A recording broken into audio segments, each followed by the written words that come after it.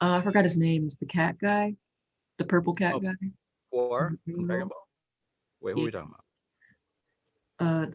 Purple cat guy, the god. Oh, you're talking about the yeah sheesh, what's his name? Beerus. Yeah, Beerus. Yeah. I was like, I Yeah, love how smug he is, bro. Like, I want to make a costume. Hmm? yeah, I like Beerus. I have him on my servitor desk. Oh, word. Nice.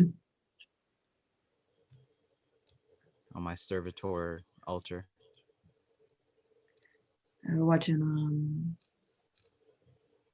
Dragon Ball Super, and it was Bulma's birthday on the cruise. Yeah. Yeah. Oh, And I then cried. Beerus just comes along like, hi. And they're like offering him food and being all friendly. And he just gets pissed off. And it's just like, I'm gonna fight all of you. Like He had no time for the bullshit. She had no time for it. he like almost kill everybody. It was like, oh damn, like you were just eating onigiri, like having a good time.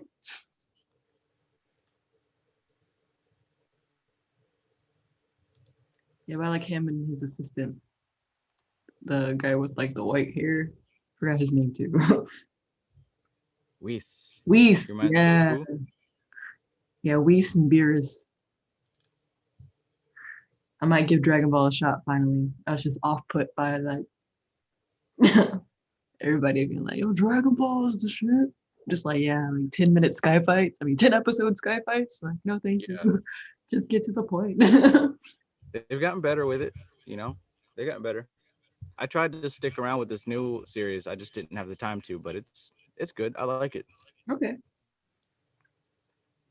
I'll be my starting point then, because I tried starting from like the old ones, and I'm like, my focus is just not there with it. Yeah. Like these new series, man. I can't jump into nothing new. Way too much time to invest. Really is, it really is. I got stuff to read, man. I can't be doing all that. Check your Instagram DMs. I just sent you the link.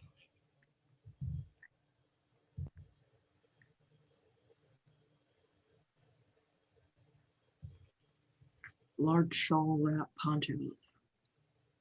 Yo, that's dope, son.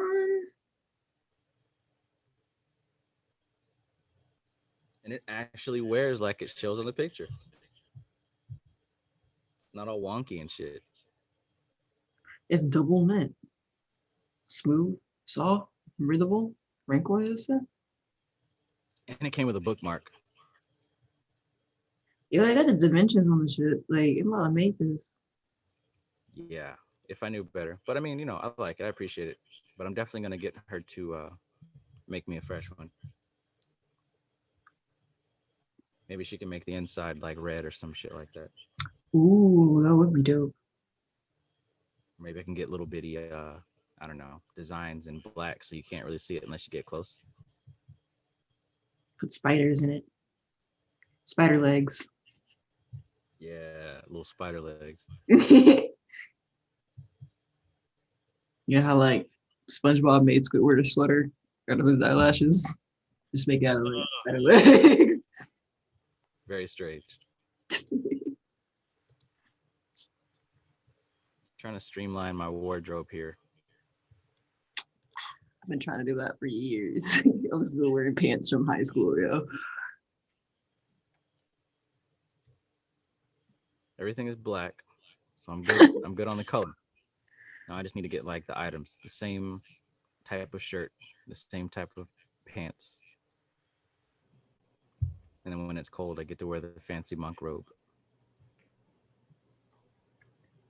'Cause that's not going down in the Georgia summertime. Go down in the name. Go down in the name. Go down, go Yeah. down. Before I accidentally cut the stream off, you were going through talk with shooting. Oh yeah, that was that video. The conversion of sexual energy into spiritual energy. Right, right. Yeah. So that guy, I haven't seen too much from him, but he's like the main guru, I guess, of this little group that we've been studying. Mm-hmm. He's like I don't know what's a good comparison. I don't want to say Master Roshi, but he's like one of the earlier dudes that kind of started this thing at the top there. Oops, He's got horns. we're gonna do that. Then he went off to train this guy, Satyananda. Nice. And he went off to train this dude who wrote Drana Darshan and a lot of these other books that I'm reading. So Mm-hmm. it's like a lineage there. And then this woman here, she's part of the group as well, part of the four. She wrote Tatwashuddhi. Oh. Yeah, so they're all it's a lineage. But anyway, the video that I sent came from the first dude. Swami Sivananda Saraswati. Sivananda. And like they're all a lineage of demons, apparently. Yeah. Apparently. But I mean, honestly, if you look and pay attention, we figured out that guru means Lucifer. What? No, my coworker was telling me about that. We were talking about that a couple days ago too. Same day. He was saying that I could tell he was like really curious about, you know, how religion traps people. It was just like, I just don't get religion. Like, how do people believe in it when everything like contradicts? Like, how do they do it? And I was like trying to break down like how like God had to create the devil, although he was all powerful. It's just like it's all descriptions of energy. It's all just an interplay of energy. Like religions take it literally, but there's like a subtext behind the subtext. I could tell I was kind of losing him, but I went on to like talk about Shiva and Shakti a little bit for my new understanding of it. But I was just like, yeah, Jesus, Lucifer, both the morning star. They're both light bringers. It's just like one's just giving you light from a different perspective. So interesting that you say guru, because a guru wouldn't that be a light bringer as well? Like essentially. Literally, and I was gonna try to find the quote, but literally what they say guru is you said okay, so classically when we think Lucifer, the word bringer of light comes, right? Mhm. Where is it? It's in this book. Nope, not in that one. Maybe it's in this one. Yep, page 49. So what I noticed in this book, and then I know it's in a few other ones that they've written, but it talks about a guru. And what it says as a definition for guru is a guru is not a spiritual teacher, but that's what everyone thinks it is, right? A guru is not a spiritual teacher. In the absence of an appropriate word or proper understanding, the word guru is equated with teacher, but its literal meaning is dispeller of darkness.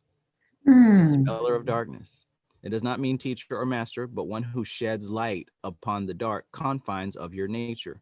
The guru is the agent of inspiration and shows the method by which you can understand renunciation, dedication, and belief. So in a way, the Goetia is just a book full of gurus. It's symbolized gurus pretty much. Like if you think of the word genius or like daemon or whatever, and how those daemons are teachers, it's just like really these scary demons are just gurus. They should be, it could be used as that and should be. But again, this Western and our minds are just so messed up. We don't get anything. So none of us have any real right to talk about none of this shit because our foundation is so corrupt. You're absolutely right. These geniuses, daemons are meant to shed light and awareness on what reality is, not to go get you some sex and some money real quick. Gotta catch them all. Fools. And I used to be there too. That's what attracts us to it. But Right, that's how you can tell who's actually doing this work and who's not. right, right. But yeah, they could be gurus, and they can be. Since I don't have a physical guru, my guru is an intangible entity. Hmm. And just like these guys have in their names, if you notice their names, right? Because you just was trying to pronounce one of them, they're not born with those names. Siva, Nanda, Saraswati. Did you know that Siva and Saraswati are entities? Hmm. It's 10 o'clock. Thanks, Maxine. Ananda, Saraswati, those are entities. Really? LVX 777 is an entity. Night But that creation. just shows that they've dedicated their lives to these energies that the entities represent. They are a channel and a symbol and an avatar for these energies. That's really interesting. I guess that's why, creating your magical name or having a magical name is kind of like A big put deal. forth, is because like you're gonna have that identity form around all of your study and all your knowledge. Like, John Travis is different from Travis Mages. It's just like people call you JT or John, you're thinking of your normal life. But when people call you Travis or Travis Mages, it's just like, oh, I'm gonna switch real fast. Like, oh, targeting this part of my mind. Like, Until one takes over the other. yeah, that's really interesting. Like when I create my servitors, I do it all under the banner of night. And I had her as originally, my higher self, but she's the goddess of shapeshifters. She's a primordial form as a dragon, goddess of the moon, and shapeshifters and beast. I put it that way. And the story I've been writing for years, it was the interplay of Gaia versus Void, and shapeshifters pretty much Hmm. can access both of them. And then I'm getting into this knowledge, and I'm almost like, that's Shiva and Shakti. Like, Yeah. what am I writing about? Like, I had it all coursed out in my head. I'm like, all right, so there's gonna be like an original race, like the mythology of the shifters. We're gonna be like there's the deity Solon, who is the god of the void, and then there is there's Night, the goddess of Gaia, the mother of shapeshifters. And it's like shapeshifters are being like pretty much captured by people, and like their lineage are being wiped out. But it's because their focus is solely on Gaia worship. They're only worshiping Gaia. Like they only recognize Night. And so now I'm writing about how they're discovering the other side, Solon, and how there was a lineage that came from under him, known as like the Basilisk, or like grotesque forms. They were ousted by other shifters and like supposedly gone, wiped out. But nah, they found a way to live, but in the void. So yeah, that's what I'm writing now. And like I started writing that before I even joined this group. And it's just like it's really interesting to see how like energy plays out that way too. Like that that consciousness, the unmanifest and the manifest. It's like Yeah. my consciousness was driving me to write this story ever since I was a kid. It started off with demons, added shapeshifters, and I'm like, okay, I need some mythology. Boom, boom, boom. And then as I'm writing it, it's like I'm going through life and I'm seeing how these characters are appearing. Like literally, I got a character named Liz, and she was a shapeshifter, an owl. Like she can only change into an owl, and she comes from a lineage of avians. And so one of the main characters gets separated from her, and right across the street from my job, I see this every day.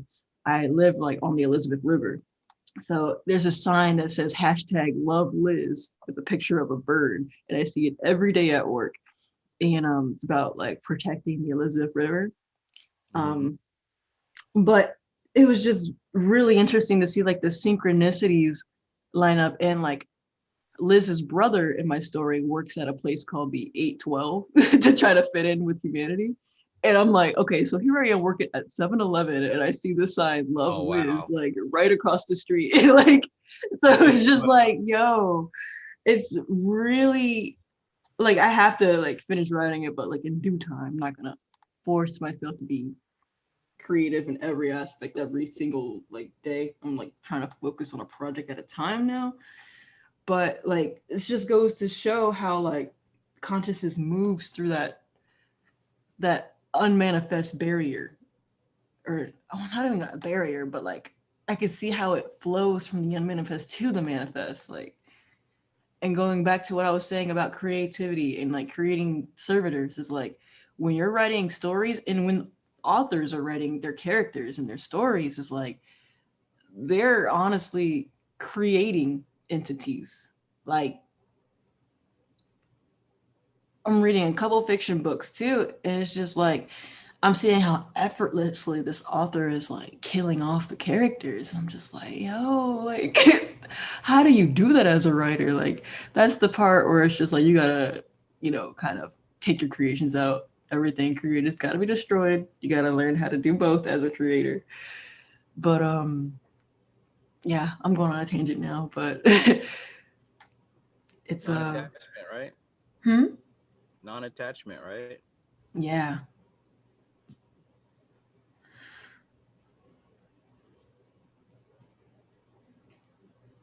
How is it that you can have this amazing story concept and you just know that it's the greatest thing ever because it is, and then you come to find out that this is actually the story of the universe? Right?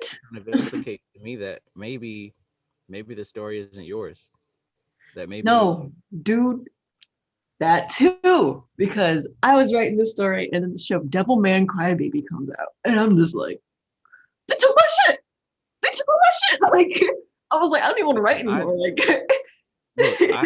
look, I was drawing the comic series, and then next thing I know, Halo comes out for Xbox, and I start playing that game. I'm like, wait a minute, this is all the shit that I'm sitting here creating. it was a book before that, right? No, I didn't. Well, there was Ring World, but Yeah, it's a whole book series of Halo. You were tapped in there. but Nah, same thing happened too. It's like I had an idea in college. I'm like, all right, we got a lot of commuters on this campus. Sleeping in the library gives me nightmares. I'm gonna make something called the nap center. All right, you gonna swipe in with your college ID. You rent a disposable cot or a washable cot. Get your nap in a place. Got Wi-Fi. Got snack machine. $7 for an hour nap. Make a little hustle here and there. Fucking $7. a year later, newspaper on my kitchen table. It was just like, guy in California makes a nap center for college students who are commuting. I'm like, motherfucker, like motherfucker, dude. Wow.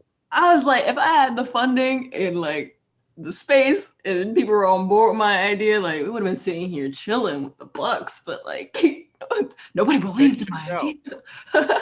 But somebody else Check it got. out now. What's up? We're on the same subject you were talking about earlier with you, with this guy coming up to you talking about Martin Luther King and shit, or this other dude giving you that massive tip. It's the same realm. These thoughts, they're non-local. People Mm, receive them. At some point, you shift from being a receiver to a sender. Most people don't have the patience to learn that science.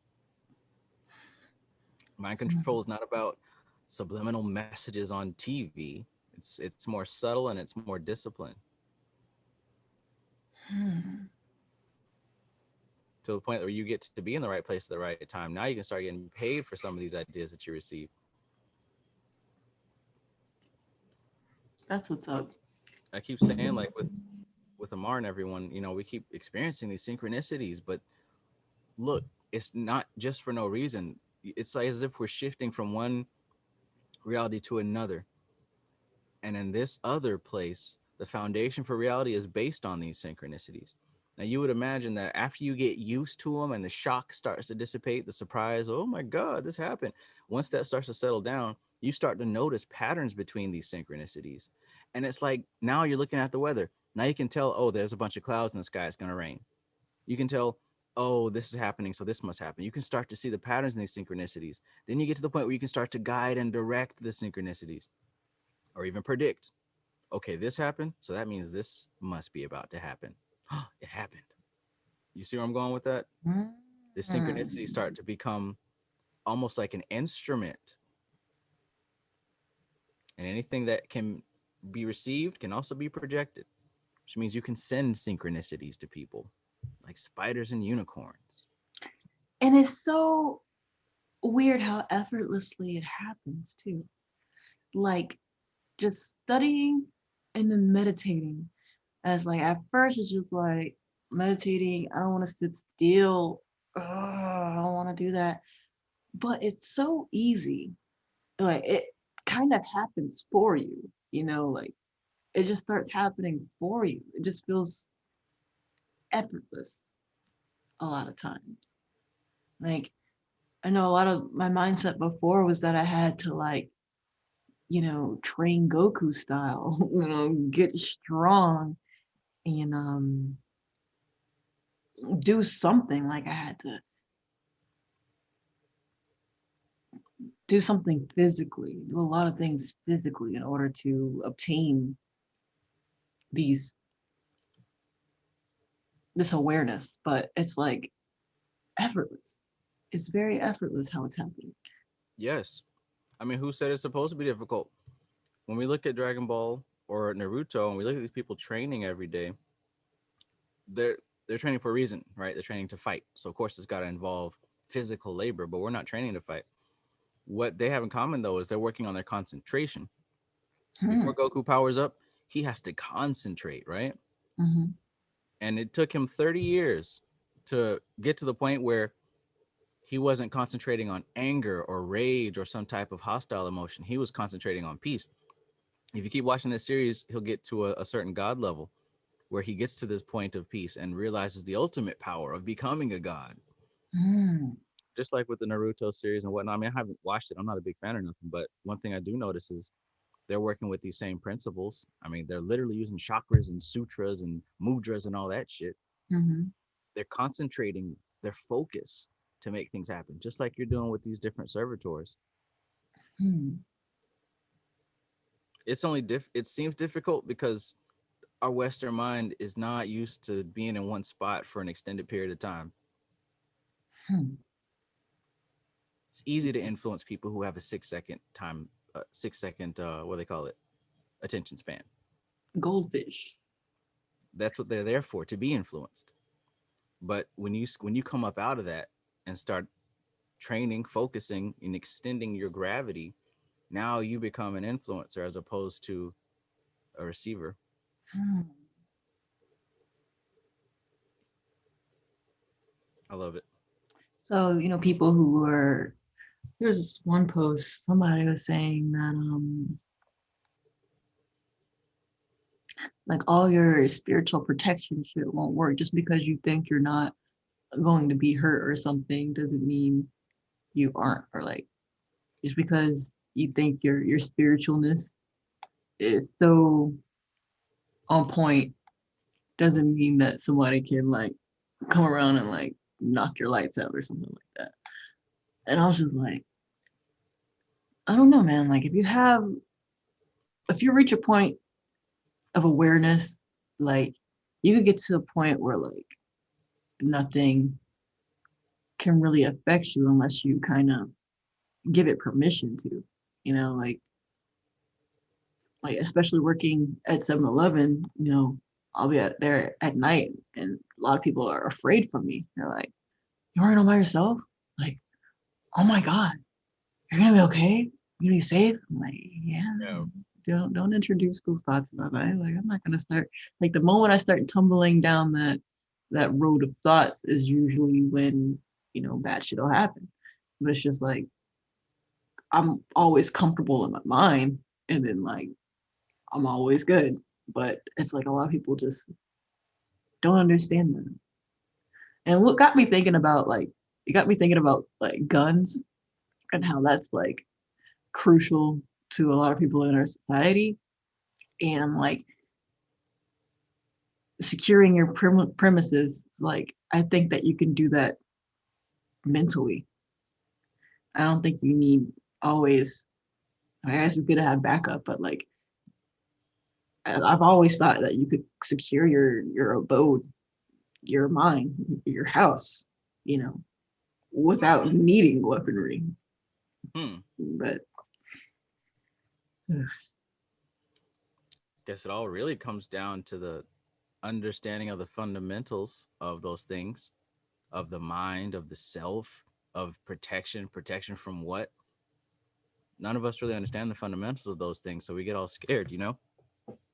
Oh, I dropped my banana. Sacrifice to the gods. You know, to even be like posting shit like that. Oh, you think you're safe? Well, anybody can be touched. Like, that's coming from such a material place. You know what I mean?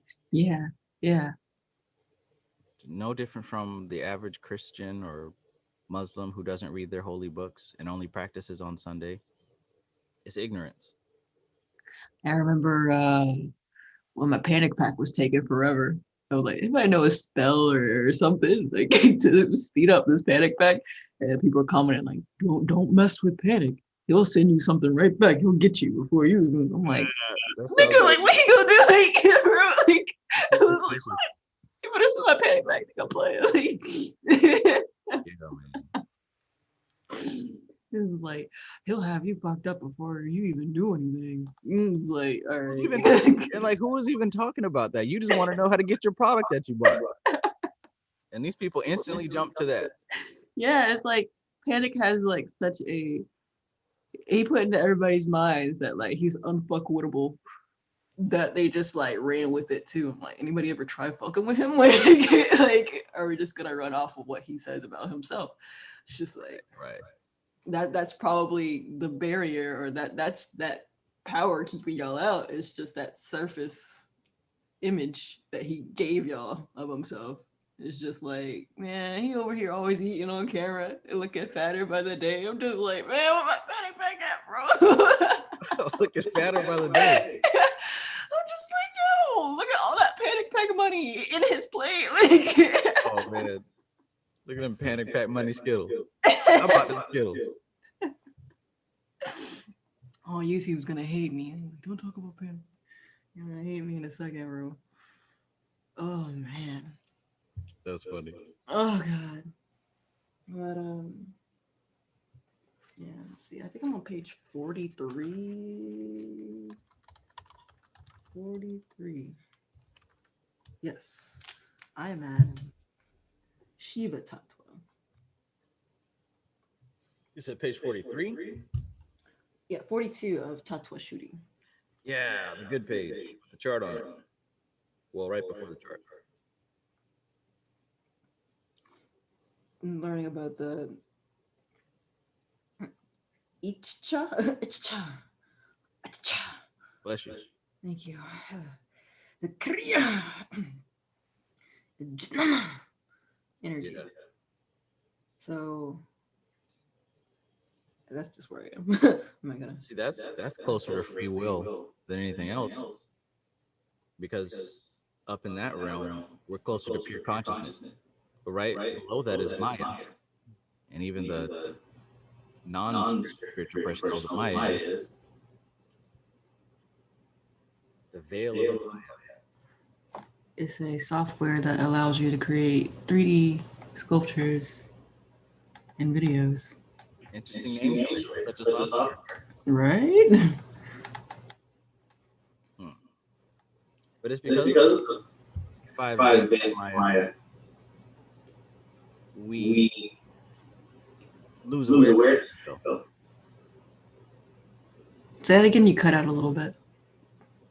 It's because of the scales of Maya. Oh my gosh, echo as well. I got an echo. Well, I can hear myself. Ah, I don't know what to do. Oh. Yeah, if you go to the next page, you'll see that right underneath Maya is the 5 consciences, which are basically 5 aspects that blind us from to make consciousness. And those are things like time, death, doubt, and fear, and all that stuff.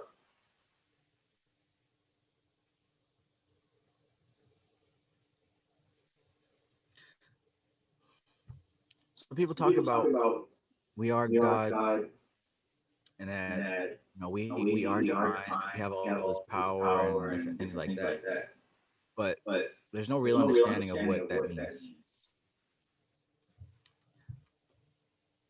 At the core of what we actually are is infinity, is omnipresence, omnipotence, all the omnis, all power, all knowledge. That's at the core and the root of who we are. But that seed undergoes many, many layers and layers and layers. That's what creates separation, because we eventually start thinking that we're those layers, and we believe that we're those layers. We attach to those layers to the point that it's impossible for us to see anything otherwise. So it's not that each of us are individual gods stomping around here. No, there's a God seed, but it starts developing layers, starts thinking that it's something else. That's what we Yeah, are. I've always thought of like Source being like that giant mecha combination, like the Power Rangers, when they all form up into one being. Is like they still have their respective personalities. They operate as just like one thing, or like Fusion in Dragon Ball. It's just like, all right, let's fuse up, but we're all operating just one body, one machine at this point. So yeah, that's how I've always thought of it. I was just like, you're not really gonna like a lot of fear when I start thinking about like returning to source. I'm like, oh my god, am I gonna be myself anymore? Am I gonna be individual? Like, but it's just like you're still gonna be that part of the whole like you are now. Just you won't see it separately. I guess that's how my mind is kind of like piecing it together. Yeah. It is scary because most people aren't going to be at the current level. Most people aren't going to be able to accept that. And that's part of why those veils are there, because it's, well, maybe I said that backwards. Because those veils are there, most people can't accept ultimate reality. We believe in ourselves. We think that we are something, but we're not. There is no us. When you talk about connecting to source, source is all that there is. Whatever concept of I that exists is the illusion, is the dream, never was. There's not any of us. We're all pieces of that shell. Tatwashuti breaks the ice just a little bit, but when you start delving more into the stuff that's on page 44, 45, that chart, if you really take a look at that chart, it shows just that little small piece in the bottom right corner. This is page 45, yeah. Just that little piece in the bottom right corner is our physical experience. Matter of fact, those five, okay, geez Louise. The other book I'm reading, Samkhya Darshan, goes into more detail, but just this little portion down here is our physical experience. You got all the rest of this, which is actual reality. And that's kind of like what I said earlier about the mystical Kabbalah, with Malkuth. All of this is the dream. There's 66% more up beyond Kether. But we think that we're doing something by studying this right here. I should say creatrix on it, bro. Creatrix, right? What are the what are the chances of that?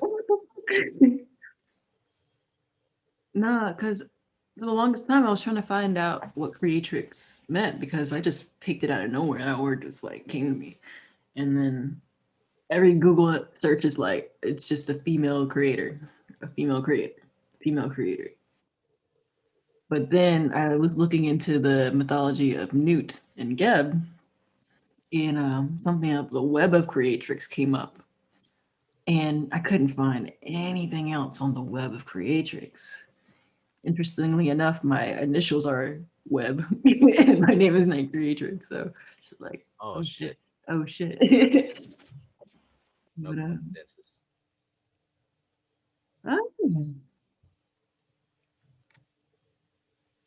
There's so many correlations, man. It's starting to get really I'm telling you, man, the synchronicity stuff. I don't mean like, oh, I saw 11:11 today.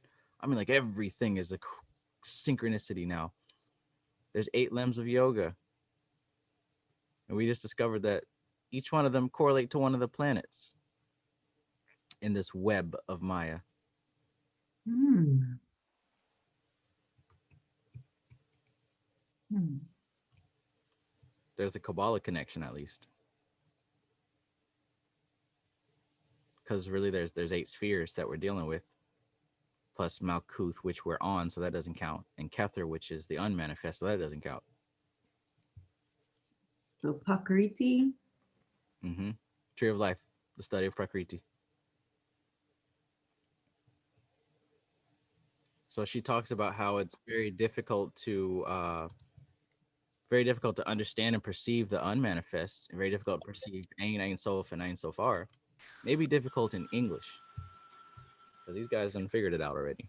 Once again, there's the same chart, by the way. Hmm.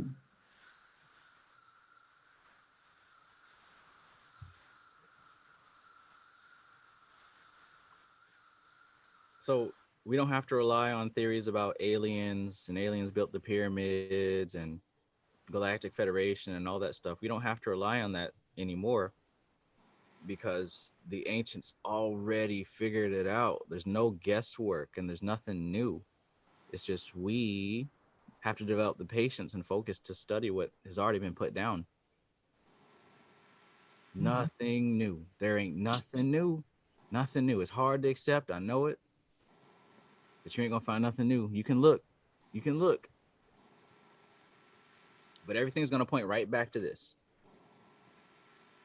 Here's that chart again.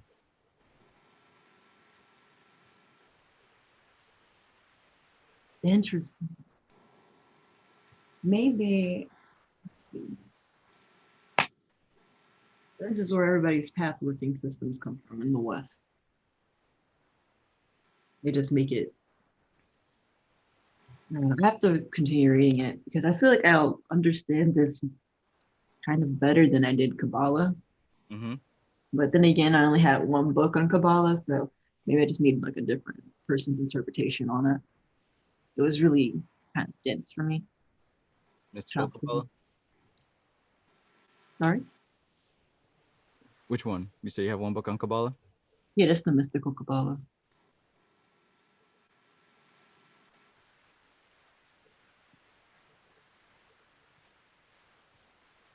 I'll be right back.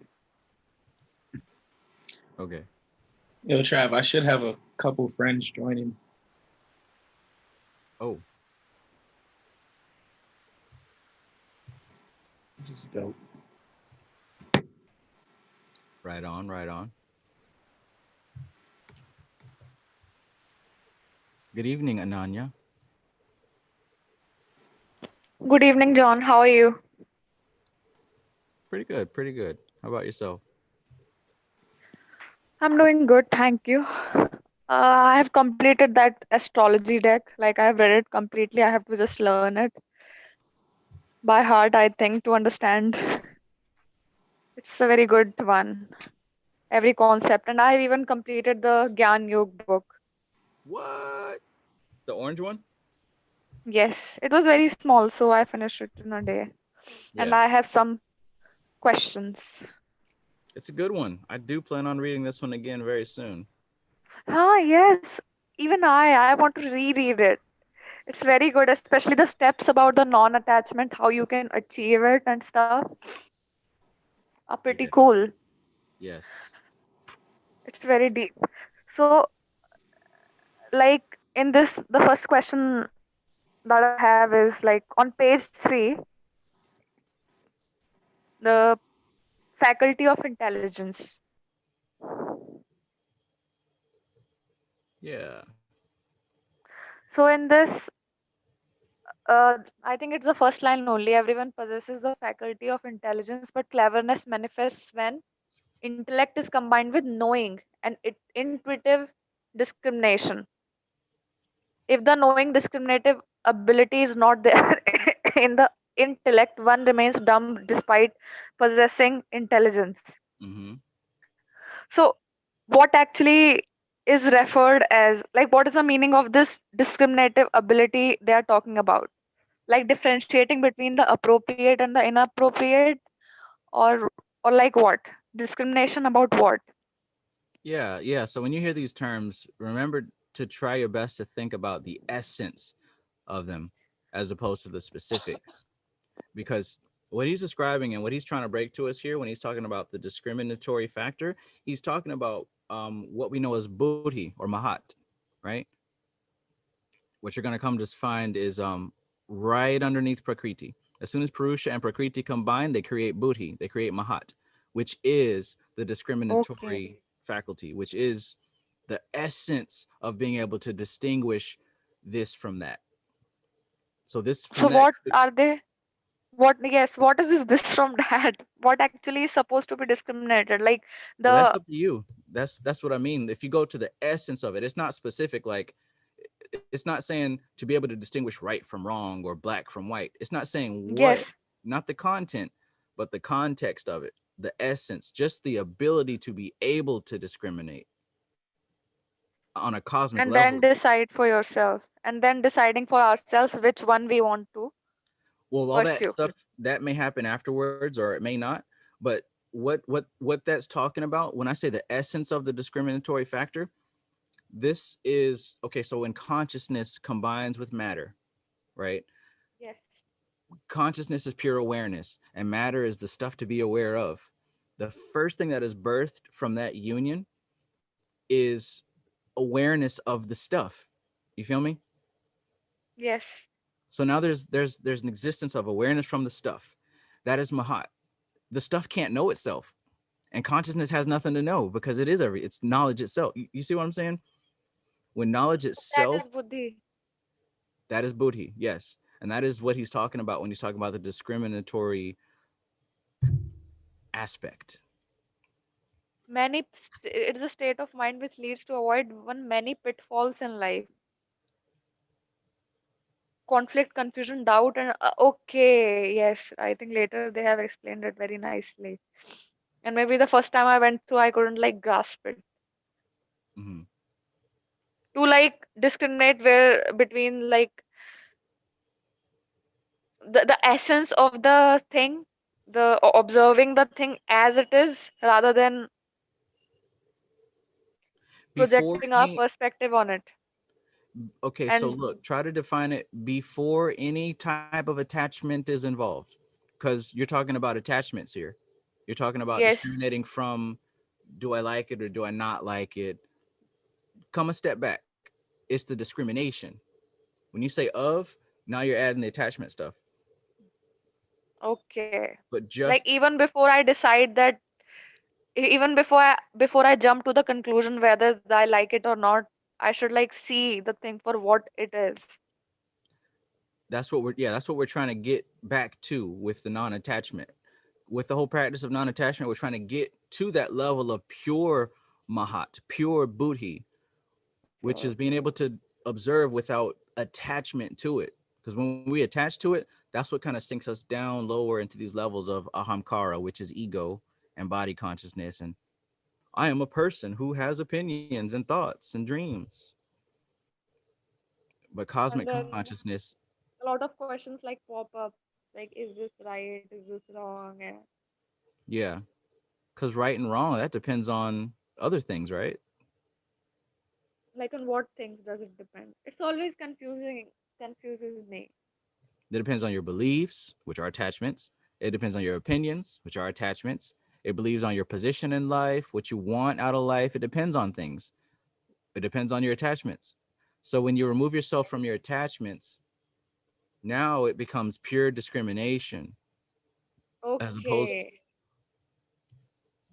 hmm, what do you think? Okay, and then there will be no conflict, confusion. Dumb is being compared to having conflict, confusion, doubt, and uncertainty, and wasting the life. And clever state of mind will be, I think, opposite. Yeah, and when he's speaking about that clever state of mind, it's being able to have that discriminatory factory and actually employing it. So Employing it, yes, that's the yeah, word. like what he was talking about with the animals, with the, what was it, a hyena versus the lion? Okay, like they just move with the flow. Rather, like we can observe, we have that buddhi, but they just move with the flow. They follow the impulses. We can actually see the impulses and even control them. Yes. That Yes. is okay. Yes, Yes. Yeah. So now you're not wrapped up in it. You can just see it for what it is see now. it Yeah, exactly. exactly. Like I can just identify with my thought that oh, I, I want to murder that person. Like right now I'm angry and I should do something. No, I'm just feeling anger and I'm not my anger. I'm not this thought. Discrimination. You can discriminate between Discrimination. what is you and what is not you. Not you. Okay, I got Discriminate. it. Yes, and now on And, page number wait, 8. but just one more thing, just to add on to that though, he Yes, mentioned yes, also that animals don't have that ability, right? So think yes. about the nature of people who don't have that ability. They just are impulsive, going with the body's senses and the But feelings. like people say that animals don't have discrimination, but some birds and cats and dogs, they are very intelligent in, like, when it might come from their instinct, maybe, like when they have to protect their owner, suppose. They are very observant, and so do you really think that animals don't possess that ability? Right, Like they right. sense the danger their owner is facing, and then they protect him with all his might. So Yeah, we have to distinguish what these words mean. You say they're very clever, very intelligent. That's true, but there's different levels to all this stuff. Animals yes, primarily operate on what they call instinct. instinct, which is nothing but patterns, which is nothing but karma. They operate on their own autopilot, which is just cause and effect. Okay, There's no that must be an discrimination. instinct. Right. Like they see their owner in danger and they have to protect it. That's their like nature. They're not thinking of, oh, I've got to save him because it's the right thing to do. No, they're threat reaction, threat response, Yeah, that's stimulation like they response. see a baby falling. Like I saw this cat saving the baby falling from the stairs, and I was like, really, this cat is so Yeah, intelligent. he might have earned himself a human evolution in the next life, huh? Off of that Yes. act, off of that Like the good baby deed. was just crawling towards the stairs and it just jumped and saved the baby and dragged it back.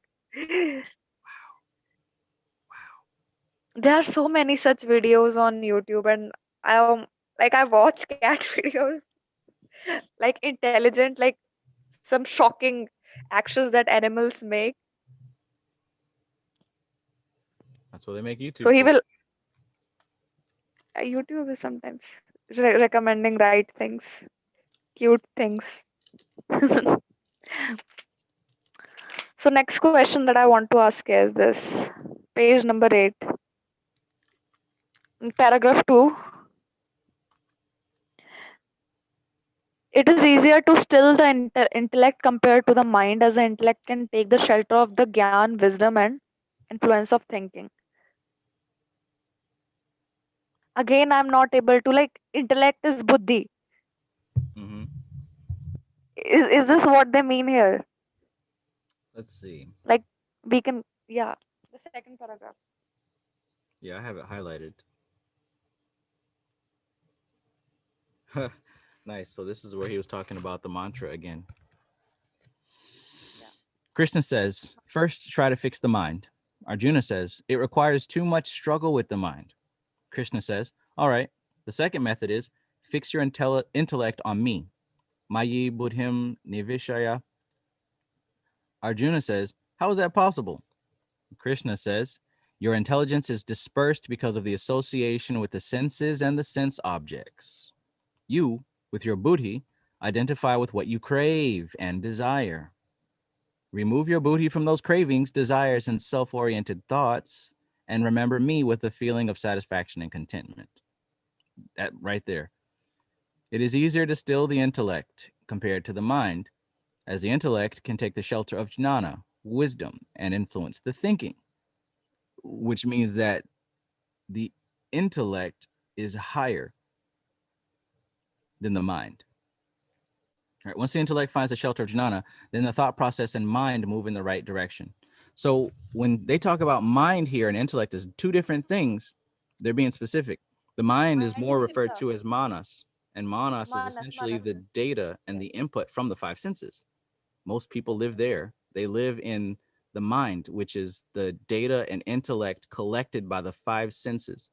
Now, what Krishna said here was remove yourself from that and take refuge in me, which is an essence that is higher than mind. When she talks about buddhi, or when he talks about buddhi here, an intellect, that's higher than mind. Mind being defined as the total accumulation of the data from the five senses.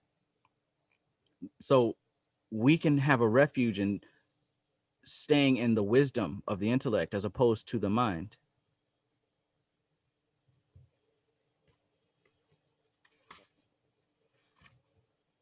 This book has a like this is a small book, but it has like a lot of concepts, and Indeed. some of them are steeped in. I think I have to like reread it to like completely grasp it. And Indeed. the third thing that stunned me was this, like page number 11, just above the picture, it is written that you cannot become this by just thinking that I am this. So, page number 11, Mm-hmm. just above the picture, there's this sentence, just by thinking I am this, you do not become this. Yeah, I love So, that. yeah, it a kind of like, yeah, it's like, it's invalidating that affirmation thing we do. Like, you can just Absolutely. do affirmations and you will become that. Oh, I'm beautiful. I, I'm strong. And in Mm-hmm. the morning, you'll I'm do these things. wealthy. So I'm wealthy. You're So exactly right. is it really insulting that? Is it really like negating that? Yes, it is. Yes, it is. And that should go to show that we can't just trust everything we see on the internet. Like, it helps to back this shit up and to practice it and get your own results. So a lot of this affirmation stuff, it's baseless, right? It sounds good and it feels good, but just because you say I am God doesn't make you God. There has to be a level of understanding of what we're talking about. What are you? What part of you is God? What is God? All these things have to be fleshed out, because if they're not, we're just Yes. saying feel good empty words. I am Like, wealthy. What is I? What is but wealth? can I say, but sometimes, like, I don't believe in affirmations. Like, I think they don't work for me. But sometimes, when when I get into that state right now, these days, I'm not getting into that torture flow anymore, like the torture trigger anymore. But whenever I used to get triggered, and I used to like be strong and say, I'm stronger than this, and like I can just I can do better than this. Then I used to feel better. Like sometimes it used to work, but not all the times. And then it used to pull me out of that negativity and help me. Like if affirmation is done with emotion and like something about the trait you are trying to feel, then what I experience is that it can work, but not in other ways. What is your view on that? Yeah. I think it's more important to focus on purifying the self, right? Purifying the And self. attaining knowledge of what the self is. Because using affirmations is really subconsciously Yes. indicating that we still think that we have this We, control. we we don't have. We actually, it also means that we actually are doing this because we think that we are not that. Then only we Exactly. are doing that. Exactly. I'm not feeling strong. I'm feeling scared. That's why I'm continuously saying that I am strong. I am strong. Exactly. It can give And all me these things, it can give me temporary relief, but not a long term relief. right? It'll make you feel good in the moment for sure, but it's like a band-aid. It didn't heal anything. Just got you Yeah, through the day. the root But is if always there. the root is always there. So if we focus on purifying the self,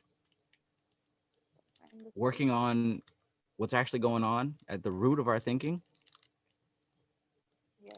purifying our body because the body relates to the thinking process as well.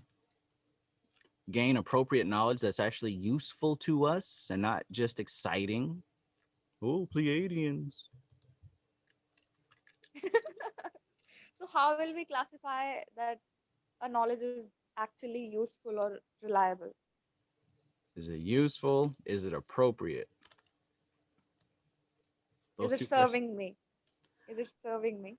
Well, it would boil down to what your overall direction is. You know, is your do you want to know this stuff because it's exciting, or do you want to know this stuff because you want to? Intention. Huh? What is the intention behind knowing that stuff? I think we Yeah, should, that's what you mean. yeah. The intention gets down to whether it's useful. But hell, he even goes into this at the end of this book, doesn't he? Where he talks about the four qualities that are needed for spiritual progression. The first one is the passion for this, and with the passion, you develop a discrimination, because discrimination means, okay, this fits in line with my passion, this doesn't. Right? If you really got a passion to know the truth, you're gonna pick up this book and say, okay, this makes sense. Let me keep going that way. Versus picking up another book, Exactly. oh, how to summon demons for money and sex. That's not related to your goal of knowing the truth. That's just for pleasure. So your discrimination automatically is going to cut that off. So after discrimination, If the you next read, thing if that somebody develops, really wants to go in that way, that then they can, but it will not lead to the knowledge of truth. right? If that's your goal. Pursuing those Now, temporary, momentary things. if your goal is to please your five senses and you're still on that animal level, then by all means go do that as much as you can handle. But if you want to know the truth of reality, then you're going to go in a different direction, and you're going to develop discrimination because you're not going to waste time on things that don't serve your purpose. Now, inevitably, the third thing that develops is detachment, because you're going to, Beautiful. with you starting to slice away those things that aren't serving your goal, you're going to inevitably start to detach easier from things, right? You're going to stop eating bullshit foods when you realize that, hey, maybe eating this way doesn't serve my ultimate goal. Hey, maybe drinking alcohol every day doesn't serve my ultimate goal. Maybe spending hours and hours and hours a day on Netflix doesn't serve my ultimate goal. That is discrimination. That's discrimination. We have a goal and we see that if our actions or if this path is serving that or not. But what's Like that some first people can step? still say, oh, that Pallades and that and what like the star seed stuff and the new age spiritual stuff can like, oh, really take me there to the goal. I am an indigo child. I am a star seed. Right. I'm a light worker. That stuff, right? It sounds I good to was the there. senses. That's it though. I What was about there for like 1 month. I was in that stuff for 1 month, but later I realized it's not serving my purpose. It is it's okay to get reinforcing stuck that in. negative ego concept of feeling pride and, oh yeah, I'm better than others because I'm an indigo child. Yeah, it's easy to get stuck there. It was easy. Go to Easy page overthinking. 77. Yes. Look right above his picture. Yes, I have marked it as important. The first quality is some Yeah. Yeah. peaceful state of mind. He says, Oh, now listen carefully. The first one is intense yearning, like I said. And that intense yearning is different from somebody just being curious about demons and curious about magic and curious about psychic powers. That's not it. Intense yearning. You got to really want this thing more than anything else. That gives birth to viveka, which is discrimination, because you're only going to choose those things that serve your intense yearning. That leads to vairagya, which is detachment. You naturally become detached from things that don't serve your goal. That leads yes. to sensory control and meditation. Now you start taking your practice seriously and you start to detach from these five senses. And then uprati, That leads to the mental control and dam. meditation. So now you don't have the monkey mind going on. Now your thoughts aren't wandering everywhere. And then finally, that leads to becoming the witness. Becoming the witness. And that is when we These, talk about, oh, I'm God, not before. yes. Like I love these six virtues. Even though he has multiple times repeated same content. Like 3 times he has said the same thing. First write IS theorem, then then control the senses, then observe the mind, and then you get into the state of jnana. He has repeated this three or four times in this book, but these six virtues, they were like really like the faith, patience. These were really good.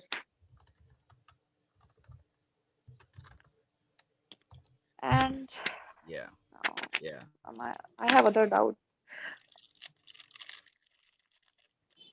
Page number 16. Last paragraph, last two lines.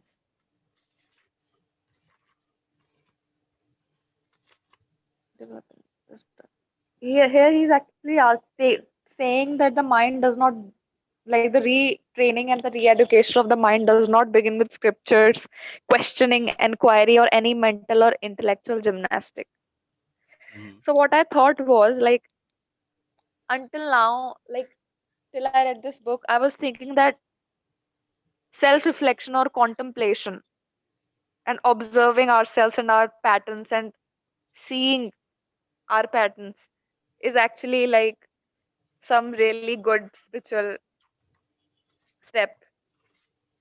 But is this negating that self-reflection and inner contemplation, shadow work, What is page are you it's on? not what? What page is that? Page number 16. 16? Yes. Oh, I thought you said 60. Oh, page number 16. Sorry. My bad. I got you. Yeah. The last two lines. Mm-hmm. The retraining and re-education of the mind does not begin with scriptures, questioning, inquiry. Right. So, does it mean that self-reflection and shadow work is not even a good step? Like, not good, I would not say good, like an appropriate step for the spiritual work, Right. shadow work, and inner work? It's not quite saying that. Those things are necessary, but what he's saying is that's not where this enlightenment starts. It doesn't start with your shadow work and, being curious about spirituality. It doesn't start there because they have this thing about, you have to empty your cup before it can be filled. Now, in this case, it isn't about being emptied of knowledge, it's about being emptied of incorrect perception, of false views, of views that ain't working right for you. You can learn the sweetest knowledge in the world, but if your mind is funky, you can't apply it properly. Yeah, So what he's because saying I is have done a lot of shadow work, but my mind is still monkey. right. So I what have he says understood before myself. Sorry. what he says before that is that the re-education is necessary. The retraining and re-education of the mind. And that has a lot to do with, first of all, detaching from these five sense attachments, identification with the five senses. You can learn the sweetest knowledge in the world, but if you don't recognize and realize who you are beyond the five senses, you're going to keep applying five sense belief to everything. Yes. For example, you might get a download that, talks about Bina, right? And we know that's the second sphere up here, which is female Yes. and which is the color black. But people are going to get that download and say, oh, God is a black woman. Yeah. Yes. That's true on a level. But if you're attached to your five senses, you're going to say, oh, God is a black woman. How Yeah. can God God be? is a woman. God is a woman. That is also coming from a place of bias. It's attachment, right? So that's what he means. Like this enlightenment doesn't start in this information. It starts at a self-analyzation and self-correction first. If you're still attached to the five senses and to the flesh, you're going to bring that with you no matter what you learn. And we see plenty of that in our sweet Mm. internet. Yes. Yes.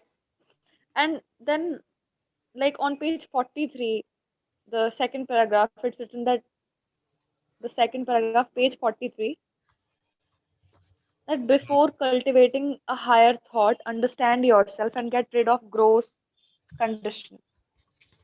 So, so is this shadow work they are talking Yes. about? Yes. Yeah, exactly what I said. The next sentence says, otherwise, a higher thought may come, but the gross thoughts will again drag the mind down to an earthly level. That's exactly what I meant with that last example. Yeah, so I think both will be necessary. Detaching from senses, and then I think shadow work will help a lot in detaching from the senses. Why I am desiring this? Why do I need this? Why do I need a relationship or this or that? Why I'm running after Right, money or like this? right.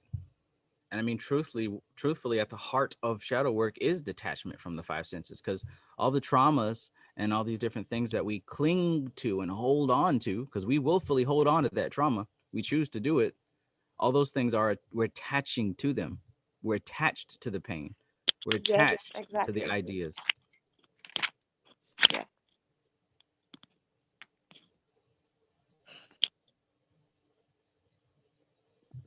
But maybe this is too easy for some folks. Yeah, it could be. Like some people are not emotional or controlling. I think the people who are controlling by nature have a lot of trouble letting go. Some people just like to move with the flow. Like they just let go. Oh, why are you thinking that? Like, but they don't think deeply. Like if they are letting go things easily and are not being thoughtful, then they also don't have that depth. Yeah. But like in major books, even in the three books I mentioned in last to last call, even in that it is written that first you should like work on your work on yourself. First you should know yourself and then start the spiritual work. It No is an doubt. important step. Yeah, so next question is like page number 25. Do you have your pages marked Yes. I have like I put a question mark wherever there is doubt or when you? Yeah. yeah, so it's the third paragraph, the doorway to consciousness, second paragraph from that title. In this, they are saying that Brahman is always the sattvic state. Mm-hmm. And but the tamas is not Brahman. So but the tamas is separate from Brahman. So if all is everything, Mm-hmm. like all is supposed to be everything. Mm-hmm. Brahman is all right. Like related that's what I related to. And all is everything. Even the gross states, even the like everything, the matter, the people, the all the gunas. I thought that they are all the part of Brahman. True. True indeed. But here they say that Brahma is always in sattvic state. Right. So keep in mind also, when he's describing this, he's talking from the low human perspective. This goes back to people saying, "Oh, I'm God. I'm Brahman." So he goes on to ask the same questions that I asked, that we all have been asking. What is I? Who is I? Are we talking about the you who likes to go gamble and play lottery and drink Budweiser beer and get mad at people who voted for Trump and have all these different human qualities? Is that Brahman? Does that sound like, is that God? Can't be. No, That's only it might have some essence of God, but it's not God. right. There's the essence of God. But we got to go back and look at how creation happens. There is, okay, Brahman is the combination of Shiva and Shakti, right? Yes. What is Shakti? Shakti is the three gunas. She is Rajas, Tamas, and Sattva. She's all three of those in harmony. That's the unmanifest. Now there's another sublayer. There's a lower vibration. There's a sublayer. After Shiva connects with Shakti, those three gunas get upset and they go wild. And there's some over here, some Raja, some Tamas, some Sattva. And that's where we have manifestation. That's where we have me and you and everybody's opinions and all this stuff. But Yes. this is the manifest, and this isn't real. This isn't real. This never happened. This is all a So potential. sattvic state is only real. When you reach that sattvic state and you stay in that sattvic state, you get closer to reality, as close as you can get in the physical form. And when you realize that, you consequentially realize that the state you used to be in, the gambling and the drinking and getting mad at people who voted for Trump, you were that is part of illusion and falsity. That's not, you can't say that that's God. That's an aspect of Shakti, yes, but it's manifest, which means it doesn't really exist. Shakti is unmanifest, and all of this that's going on right now is a potential in her womb. To the five senses, this all seems like it's real, but it's kind of split in two. There's the five senses, and then there's the five elements, which creates the things to be sensed. Both are potentialities. They never existed. But because our viewpoint and our perspective is within this whole movie, this dream, this illusion, we think it's real. It's 11 o'clock. Thanks, Maxine. But ultimate reality is unmanifest. That's the essence of all this. It never happened. That's why it all returns back to it. When we die, we go back to where we came from. When this water bottle gets recycled or thrown away or crushed, it will crumble back down into pure essence. But Brahman itself is just Brahman, consciousness and unmanifest. That's so pure. Like, now tell me one thing. Like, some people are working. Like, we are working to reach, to realize the true essence, to get closer to Brahman. But many people are also not working. Mm-hmm. And like when the end of universe comes, like when the universe get destructed and get into its purest state Mm-hmm. again, then those people will also have the right to merge into pure consciousness In a way, after being after being a part of this circus till the end of the time, when one cycle of universe finishes, one they cycle don't of get it. Brahman. If they don't get it by then, those people never really existed. They were just parts of nature, just like trees and rabbits. Okay. You Everybody's just not. always add such a beautiful perspective. Like, Ultimately, everything does go back, but we we we arrive in different levels and we go back in different levels. there are levels also. This is also, yeah, we can perceive it in that manner. It's kind of cool, Now, it is but very cool. Because we don't want to be a part of the circus for a long time and being beaten up reincarnation after reincarnation after reincarnation. right. I think that's, I don't know where, because I have read many books over the course of time since childhood. Like in some books, it was written that there are also states in consciousness. Like there is a shunya state that you get completely dissolved. And then there is another state is also there in Brahman, in which you can like come back again if you want to. Like you get that choice, but you are not in that dissolved state. You can choose to go in a shunya state or in the state where you can control when or what you want to reincarnate or not. That was really some interesting stuff. But only after experiencing something like that we could see. Yeah. Now, yeah, page number. I think it was uh What's up, Amar? Oh, I mean, Yo, Ram. Winter. Yo, the Winter. game Check it out. changer. We got the shipments. Hell yeah. Got that mouse. Yeah. I'm about to learn this astral. I'm about to learn this astral projection. I'm about to be having zooms in the astral. Bro, I was trying to see your spirit animal the other day. I saw Trav's, but I didn't see yours. I was like, I like sincerely said Amar med inside my meditation trying to see. I was like, man, I can't see nothing. That's just I got the Harry Potter invisibility cloak unlocked. Feel me? Oh yeah. I worked on that first. As soon as I Yeah. figured out how to astral That- travel. Sorry. We're Hey, on Jnana Yoga, by the way. I'm on. Night, I couldn't do the clown, man. I couldn't. Nah, I'm not there yet. I'm not there yet. telling you, man, he's powerful. Powerful entity. It's that smile, man. That smile. Tee hee. That's Steve, man. You call him Steve. Oh snap! I was about to say Philip. Philip.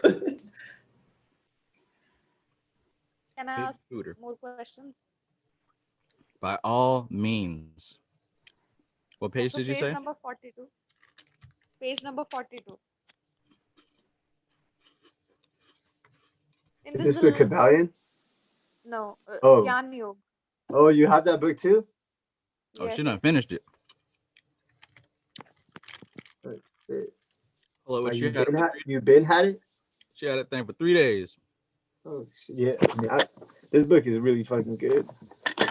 This is a good book, yes. So on page number 42, it is like the second last paragraph. It's talking about like the uh, the Brahmi Vritti, and from that, okay, in the one line only they have completed like the Brahmi Vritti line on page number 42. It is Yeah. talking about that the thoughts are that are attached with ambitions are freed from the ambitions. Now, this triggered me a bit. Like, are we not like when we attain that state? This state, I think, comes after we get deeper into the Gyan Yoga. So, freed Mhm. from the ambitions, then how will we like if we don't have any? Because I am always like having some goals and ambitions, so it kind of like scared me or triggered something within me. And will they just completely die? And if ambitions die, why will I work? Why will I do anything? Look closely now. Did he say you do not have any ambitions, that you give up ambitions? Are freed from ambitions. What is freed? Like you're not attached with the outcome, or like you are not attached with working. What did he say? What's the line say? Freed from the senses, freed of the sense object. The yearning attached to desires is freed of the desires. Mm-hmm. And the thoughts that are attached with ambitions are freed from the ambitions. Okay. Read that last part one more time. The last part. Thoughts that are attached with ambitions, thoughts Okay. that are attached with ambitions are freed from the ambitions. I Right. think I will completely annihilate if I don't have ambition. You will completely annihilate if you are thoughts that attach to ambitions. Yes. If that's what you are, then you will be annihilated. I am Are you annihilated. is that what you are? No, I don't want to be that. So there are ambitions. Everyone's got them, but there's two different kinds of people. There are people who are attached to these thoughts, that are attached to these ambitions. If I don't make it, it's all over. I got to get it or else. Okay. Yes. Did you know it's possible to have ambitions but not be attached to them like that? Like In the just Brahm, ambition just for the desire of doing something, but not for like to act, like to get something to act upon. Might be an ambition, but attaching to okay, if I couldn't be this, then hey, I'm nothing. your thought process in your brain is really fast, which is usually a good thing, but slow down and digest this information. Yes, How many of Trav, are these you I am speaking? yogis? hyperactive. Oh, I'm struggling with hyperactivity. I know. Yeah, slow down.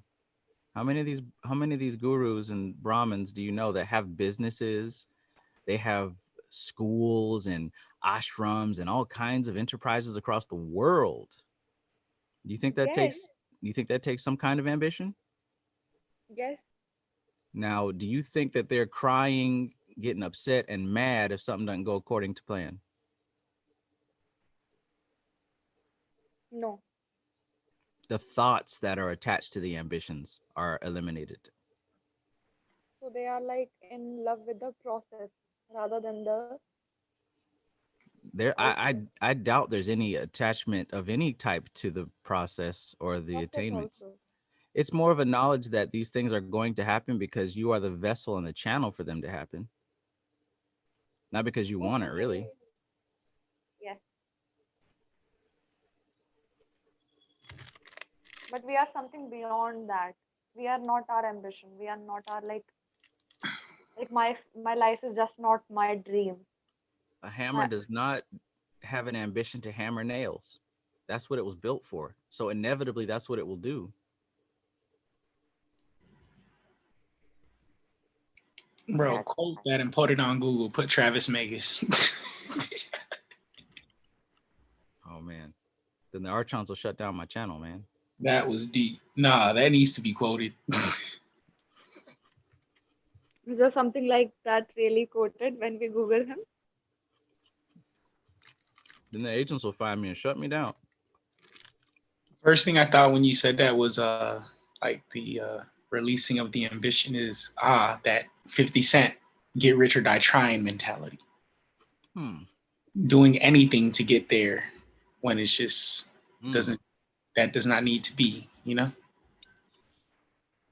That's some hardcore attachment right there. Get rich or die trying. Well, damn. Relentless pursuit of dreams. Which is Rajas, right? That's not Sattvic state. That's Rajas, right? That's Rajas, exactly. Better than Tamas. I think I'm still not able to grasp how from like while being in a sattvic state, how will I'm still not able to get a hold of this. I think I have associated too much with my goals and dreams. Indeed. As most of us do. It seems like life will just mean nothing if there are no goals, no dreams. It will just destruct. I can feel that resistance and trigger. Let me read a very small portion of Samkhya Darshan. Yes. Because this goes into hyper detail of the Ahamkara, the Buddhi, all the aspects of creation.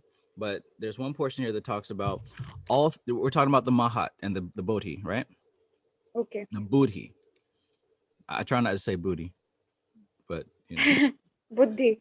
Buddhi. Thank you. Yes. Wow. Buddhi.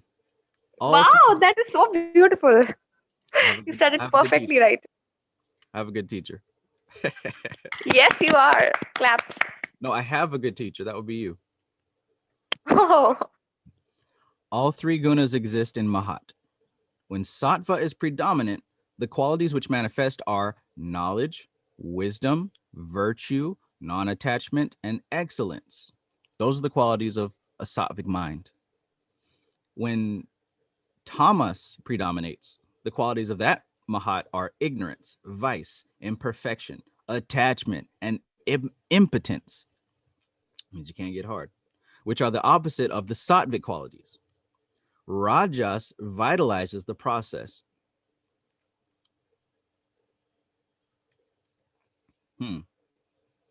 I'm stuck in Rajasic state.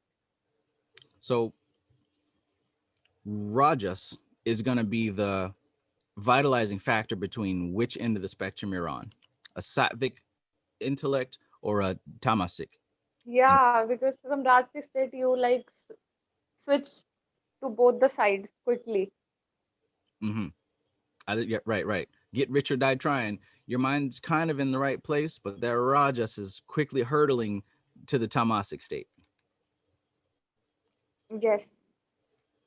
So the Sattvic intellect, the Sattvic Buddhi are is knowledge, wisdom, virtue, non-attachment, and excellence. Page 50. Page 15 or 50? 50.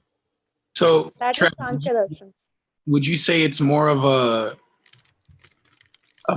not even intention, but you sincerely just enjoy what you're doing.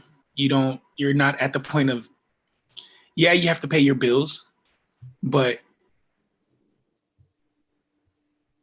you really enjoy what you're doing and you're not thinking of, oh, I want to be a millionaire. It's just more like if it comes while I'm doing this, it will happen.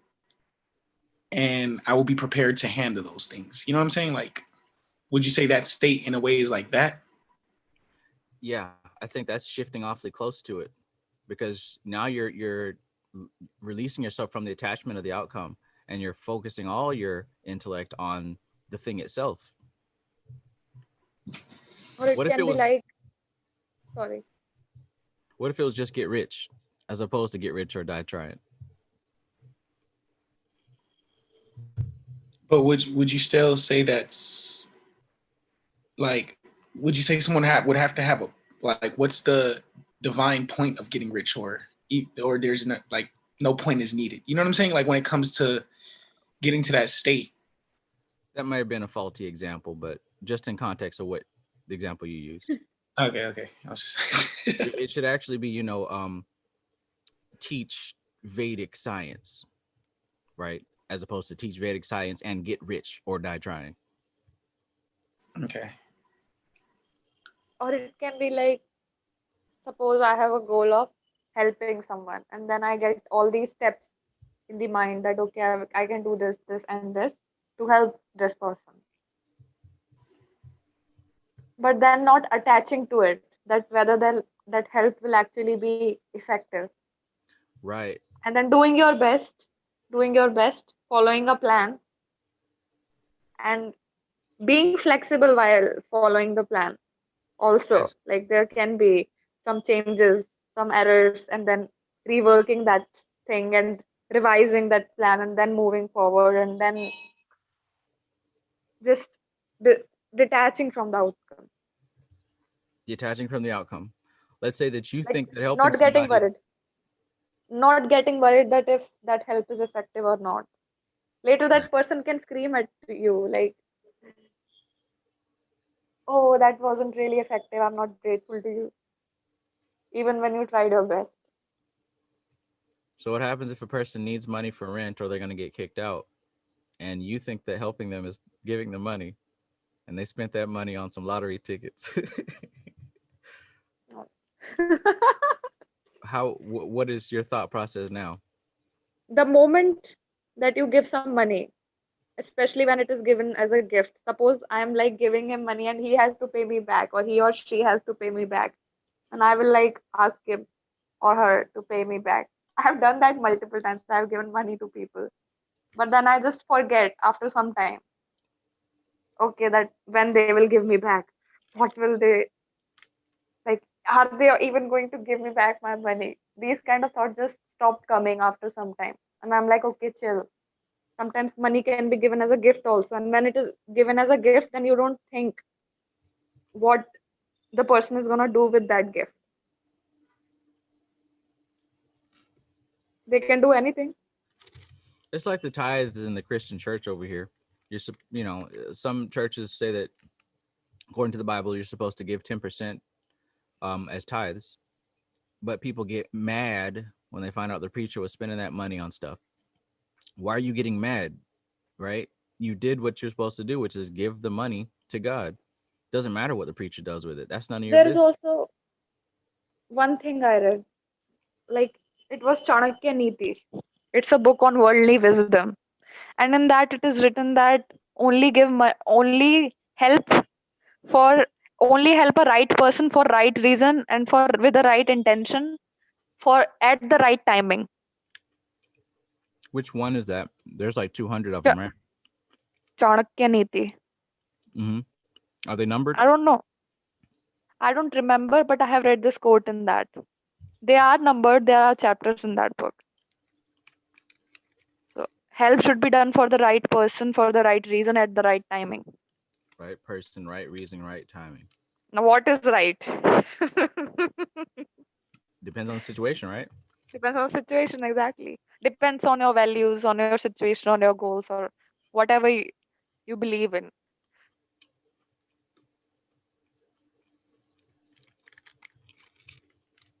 Now, getting mad would also reveal that you don't want to give money to that person again, or like that is not your value system to get your give your money for a useless cause. That might be your value system. It might reveal that if you are getting mad, it can be used as a sort of shadow work. What is your saying on that? I've just given my opinion or view, Hmm. but I might not be smart. Well, personally, I try to stay away from situations where that type of action will be required of giving money to somebody Yes, for many reasons. Mostly because for someone to put themselves in this situation, there's typically a habit or a pattern, meaning that your donation of money isn't going to solve that problem. that's what I realized, that donation of money most of the time. Sometimes it does, like the people I gave the money to actually put it to good use, like, and then they returned it on the right time as well. Yeah, and then there's situations that will come up. I mean, you just kind of know where somebody like Yeah, something came up and it's like, yo, I just need some help for certain. You know what I'm saying? If I was in that position, I would hope the same thing. That's different. I'm talking about usually it's repeat offenders. You know what I'm saying? yeah, yeah, like, but I didn't give money one time to my friend, and I knew because she was asking it for the reason which I considered useless, Mm-hmm. like for shopping. Like, I will not give you money for shopping Yeah, and that's your unless it's really necessary, like a death or like a hospital bill or like anything like that. I don't give money. And sometimes if money is given as a gift, then it is more like relieving rather than a debt. so even Anda said That's it's better to give somebody knowledge and wisdom of the divine principles, and that's better than yes. giving money and giving help. So next time they ask you for money, shoot them some Duran and Darshan quotes. But some people have like genuine reasons, like, oh my, I have to fill my tuition fees for my college. Please help me. Or like, my husband is dying. He needs money. Please give me this much money. I will pay you in 5 days. My bank account is stuck or something. Read, Then I read, can't like pass them quotes and say, oh, your husband is dying. Let me give you some quotes. read them some Top with Shooty next time. Also, like, it's also discouraged to give money to beggars. Rather, you can like help them get a job or something so that they can improve their status, rather than giving them money which they can waste on booze and alcohol and cigarettes. Yeah, That's what is mostly considered wise. I have more questions. read them some Jnana Yoga next time. That's gonna be more help. I will not be able to read it if somebody is calling me and saying, "Oh, my husband is dying. Give me some money." I mean, That would not be appropriate you don't there. carry your copies with you everywhere you go. You don't carry this face with you Carry, everywhere you go. no, it's on my table always, or on my bed when I'm reading it. I have more questions. I think it's related to the same thing. Page number 48. Last line. You act and perform in the world. You do not become divorced from the world, but you remain free from the results and bondage of karma. Mm-hmm. And then on the next page, page number 49, last paragraph, it was like quite confusing for me because here it is saying that duality has to be maintained in the process of perfecting the sadhana of Gyan Yoga. Mm-hmm. The divine paradox. This is literally what we talked about in the Kabbalion. Yeah, what page is that on in Jana Yoga? Page 49. number 49. That Oh, Page number 49. the last yeah. paragraph there. Yes. But shit, the whole thing, sadhana of duality. That's divine paradox. Damn. Highlighted. You are aware of you as an individual self and of the higher reality or experience which you are trying to attain. Although it is stated that the experience of duality ceases in Jnana Yoga, the duality has to be maintained in the process of perfecting the sadhana of Jnana Yoga. In the practice, you have to maintain duality, awareness of yourself as an individual unit, and of the goal that you are trying to achieve, Brahman. Only when the duality is there that you will have the motivation and inspiration to attain something which is far from you. Therefore, all the statements indicate this separation. Prajnanam Brahman, which is consciousness in Brahman. Aham Brahma Asmi, I and Brahman. Ayam Atma Brahma, this soul and Brahma. Tat Tvam Asi, you and Brahman. Oh, yeah. And in all the Mahavakyas of the Vedas, there is a distinction between the me and Brahman. This indicates that you have to make an effort to attain that awareness and realization. You got to make that effort. So we should not get into that egotistical state and consider, oh, I'm God. And Right. that would also motivate us. And also we will become an empty shell if there is no distinction between us and we have still not attained it in that manner. So is it only for like gaining that motivation and gaining that controlling that pride thing? It's Like, can you ignorance. explain it a bit? Can you explain it a bit? Yeah. Amar, Gerald says, what's up from the chat realm? Oh, for sure. What's up, bro? I'll look at the chat. But yeah, this kind of goes back to what one of the first questions as you were asking in the beginning.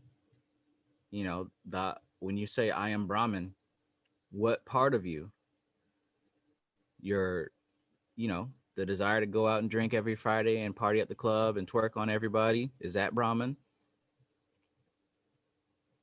No, Is any of the tamasic aspects of self Brahman? Or no. is that part of the manifested aspect of the Shakti, of the Prakriti, of the illusion? Because the true Prakriti is unmanifest. It's the essence and the potential of anything that could be. In a way, the Akashic realm is more real than where we're at.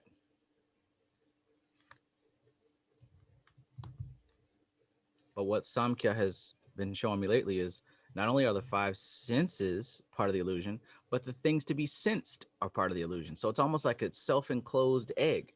All that experience right there is not real. It's the dream, it's the illusion. The five senses were made to experience the illusion. It was made for it. So to rely your whole reality off the five senses, you're locking yourself in. All that is not real. So to say any part of So that is Brahman would be an incomplete and erroneous statement. When you say that yeah, I'm I God, asked that question that tamasic is that Brahman? That's what I asked. mhm, It's like these like I can sense it. I can sense that I'm not able to like still grasp these concepts deeply. Like my mind is still not developed to grasp it completely. I can just feel it right now. you know what that means then? That means that I can't feel it in my heart, this knowledge seeping in. You know what that means you need to do, right? I think I need to like contemplate and meditate more Uh-oh. on these things. How the hell did you know what I was going to say? You wanted to say that? How did you know I was going to say that?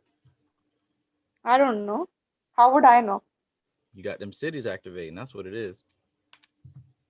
You really wanted to say that? That I have to contemplate and meditate on this? Exactly. That's what you have to do. This intellectual understanding only goes so far. It only goes so far. Contemplate and meditate. I'm also making like small notes side by side.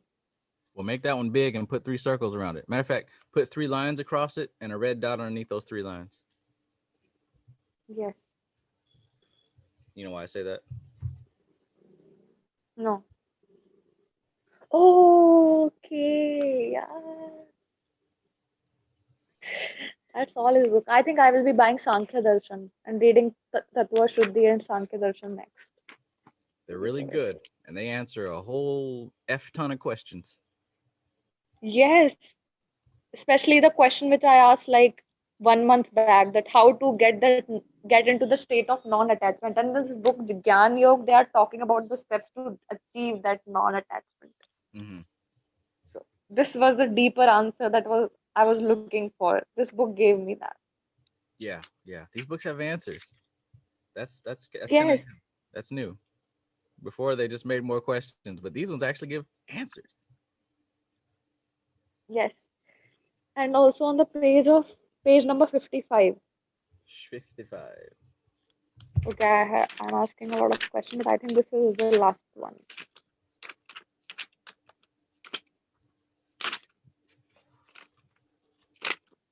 Yeah, this is the last question. It is In not this only your realization, but even the world changes with your realization. That's what I was trying to tell Winter earlier.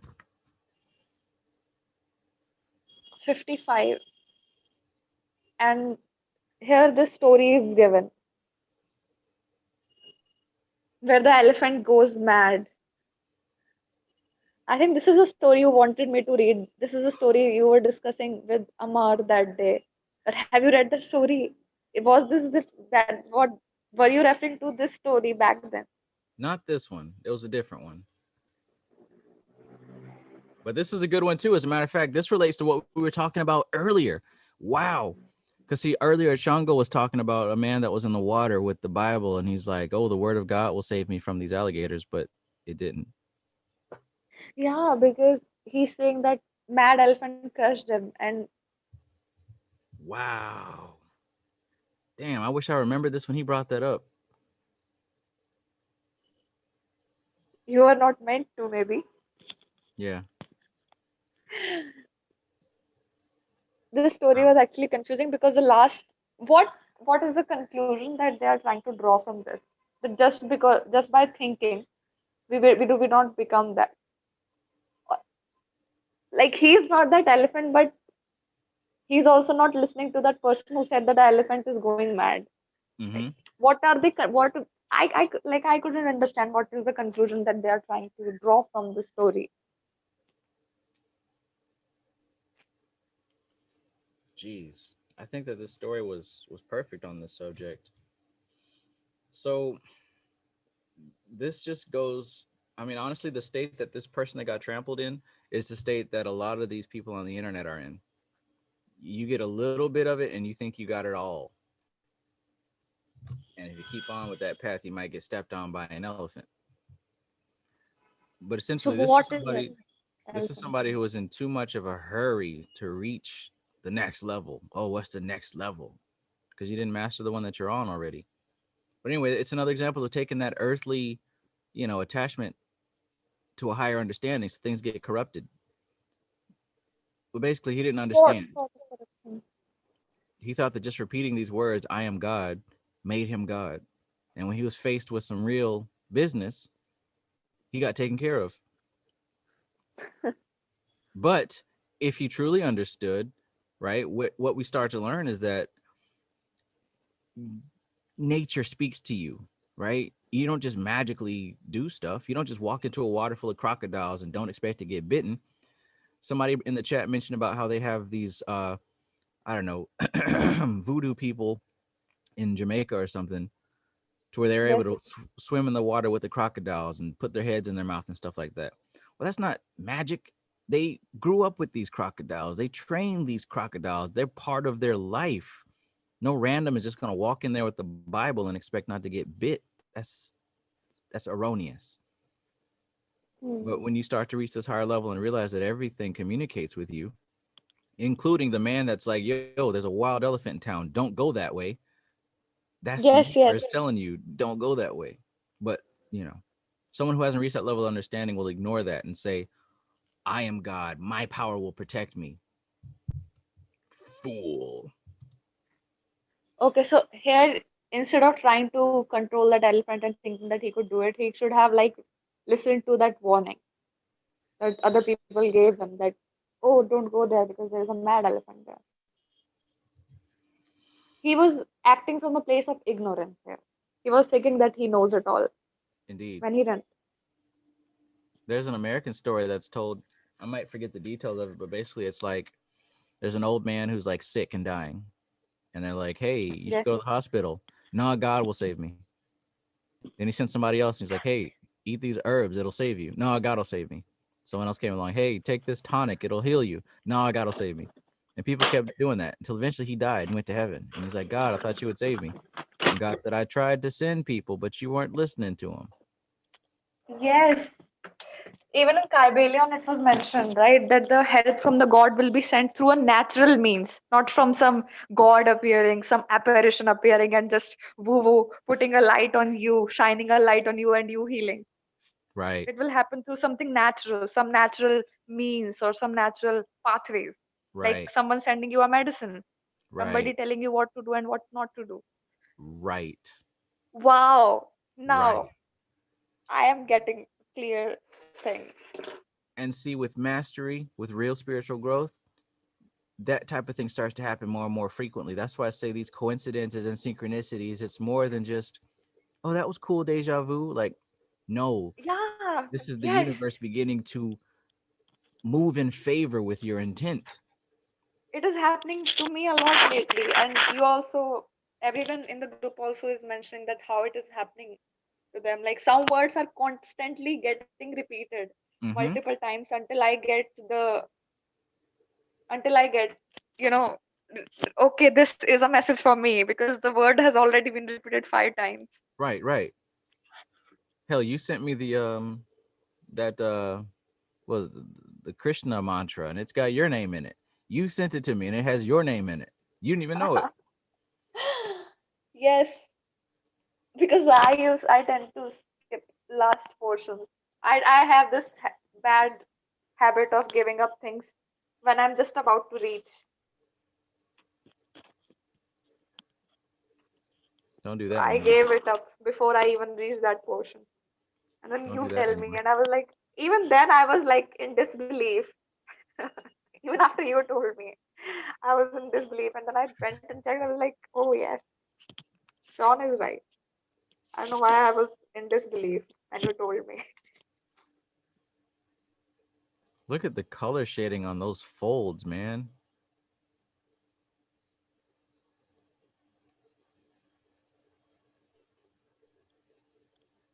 Can you draw veins like that, Winter?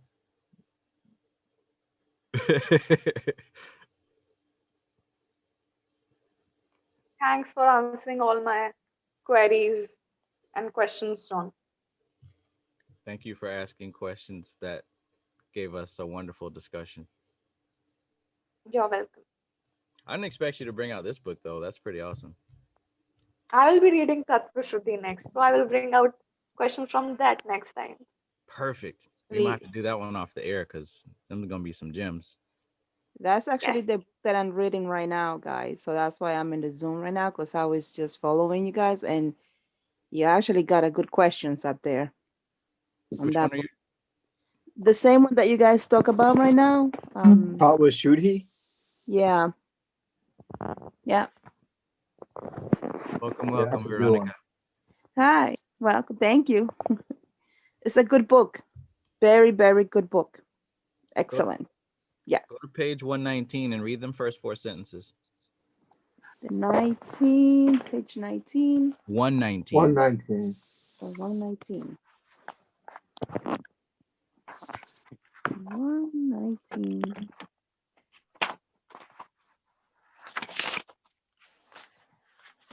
Efecto de Tatwa, Suda Sadhana.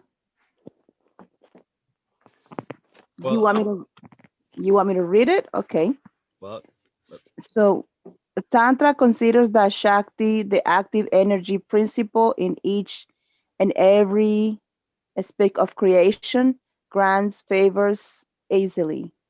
As Takwa Sudhi is a tantric upasana done to Shakti. The results have been known to be quicker and more powerful than the other sadhanas or sadhanas. I don't know how do you pronounce these words, but it's still a good book. The Mhm. results accrue as both material gain and of psyche powers or cities. So the result comes without much difficulty if they are not properly utilized. They can cause a serious imbalance in the aspirant and ultimately lead to the destruction of the spiritual growth. Mm. Yes, I was reading that. Yes. So a sadhana is a spiritual practice that you do in order to attain, an enlightened experience, a cosmic experience, a spiritual experience. So sadhana is your practice, and what was the word? Upasana, that's worship. So long story short, what she's saying is Tantra considers that Shakti, right, the feminine essence, all of matter and all of objective creation. Shakti is the active energy principle in every speck of creation. So Shakti exists in the smallest minute element that we could break down reality into. The essence of Shakti is within it, right? So that essence grants favors easily. Shakti is here to bless you. That's what she wants to do.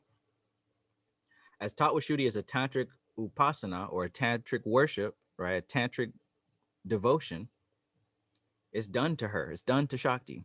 So Tat Washuddhi is done to the essence of the material realm, the goddess of the material realm. If the material realm was a thing, it would be a goddess named Shakti. Tat Washuddhi is a worship done to that. The results have been known to be quicker and more powerful than any other spiritual system. The results accrue as both material gain and psychic powers. So performing Tat Washuddhi is in essence performing a worship directly to the divine feminine who exists at the center of all physical reality. And by performing this worship, it quickly dispenses material gain and psychic abilities.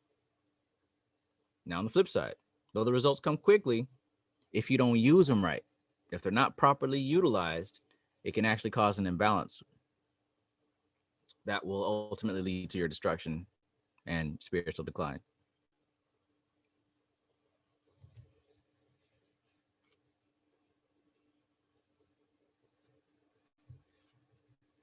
It works. It works if you work it, though. It works if you actually change your style, which I was reading that, and I've been thinking about that every time I read systems. I think that if you become a magician, your lifestyle has to change completely. Mm-hmm. It just remind me when in the Bible when Jesus say, if you love God, you have to leave everything, right? Mm-hmm. Because it's a phrase that that Jesus was with this guy, and he was like, Lord, I've been leaving everything, blah blah blah. And then Jesus was like, well, you have now living your material world, your wealthiness, and in order for you get closer to God, you have to leave your wealth, which is the material. And the gentleman, the Jewish guy, was not completely happy about the answer that Jesus was given, Yeah. so he didn't become a follower of Christ because, well, just like similar to us here with magic, it's like you have to change pretty much a lot of yourself and leave everything for that. It's a change of life. The more that I read this, the more that I see it. You have to change a lot of yourself on this, and it is up to you to begin to do it. Are you willing to do it? I'm willing to do it. I'm like, yes, it's just, it's stuff like that. So yeah, Hell and it yes. really, yeah, It's true. You've got to change. And that change comes with knowledge of a better way. It's not so much, how people think like, oh, I have to give up everything that's fun and good. It's that when you really start to do this work, your perspective on reality changes, and you naturally start to shift the way you see the world. if you're doing it right, you're naturally shifting. I can't go do what used to be fun. I'm not going to the basketball game, the football game. Why? It don't fit in with what my goal is. I can't go to the bar and drink and try to track down some girl to bring home. I can't do it. What's the point? It has nothing to do with consciousness, liberation. If anything, that's going the opposite way. The lifestyle has to change. Yeah. Yeah. The more I read it, the more I see it. But what Jnana Yoga also talks about is it's not so much because it does talk about this right here. No, not Jnana Yoga, but the Pravriti and Nivriti path. It isn't so much, oh, I've got to give up everything. It's more that you find something better. And as you grab onto that better thing, at the same time, you release what you were grabbing onto. So instead of going to the club and the bar to pick up girls, you're grabbing onto something better, which is the knowledge of self, which is the attainment of those cities and that material gain and the usage of them, the proper usage of them. By grabbing a hold of that, you naturally let go of that other stuff. It don't even matter anymore. So that lifestyle change, it kind of happens naturally. But people are afraid of it because they're still attached to the things that they're not ready to let go of. And we've all been there. I think we are in that stage right now. Some of us, we are. Are we willing to leave stuff? Are we willing to change? I literally had to let go of getting drunk every single day if I wanted to get deeper in this. There was no choice. It was either give this shit up and admit that you wasted your time and keep drinking, or drop it so that you can dedicate all of your attention and all of your focus to what's important. Because I couldn't quit before that for nothing. For a job, for lover, for family, for college. I couldn't drop it for nothing. But I found something better. So I naturally let it go.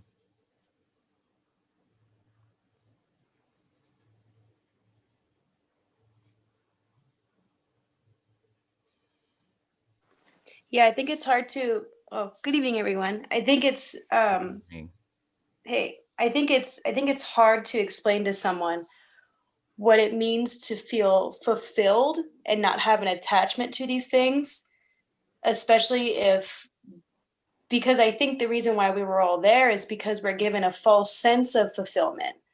Like we think these attachments are that fulfillment.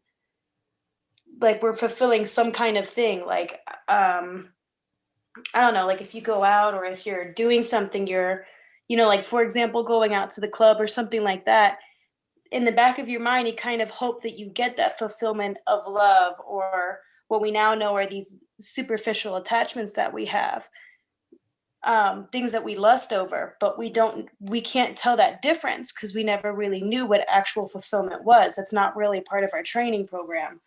So it's hard to explain when you go through that kind of inner transformation what that's like for someone to literally just not desire those things. Yeah. One more thing I've noticed that like when I was running after many of the addictions that I had earlier, like junk food and fast food addiction, it was like no matter how much I consumed them, the desire just came coming back more and more. Yeah. Yes, It just never get exactly. fulfilled, no matter how much you. Some people say indulge in it and the desire will be over. No, it just I want to eat more again. I want to eat more than I ate previously. Right. And one thing I also realized that the more I eat sattvic food, the less I desire these kind of tamasic and rajasic foods. A repulsion comes from within.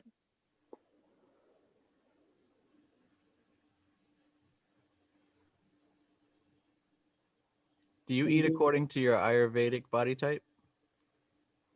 Yes, actually my sister is my yoga teacher. So she also gives me a diet plan. My cousin is a yoga teacher. So she also gives me a diet plan which I follow.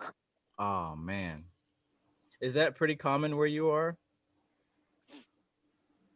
I don't know if it's common, but I'm doing it right now. Like the Okay. people who go to yoga class, I think they get a diet plan also. We get the training in here where I live. You get introduction of like nutrition, but He's maybe actually the teacher that I have give us that introduction. If you have a good teacher, if you have not a good teacher, forget it. But the teacher that I have, he was giving us introduction of like this is how I became vegetarian because it was the introduction of through yoga that I was able to say balance my health. Yes. So that is actually inherent in Indian culture that it's taught from the childhood. Like most of the parents, they teach us that how- effect of vegetarian or sattvic food. Like my mother taught me all these things since childhood. So, and my sister actually has done uh, her MSc in yoga and holistic health. So, if we want to get that nutrition class, then we can get it separately. But she's basically focused on the body work. And if you want to get a diet plan separately, then you can get that. mm, But if I want to learn on nutrition and stuff like that, she can also teach me that. But most of it was already taught to me by my mother. So I didn't thought, I didn't think that there is a need to learn that separately. But it's good that you have your yoga teacher is teaching you this kind of thing yeah, alongside the yoga class. That is like really cool. I think I will tell my sister also. She can also start doing that to give some, that would be an addition to her class. I I can think give it her a was, suggestion. but I believe it's part of the yoga lifestyle. It's a part Yeah, of the the yogic yoga lifestyle. lifestyle. Yes, the diet Yeah, is also it is yogic part of the lifestyle. yoga. It feels like it's incomplete if you don't have that part of your practice. Like, Exactly. yeah. That is a good. Lifestyle. There's a different yogic diet, and especially the way the food is eaten throughout the day in alignment with the sun. Do you know where we can find references for that? References. I can Yeah, tell like you a books good or channel. I can tell you a good channel.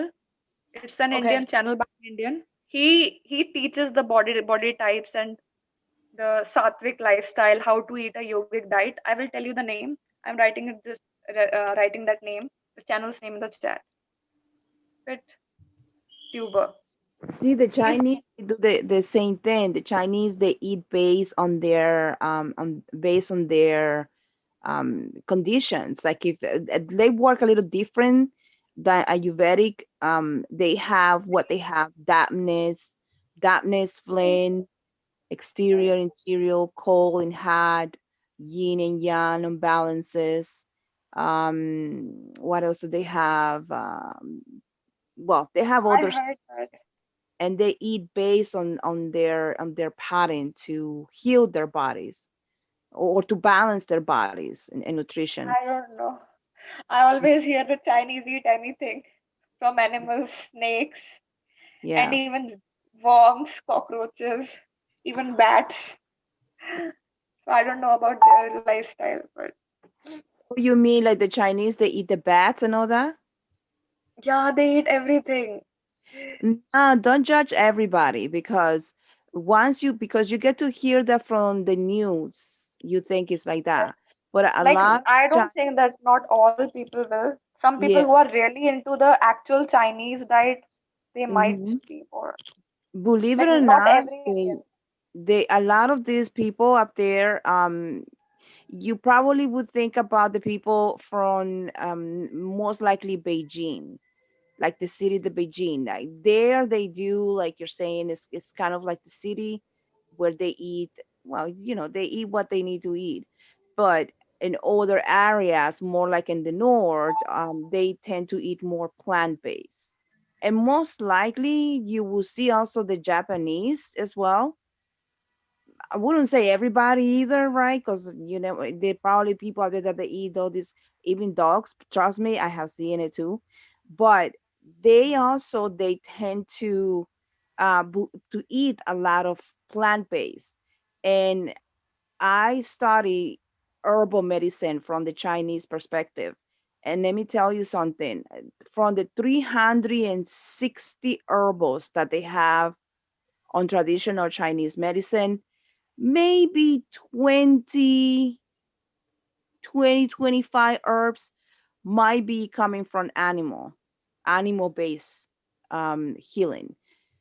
Most likely at these days in Chinese medicine, it's been having control to prohibit it then to use animals. For example, let's say they have the lions, bats, let's say cockroaches or whatever that might be that they used to use in the old times. Now they're trying to avoid these type of practices, but it was practiced in the old time because there was no forms of medicine. So now, if you look at them in their medicine, they use more plant based, lots of plant based, even from the foods to their medicine, to the powders, to the pills. Everything that I see it on this medicine is plant based. In fact, here in my hometown, the pharmacy that I work with, well, that I order my herbals from, they actually was supervised by FDA. They came in, they supervised to make sure that everything was, fair and clean, and it's a plant based. So, but the point is that just like Ayurvedic, when you eat something, you have to kind of like eat for your own healing process, for your own benefit. Let's say you suffer from any form of dampness, then you're going to be eating foods that can treat your dampness. Let's say you have something, your body is cold and you need something that can warm it up your body. So they help you out up there, and they teach you foods that you can eat to balance it up that body. So we have a little bit of similarities with the Ayurvedic, trust me, and not just a little bit, but a lot of the similarities. And some of the people are saying, which is some people are saying, part of the history, that Chinese medicine comes from the Ayurvedic medicine, actually, because we have a different type of poses and we have different type of tone diagnosis. And I have not even studied the Ayurvedic, so I don't know exactly, but I am determined to, go back and review everything in the concepts of the Ayurvedic medicine itself. But I'm sure that, it's a very accurate form of medicine. And I have followed a lot of people up there as well that they talk about the Ayurvedic medicine, and I find it very, very strong form of medicine, definitely. That I agree on that one. That's really some good info you gave. And you're right. I also agree with that. Yeah. Ayurveda is quite like it heals the issues from the root rather than just the allopathic system is like suppressing the system, but Ayurvedic is like cleansing from the root so that it never happens again.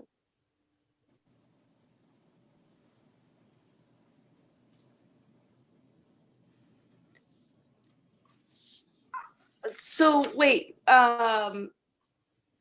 sorry. So there's this YouTuber for the Ayurvedic, but like, are there any doctors or any people in specific related to it that you guys would recommend for further research? You want a book for it, or you want a video for it, or what? Either or, but I've been trying to. Okay, so I've been trying to get into Ayurvedic, but I haven't found any sources that I necessarily would say that I trust, and I'm coming at it from an absolute beginner. You can read the Ayurvedic, ancient Ayurvedic Indian text then, because I haven't found a very good Ayurvedic doctor on YouTube yet. Like I haven't, there might be, but I haven't found him yet or her Yeah. yet.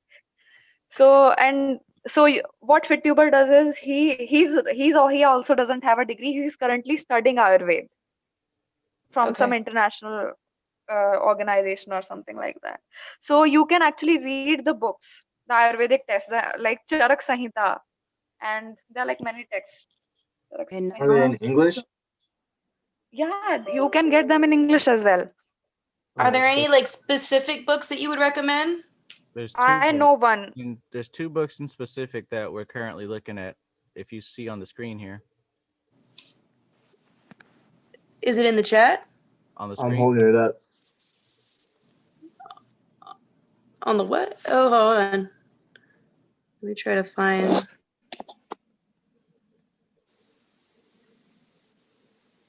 Charak.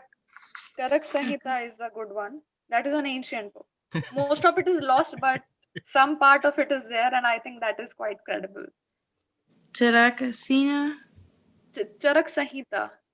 Sahita. Oh my goodness. All right, this is. oh yeah. Look, And then the two, look at the camera. Look at the camera. yeah. Aravita. Yeah. Oh wait, keep holding it up, please. I'm sorry, I'm a terrible speller. Trav has it. Trav has it up. Yeah, I see it. 12 o'clock. Thanks, Max. Vita, Science of Self-Healing. Also get something by Shushrut or Vag Bhatt. There must be Also, something by Shushrut. Vasant Lad. Yes, that's one of two that we me and Amar have. I don't know if anyone else really has these two, but so far these have proven to have some very good information that I've already started to apply and see a few changes. The other one that might be worth your time is called Prakriti. Your Ayurvedic Constitution. Now, is this good for like Because So you want to see these doctors. So these are both written by doctors. Yeah. Robert Svoboda. Svoboda. there's also in a school at this when I took my yoga classes, there was this doctor who went to the yoga studio. She said that there is a school. I don't remember exactly where, but there is a school of medicine, Ayurvedic medicine, a school of Ayurvedic medicine. Maybe if you can Google it and see where it might be located, or they have the online program that you can take it. You get certified with it. Remember, the Ayurvedic medicine in New York, you might take it as a certification, not a form of license, but you can practice that. You can practice and help people. And there are doctors teaching you the medicine itself. So there is a school in United States. I just don't know where. You have to Google it. I know you said that Okay. you're a beginner and you're like trying to just get a grip on and try to figure this stuff out. I would say these are a great place to start. I too knew nothing about this shit before Kristen brought up Vedic astrology, and she kept mentioning stuff, and I noticed from this Vedic astrology deck it talked about the body types. So I looked a little bit more into it, and I found that this actually comes from a science of health. And of course this fits into everything else we're studying. And the whole reason I even decided to come across this is because Amar was reading a book written by the same author. So he's written on some of these Vedic concepts that we're already reading. So he knows about that and the health stuff. So that's how I personally came across the Prakriti one. But I also saw that this one was recommended, and they both actually recommend each other in the back of these books. So they're friends with each other. So this is good to have, just like a little beginner, you know what I'm saying? And it's not even beginner info. This is the good info. Yes, exactly. But in such a way that a beginner could apply it. Like I said, I just been flipping through it, and I've already cut out some things from my diet and included things, and with the help of the Haritaki Romba. Oh, I got the haritaki the other day, or got my powder. Yeah. That is nasty. It's gross, but you feel amazing. Like I actually got a really intense head high from it. Like my body felt super light. It was a crazy thing. It was like I was high. Like it was absolutely crazy, for sure. Do you take it in water? Yeah. and like at first I took, so I didn't, I misread the back. I thought it said like half a tablespoon instead of like half teaspoons. So I put in like just a big old spoonful of it. Or it says half a teaspoon. I don't know the difference between those two. All I saw Yeah, was I just spoon. take a big ass scoop. Yeah. Okay. I saw the word spoon. That's all I saw. Yeah. Half a spoon, whole spoon, half a spoon or overflowing spoon. I did the same thing, and it was really intense. But I mean, I definitely felt a difference in my body. That was amazing. So thank you for that. I'll check these out because I really understand the concept. And I had a friend who was doing Ayurvedic. Do these books, would they help? So you were saying that you already cut out certain foods and stuff like that. Is it kind of a process where you just kind of figure out if you're like more pitta or kapha or something like You're that? gonna know. You're gonna know as soon as you crack open these Okay. books. It has clear descriptions of each type. Before you finish reading them, you're gonna know who you are. Now, granted, because we're all natural beings, you're gonna be. You might even be a mix. You know what I'm saying? But you'll figure out what you are. It's not gonna be confusing. At least it wasn't to me. Oh, cool. And what's interesting, just like with the psychology stuff, you start to see the types in other people, and this just adds a whole new dimension to life. For sure. For sure. I'm interested. Thank you for these. Thank you. Yeah. I love some spicy food. Like the hotter, the better. I went on a tour in my city once, just buying stuff just so I can try their hottest hot sauce. But my body type, it's not good to have spicy stuff whatsoever. That was tragic. Now they also said I need to cut coffee out of the picture, but I'm not. I did cut out spicy food. You're not gonna take coffee from me too. Damn it. So they were saying that like astringents, that like certain astringents and hot foods was not good for your body type or for your being. Spicy food at all. Because remember the Vedic stuff, they deal more with the essence as opposed to the after effect. So the essence of spicy food is fire. It would generate excess fire essence within me. Right. And so maybe so then would they recommend that you have more cooling foods instead and like more of like a bland diet? Yes. See, I don't know if all right. No, I haven't read it yet. I don't know. Yeah. That's just from what I've seen so far. So when That you get coffee sounds like there, attachment, man. right? It So is. when It is. I'm gonna admit it. so that means, Travis, that if they tell you not to eat heat, because to see in Chinese medicine when it's spicy, it's pretty much heat production. Mm-hmm. It means that you produce heat in your body. So they're trying to neutralize the heat out of your body. So they're asking you some form of cooling type of foods by any chance, like more like Maybe like yogurts or something. Yes. more water like type of plant based or even in the meats, believe it or not, they water based might be fish, if anything. For my type, they said that I should pretty much eliminate meat. Some chicken is okay, but they Yeah. were saying that for my specific type, it would be better for me to not eat meat. And then Okay. I began my vegan journey. Then that means that your body produces heat and they're asking you to cool down in Chinese medicine. Now you see for Miss Cohen, she could be the opposite. She could be warm. I hope so, man. That's the same. They're like, drink all the coffee, eat all the spicy food you want, go crazy every night. That's what it says in your chapter. Yeah. Yes. Yo, Trav, remember like 3 weeks ago, I said like I had that attachment. I was like, man, I have to eat half meat, half thing because when I was vegan, I was too skinny. I looked a certain way. I got into the pita. What pita is, it said no meat. Don't eat no meat. And I'm like, okay. So what I did last time was I just didn't eat enough vegan foods, or you know what I'm saying, more healthy options. But yeah.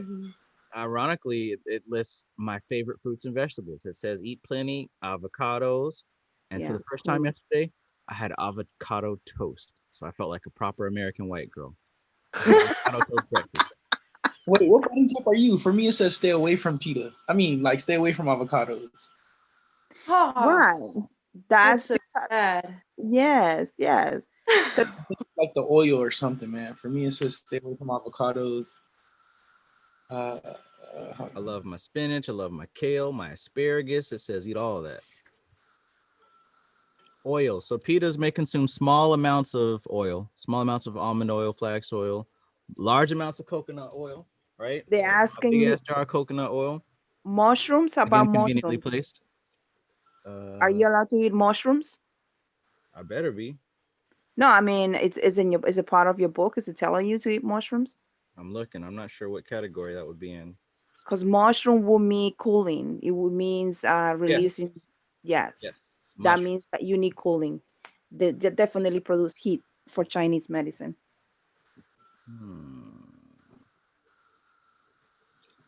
So like this is kind of what gets me about all this though, because then they say, or then there's a lot of evidence that supports alkaline, so reducing mucus, whereas like in Ayurvedic, I think I've read before, and I'm not sure if these were good sources. I kind of didn't feel like they were that great, but they recommend like yogurts and like heavy mucus producing stuff. So I feel like there's somewhat of a Right. So if that being said, in the old times, I know these concepts that you are telling me.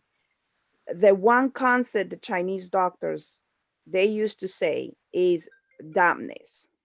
Milk, the beef, what do you call the cow milk? It produced dampness. Of course, in the old times, we couldn't explain to you scientifically what dampness mean, but the patients couldn't explain their symptoms. Now, when you drink milk, it's lactose intolerance in science, what we call lactose intolerance. Then the homeopath doctors in Germany, because they're very famous up there, they say, well, if you drink milk, it produces this glucose, this mucus that it comes out when people do number two, right? Because now we're starting to look it up for the introductions of evidence-based science. And then the Western doctors say, well, I don't think so. That's this nonsense, these morons, they don't know what the hell they're talking about. There's no scientific evidence. And then in the 1980s, 1970s and 80s, Western doctors, they say, wait a minute, maybe we should start switching the theme theories in here. Because remember in the 1960s, 70s, at the beginning of those ages, or maybe in the 1950s, perhaps, they used to accuse oils on the unhealthy heart.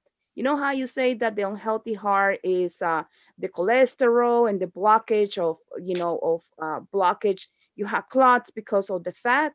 Well, it wasn't necessarily the oils. It was the combination of the sugars with the oils. But then they start doing the research about the glucose. I'm sorry, about the phlegm or the liquid that comes in the stomach when you drink milk. And then they say, well, you know what? At the end of the day, there is evidence that, that milk produces this form of a gel or something in the stomach, but also it gives you inflammation, something that the Chinese doctors used to say originally for like years before that. So all this competition information, it gives you a concept that certain people is going to be able to be capable to drink milk and certain people are not going to be able to drink this milk. Now they say, let's divide it this category. People that produces heat, maybe like Travis, might not give him any side effects on him drinking the milk. But maybe let's just say you, Ms. Cohen, maybe you are more delicate stomach. Maybe you are more into the cold side of your body type. And for you might not be matching because milk is cold for Chinese medicine. Milk is cold. And even if you warm it up, your digestive system is not going to take it because your body is already cold and you bring in more cold into that cold. You got me? You understand it? Yeah. I hope yes, you guys, yeah, that's really cool. I hope you guys do. So this is how maybe the Ayurvedic doctors up there, they have these similarities on the way that we also Chinese doctors we look at the body. They have that way too, but they have the theories completely different than ours, but we have the same idea. We see the body and we can determine what kind of foods can match your body and what kind of foods does not match your body. And actually, if you eat those foods in a long term, can hurt your body. So this is why they telling Travis not to eat the meats because Travis produces heat on his body. So if you're eating meats in the future, you're probably going to be having the typical situation of a typical American. Strokes, heart attacks and stuff and cholesterol and all this nonsense stuff that is not needed for you to have. You can prevent that.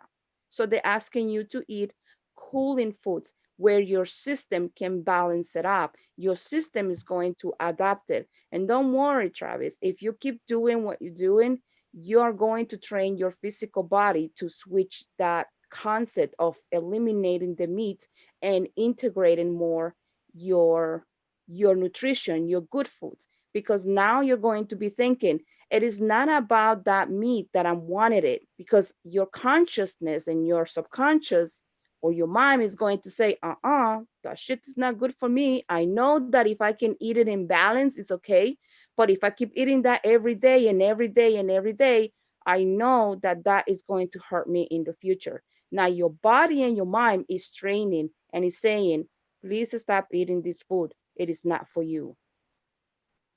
But in the beginning, it's going to tell you, your body's going to tell you, man, what the fuck you doing, man? I want my meat. I want my shit. I want my Kentucky Fried Chicken, or I want my Taco Bell. I want that shit because your body is being training like that. But eventually, your knowledge is so powerful that your mind is going to tell you, fuck no, it's not going to happen. So slowly but slowly, you're going to be adapted. Trust me, become vegan or vegetarian, it takes a long term discipline to do it, but it's worth it.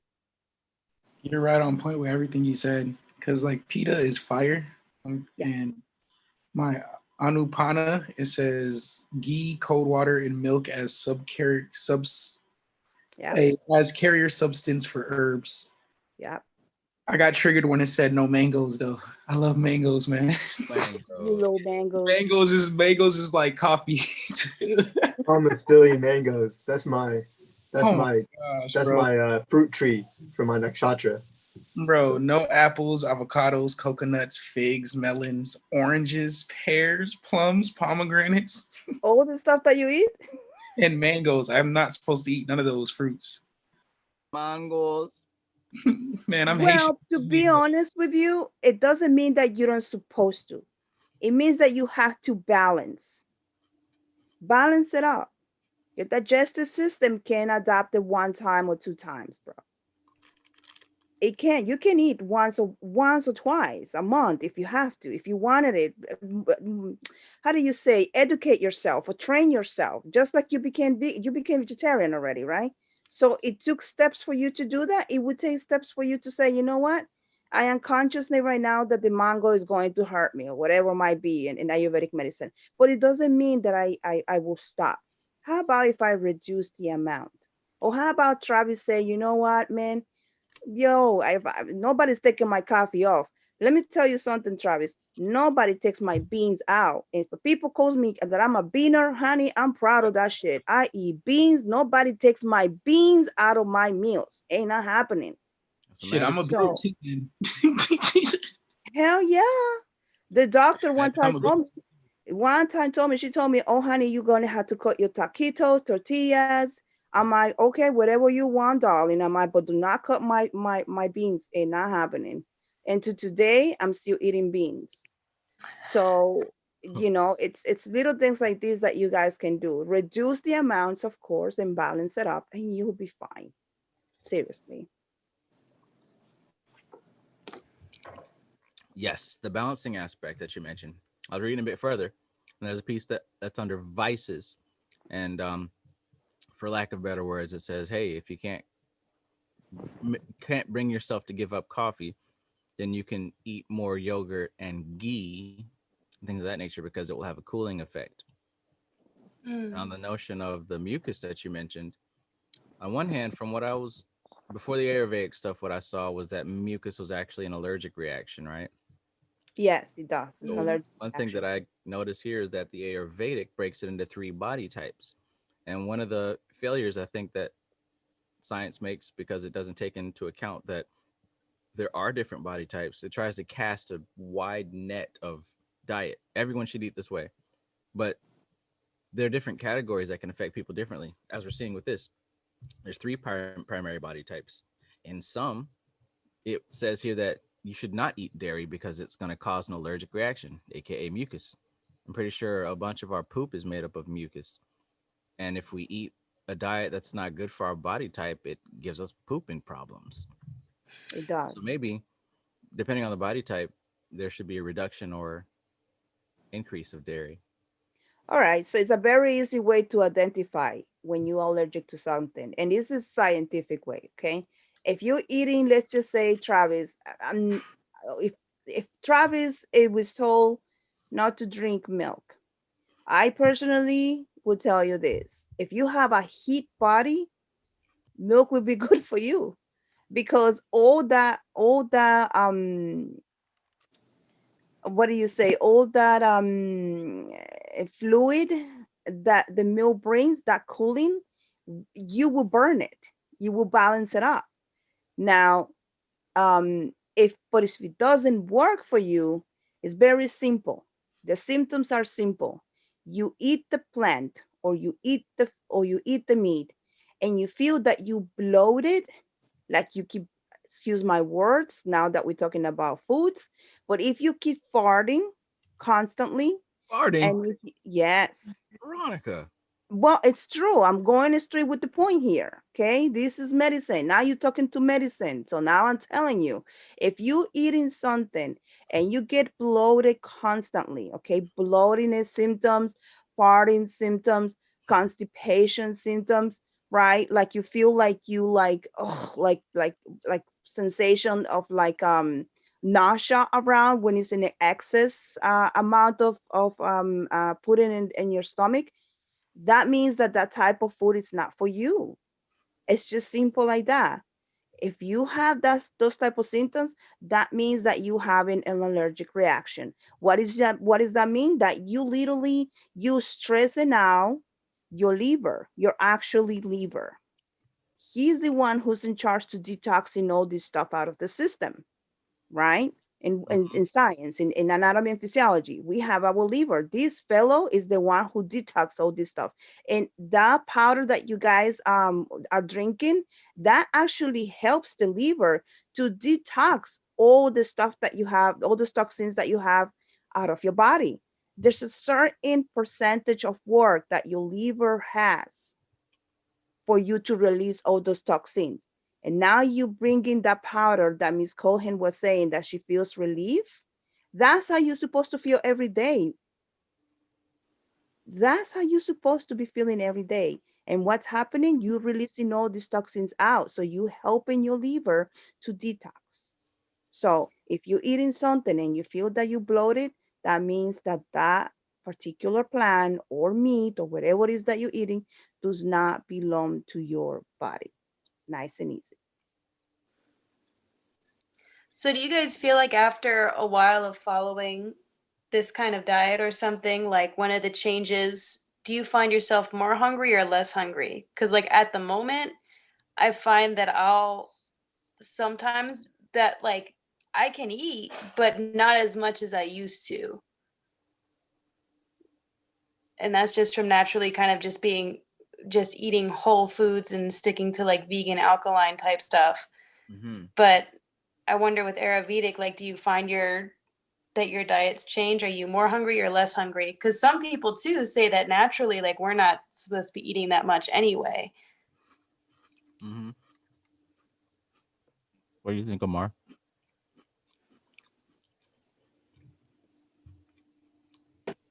About not eating, about like how we're not supposed to be eating that much, or As far as like adjusting with the Ayurveda diet, do you feel that you're more hungry or less hungry, or have you noticed a change so far? Um, Definitely like less hungry. Um, yeah, I would say less hungry. But it depends on like what, like if I'm drinking like hella water, like that, like for me that matters. And then also like if I have like if I don't eat actual meals, I'll just drink like sea moss, but then I'll have like my other like She Legit and then like other like supplements I guess that I take. And if I'm good with those, then like I won't be hungry for a while. Mm, that's a good point. I think that I'm trying so many different things at the same time. It's hard to know what's what. I think Yeah. when I first started to transition into like more meatless and trying to go along with this Ayurvedic stuff, I noticed that I was a lot more hungry because if you give something up, you do have to replace it with something else.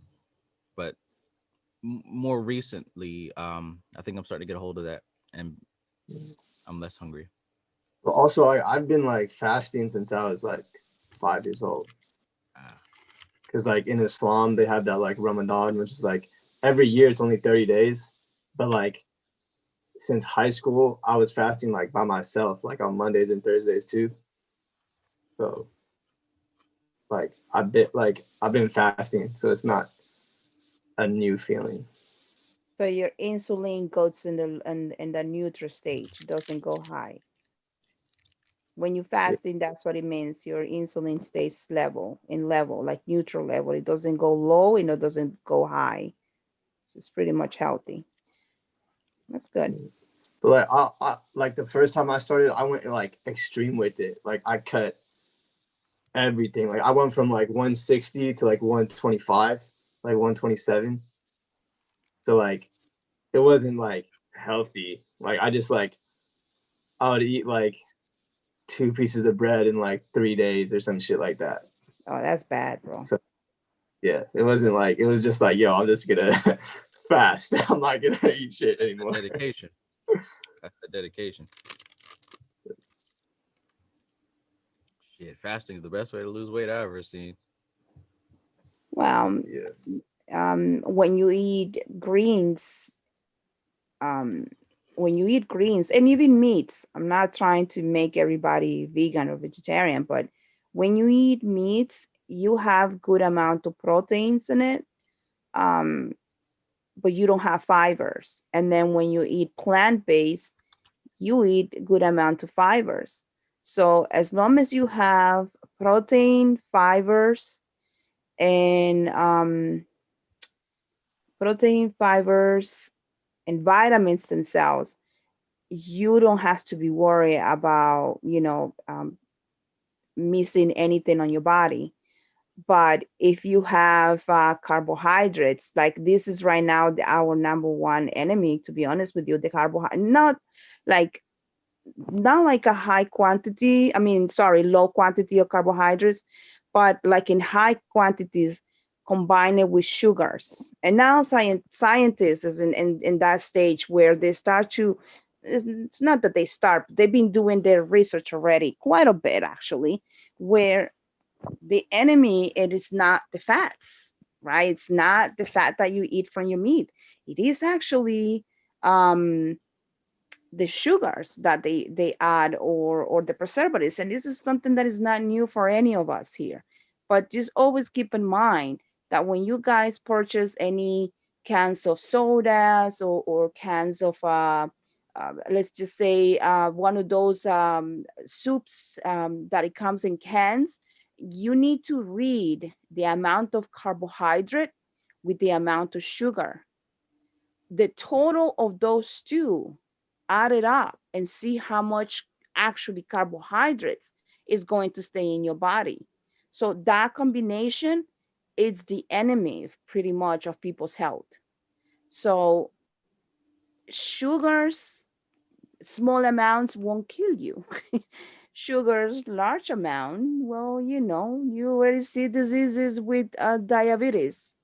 So carbohydrates, this is where we get to see carbohydrates mixing with fats, and this is where we get to see all these heart attacks and and hypertension and listen guys, I'm telling you, it's like an everyday thing. It's everywhere. It's like an it's I don't even what I don't know how to express it. It's like freaking COVID-19. Like everybody's getting these diseases because they wanted to take care of themselves, but in another version, when you go to supermarket and you buy these cans and you think that you're eating healthy, you're actually not eating healthy.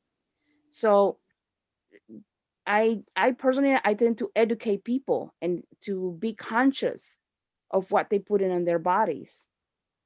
Like seriously, my mom tells me you're paying the ass. I'm like, well, yes, because you have to understand these things hurt your system. It hurts your stomach. And when you eating more greens, when you eating more fibers, of course you are going to be able to reduce the appetite because that's what fibers do. It helps you to reduce appetite. And it helps you also to do, eating maybe 2 days, 3 days, and then the 2 days that you don't eat, then you're going to be balanced because that fiber and the proteins are going to be able to sustain your body for a very long time. And the healthy sugars is the fruit sugar. That type of sugar is actually help you to sustain your insulin in a neutral level. It rises up obviously because it's sugar, but it will slow down very slow. So your body doesn't have to crave more sugar. And the other hand, if you eat, let's say if you drink a Coca-Cola, you drink it, that's a freaking delicious thing with your Burger King. And then hours later, you're going to say, man, I'm still hungry. Man, I want more soda. That's because your insulin was higher to the roof and it crushes berry down. And now your body's craving for more sweets because your sugar now went, woof, it went down, it crashes down. That's what we call in the crashes, the insulin or insulin crash. So your bodies keep asking, and instead of asking for more, it's actually asking to neutralize, and we misinterpreted things and we want more sugar.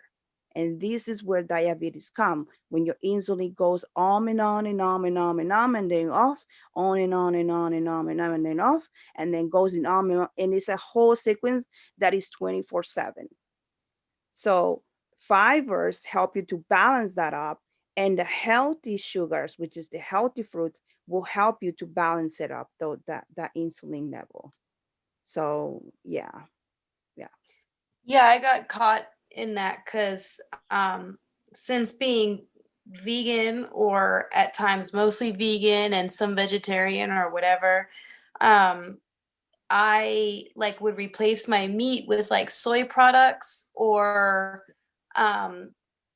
or or like grains, like a whole bunch of carbs. So I would have like a ton of potatoes or a whole bunch of bananas and dates. And I had a roommate who was keto, and he brought up to me that what I was eating, although it was like whole organic foods and stuff, I was having high carbs for pretty much most of my meal, every meal that I had. And I wasn't balancing that out with the fibers. And I definitely got caught in that. Like, I Because of figured, well, health. because I'm not drinking soda or eating canned or eating like all of my foods canned except for my beans, like what, like, it's fine. But I didn't even think that I was having like beans with bread, and then like another one like potatoes with, and like this thick curry with like all these plantains and tons of like, and then I'd have like bananas and dates and all this kind of stuff, like just really high carb, high Right. sugar type of stuff, and a lot of it, and that was all I was eating. And you thought that you were doing right, right? Yeah, because I You figured, thought well, that I'm not buying Snickers right, bars at the store or soda or nothing like that. Like yeah, I'm making all of my meals. right. Yeah, I Yeah, totally got caught. that's another problem that a lot of the doctors they say, well, the vegan is a very dangerous diet. Not necessarily, doctors. It's not. But it's because the vegetarians or the vegans at the beginning, we don't know how to eat vegetarians or vegans. We just started to get like the same diet you have. I had that diet too, girl. I got plantains, beans, rice, mixing with it. Oh my And then like the God, bread, veggie burgers, like pasta. the Boca burgers or whatever, they're so Yeah. good, but they're so bad for you. Tell me And that. I'm trying to be vegan. I'm trying to get out of meat. And all I got is Boca burgers and Boca crumbles. And I know. don't tell Me me that. too. They're so good, but oh, they're so bad. So bad. And it's Um, the sodium too, like just the amount of salt that's in that stuff. but you have to make your own, Travis. And listen, guys, you have to buy your own vegetables. There's so much vegetables in the supermarket. And in fact, the supermarket they threw it away because people don't like vegetables. I mean, why do we need to buy this quick, fast, microwave vegan stuff that it's not even healthy either? Look at the amount of sodium you put in there. And by the way, sodium, sodium no more than 1,200 milligrams a day. Do you know how much sodium you get on those cans? 2,500, 3,000. You asking for a hypertension, nasty hypertension, and maybe in a maximum 5 years if you keep doing the same thing. Reasons that your first thing that you're going to see, inflammation. Your body is going to be feeling swallowing because sodium retains fluid, and if you don't know how to take care of that sodium, you're going to be gaining weight. You're going to be like, what the hell? I'm not even eating bad and I'm gaining weight, or I feel this inflammation in my body. Oh, that's because of the amount of sodium you put in your body. So switch the sodium salt with the pink salt, the Himalayan salt, which has a lot of minerals in that salt and is good for your bones. And stuff like this, I like to tell my patients. Change the sodium, put the pink salt, has maybe 82 that is being researched right now, 82 different type of minerals, and a lot of them are good for your bones. If you have anything with arthritis, osteoporosis, or maybe you have anything in your family that might have these conditions, can become genetic from your side, and you want to prevent it, get the goddamn pink salt and start cooking healthy with your own vegetables. There's no need to get yourself all this nasty sodium stuff up there, made it homemade bullshit, and you put in the microwave and you think you're eating healthy. Think again. You have to make it in your own. And there is books up there where you can cook these things. They can teach you. YouTubers up there, they teach you how to cook vegetarian or vegan. Yeah, I Plenty. think that's I'm sorry, go ahead. No, I'm saying plenty meals you can find up there. Delicious meals that you can make. Yeah, I think that was one of the benefits of I started following the alkaline diet that Dr. Sebi promoted. Uh-huh. And so when I was following that, I actually learned a lot of amazing meals to cook that were simple, super simple. Um, like squash has now pretty much replaced my need for potatoes. Squash is amazing. You can do so much with it. And and yeah, and just being real smart about getting like what like greens and all that kind of stuff, just really loading up on that. But there is a lot of really cool stuff you can do with minimal amounts Yeah. of material. Yeah. I I just love mushrooms. They're a game changer. Mushrooms and lentils are game changers. What do you think about tofu? I like tofu once in a while. I Okay. find if I start eating a lot of it, my body doesn't like that. And I Okay, think so it was you feel because like I you need it. overloaded it on soy products when I transitioned. Because I've been vegan, I've been living a vegan, mostly vegan lifestyle for going on like 12 years. So when I first started, I immediately just went into like soy. Right. Most of the vegetarians they do, yes. That's the first thing Yeah, that we look at. Yeah. yeah, especially because I wasn't having any dairy either. Like I read this book that was about slaughterhouses and all this kind of stuff, and I was like done with it all. So for like the first like 4 years, it was just like heavy soy. But I was still eating like, double bacon cheeseburgers, but vegan or whatever. And I really think that fucked me up. Like I Oh really yeah, think it that fucked did. me up. So I gotta Damn. take tofu in like bits. Like it tastes good and I can have it once in a while, but I gotta take it like, And balance. Yes. yeah, Yeah. it's not a main part of my diet. Like my Right. main parts of my diet are mostly like beans, Yeah. squash, Yeah. quinoa, a lot of curries. But I still got to work on the carbohydrates thing because I can just easily overload it on just, oh, were there lentil noodles? So But then like the whole meal is that. increase more protein. Increase more Yes. protein on it, because you actually, I learned this from a naturopath doctor. He say when your body craves carbs, when you think that your body craves carbs, your body's not craving for carbs. Your body is craving for proteins. Carbs, you can replace them with proteins. So if you balance it up more proteins, you will not need those carbs. This is coming from a naturopath doctor, and I learned it just like that. And he's like, sometimes the people, it's like, I'm craving for more carbohydrates. Listen, I went through the same shit. I went to this naturopath doctor. I'm in the same boat. I needed my carbs, homie. Don't tell me to cut my tortillas. What do you want me to do? Eat more proteins. That's what he told me. Yeah. Yeah, I definitely get you on that because man, I tried going raw. Oh, I fell flat on my face. Like it worked for a week maybe, but then I just had to have Something in carbs. Yeah. something. Yeah. Yeah. Yes. That's because we were trained like that from our parents, of course. It's like me with the rice. This is why I get along with Chinese people. We eat rice. So trust me, I understand that. Yeah. Like I could live off of curries and burritos. I'd be good with that. Yeah. But yeah, it's definitely the carbohydrates, the sugars. And it's so hard to find out, like, because the other thing that was brought to my attention by really listening to Dr. Sebi was all of the food that's been modified. Yes, and that's a problem. This is why you have Yeah. to buy your own stuff, your own vegetables, and make your stuff yourself.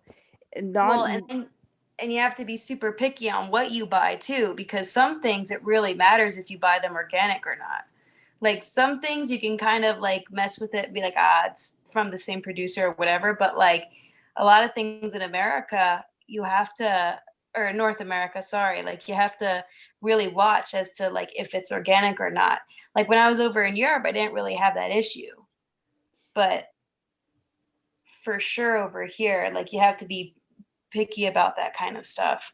yeah, you do. Everything is GMO Fuck, man. Even the seeds you get at the store if you want to grow your own vegetables. or GMO. Mm-hmm. It's so I don't you even know it's organic, but it's GMO. Yep. Those seeds from Home Depot look great, but what are they made with? What do they That's have on nasty. them? Yeah. And there's no research that supports long-term effects on that. Like none. That's why GMO is still, well, I don't know if there's none, but they're certainly not bringing it up. So we're just now kind of seeing the effects of what GMOs are causing. Well, this is why alternative doctors we've been in trouble, because we keep fighting with GMOs, and we are literally like the front. We like the front. We the front in the battle of these GMOs. Yeah, you're the front And lines. yeah, and I'm telling you, I know a couple of doctors up there that they've been threatened to losing their licenses because they will not recommend people certain form of how do I explain to you? Certain form of foods or certain forms of vitamins. And if it's not, if even your vitamins, by the way, your vitamins, guys, when you drink your vitamins from capsules, those vitamins are not natural vitamins. They're artificial made. So don't think that they are pure real. In maybe in 6 hours, 4 hours to 6 hours, those vitamins that you drink in the capsule are going to be disposed out of your body because they are not designed to be holding your body, and your body automatically is going to say this shit doesn't belong here. So let's just say you are literally having apple, a natural apple, and your apple has a vitamin E as a sample, right? You have vitamin E in that apple. Your body is smart, your cells are intelligent. They will take that vitamin E out of that apple compare to a vitamin E that you might purchase in Target. So it's not going to last for a very long time in your body.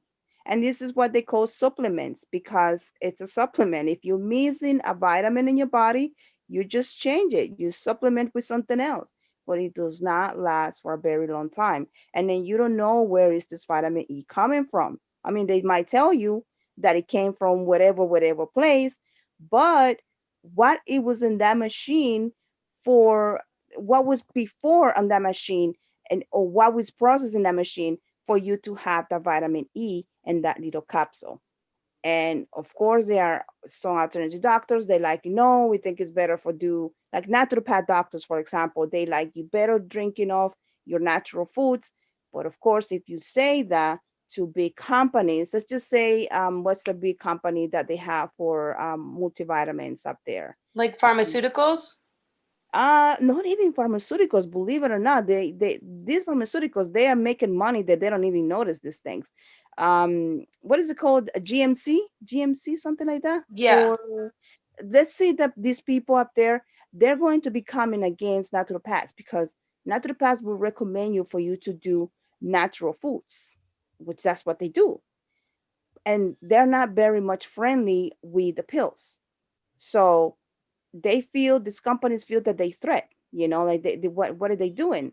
So it's stuff like this. Like I know this guy, this chiropractor, they make his life so miserable.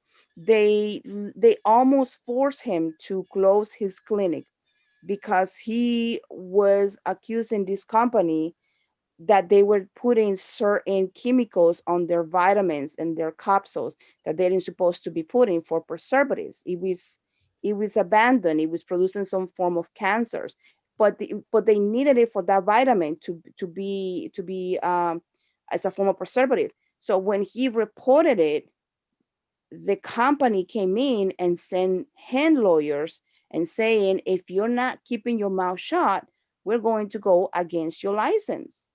And they threat this guy for years. And let me tell you something, this guy, he has so much support from his employees. These employees were working for free at that point. Like the patients would keep coming, and I mean, it's crazy the stuff that I get to see, guys. But at the end of the day, your best bet for your vitamins, it's for you to eat your meals. And this is where you get most of your vitamins. Of course, if you get the good organic foods in your towns, then you'll be fine. Well, it's better if you have a garden, I think, because the organic foods are good, but some of their distributors aren't even that great. Right. Yeah. So Because in the end, it's still a money game. it is So, a money gain, and it's for you to, your job is to find the best places that you can find your foods. There are companies up there that they do offer you good quality of food. It's up to you to find where you can find it and how you can work with them, you know. And of course, don't think it's going to be cheap. Organic foods are not cheap. But if you think about it, I tell people, if you think about it, you're going to be living longer in a way. Then you don't have to be worried about using your retirement plans on doctors' offices up there. Once there's one surgery and you lose all your retirement plan. I'm like, why do you even worry about that right now? I'm like, you investing for your health. So invest wealth for your health. I think it's important too for people to have their own gardens. Like, I think that was the greatest decision I ever made. I mean, even if it's like a miniature, like potted, like just some potted stuff, you Right. know, just of everyday things that you get. I mean, it's because it is expensive to eat organic. Like, I don't even like, even I, that's another thing that gets me is the money issue. Like, I can't, I need to figure out a food plan that makes me feel good where I don't need so much to maybe sustain me if I'm going to be organic, or like it's important that I know what I need to get that's organic and other things that I can get cheaper somewhere else at a store but comes from the same distributor. Right. Cause yeah, dude, that shit's expensive. Like, I totally get it when people are like, I can't afford it.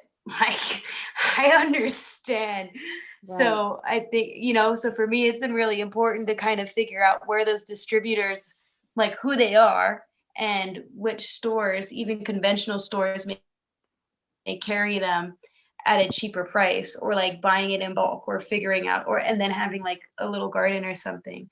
Um, Yeah, and the reason that is uh, expensive is because you supporting the agency.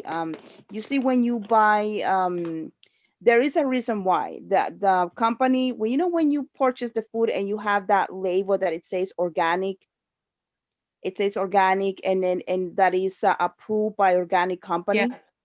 Well, that company is the opposite of the FDA, except that the company is smaller.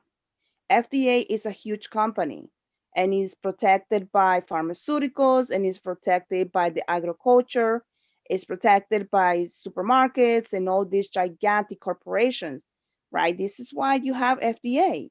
It's federal, it's government.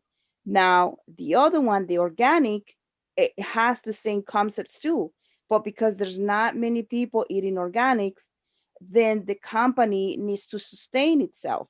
And the one way that it sustains itself is by increasing the prices of our organic foods. So when you purchase your food, keep in mind that whatever percentage of what you put in your organic food, it goes to that company to protect actually our foods, our organic foods. So the labels have to be approved. Let's say you have some kind of like oh my God, I don't know, like some kind of like spinach, and the spinach have that organic label. That means that this company has to go through a whole process in order to get approved by the organic companies. That is similar to FDA, right? So FDA approved, or organic company approved, it's similar to that. So it's the opposite. They just need a little bit of more we were talking about this with these chiropractors in the school, and they say that they just need like a few percentage more from the FDA. And once that get balanced, our organics foods will lower the prices. And once those prices lower, believe me, they like FDA is going to have to be worried, because at this point, majority of the people are going to be to want to purchase organic foods.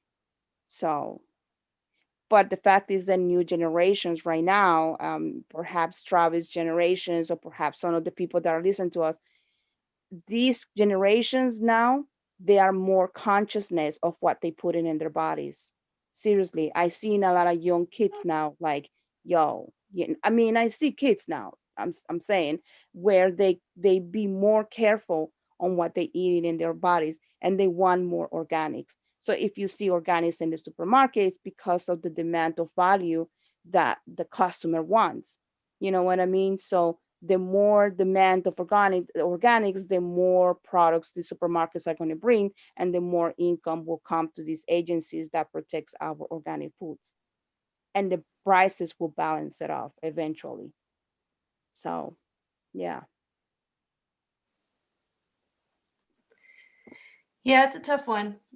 Yeah, It's really. tough because in the end, it's like it's not that the intent isn't there or anything like that, but you know, you do really like.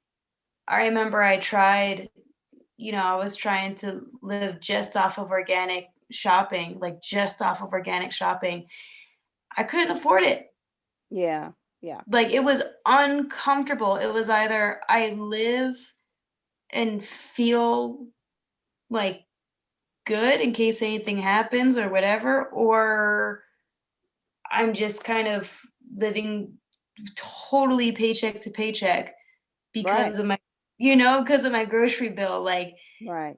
not that comforting. Yeah.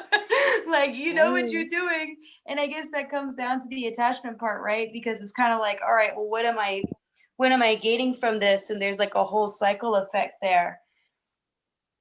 That's where like the gardening thing was just so big for me. As far as my realization was that you can cut out so much foods that you need if you really look at what you eat every day and then grow that shit. Mm-hmm. Like grow tomatoes, grow onions, grow garlic, grow lettuces and kale and shit. That stuff is easy and Yeah. it's easy to maintain and you can do it in an apartment. You just need window space and to like set the area up. You can really do that.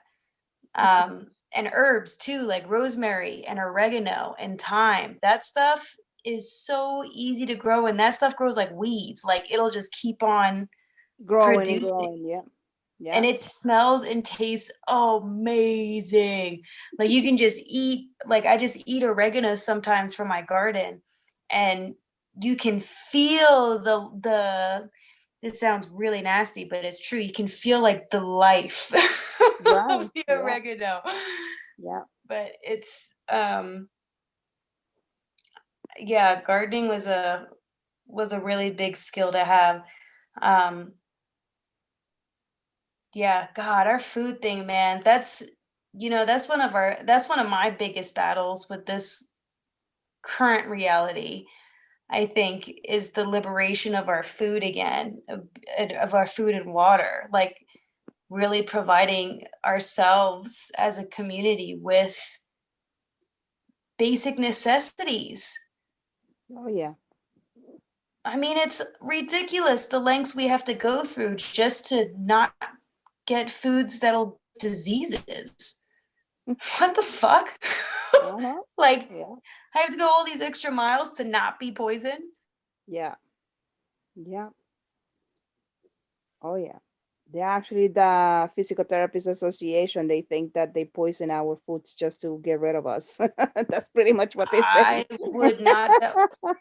Why else would you give me a fucking Twinkie? That's like someone giving me, I used to smoke cigarettes and I had a friend who way back in the day, like give me cigarettes, and he was like, Laura, I see it as I'm poisoning myself. If you want to partake in poisoning yourself, here it is. Yeah. Like, it's poison. They know this shit's poison. We know this shit is poison. Damn, man. When you said that, like, young people are getting healthier and stuff, like, there's a part of me that wants to believe it, but there's another part of me that sees, like, but I think also too, these are just the cycles of kids, right? Because like, Right. when you're looking at 15 or 16-year-olds, like, I talk to them, I'm like, all right, what are your fitness goals? And they're like, to be able to lift a slice of pizza to my mouth. Oh yes. And you're just like, Yes, you will see those no. too. Oh yeah, you will see those too. Absolutely. Everywhere. Mm-hmm. Or they'll be like, I don't care if I have to kill a pig. I'm getting my bacon. And you're like, Yeah. fuck, Yeah. you don't even need it. You need a salad.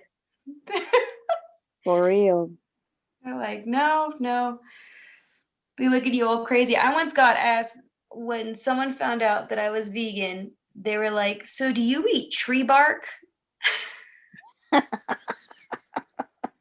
Sure. You eat tree bark, the bark of a tree. Is this what vegans do? And what's crazy is that, like, yeah. I That's mean, because we have like cinnamon, right? Yeah. Yeah, we do eat tree bark tree and bark and leaves and wet shit. grass. leaves and fresh grass. Yo, they were telling me, they were like, Laura, like I used to work at a deli, which is horrible if you're vegetarian or vegan. It's Yo, horrible. People deli? get, huh? In a A deli? deli? Yeah, like a sub shop. And they What? would, Hey, that man, could be a yeah, side, that's right. huh? That could be a meditative practice. Oh, it was, man. That was fucking hard. They were like, they would be like, okay, get a free meal. Oh, Laura, we got some rabbit food in the back for you. Wow. That's fucked up. But you know what? The devil what does it say? Devil loves Prada. Yes, yes, yes. That he laughed the last one that laughed, the better he laughed, something like that. I don't know how you call it. So while they making a joke out of her, they're going to be turning 80s and they're going to be having medical issues, and this young woman is going to be taking her life nice and easier. Dude, not even into their 80s. Like they're gonna be going into their 30s looking like shit. Yeah, man. You Crazy. see the disease, like these big old circles under their eyes. They'll be really Inflammation. fat, Yeah. Dollar miserable store lung chicken nuggets and problems. sweet baby Ray's sauce dipping everywhere, all kinds of Travis, different ways. it's your nutrition. It's that sweet baby Ray's sauce is what it is. Oh my God. That dollar store applesauce, apple juice. It's No. 1 o'clock. Oh, Thanks, I man. love that stuff. What, sweet baby Ray's? Yes. Yes. Yes. Ah. Too I bad you're not tried on making a Instagram. raw version of it. That was not it. What version? A raw version when I was going raw. What is that That's even? like that's like cooking that's like the watermelon meatloaf. That's Yeah. not, Oh, not yeah. Mm. I tried the watermelon jerky. Terrible. Terrible. Just watermelon terrible. jerky. Yeah, it tastes like dried watermelon. It's like, what's the point? Like, what's the point? Watermelon supposed to be juicy, I guess. Yeah, no. It's like they tried making watermelon to a type of, yeah, it was gross. You're supposed Don't to recommend be it. juicy. However, jackfruit really did turn out to be a successful meat substitute. Jackfruit is absolutely delicious as like a pulled pork type of thing or whatever. Amazing. I keep hearing It's that. good. And hibiscus flowers. I am now officially a fan of making alternative meats from hibiscus flowers. Yeah. Fun tip. There's a lady on YouTube that creates a vegan birria, and she uses hibiscus. And what you do is you brew the hibiscus flowers and you keep the tea, right? And then what you do is you rinse them and you let them soak in apple cider vinegar to cut to cut the tartness of it. A little bit of apple cider vinegar with some water, and then you rinse that out, and then you cook it with like your beans and your onion and all that kind of stuff. Delicious. I thought it was just straight hibiscus flower. It is. Oh, Yeah, you without can the like beans, like no beans and anything else. It was just straight like. you can eat it just the hibiscus flower too. Like you can season it Mm. and then use it too as a replacement. It's really good. That surprised me, but it was good. Maybe if I drench it in some sweet baby rice. It'd be even better. Greetings, Ananya. Ananya did not connect to audio. Never mind.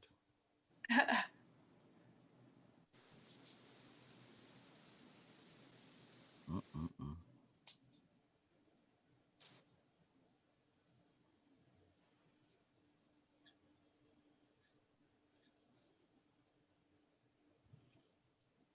Om Namah Shivaya.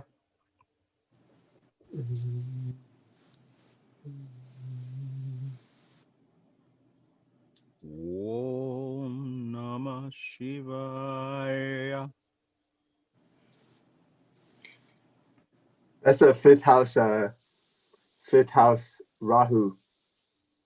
Because on Indastro, my Rahu's in the fifth house and the 11th house, or like the access for my Rahu and Ketu. And they say that for the fifth house Rahu, they like to chant ancient text. Hey, my Whoa. Rahu's in the fifth house. Yeah, that's what I'm saying. Because you knew, yeah. So you have that too. Yeah, I mean, like I didn't like really think about it, but when I actually thought about it, like I can do like mantras in like Arabic, like Sanskrit, and then like ancient Kemet. I've memorized a couple of like mantras that I do, and then like Nook, like which one should I do? Like I mean Nukapu of Ma'at, that's like Nukpura, like Nuk Uab Uab Kak Uab Bak Uab Sechem. I just remember like Dr. Lima Bay has a book and he has like pages of just like Kemet mantras and Sanskrit mantras.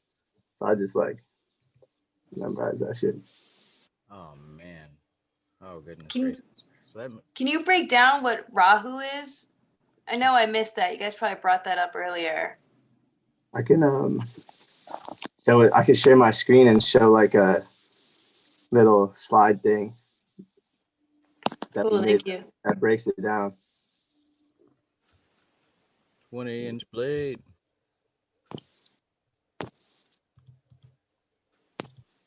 Okay, now try it. Hey, Ananda. Yeah.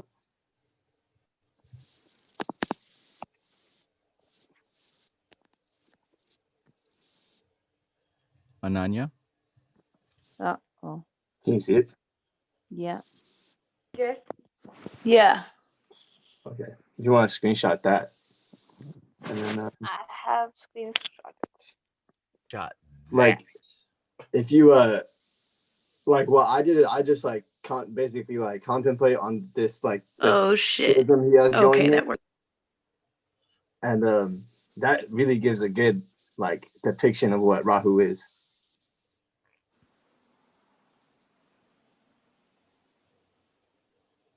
But I know that just off of the symbolism, since Rahu is just the head, like super obsessive, and then like future oriented. It says that over here. Yeah, like radicalism, chaos, instability, all that. So it's kind of like your ascendant almost? Oh. I wouldn't say that.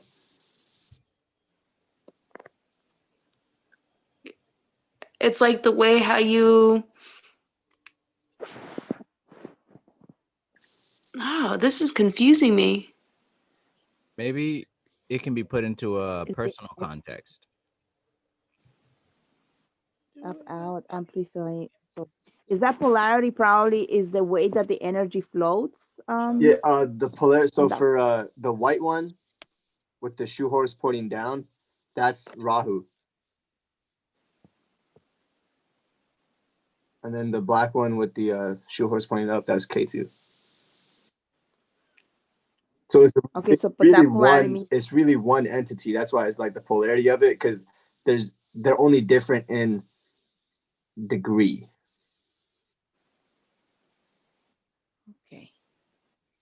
You see, because in Chinese medicine we have our weight of the polarities have a behavior and how it travels in the body.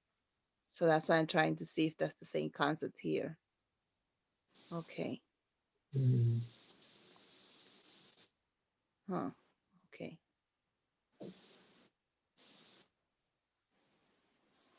And so a person has Rahu and Ketu. Hell yeah. So Rahu is like what causes, I guess, would that be where like you have the most intense changes or passions that create instability or radical change? whereas K2 is more of like a, what was that? North node. So, wait, I guess I have to turn my light on. All right, so Rahu, also known as North Node, can be seen for materializing. Well, its function is materializing, right? Some qualities include corruption, intrigue, exile, violence, foreignness, iconoclasm, destruction, epidemics, technology. But notice it's a tamasic activity. Kapha and Vata in the tamasic state. We'll learn more about those later. Okay. But then like Amar said, these are two halves of a creature. This is the head, and then the body or the tail of the dragon. They say. Whoops. Oh, no, that's Saturn. Alora, I know you said that you fuck with Savon Bomar. He has his video, the path to immortality. He goes over the mythology of Rahu and Ketu. Oh my god, I just started watching that. I don't Yeah. remember that part. That video. The pathway to immortality.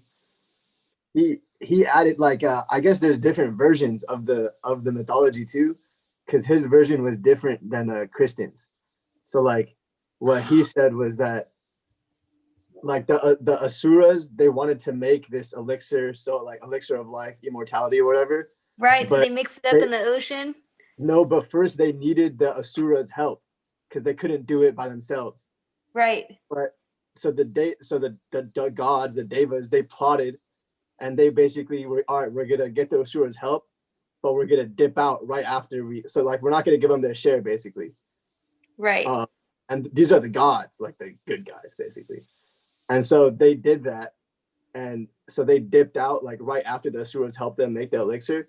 But one of the demons, they like already knew that the gods were like up to no good type shit.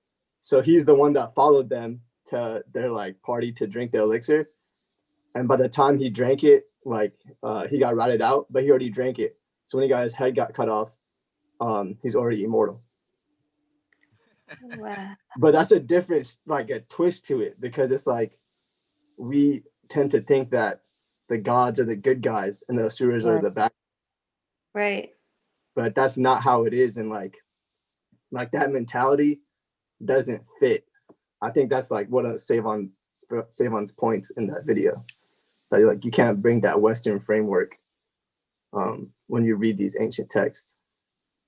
Right. They're just like things that happened. They're not necessarily based off of our morals. Shit, like there are no good guys or bad guys. They ain't even things that happen. They're trying to describe metaphysical principles in story, right? Right. But you know, Christian minds, we find it and we try to like make it good versus evil as usual. Wait, so that is so he's explaining Rahu in that? So like I forget what the entity's name was, but like he's so basically after his head gets chopped off, his head is Rahu and his body is Ketu. Oh shit. So it's really one entity. So it's not that's why in that graph it shows the polarity and it has the branches, because it's like it's really just different degrees of the same entity. I see. I understand that. I see.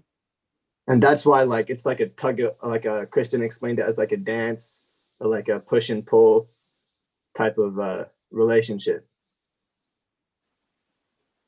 Oh.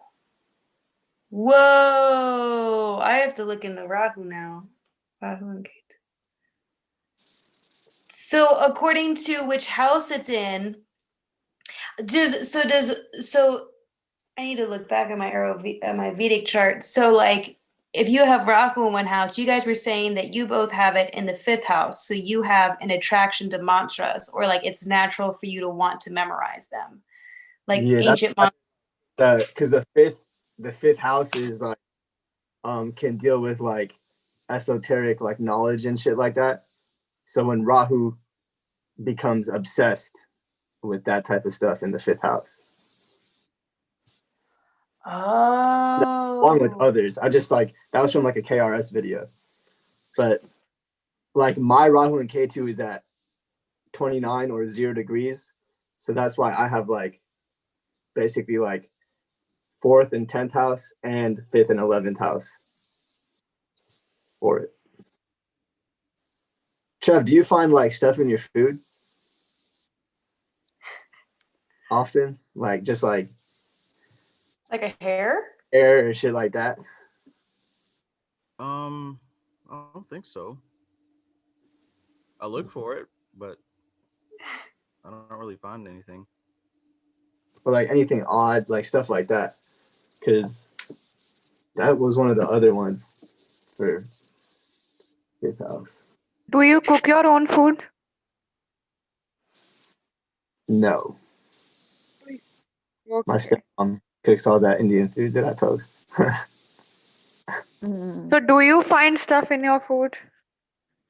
Yeah, all the time. Like I find in this morning, I found basically my stepmom's hair, but I saw it.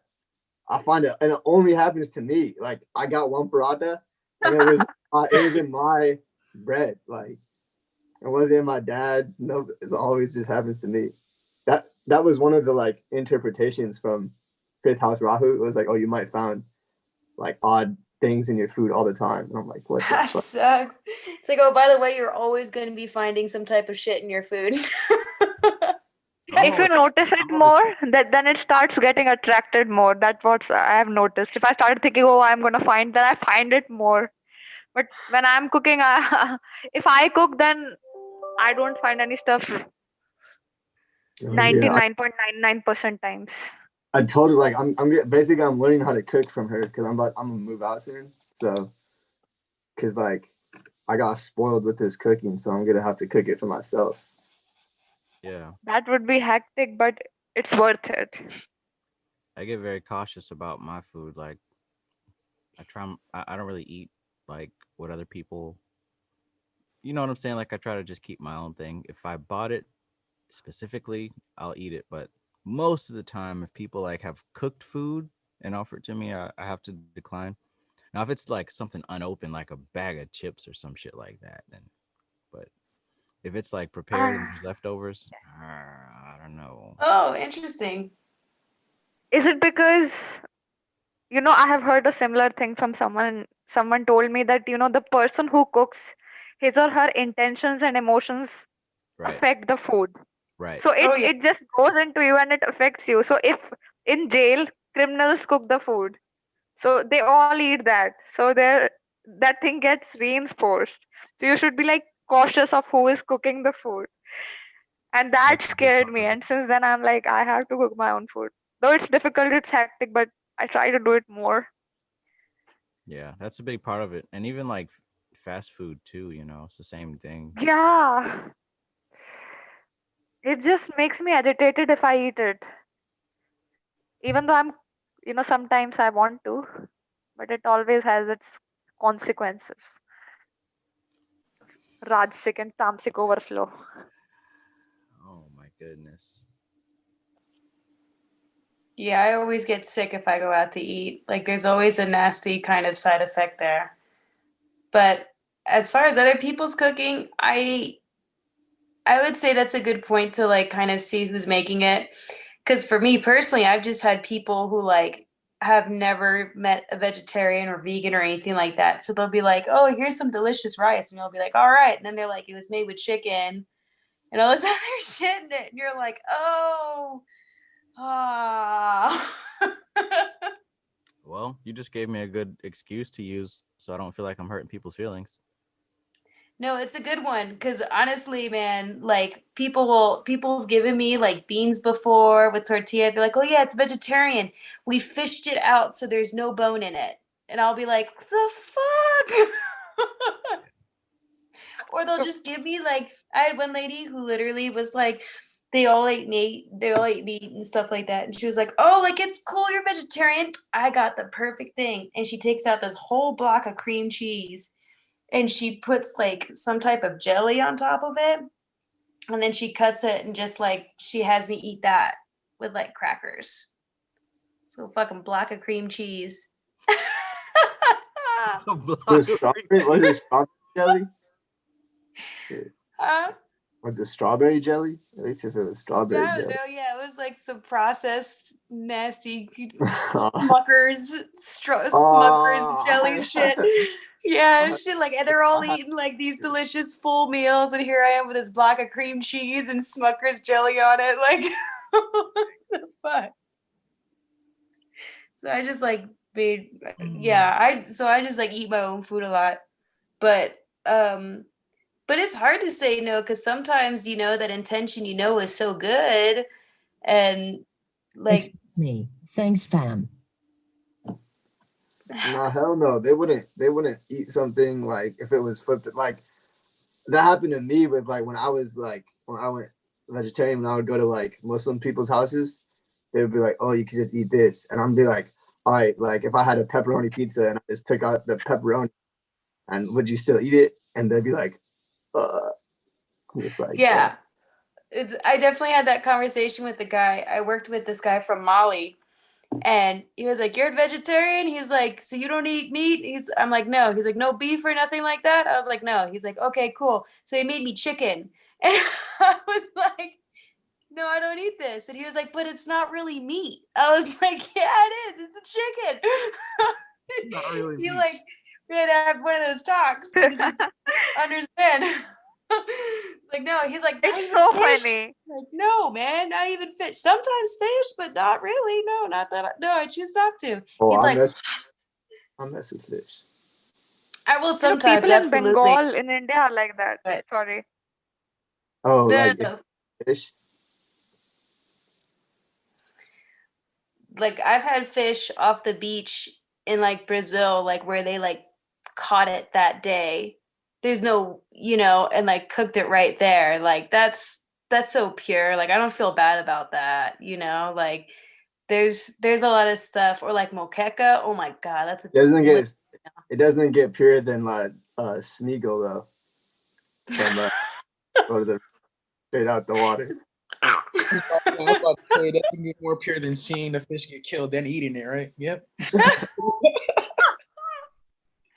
Nothing. It's perfect. Ooh, I'm see you guys. Now we're talking about fish, and now there's sushi. Some scars popping up. Oh, that's crazy. Bro, I love sushi, man. Damn. Yeah. Sushi's great. Sushi's delicious. Yeah, but I don't know. I can only have that stuff once in a while too. Like I even tried making that a thing. Like I tried the whole Mediterranean shit, where you just had like salads with a bunch of fish and all that. And it was good, but I got sick. I got really sick. Something with the meat just doesn't work well with my system. What do you guys think of the cultured meat? Like they are like artificially creating the meat. It's not Oh, actually by killing the animals. They take the cells and they grow them. you're talking about those blobs that they're selling, like the clones? Like genetically like engineered meat. Like they take the cells from the living animal and they grow it and That's they call that meat. Isn't that what all the meat is, and all the vegetables? Aren't Like they all? like after you kill the animal, in Vedas it's said that you kill the animal, then the animal feel those anxiety and that gets blocked, that energy gets blocked while it dies. But but with that cultured meat that I'm talking about, you are not killing an animal, you are just taking some cells and then you are like cultivating it and then creating a block. I think that's too desperate.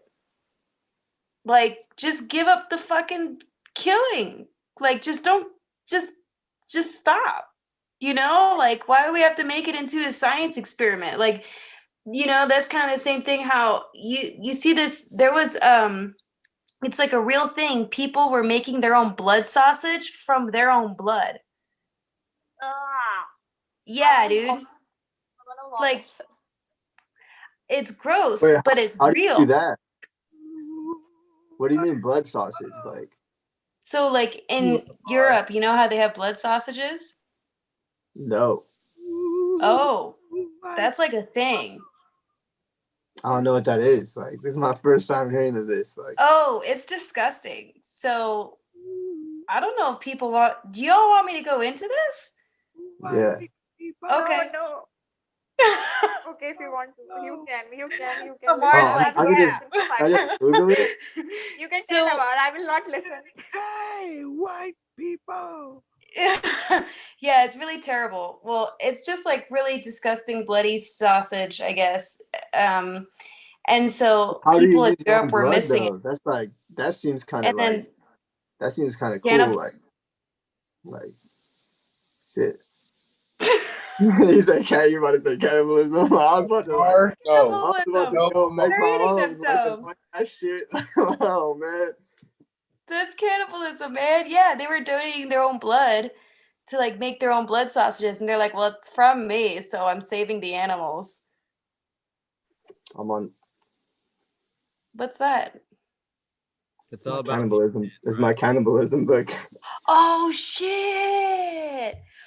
We were talking about that last time, but Yeah. we stopped on the subject of it actually being like forever struggling, like because I was kind of relating it to sex almost in a way where it's like we're constantly struggling to be connected to like the feminine and masculine parts of ourselves, like connecting to become one, but from the outside.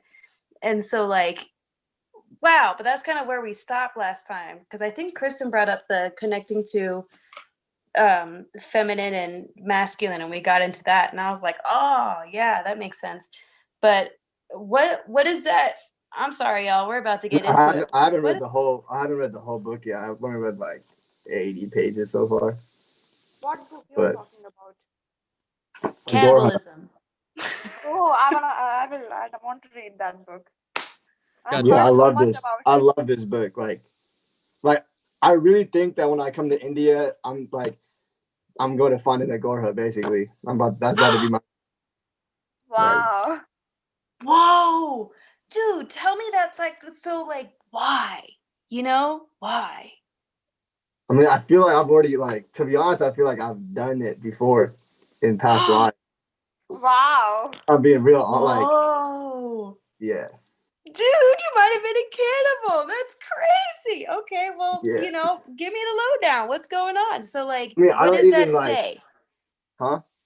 What does that say? Like, what reasons does that book give? I know you're not into I it don't too much, but like, I don't think it's I don't even view it I feel like cannibalism even is a word that came about from a skewed interpretation of what's happening.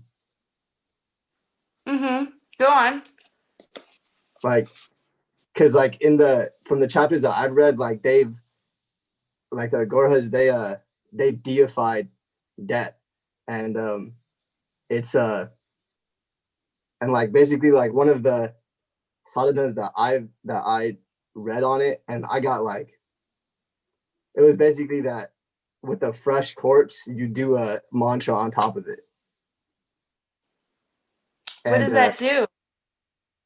It basically basically the whole process part of it is detaches you from that humanity, because to be able to do that, the author was saying that he was basically scared, not the author but the guru he was talking about, the first time that he had done it, he was scared out of attachment to the body. This is a personality and all that. He was attaching a lot of stuff to that. But I mean, he also talks about how this is not a spiritual path for everybody. It's just a type of if you, I guess, resonate with it, then it's for you. But if you don't, then it's to be left alone. Because he talks about it that he just talks about his experience. He doesn't he's real honest, but a lot of the accounts, like people would take offense to it. But It's interesting. So there's this historical figure who I absolutely love. Her name is Queen Nzinga, but her name is spelled Njinga. And during the slave trade, she was one of the few um, rulers to keep her people, the Ndongo, free. And the way how she did that was through political prowess and using religion as a way to create more political power and certain moves. She was like, oh my God, superhero, like freaking goddess queen, holy shit, badass woman. Well, anyway, one of her moves was at that time in the 1600s, the Dutch, they were in allegiance with this tribe called the Mbangalas. And the Mbangalas were extremely feared all throughout lower Congo regions and all this kind of stuff because not only were they a war tribe, but they were also cannibals. And Nzinga marries the leader of the Mbangalas and therefore takes hold of that alliance and then turns it against the Dutch. So the Dutch are like fucked. But anyway, so what they describe with the Mbangalas and their connection to cannibalism is that their leader. So the reason why Nzinga was able to get in was because she said that she embodied that she was essentially the reincarnation of their original leader, who was a female, who was they were a migratory tribe. And so she was making her way with her son to another settlement or something like that. And along the way, they were either going to starve themselves or they were basically going to die of starvation. And the son offered himself up to his mother and let her kill him and cook him. And so it was like over a couple-day process where the woman like grieved as she was cooking her son. And then when she partook in it, she saw it as a way of like, it became in her head, or in like her head, that ended up becoming the culture of the tribe, like this way of releasing that attachment to the body and instead seeing it as almost like a rebirthing process. Like his death gave her life and his spirit is like a part, like she like essentially like consumed what was left as he like left this realm or something, like kind of the same thing that you were describing, like no yeah, longer having that attachment to the body, but instead seeing yeah, the whole symbolism with it or whatever. So after wars, what they would do is they would take pieces of the bodies and they would like have them in ceremony. Not the whole body, but like Do what in the ceremony? eat them, like eat some of their enemies. But I don't know the specifics of it and we don't even know if Queen Nzinga actually went through with it. But a lot of people kind of think, well, yeah, she became the head and said that she was like the reincarnation of their leader. So I'm assuming that she probably did some cannibalism. But I mean, like, I feel like a lot of people would be surprised of what a lot of like leaders do, but they just like kind of like in Doctor Strange, how the Ancient One was drawn from the dark dimension the whole time, but like she knew what she was doing. Mm-hmm. Kind of like that. But if people found out, like how one of the in the movie, like he found out that she was doing that and he felt betrayed and a bunch of other shit. Hey, there's a bias for that. About feeling betrayed like that? Huh?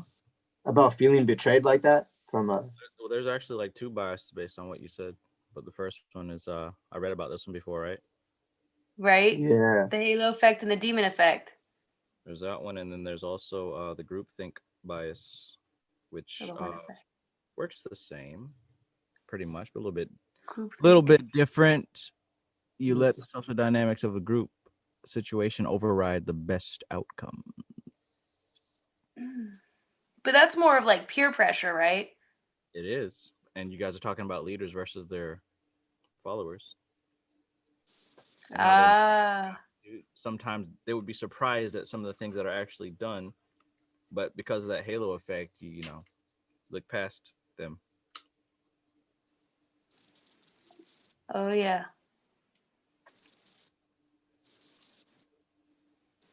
The rules to the human brain. You know, this kind of comes back to our conversation on Thursday when we were talking about moral judgments, right? Mhm. Like it's interesting because Travis, you had brought up like about this warlord, was it controlling children and like using them in war? Mhm. And you're like, you know, he wouldn't be able to necessarily, that wouldn't really work over here. Like he'd have to manipulate them in another way or some shit like that. He said something like that. But I mean, hell, that's why they got recruiters, right? yeah. Conveniently in the malls across America. Yeah, but like, you know, it's but you know, cannibalism is so taboo, but it's one of those things where it's like it's been repeated in human history. And if we're looking at morals or You see whatever, the you know, like that's like something that you really have to look at, right? Like consuming other humans. but Yet from we've what always been moral fascinated point with of view? vampires too, right? Yeah. Sorry, go ahead, Omar.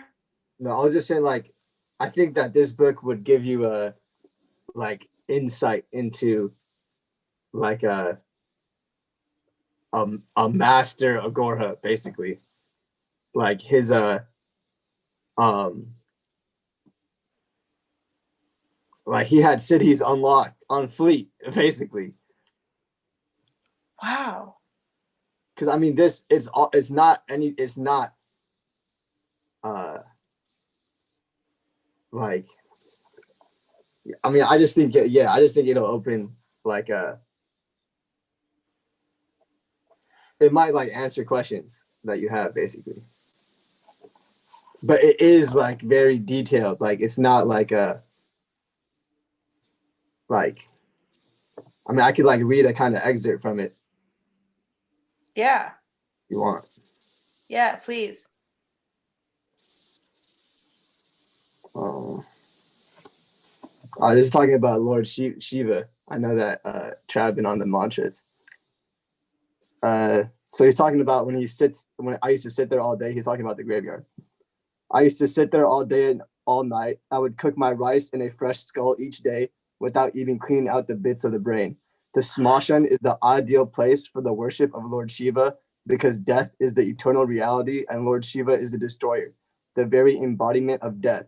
You will always find him among the dead, amidst spirits, corpses, and the ashes of burnt bodies. Mani Kamika Ghat is Shiva's favorite haunt. Hmm. See, and I just got stuck at him cooking rice with bits of brain in it. That makes me Like think.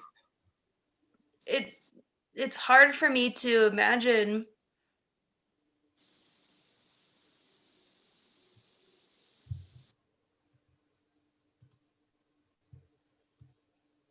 So he's saying that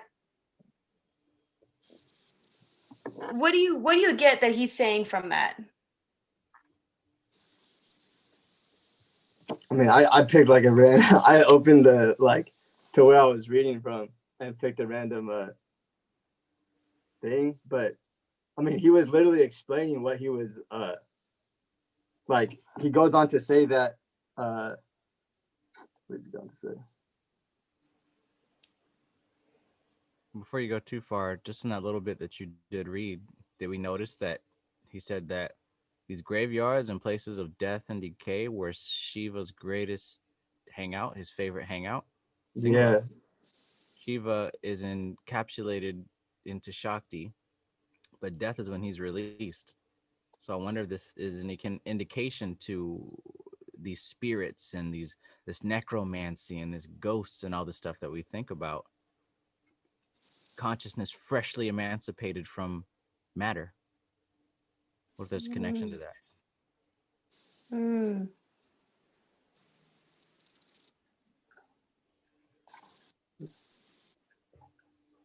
I mean they Mm. also I think that well, I know that like the part of it is like the Ajna, like part of the Ajna chakra and like the crown chakra. It's like the vital energies are in like the brain. Like to be like, I guess, blunt about it. Mhm. Oh. So essentially, it's like you're eating the cage.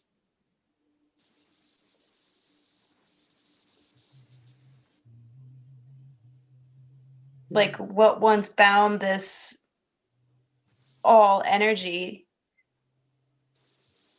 is now like your serving platter. Yeah. I mean, he goes on to talk about like he got basically after that, like when he was doing his sadhana, he had a vision of Mahakala, which is a like an aspect of like the female aspect of Shiva, like one of the forms of Kali. And yeah. What did he say? He says, I started out talking about Shiva and then began to call him Mahakala. Shiva and Mahakala are two aspects of the same being. Call him Atma, Purusha, universal soul, ultimate reality, God the Father, or whatever you will. Shiva is the one, the absolute, the one without a second, the embodiment of pure consciousness. All duality exists in the manifested universe, and Shiva is beyond all that. Or rather, almost beyond all that. Shiva has a form, which means that his personality exists within nature, created from Adya. Wow. And then he says, oh, I'm going to actually read on because it's a good point. Shiva has a form, which means that his personality exists within nature, created from Adya. Lord Shiva is not absolutely absolute because of the compassion. He has taken on an attribute or two to enable us to comprehend him.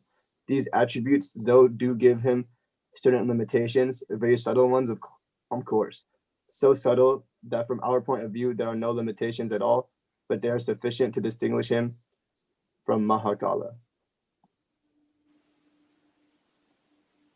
Because Mama Kala is like the energy, not Shiva. It's like energy and matter form in a way.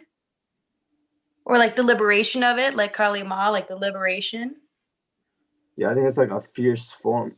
Because I know that Mahakali is the like a fierce form of Kali. So Mahakala is a fierce form of Shiva. I actually gotta look it up. Oh, it says right here, Mahakala is the god of time. He is the Satya Shri Akala, true auspicious beyond time. He is time. How can he be subject to it?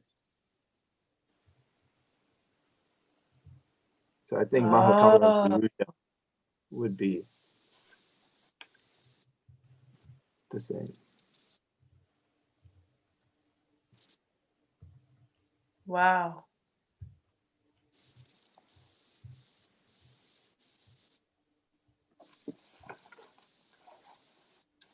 I guess my thing would be like where they get then, like, I guess my cultural hang up is where the whole idea of using then the essentially the waste, right? Or like the body as a means to eat, like where that symbology comes in. Yeah, I have to. I think Chad, did you mention before how like the head shamans would like take on the next shaman? The like apprentice shaman would eat the head of the other shaman.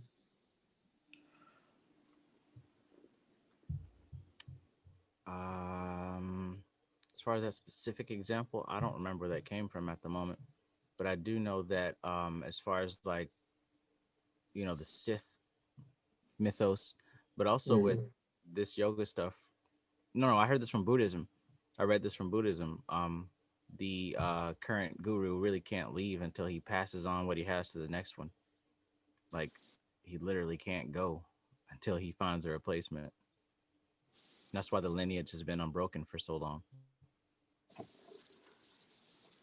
Whoa.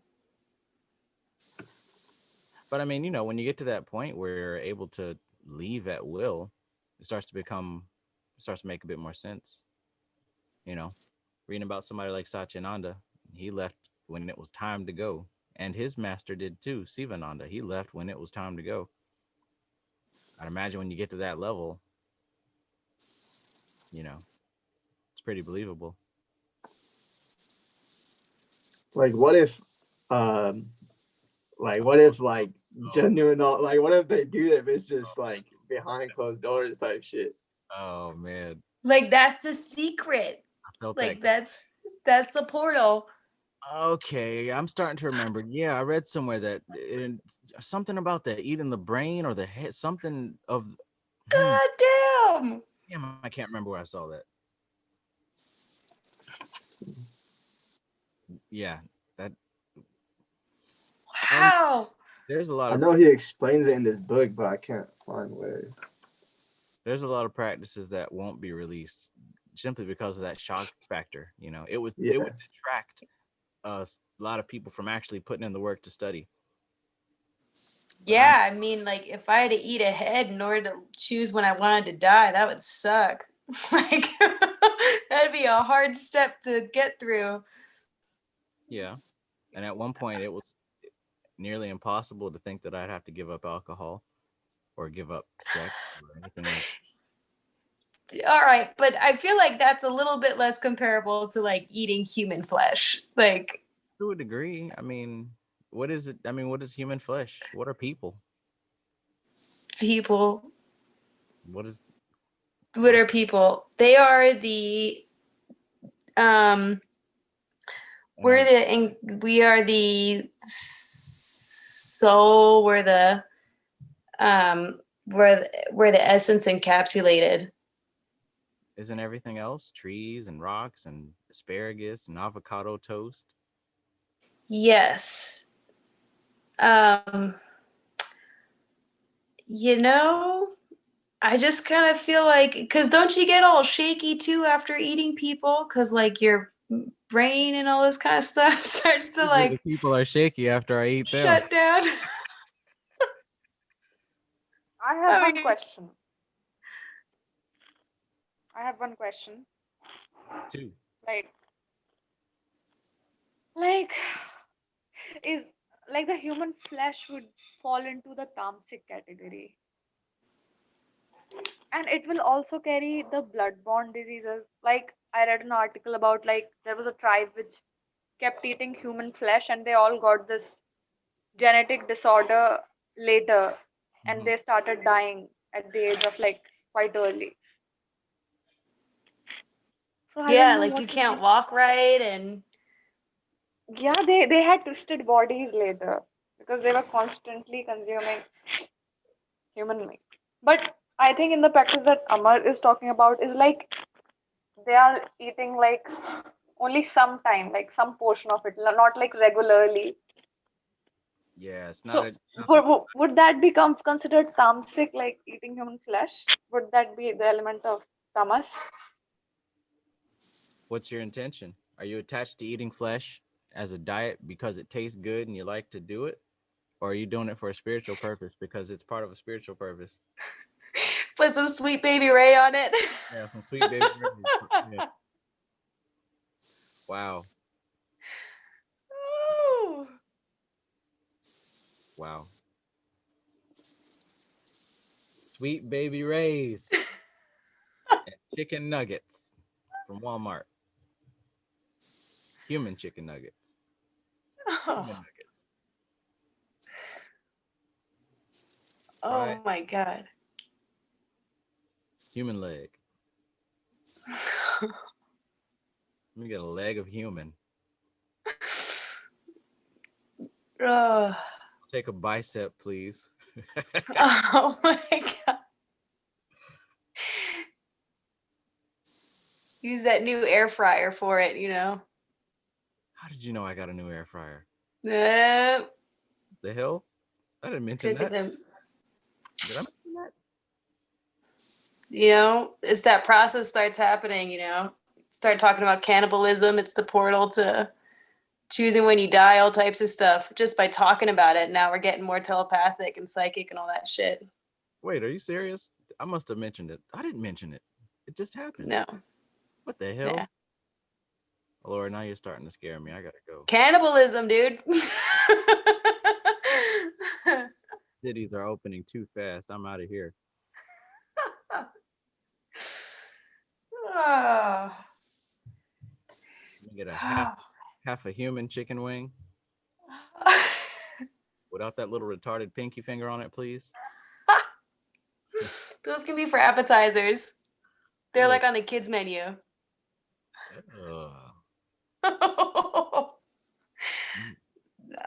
See, that's rough. I don't. So I can see like with that intention, right? Not working out. Ceremonially. Oof.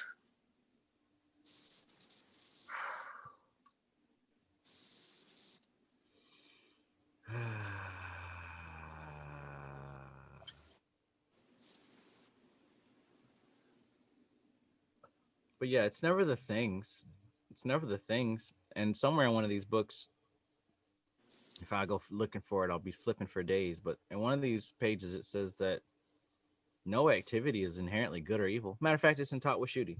She talks about nothing is good or evil, but it's the intent behind it. Right. Including eating humans.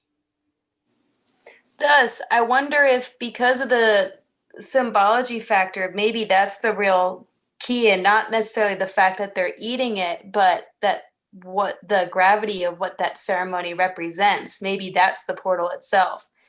Like, you don't have to eat it to gain this pathway, but it's with the depth of their own personal sacrifice. They understand that gravity, and therefore they're actually able to surpass time.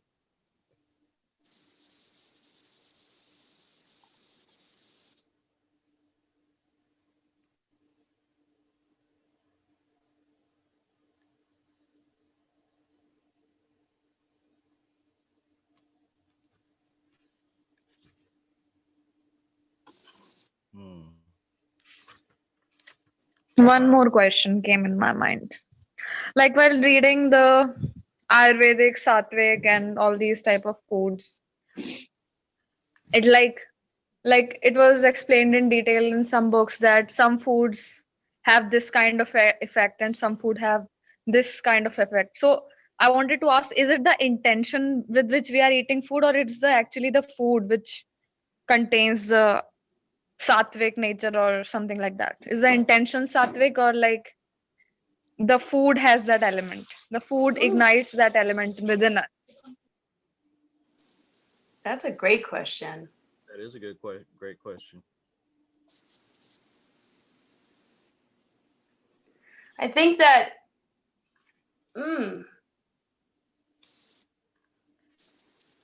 because there's a part of me that thinks that you can surpass kind of anything once you are truly a master of yourself. But at the same time, like you see, you know, everything has, there are certain causes that give you specific effects.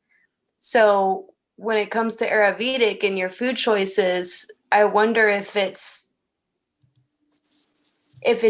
because of the specific combination of the intention and then pairing it with these certain foods to create a type of pattern that has a greater effect, you know, than like say I'm like all about, you know, I'm all about understanding that this is just, you know, matter and projection and all this kind of stuff, blah, blah, blah. And here I am eating Oreos, but Oreos have a certain effect because they were made with a cause that wanted to drive in some a type of poison.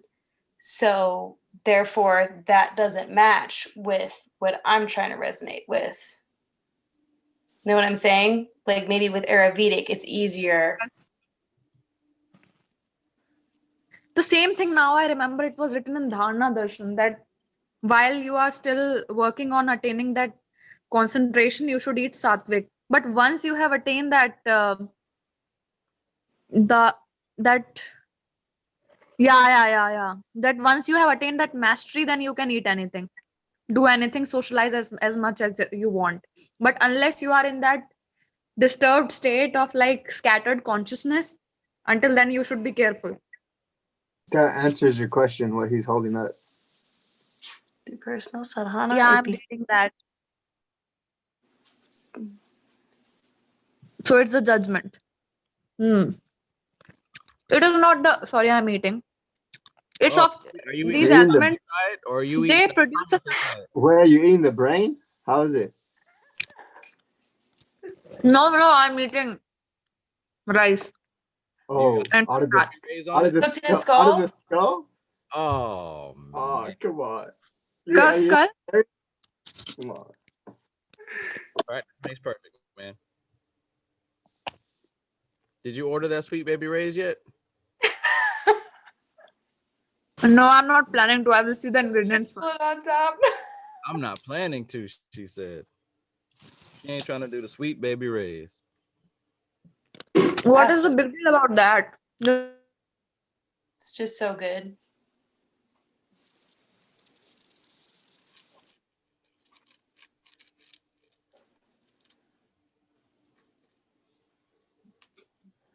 I'm gonna have to meditate.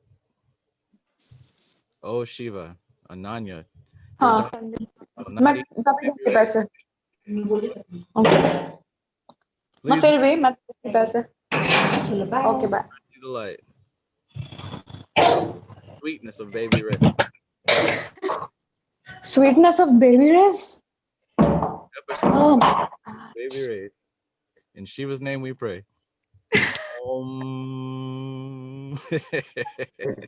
That's a mantra on the spot. Sweetness of Baby Ray. Sweetness of Baby Ray. Like becomes purified. Yeah. No karma attached. what are the ingredients of the sweet baby rays? It's terrible. But you could probably figure out a way how to make it better. Maybe.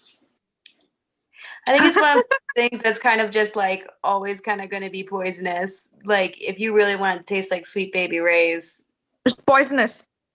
you just got to add the poison. Like I Don't think get it's just one of those. Sugars, It's spices. sugars, spices, salts. Preservatives, acidity regulators, this and that. Yeah, a little bit of antifreeze in there, you know. Freeze. Freeze.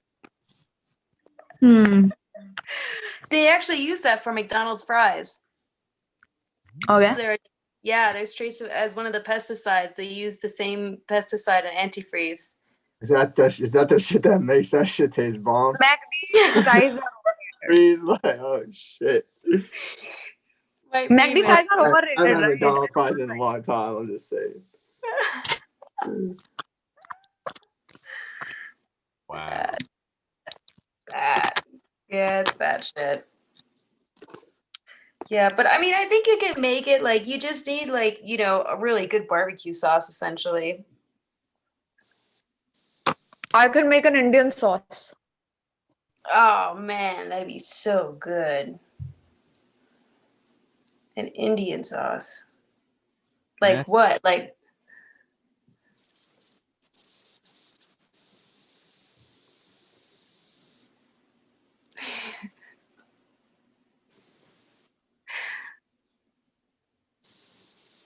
All right, yo, Child, I wanted to read this. I'm like another like exit out of this. I wanted to like hear your thoughts on it, or like everyone's, not just yours, but yeah. All right. What is even more amazing to me than the way people hold tightly to tradition is the changes which come over the deceased loved ones. I will never cease to be in awe of nature I will never cease to be in awe of nature. of the power she has over the human mind. 5 minutes before he dies, a man's wife hugs him, kisses him, and cries over him. 5 minutes after he dies, she is afraid to touch the body. That peculiar feeling is there. Of course, she feels peculiar. Even when they used to enjoy sex and thought they were getting enjoyment from the body, they were really enjoying something else, each other. You never feel like cuddling or fondling a dead person because there's nothing within to cuddle or fondle. Only the outer shell remains. Shall I go on further? After the husband dies, his corpse is removed from the house, and even after his cremation, the ashes are never brought home. Why? Because his spirit might come out and trouble his wife. How absurd. Don't people have any common sense? They have been married for years, and they must have made love hundreds of times. If the spirit does come, he will love her. He will try to help her out. Isn't this logical? But when it comes to death, very few do what is logical. One more question comes to my mind right now. So Trav showed me that quote that nothing is impure and everything is based on our judgment and prejudices or whatever. But suddenly this quote that I think we read in Kabbalah, it just popped in my mind. This quote was, I think, one of our favorite quotes. Remember, Trav, that the the closer the stream it is, the closer the stream it is to the source, the purer it is. Yes, indeed. And it kind of confuses me with the quote that you just showed. Hmm. That quote's more in relation to the origin of the information. It's 2 o'clock. Thanks, Maxine. So that is also a judgment, or that's a reality. I think they're related to two different subjects. The pure the source, Okay. pure the stream is more related to your foundation of understanding. If your foundation of understanding is closer to untainted thought that makes sense, then what comes after that is gonna, Untainted thought. yeah, like modern day thought, all this new shit. So that is tainted. Yeah. But as far as that quote that Amar read, that is pretty funny. How you have somebody and you love them and you spend every single day with them, you do everything with them, but when they're dead, it's different. Now you're looking at this. The emotions are all switched up. It's this terrifying corpse. You know, it's hard to look at. It's we call it an it now. We don't even call it the person anymore. Yeah. It's scary. I don't want the ashes in my house because the spirit might come out. But this is a person that you knew for 30, 40, 50 years. And you loved them and you loved on them.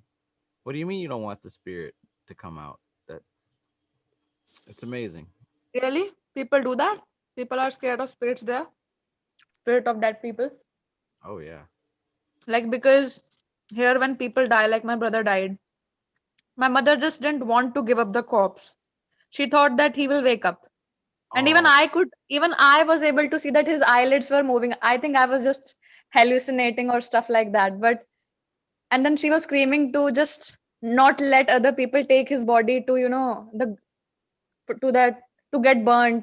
They burn the bodies in our religion. And then I was confused whether to stop my father from taking. Anyway, they would not have listened to me. But I was confused. I wish they didn't take him. how old was your brother? He was 2.5 years old. I was 4 by then. Yeah, I know how you feel. Like we don't have the same ceremony. Like my dad was cremated, but I used to carry like him around uh like the ashes around with me. Like I didn't have that. We also didn't really have that fear of the spirit causing harm. Like Even I kept we seeing him. wanted it. Even I kept seeing him later. 2 times I saw him later. That's cool. Yeah, my lights used to flicker, and that's how I used Really? to, yeah, and that's how I used to like communicate with them. Like especially like if I was, you know, like really upset or something like that and would call, like a light would flicker. Hmm. Yeah, and my mom had an intense conversation with him when she moved out here like 2 years ago, 2 or 3 years ago. She Fantastic. huh? That's fantastic. Yeah, like he called her on her phone. Like she What? had, yeah, yeah. So she told What? me, so yeah. So she woke up, so she keeps her phone on silent. And every night when she goes to sleep, so she doesn't get any calls that interrupt her or anything like that. And one night she was sleeping and she was kind of just like, she was having a little bit of trouble sleeping, but she was just kind of thinking of her day, she said. And so she was like meditating and sleeping. And then her phone started ringing and she was like, that's weird. I always have it on silent. And she looks and it says Robert Cohen and it's my dad's name. And she was like, what the fuck? So she tries answering it, but no matter how many times she tries to hit accept, it won't answer the call. So she's like, so she was like, okay, I get it. And she goes into a meditation. And through that, she said that he and her talked like for a long time about, because their marriage was like really messed up and stuff and just kind of, and he committed suicide. So he had, so that was like a really big uh That's thing, right? painful. For, yeah. So they like really went through this whole kind of healing process.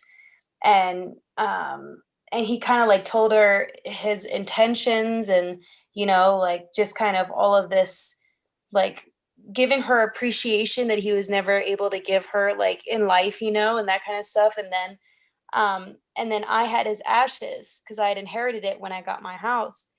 And he asked my mom specifically to tell me to spread his ashes around the house so then it would be protected. So I did that. And then like, and yeah, and it was like this whole like thing.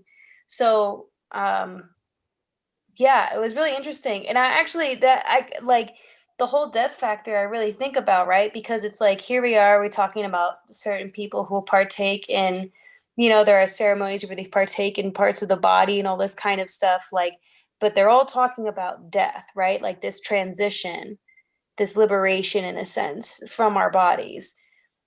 And if we go back to Shiva, or if Shiva becomes us, or if we are Shiva, right, or whatever, like what are these experiences that we call spirits, right? That like we see our loved ones. Are they just projections of what like we need? Or Yes, is it, exactly. That's what I even think, that maybe I didn't see him. It was just a projection of me, but it was his birthday. Like I saw his spirit on his birthday, and I was so small I forgot. And my mother just realized that, oh, it's his birthday today, and she's saying that she saw his spirit. yeah, there's this fantasy book series from the 70s called The Land of Xanth. And uh in one of the books they like cast this magical bush, right? But it makes you see like your past loved ones, and so a lot of people will get Wow. distracted because they'll think that they're seeing the ghost of their loved one or whatever and talking to them, but actually it's just a projection that this bush does as a defense to keep you from like cutting it down or whatever.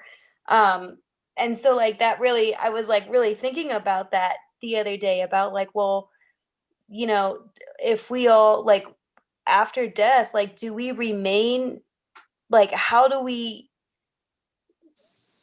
are there such thing as ghosts, or are they just like dissipated? Is it remnant just energy, in the sense that like it's just, and it just manifests when it's around your form of matter because you resonate with it on this certain level, and therefore it'll always come across that way. Like if it, but is it even the same? Like is it even my dad? Is it even your brother? Is it even our grandparents or anyone like that? Like is Yes. it really them, or is it just like a similar energy that we This is the resonate same with? question. Yes, these are the same questions I get because different books, I have read many books and they talk about different stuff. Like one book says that you become energy, you transcend into the astral plane, and then one book says that there is no ghost. Ghosts Right. and spirits don't exist, and you just reincarnate or attain moksha. And the third book says that if you have like an unfulfilled wishes or desires, then your soul get mixed with some body particles and then some ghost keeps floating. And so many perspective, and still still I'm like, I'm open to all, but I don't know what's true. Right. Because then, like, because then I do research, because then I have like this research into Aboriginal way of life and all of that. And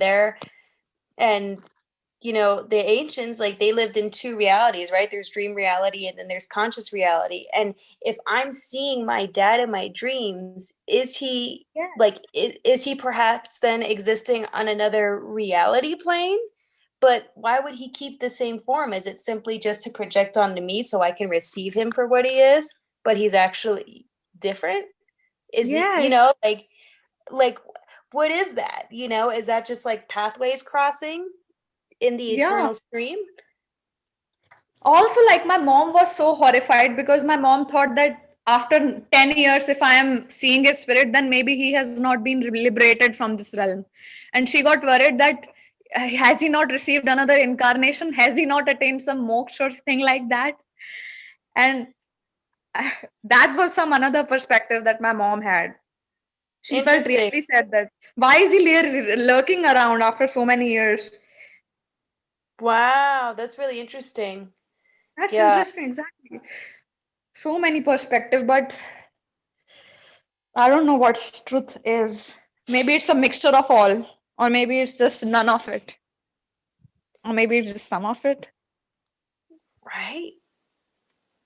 I don't know. Because, Yeah, I because then, that's powerful. I think saying yeah, that we don't know is actually uh, a wise thing because we don't know. How can we just say, "Oh, this is true"? No, they become spirit. No, they become ghost. We are not sure. We don't know. right, right. Because, like, I think about this lecture Seven Bomar was talking about a while ago, where he was saying, if you had like a great grandfather, like sometimes you'll get effects of, like, you'll get kind of like a shakedown almost effects of if someone's kind of visiting you or resonating with that energy. Like, for example, he brought up if your great grandfather or great great great great great grandfather or someone who, way back in the line, really loved smoking cigars and having a whiskey, and they wanted to come, and their qualities or their essence kind of wanted to come through you as a physical projection at that moment. You might all of a sudden have a craving for a cigar and a cup of whiskey, but you may not actually crave that thing. But that's because that's us being like our ancestors. Like, that's kind of like we all of a sudden kind of become these tools for channeling these kinds of energies when they want to manifest physically. Oh my God, what you are saying is resonating with me so much because there was a time when I was running away from spirituality. Let me explain what happened. So I wanted to disapprove every theory that the spiritual books say, like the theory of for like so how I found this different theory out there somewhere on some website that the reincarnation never happens, and that these people who say that they have reincarnated and have memories of their past lives actually are channeling energies, because most of the people who remember their past lives remembers of bad accidents and none of the positive memories. Like most of the memories they remember are negative. So maybe when people die, their negative memories get stuck or blocked in some space or time, and then they are channeled by some sensitive person, mostly children. Maybe that's what adds to our um to kind of our paths that we take in our lives. How, like, it's not how it's kind of predestined or whatever. Maybe part of that planning comes with the generations, like Yeah. us existing and constantly Also cycling through one genetics. another. Genetics does it play a role, like, or is it like related to astrology? Because when I read astrology and when I see the traits that run in my family, and I could relate both of them. Like I was thinking, does it, was it passed on to me by gene or by astrological influence, or like both? Right. Right. Or like, I don't know, or just because really it what I've found so far in Vedic mainly is like my relationships. Well, not just in Vedic. So I just got into Vedic, but I was like into Western astrology for a little bit. And like, I have certain placements where they were like, your father figure wasn't there or was absent throughout most of your life. And from like young childhood on. So you won't, so like, and that was part of my astrological chart in Western astrology, like without even knowing me, like they're like, oh yeah, you grew up without a dad.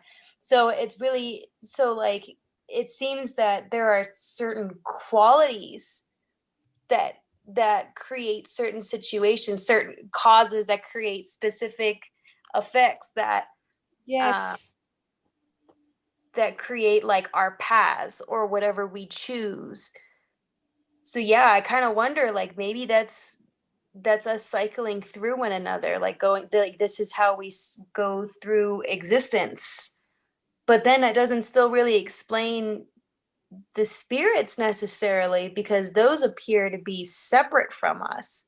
So are they simply projections of, again, back to the original question, right? Like, what are those things? exactly. Because they might be our own vrittis. Because in this Gyan Yoga, I think it was Gyan Yoga, in which I read that subconsciously you remember everything, even though you don't consciously remember. Like he asked his students how many fans were there in room, and people didn't remember. But when they were hypnotized, they told the exact number of fans. So maybe subconsciously we do remember, and then it just projects as some spirit. Maybe I was deeply affected by his death. Maybe I was, even though I feel I wasn't, but maybe I wasn't. That's why I kept seeing him, remembering him, and feeling emotional and stuff like that.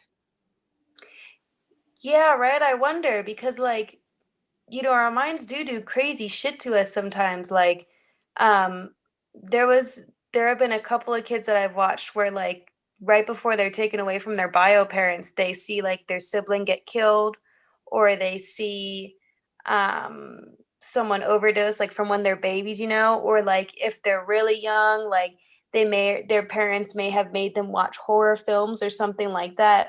So they'll like see or have like these flashbacks and not even flashbacks, but they'll create like their own entities, like their own monsters that'll show up at times, and their mind will just like attune to that so much that you can't convince them that it's not real. Like, you have to kind of walk them through the process of accepting this image and then moving and then like pushing it out, like moving beyond it, but you can't deny that thing's existence, Yes, because to them it's so fucking real. Like, it's so but it's real. their So vritti. It hmm? might be their vritti. It might be their own vritti. Yeah, Yeah, the aspect of themselves, like the right, emotional combined with emotion and thoughts. Vritti is born. right.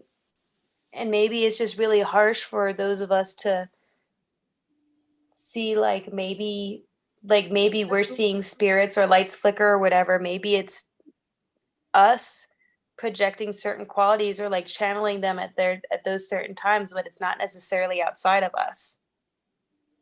But then I was also reading these other theories, because a few days ago, what happened was I just left my laptop and went to have a bath. Like quite late, I went to take a bath at 12, and I was talking to someone and I helped her with something.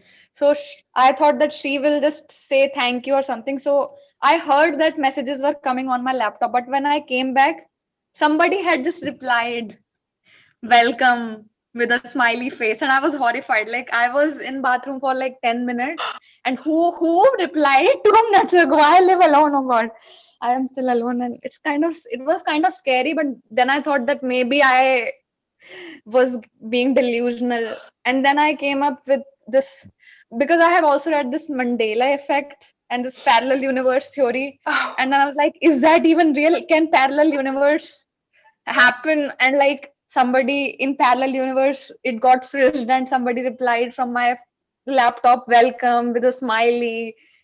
Because I didn't type that. I remember I didn't type that, and I was in having a bath for like 15 minutes. Who wrote that 2 minutes ago? oh my God. That would scare the hell out of me. Oh my God. I don't know what I would do. I'd probably get some I'm sage. sleeping with lights on.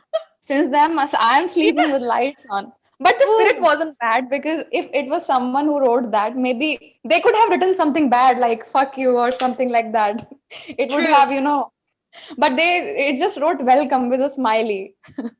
Oh my God. Man, I would start talking to myself out loud. I'd be like, who are you?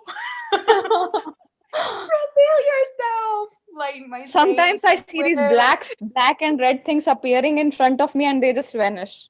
And I'm like, maybe it's just an eye problem. I should get an eye doctor or something. Maybe you've opened up a veil. Like maybe you're seeing more of what's there. So I Yeah. mean, because I also kind of think, if all of us appear so independent from each other, yet we're really not in essence, who's to say though that we also may not appear independent from each other on other planes?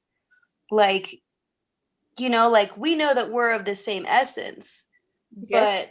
but So, outside we're different. We have different capsules and different experiences and different ways of relating to we're individuals essentially on this plane, sort of.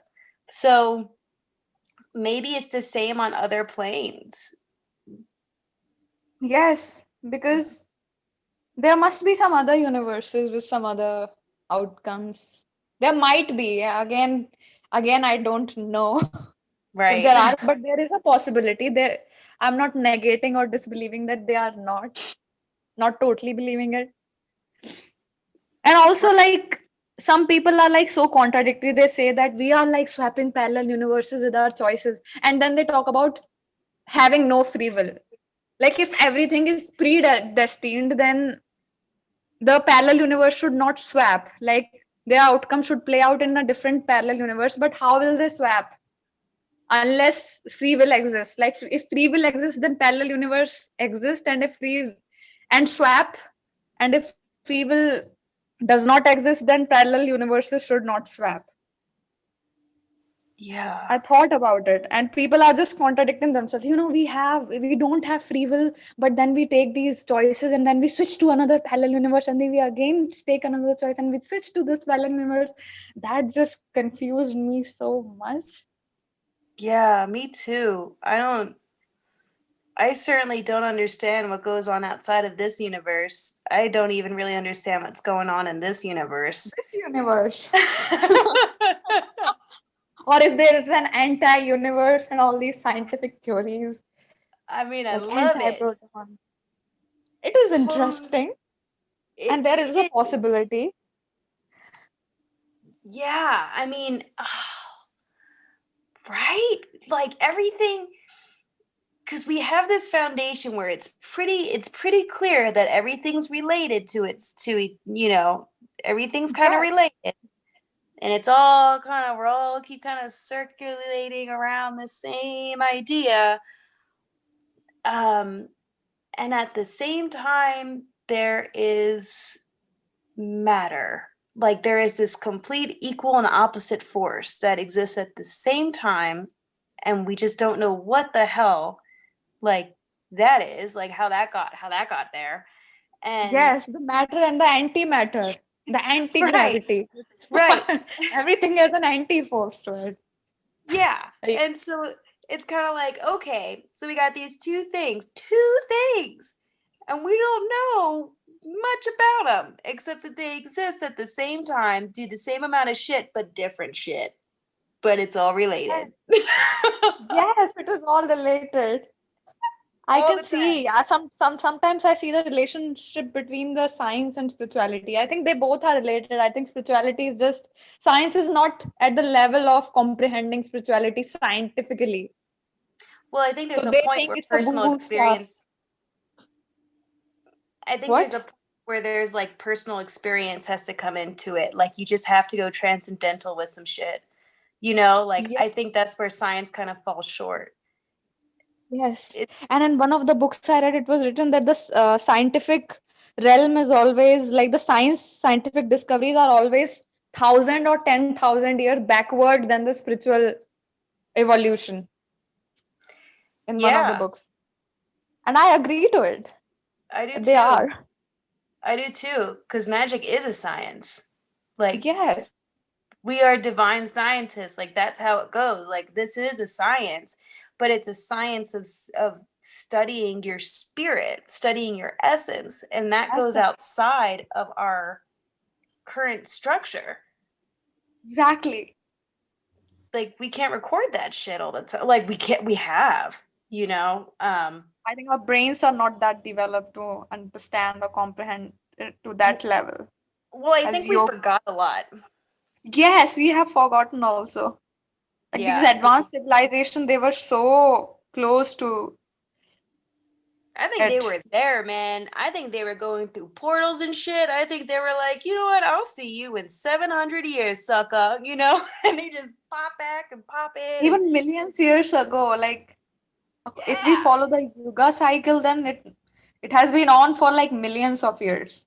yeah, and like I even um, yeah, man. I think we have so much more history than what is being shown, and I think a lot of it is transcendental and us coming into form, and there's just like, man, I think, yeah, I think we were really on it at one point, and then some shit happened, It's and Kali Yuga. It's a negative cycle of time. It's a destructive cycle, not the negative, but the destructive cycle of Yug, Mahayug.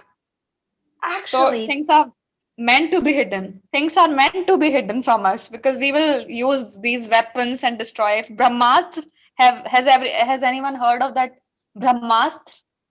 Like it no, could destroy the whole planet. Within 1 second, it can destroy one planet. So that's why it's hidden. But it was used in wars back then. But people used it consciously against the oh, intergalactic and interdemon and I don't know whatever these Vedic stories and these stories and scriptures are trying to tell. Those weapons are hidden somewhere. They hid it so that because we can just finish Earth within like 1 second though with with something that is more advanced than the atomic weapons. Just imagine. that's terrifying. So people these days needs to have like less knowledge. They use it for destructive purposes. But like, who got into like who? When did that? When did that happen? That happened in, I think last time the Brahmastra was used was in Dwapar Yuga. That was a third cycle of time. And in the second part of time, that was Treta Yuga when Lord Ram came, it wasn't used and it was first time created. It was created actually from the bones of a sage. And that sage sacrificed himself so that his bones can be used to create that weapon. Dadiji. His name What? was Dadiji. They have a story of it, and he just happily said, "Okay, if you want to fight a war against these bad people who are troubling humanity, then I'm giving my bones." And then what they did was, since he was so intelligent, they kept his head alive in his head used to give sermons daily and his head used to preach to students daily even when he was dead, and they did There's it a by some herbs and jadi booties and oshdis. They covered his head in some jadi booties and oshdis and some chemicals so that he can give sermons even when he's dead. And that was so crazy. I just oh my god, I would faint. I could. yo. I read that in a comic book by Neil Gaiman. Someone made I a read comic that in of a that. fucking comic book. Yeah, he has this 12 Wow. series called Sandman, and it's like he personifies like death, desire, destruction, delusion, destiny, and despair. And he makes them all like siblings, and so each one of them has like short stories. And like Death was visiting, yeah, like this ancient time where this dude's head was being used as like a, like he would give Preaching. sermons, and like he was a fucking like, Preach. yeah, and the whole story was about them like finally liberating him and like allowing his son to take over or some shit like that. I don't know how. And they have all these weird stories where a cow is granting all your wishes. Kamdhenu cow. And then people are fighting over it. A king came come to know about it, and he kills the sage who has the cow. And then his son take revenge from that king. That was another avatar of Lord Vishnu. It was Parshuram. Parshuram then avenged the death of his father. He murdered his enemies. Those who Whoa. killed his father for a cow.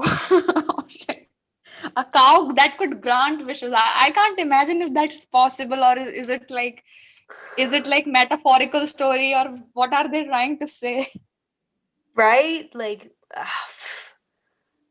well, the That cow. must be some sort of technology, like people having like a machine which could, if you keep one drop of food in it, then it will generate so much food from that one drop of food.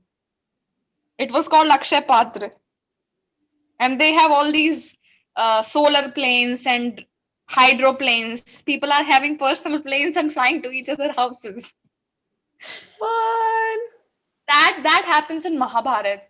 Like he flies to her to meet her. He stops his vehicle outside her window to talk to her, something like that. And People what? taking personal plane.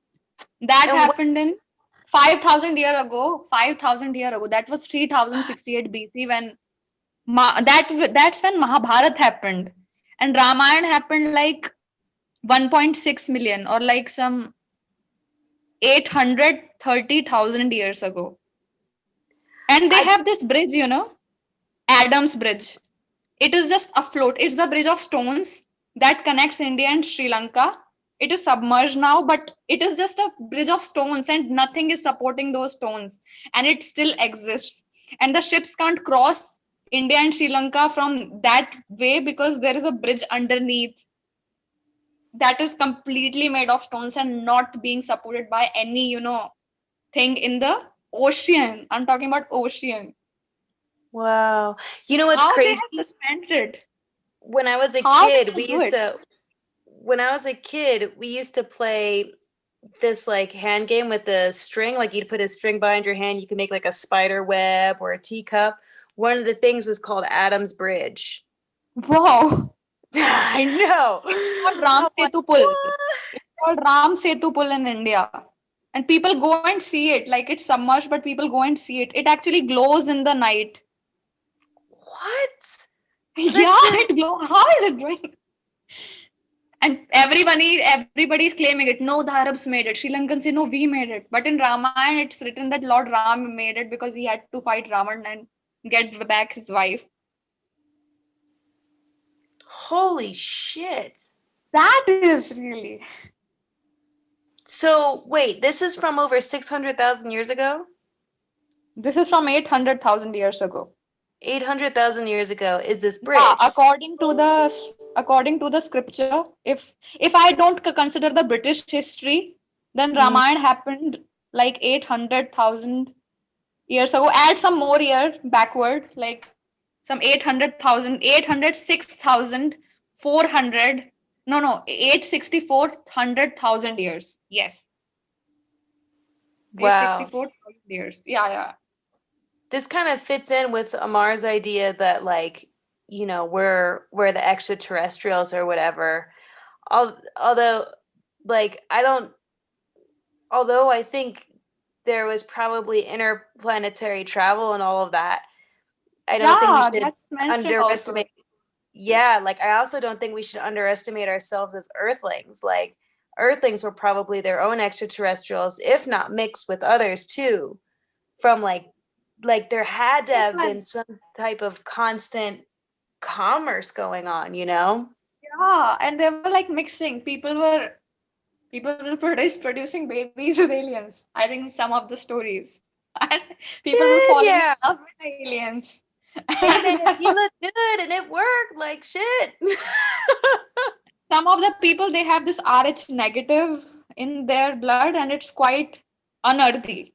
If you read about the Rh negative factor in our blood, it is considered to be alien. I don't know if it's true, but it's interesting to read. I wouldn't doubt it. I wouldn't doubt Yeah. it. I mean, yeah, who's to say there are some people who really think that like we're like our current humanity is a mixture of like 7 different races. Yes, it is, I Like guess. like races, yeah. This is Um pretty interesting stuff. And one of the thing that I realized was it was a story of Satyug. So it must have happened some 2 million years ago. 2 million years ago, I'm talking about. And the same story is mentioned in this Quran and in Bible. The story of Abraham. I think it's mentioned in both the books. It is similar to the story of King Harishchandra, and I was so shocked. Like, I think we were the same civilization, but we gave different names to the same people. oh, absolutely. Like King Harishchandra was Absolutely. actually the Abraham, King Abraham, and that just stunned me. And it happened 2 million years ago. So, like, people were like living all together, following same things. I think they just segregated into different thought processes later, or different religions later. I mean, a lot of those stories, if you actually spread them out instead of They just reading match. them as if a condensed part of time, but really spread them out, they make a whole lot more sense. Exactly. It's the same story. So it has happened. Now it is just in every culture. So I think it has happened. But the names are different. So, do you think then that maybe that big fall was really just like a cycle that we went through and now we're rising up again into another cycle? Like, do you think that this might be kind of a continuous habit of Yeah, it is ours? a continuous. You can read about the Yuga and Mahayuga and that cycle. It is, according to Vedas, it is Kali Yuga. And it's the cycle of destruction. So we will end up getting destroyed. Then another cycle of yugas will start. And these cycle of yugas form a Mahayug. And a certain cycle of Mahayug form a Manvantar, and a certain part of Manvantar form one day of Brahma. So 50 days of Brahma has passed. So universe, half of the universe life is over. That's what Vedas say. And that is similar to the story of like the scientists have discovered. It's just the Vedas have divided the same time in Mahayug, Yug, Manvantar, and stuff like that. You should read about the your Yuga cycle, the age of the Brahma. It's 360 Yeah. days. 360 days is the life of the Brahma, and one day is made up of so many yugas, Manvantar, and Mahayugas, and stuff like that. Age of the Brahma? Age of Brahma, the Yuga cycle, Kali Yeah. Yuga. How do you spell that?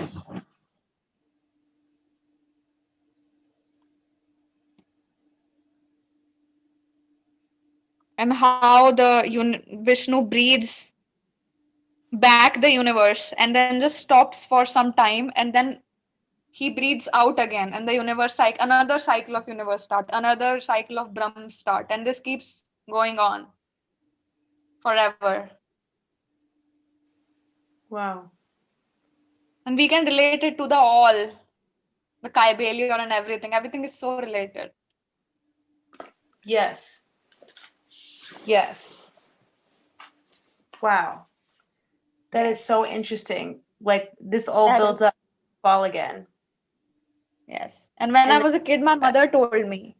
My mother taught me this stuff when I was like 5, 6, or 7 year old, and I was so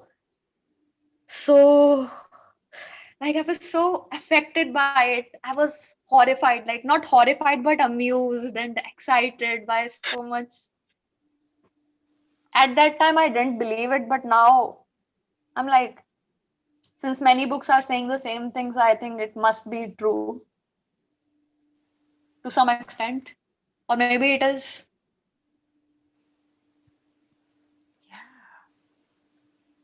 God, that is so interesting. That is. You I can mean, find so many scientific. Yes, sorry. no. I mean, go ahead. I mean, I was just thinking, like, you know, what thought popped into my head was just return to the all. And then it made me think of how in so many like Christian scriptures or whatever, they'll be like, return to God, you know, and like, what is that return? Like in my head, I was like, well, what does that mean? Are we actually returning or just shifting modes here?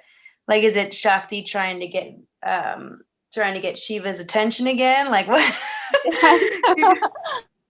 Like she's like, whoop, he's out of style with this one. Let's change. like, like what is it? You know, is it something like that, or is it is it Shiva itself that maybe changes and therefore Shakti changes, or is it always this kind of thing, or like I don't know. It's just What is so going on? interesting as to why it has to be in cycles like that, you know? Yes. All these things are so interesting. And in one of, I think, I actually don't remember the sources because I have read so many books, but in one of the book, it said that how the knowledge is actually sustained through the yugas. Because when the Kali Yuga happens and everything is destroyed, then some people who have worked, we are like working on ourselves and we are gaining this Vedic knowledge and stuff like that. It remains within us. So we are born again into the new cycle of the golden period, and then we teach people. We don't lose, we remember it within our soul, and then we teach the another generation, and that's how the information is passed after the destruction and the beginning of the new cycle, because some souls retain it. And So that then one- and then one of the books also talked about that even souls have like group, and even soul can be broken down into more smaller units, and that smaller unit can further be broken down into consciousness. You have to even first you have to get free from this body, and then you have to get freedom from that soul body also, that thing we called soul. That is also something like sukshma sharir, or the small body. We have to like liberate from that also, and then we merge into the pure consciousness. So that enthralled me like further. Like I thought that soul used to merge into the pure consciousness, but this book is saying that even soul has to like, we have to be get liberated from the soul as well, because that's yeah. also a short body. So so that kind of brings us back to the whole ghost thing again, Yes. right? And the Because ghost thing is like when the soul mixes with some body particles. That is ghost. And I was like, really? Or is it like real soul? I was like, what is happening here? like, is that just what we call resonance then? Like, is that the attachment that's kind of carried through? Yes. If the soul has attachment to this physical body, then some physical particle will get mixed with the soul and will form a pretatma. Pret means ghost. Okay. I don't know if it's true.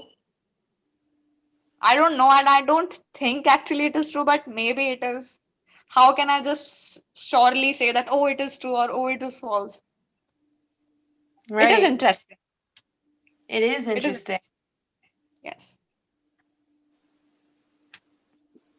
Yeah. Like, what are, so if we have, because like, what if you have an attachment to your soul? Like, Even in your, souls have groups. Even souls have group. You have to liberate from that also.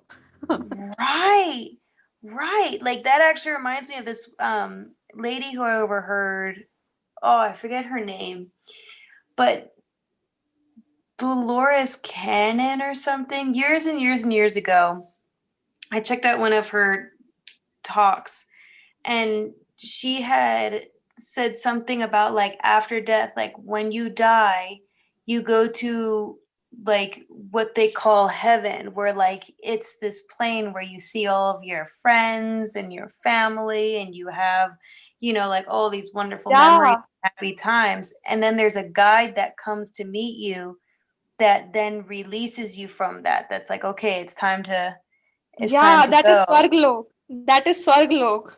And from Swarglok, you have to like release the attachment. Otherwise, after spending some time in heaven, you have to be kicked out of and fall back on earth. Heaven is, you have to transcend heaven as well. That is also a plane of existence, but that is not Brahman. Brahman is something else. That's what Gita also says. And that kind of makes sense with the idea of hell too, kind of being Yes, the exactly. right? Yes, the underworld. Yeah. Wow. I wonder if that's what happens. We Imagine have to that. transcend all of that. We don't have to go into some another higher plane. We have to go to that Brahman. We don't have to get stuck into higher plane. There are higher planes of existence, but liberation can be achieved only from the plane of humanity. That's what I have read, not from Oh, those higher planes. I'm not sure if it's true, but that's what many teachers, even Sadhguru says that you have to become a human to get liberated. You can't get moksha if you are an angel or you are residing in heaven. You have to come back here, you have to do the work, and then you have to go there and dissolve. wow. Interesting. And then dissolve into what? You know, this ego dissolves, this I, this illusion, this just dissolve, and we just becomes the being. We are just experiences. We become Kether. So this idea of I, me, everything will dissolve. You, your personality, everything will dissolve. You will not reincarnate and you will become Kether. The Hmm. infinite, the unmanifest, and everything. That is dissolution. That's what Sadhguru says. Oh, that's so interesting. I don't know. I always keep talking about this. This is what book. This book is saying that. That person is saying that. I don't know what I am saying. What I Huh. believe in. I'm still yet to explore and find it. Well, I mean, we're speculating, right? That's what we're doing. We're figuring it out. So we're speculating. Yes. What do you think of this? Whatever I have told you. um, well, it resonates pretty hard with me. There's a part of me that is open to it as a possibility because I see it everywhere. But Yes. that doesn't necessarily, but I'm not going to necessarily say that that is It's true. also true. Yeah. True. You know, Exactly. like, That's where I am also a part of stuck me is at. kind of like, is this the Matrix? Like, This. Yes. like what is this? So like, yeah, it's I see it, and I can see it as a possibility of existing, but my mind is also thinking there's got to be another portal too. Like, I Yes. don't, yeah, it's just weird that like all of a sudden there would just be like, this is it. You know, I just can't really see it like that. Like I think this might be, mm, uh, or maybe just because we haven't experienced it on that level yet, but Yes. because okay, so check it out, because this is also making me think. So when I did DMT, right, I had this totally beautiful experience with Lakshmi. She's on Wow. she's on my arm right here, like, oh, this is my Wow. baby. That is Yeah, beautiful. she rocks. And she's been a part of my life since like I was maybe 9 or something.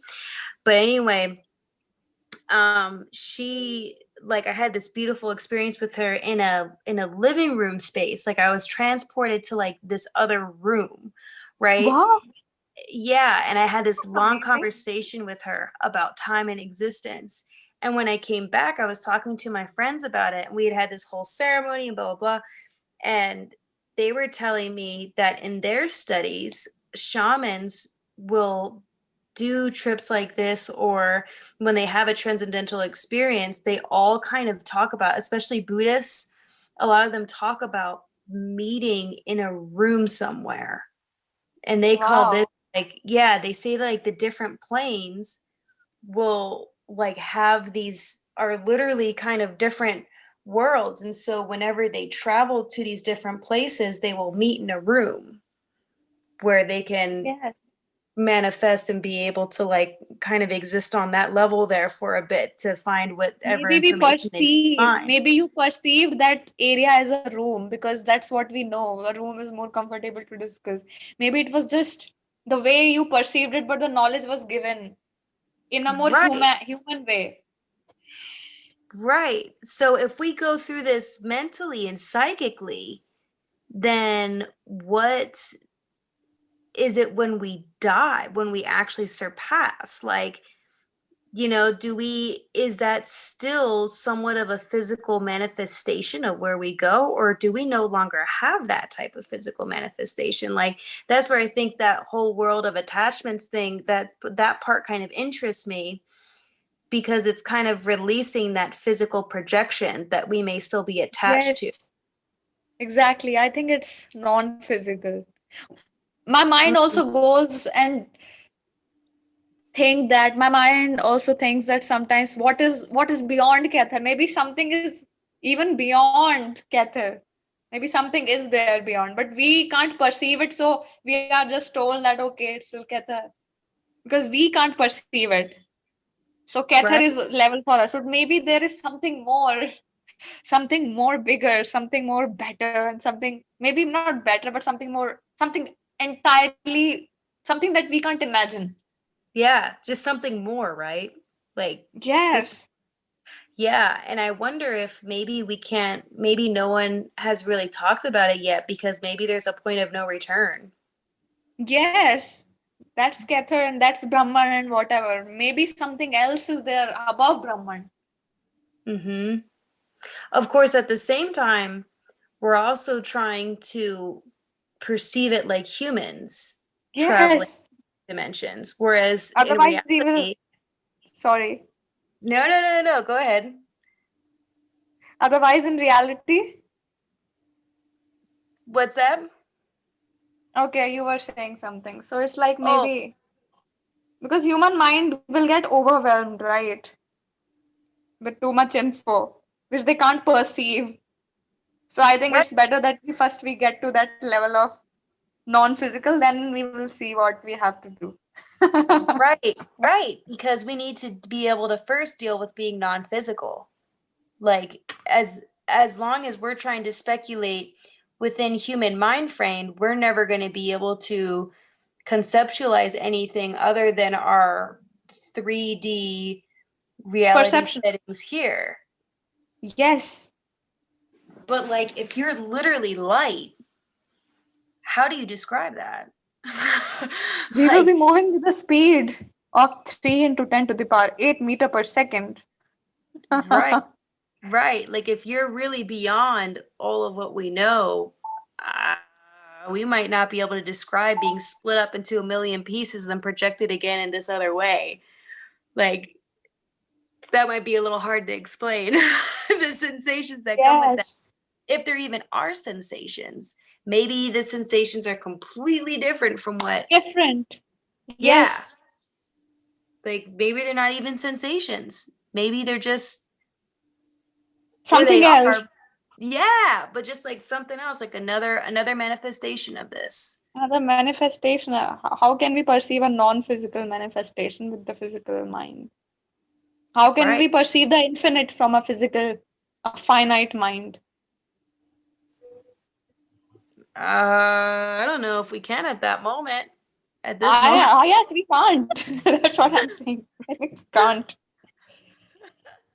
Not at this time. Maybe never, maybe never. Maybe not as long as we kind of exist, right? Because then, too, like, if we're just constantly moving in cycles, then who keeps getting reincarnated? Like, which part of us keeps coming back? And then which part of us goes? Yes. Shit, I don't know. Like, if I am my ancestors, or if humanity and the creatures within this universe just kind of keep rolling onto each other and over again, which part of us exits to the all? Or is it just kind of this constant beam where, like, you know, we shoot out back into ourselves and then we kind of come back into matter? Yes. Like, what is that Some big deep picture there? questions. Some deep questions which will never get answered unless we do some more work For sure. or reach at that level. Once we reach at that level, maybe then we will just smile and just laugh and say, oh, we were Have just weird shit worried happen. as humans for nothing. We'll just keep having like really weird shit happen to us, like little welcome signs Yes. everywhere. You won't know who wrote it. And then maybe at that level, we'll think, oh, that was just some small things, and that were making us so happy, and that were amusing us, and that was just nothing. That was just a small part of it. Yeah, just like a little blip. Yes, That was like nothing. I like know. this is some good stuff.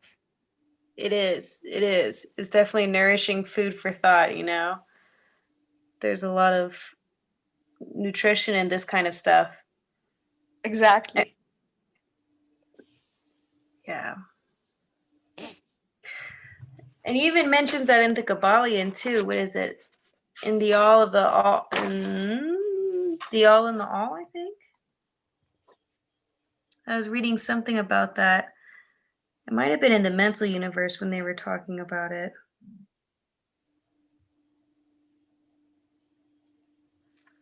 Mental universe.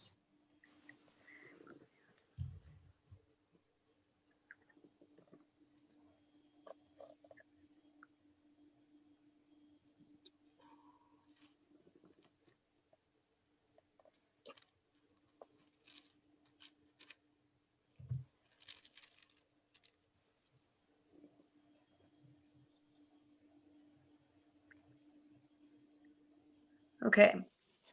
From the absolute point of view, there is nothing real except the all, no matter what terms we may use in thinking of or discussing the subject, whether the universe be created of matter or whether it be mental creation in the mind of the all. It is unsubstantial, non-enduring, a thing of time, space, and change. We want you to realize this fact thoroughly before you pass judgment on the Hermetic conception of the mental nature of the universe. Think over any and all of the other conceptions and see whether this not be true of them. It is unsubstantial and non-enduring, a thing of time, space, and change. To be That's non-enduring non-enduring, and unsubstantial. unsubstantial, non-enduring. Hmm. Yeah, that's what reality is like. It just gets destructed, and there is no substance in it. If we really see it, it's always changing, destroying, created, destroyed, created, created, destroyed. There's kind of a joke in this book called Hitchhiker's Guide to the Galaxy where the universe changes everything as soon as someone figures it out. Like, Maybe then.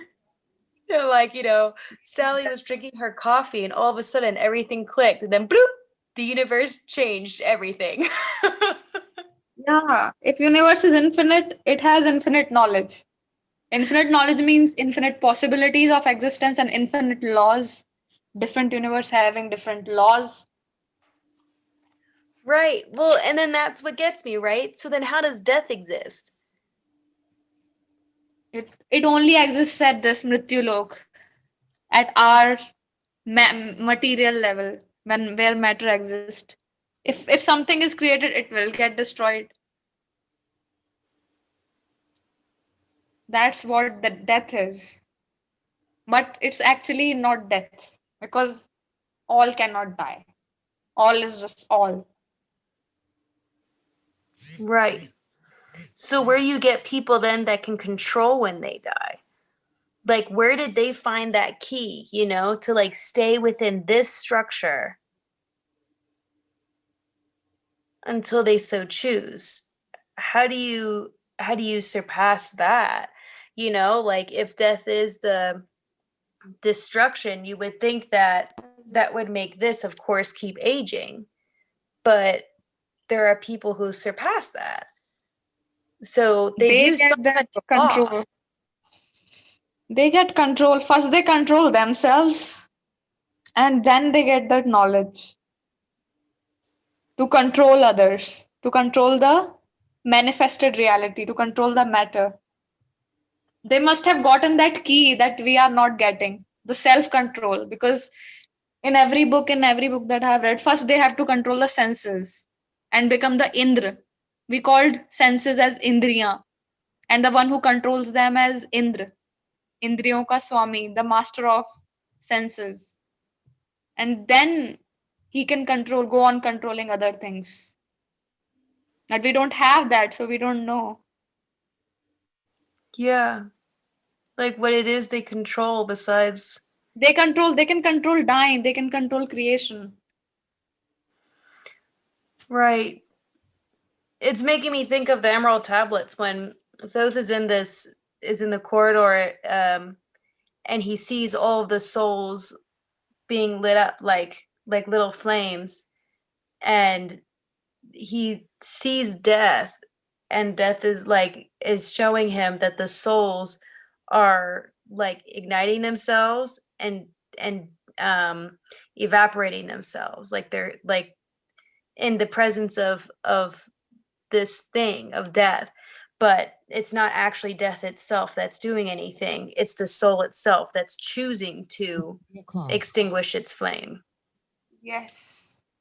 And so Thoth is like, oh, that's it? Like, okay, well, I'm not extinguishing my flame. And so he like surpasses time, you know, and becomes immortal. But that made me think of that because I'm like, well, what, you know, maybe it's our need to feel like we need to hand our lives over to death, or like is it our attachment to death that maybe makes I like. think want to. Who would want to be immortal? Immortality in this physical plane, I think, is a curse. And also a boon, but I think it's more of a curse if you don't have control over your senses. Because Hmm. then you will be attached, you will see your friends and family dying and you are immortal, and you cannot get attached. You will end up you will have to transcend that attachment if you have to be immortal. Otherwise you will suffer, you will feel so much pain. Mm. There are like very less immortals according to the epics that are written. I think only a few. Some were cursed to be immortals, and some people just chose to be immortals because they wanted to help humanity. But other than that, the people who are actually trying to transcend never chose to be immortal in physical plane. Oh. Certain, like Hanumanji is immortal. Ashwathama was cursed. And many people even have claimed that they saw him asking for help, that please help me die. Because Lord Krishna cursed him. He took out his vein from his head so that he can be immortal. Hmm. But then you have those people who like who who Who want die and they didn't wish it. Like most like of I the had people this. are Huh? death. Many people are afraid of that. Death. They just want to keep on living, living, and living. Their desire of life, their desire of material nature just never ends. They are so attached to this circus, this physical reality, Like my grandparents, they are still alive. They are like 90-year-old and they just don't want to die. They say, don't call us old people. Say us that we are young because we don't want to die. And I have lost my aunt. They have lost their daughter. They have lost so many people, but they just are so unaffected. Their desire to live is so strong. They just keep on living and they are so healthy at the age of 90. See, and that's what gets me, right? Because I had this client years ago whose wife was battling cancer and she eventually died. But he was adamant. He was like, she didn't want to die. Like, she didn't choose that timing. So it makes me think about that. Like, is there maybe a mental death that happened beforehand? And then that's why that some people die before others? I think it's predestined by some people can control it. The one who do this yoga and this yogic work, this spiritual work, they can get that control, but other people have no control. They have desire to live. Some people have to have desire to die, but still they can't control it. It will be decided by many factors like their karma, their actions, their health, the choices they made for their health, or maybe their genetics. I think people in my family just don't die early. Oh God. Everyone is living like in my family. Both my parental and maternal grandparents are still alive. And I don't want to live long. No? I don't desire. It will be I think I wish to gain that control when to leave my body. I wish to gain that control Me through too. work or something. Me too. I want to gain And that maybe control. even if I'm not able to merge with the Brahman, then maybe I can control my reincarnation and get into a better place and continue this work unless I get there. You know, it's interesting. I'm not even so concerned about that. I just kind of want to control the way how I go out and when I do it. Like, Yes. I don't want to be shitting myself and having someone like clean my pants or something. Like, Yeah, that is so painful. Sometimes that old age can be so crippling. You have to depend. But my grandparents, like especially my father's parents, they are like so full of life that they are not even weak. You can see them running and doing things. He kept working. I think he's more than 91. I think he's 92 now. And he kept working as a doctor till the age of 90. wow. Until now, he plays Sudoku. He just goes out for walk and he's so lively. My grandfather. He never walks like old people do, like slowly and with caution. And he has so much control over his mind. Old people start repeating the things. Even I start to repeat things when I'm stressed or anxious. But he is just so calm and composed, unaffected by anything, just attached to life and the desire to live more and more and more. He gets offended if I call him, oh, you have turned so old. He gets offended. Don't call me old. There's a mestre in capoeira who's like that. He's like in his 90s now or something. Old man. And he'll still get in and try to like spar with the young with the, with the younger. Like if he sees them showing off too much, he'll like waddle his way in there. And they'll just be like, oh, mister, okay, and he'll just be like, come at me, fin your cock. But you can see that like he still needs help. Like now he's getting like, oh, like I think you're right to a certain extent when they reach that control in their mind, because like now he's accepting help with like getting his shoes tied or something like that. But like I think he's I think he's coming to the time where he's like getting ready to accept death. Like I think that's why his body is starting, like he's starting to maybe more and more just go into it. Or see, like this is where I don't know.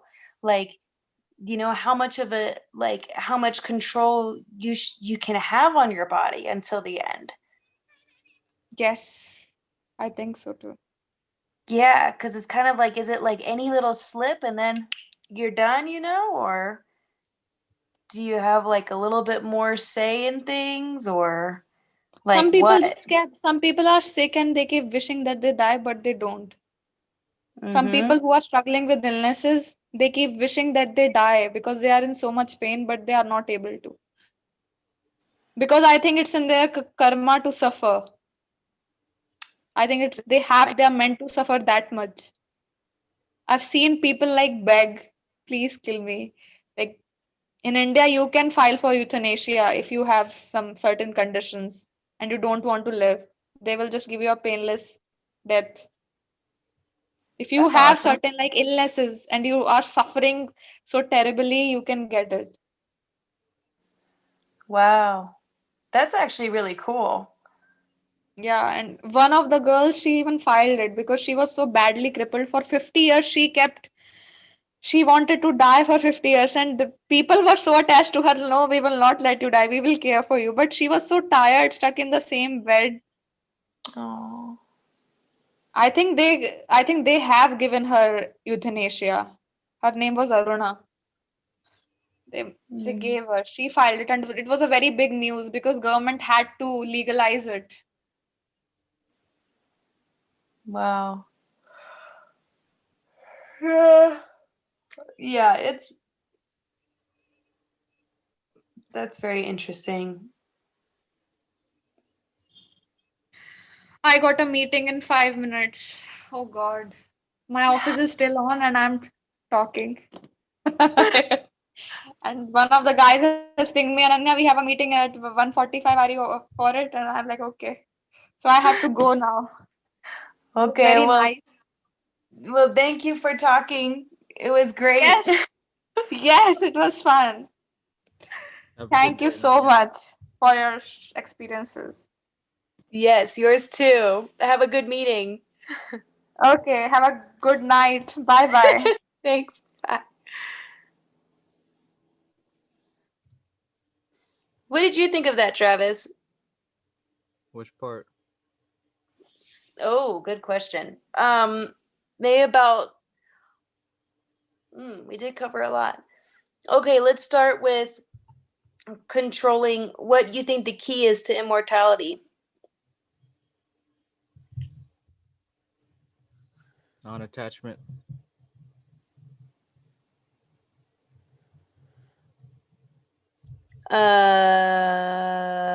Can you elaborate on that?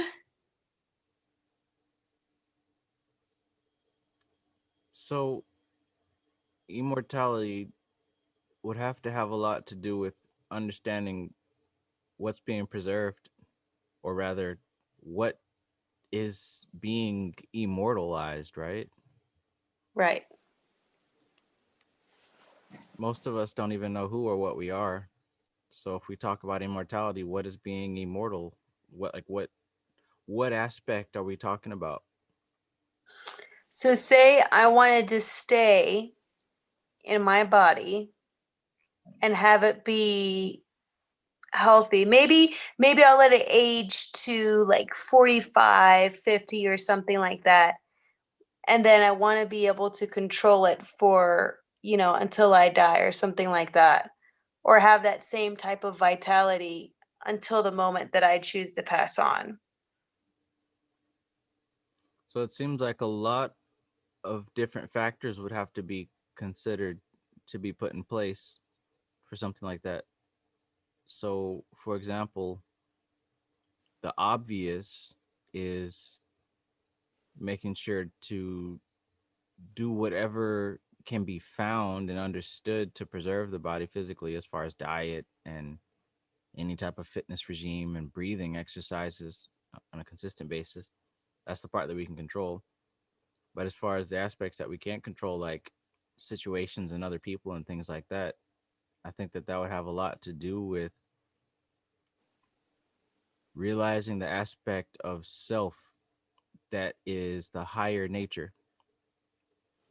Because in realizing the aspect of self that is the higher nature, you move away from the ignorance of just being a separated individual. And when one starts to live in this higher nature, it, how do I put it?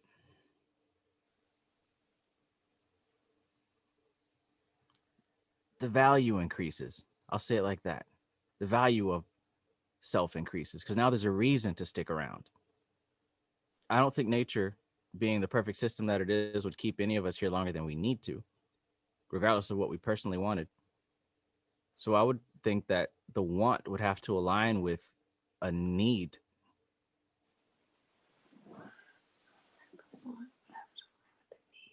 Meaning the self that is supposed to stay here would have to serve a purpose that warrants it staying.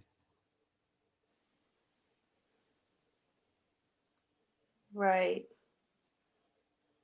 So then how would unattachment be a part of that? Because to me it sounds like it's all dealing with attachment, right?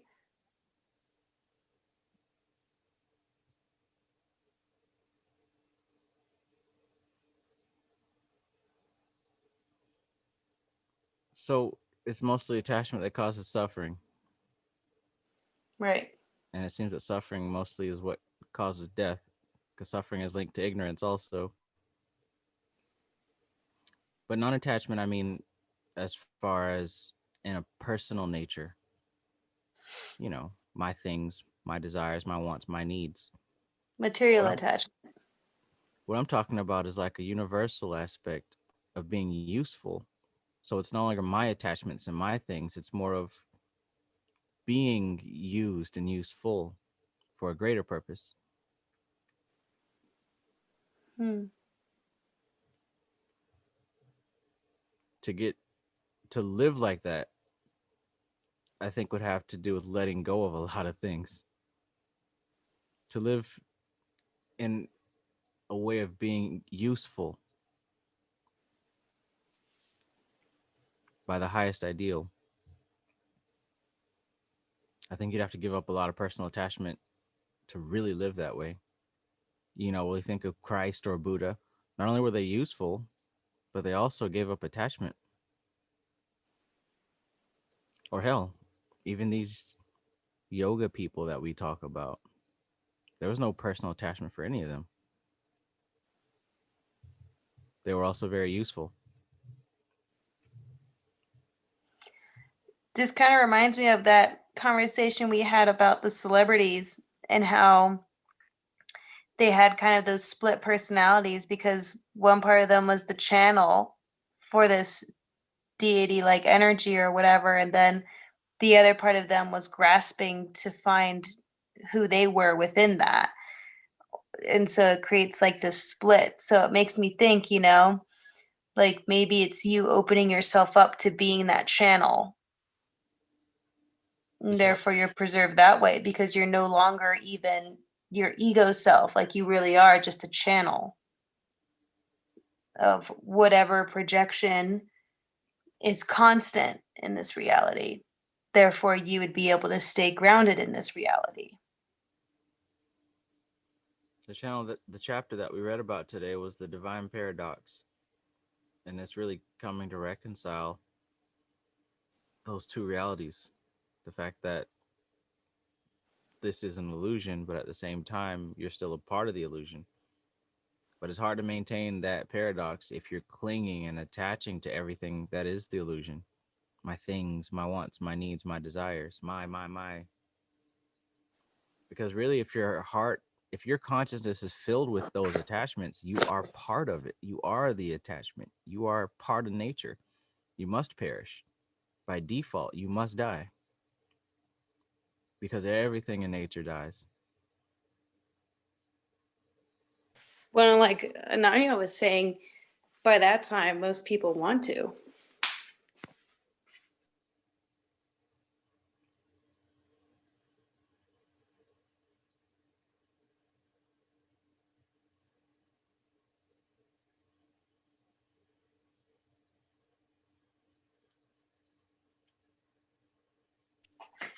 Yeah, I think that's interesting. Like, you just kind of serve that purpose as a channel until you're ready to be replaced, or until it replaces itself, I guess. So there's a bigger purpose at play now, as opposed to a person just living their blind life, clinging to shit, jumping from one vain thought and attachment to the next, confused the whole time. That's our existence until we connect with a higher purpose. So maybe connecting to a higher purpose is actually shedding, like literally shedding yourself. Isn't that what all the scriptures of any religion teaches? Yeah. If you look at the avatars of any of these religions, isn't that the life that they lived? But then you wonder, why are we even born with these identities to begin with? Like, what is it? What's in it for us who are seeking it out? Like, why even have that if our ultimate purpose is just to be channels? Is it maybe because, like, why is that? I wouldn't say the ultimate purpose is to be channels. I mean, that's what we are, whether we realize it or not. It's just things that we are channeling right now is very mixed and very impotent. We're cogs in a wheel. We're parts of nature, like the trees and the dogs that roam the street. We're no different. In that sense, we're all equal, rich and poor, beautiful and ugly. But it's when we begin, I mentioned before, attaining an important usefulness. That's a usefulness that carries more weight than the average dog in the street or tree in the backyard or bird in the sky or Instagram user. Those things can be they replace with a blink of an eye. That's what nature does. It fills those positions. But there are other positions that, like I said, are a bit more valuable, not in the eyes of man, but in the eyes of the cosmic reality. Nature is cruel. She doesn't need me to say anything. She'll show you. The baby is tortured and suffered on birth. The old person is begging for death. Anani just said that. These kids here today was all about losing parents. You weren't here earlier, but I mean, this conversation y'all were having just echoed what was already talked about at 1:00 p.m. 13 hours ago.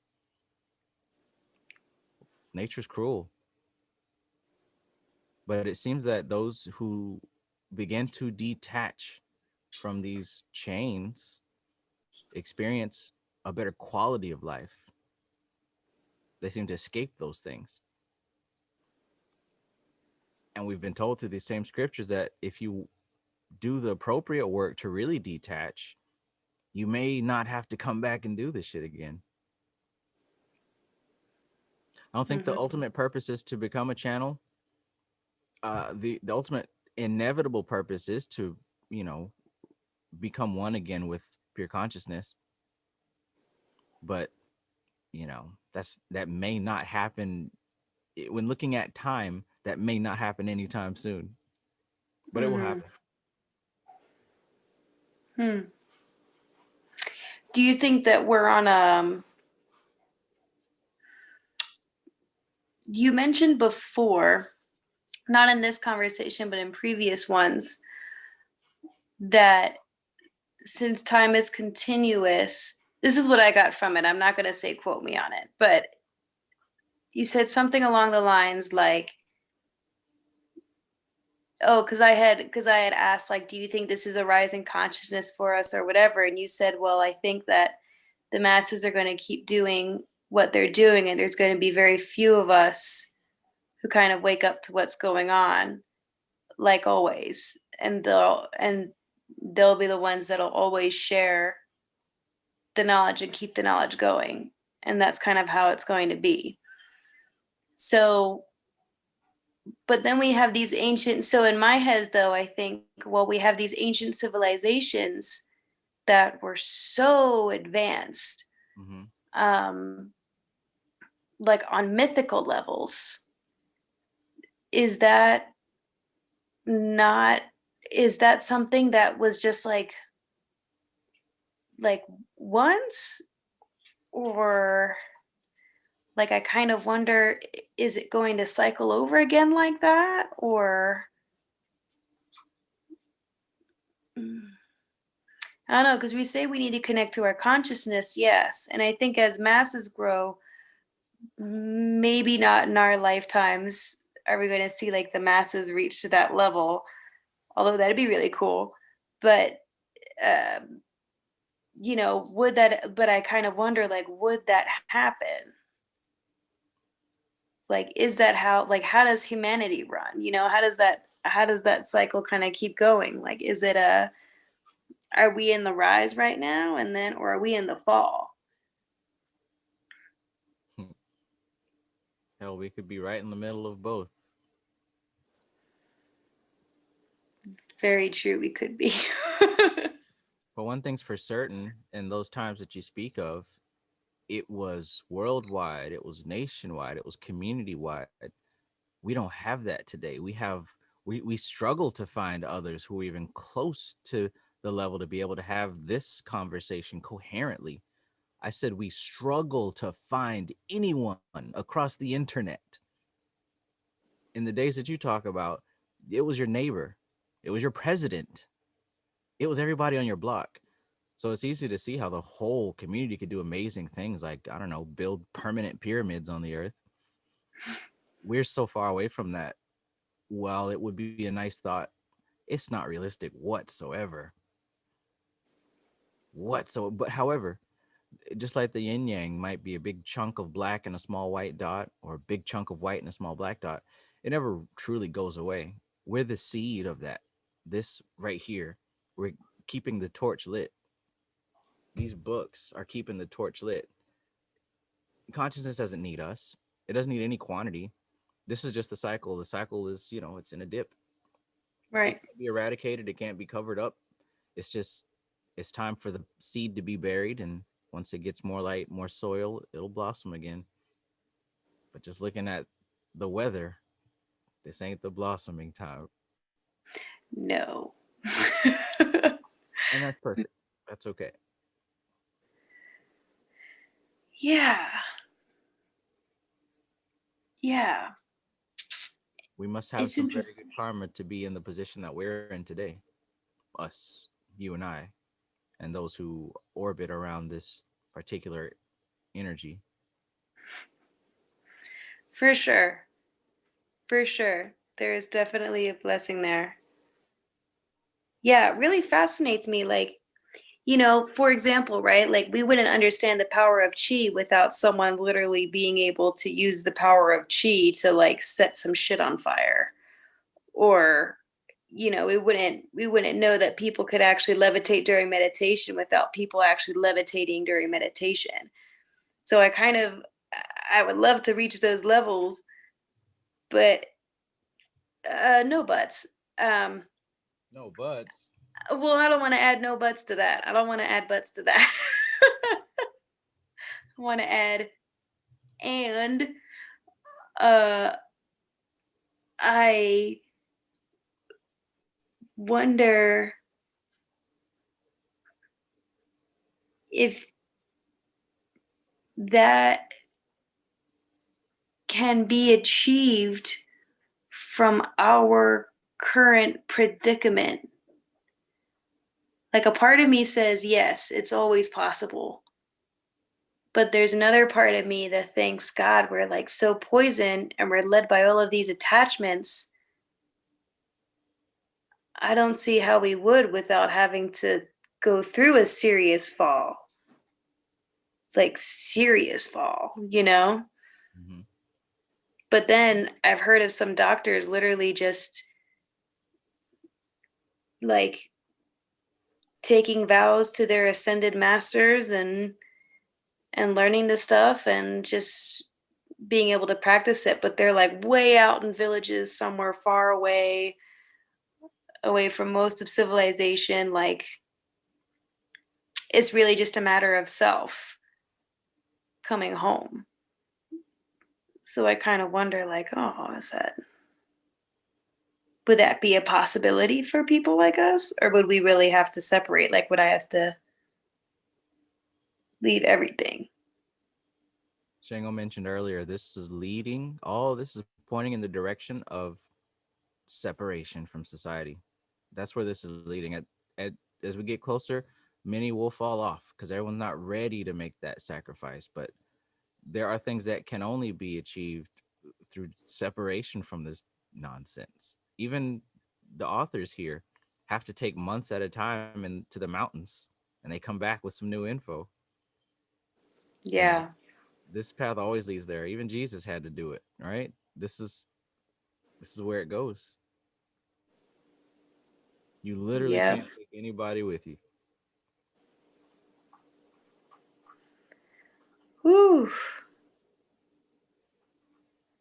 I'm ready to go. Yeah, that's a scary moment, right? To think that you can't take nobody with you, just you. Never had anybody with you to begin with. You never have anybody.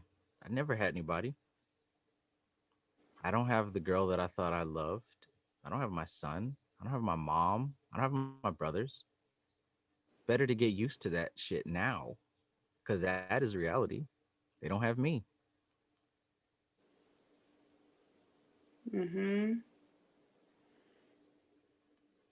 I mean, they say, like, it's true, we're born into this world alone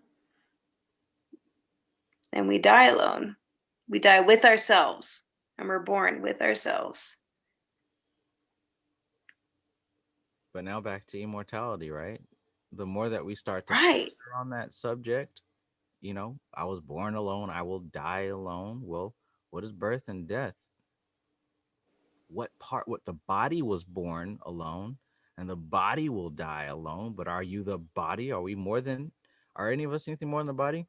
Some people can't say yes. They'll say yes because it's the right answer, but they can't believe that because they've never experienced anything more than five senses. The only way for us to really say yes, I'm more than the body is to experience that. And that takes work. That's not just something to see on YouTube or Instagram and just accept it. Right. So when you do start to see that part of self that's beyond the body, now we talk about immortality. We know the body's going to go, it's going to break down. It has to. But if you're more than the body, now we ask, okay, well, what about that other part of me?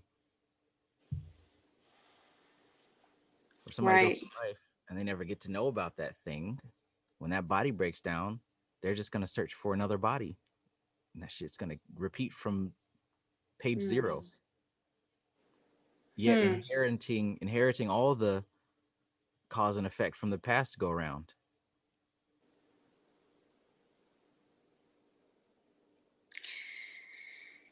Yeah. So maybe our concept of immortality is shrewd. Like our concept of most spiritual concepts skewed. Skewed and shrewd. Screwed and queued up. It's very interesting.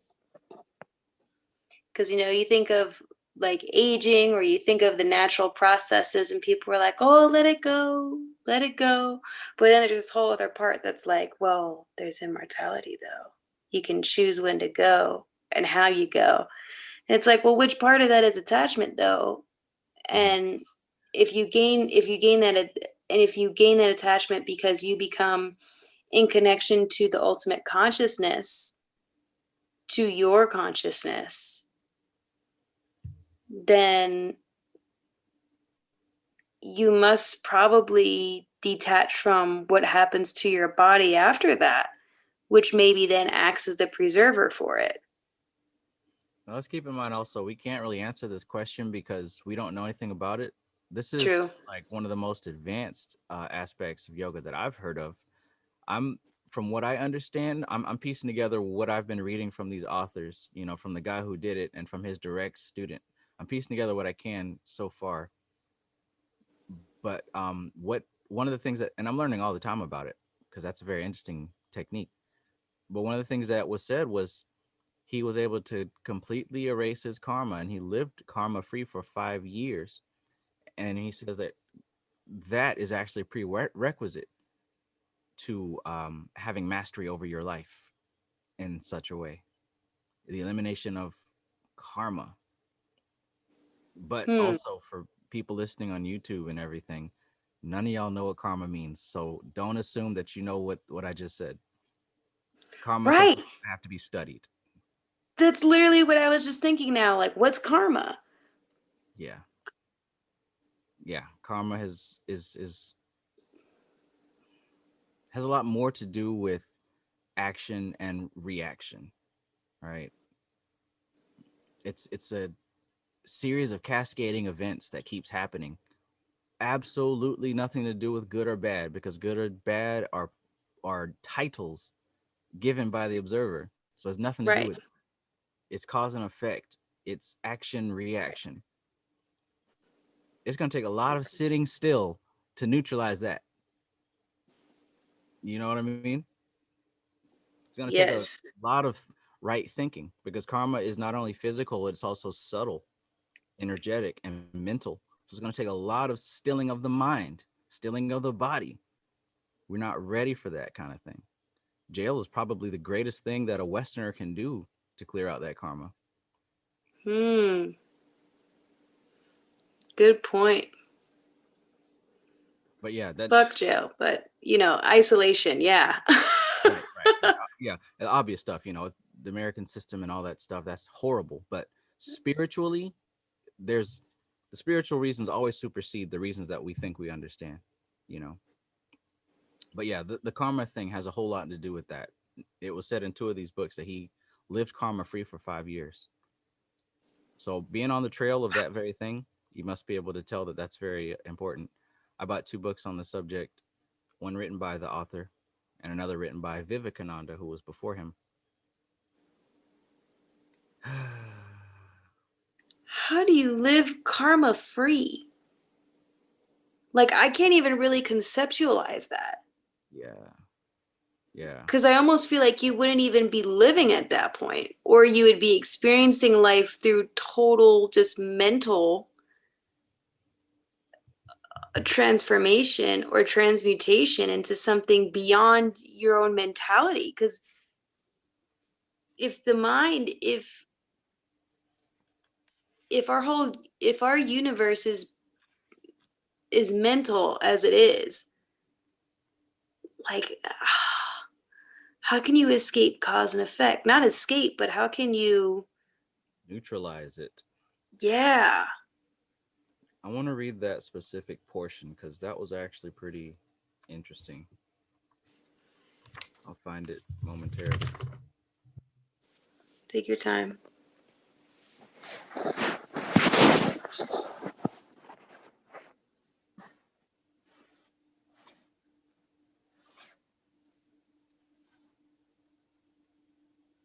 Shoot, I'm not even sure which book it was in. I was supposed to finish this today, but I guess it wasn't in my karma. Oh, shit. Well, give yourself another second or two. There's no rush. Well, it's already February 1st, at least in my part of the country. I don't know. Is it in mine? Yeah. February 1st over here, too. Took a whole damn month.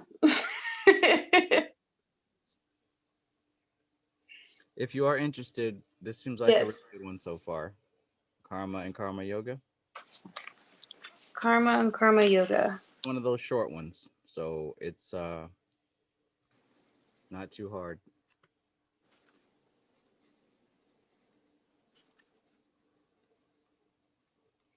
I really do believe they have this stuff all figured out, because I'll read these books and I'll get an idea and I'll want to know more and I'll go looking and he has a book about it. So Wow. that's making me think that there's actually typical thoughts that are expressed when studying this material. Right. They didn't have to mention how this guy died, but they apparently made a point to mention it, which would naturally lead someone to question, okay, well, how did he do it? What's this all about? I'm thinking that a lot of these things are clues and hints because he's written a lot of little short, thin books. No fluff whatsoever, all straight to the point. I think that's done intentionally to answer questions and to provide more questions, but not questions on the same level, but questions on a different arc. You know, it's almost like breadcrumbs in the forest, leading you in a particular direction. Right. Oh, I can't remember which one it was in. Are they introduced in a particular order? Like, is there one that you need to read before another, or can you kind of read them? It's happening spiritually, man. It's just, yeah. I was thinking. Here we go. Yes. All right. So it's actually in the Mantra Yantra book. Okay. Okay, so let's see. He's talking about how just observe. Okay, so the story is Satyananda was the direct, With his little horns. he's the direct disciple of Niranjan Ananda, the guy who wrote Dharana Darshan. Okay. And Satyananda trained up under Sivananda, right? And this was like in the early days. But anyways, Sivananda Satyananda founded this school of yoga that we've been studying lately. But he's saying here in this paragraph that his life went in 20-year cycles.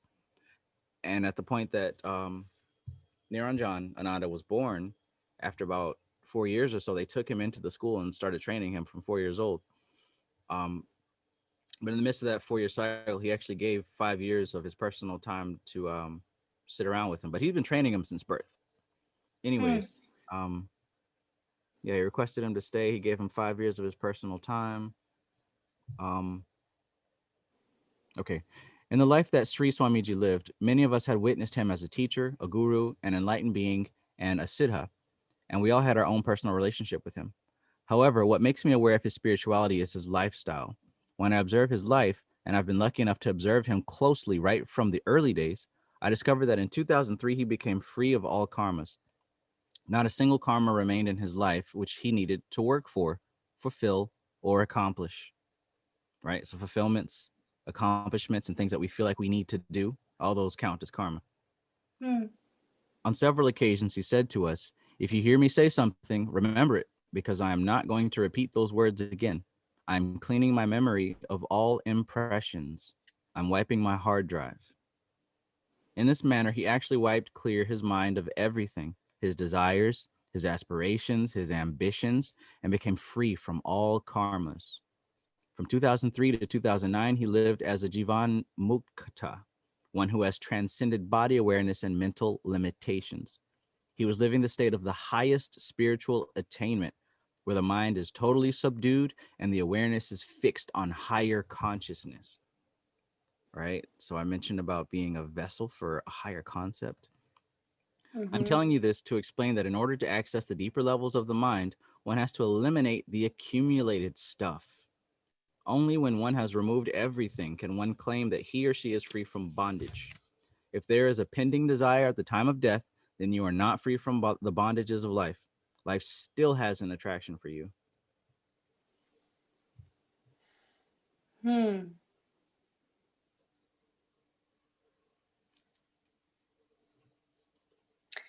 So even when we repeat things, we're acting out karma.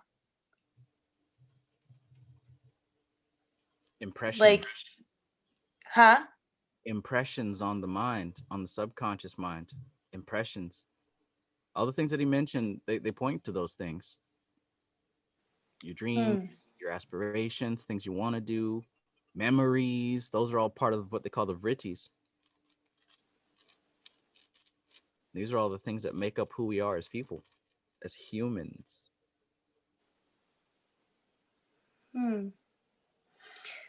So he was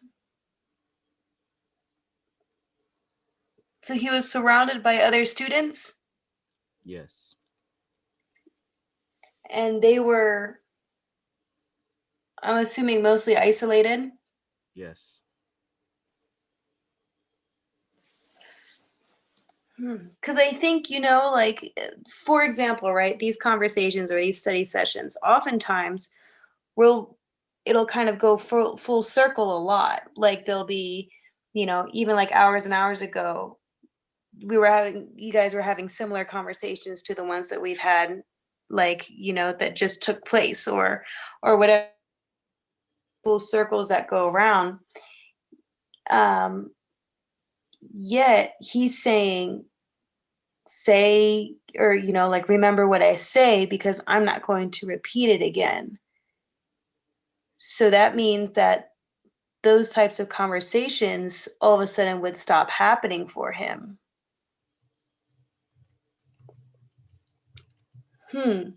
He seemed, I think it implies that he was so focused on his higher ideal and higher concept that he didn't have any time to bring it down to this level and keep a memory of mundane stuff. Right, like that one pointedness became him. Yeah. Earlier, George talked about a story of a different Swami who, this was weeks ago. I think he had like an ailment, like a throat ailment or some kind of illness or something. And people were like, well, why don't you just heal yourself if you can? He's like, yeah, I can, but I'm not going to take my awareness off of God even for a split second, not even to heal myself. Oh. Did he heal? I'm not sure. I think he died. Oh, shit. It wasn't in his karma to live forever. I don't know how I feel about that story. But essentially the point was that he was just so focused on it that he could see past all of his ailments, like see past all of the mortal sufferings.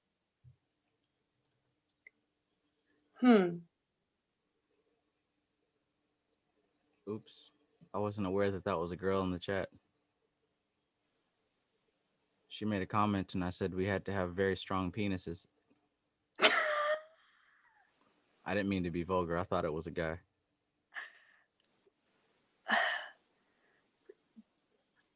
It's all good.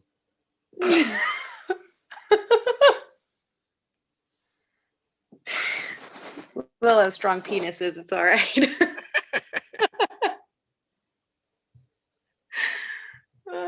That's great. Well, shit. Wow. I mean, I'm down for like the isolating part and all that kind of stuff and living in a mountain somewhere or something like that. That I'm cool with. It's more of just what gets me is the concept of like the true concept of like cause and effect. Like how much that rotates in and out of our lives and how much attachment is connected to that, because that's how you manipulate it. Like that's, you use laws against other laws to create a desired effect. Mm-hmm. So when you explore non-attachment and changing that to one that fits with the higher consciousness that acts off of no attachment whatsoever to anything, it gets me as to like how people continue to be when in my head I would think that they would cease to be.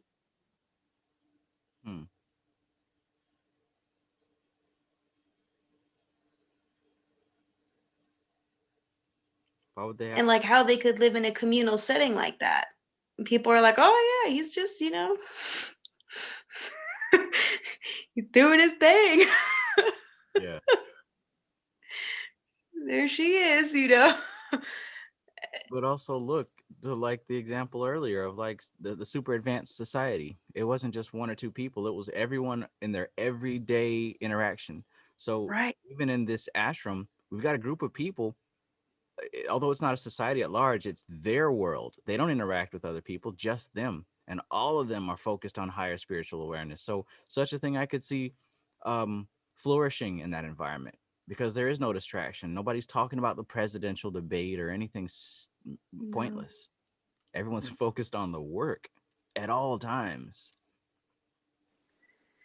Yeah. And like to have that kind of surrounding at all times without any distractions, Mm-hmm. and you'd be able to explore, and I'm thinking like you would be able to explore kind of a true meaning of community there too, because you would have to explore the attachment to each other that you have Mm-hmm.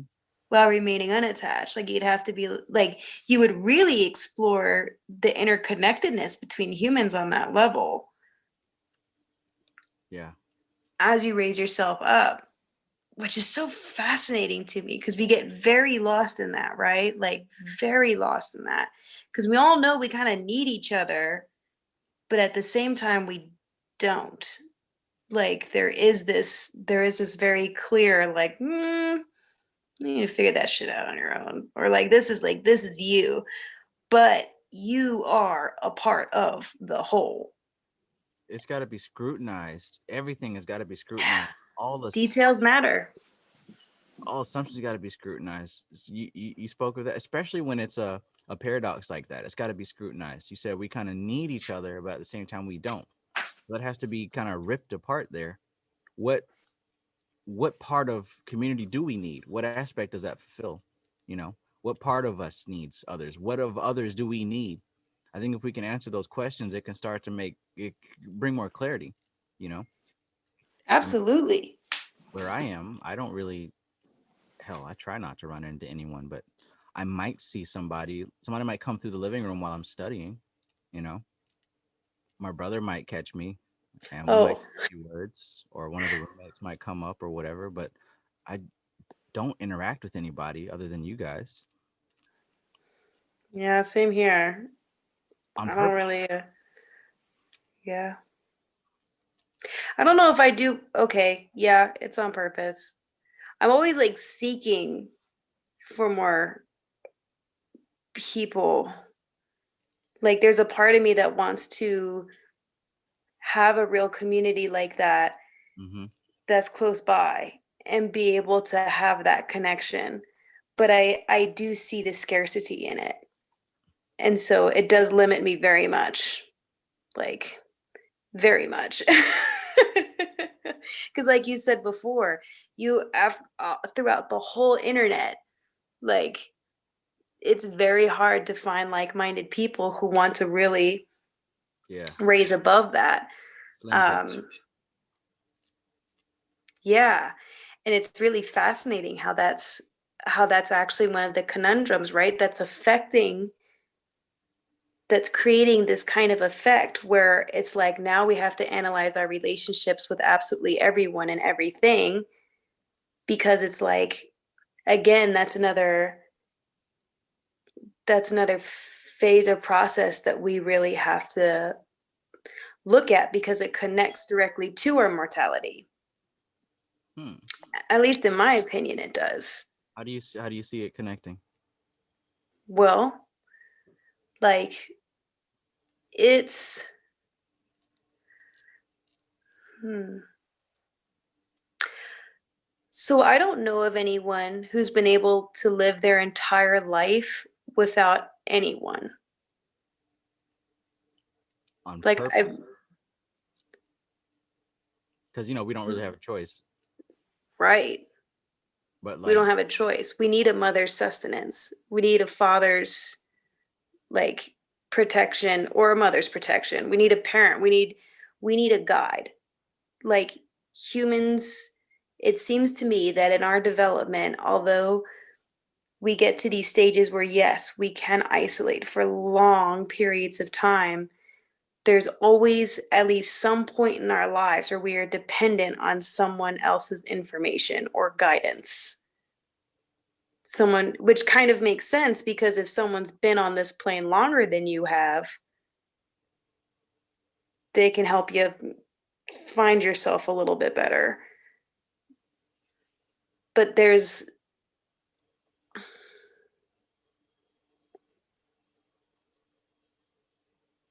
I don't know, it's just hard. And And then there are like these societies and these civilizations that, you know, are so transcendental that could, I keep throwing that word around. That's like my new favorite word with all this research, but like it's true, you know, like they're able to change form or not even know, like do unspeakable acts of just this incredible consciousness that you would imagine these people could live in isolation for years and years, but they choose not to. Like, we know that they had cities, we know that they had civilizations. So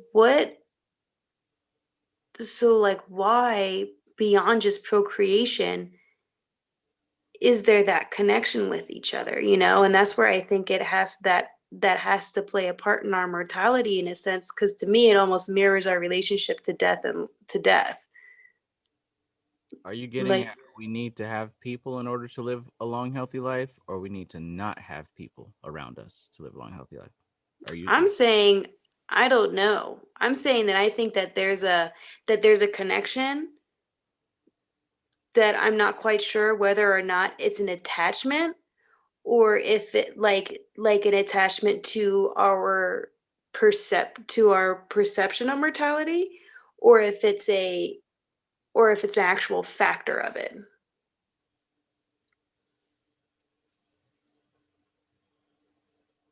Does that make sense? Yeah.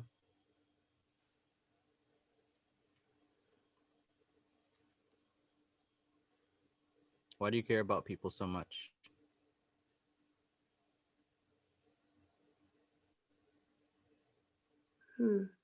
Why do I care about people so much? Because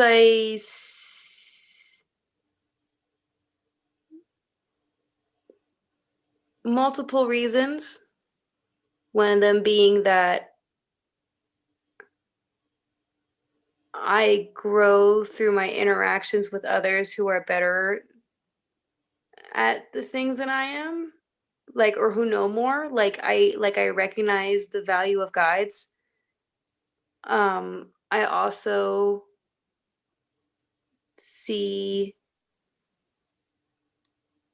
myself in others in forms of like lessons or like mirrors. Like, I really see that. Um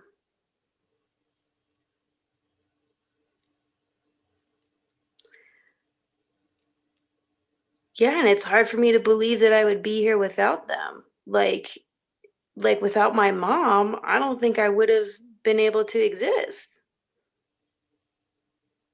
Like, if I'm to just see it as just like, oh, that was just for that time or whatever, I almost feel kind of parasitic, you know? Like, I don't know, like it's kind of weird, like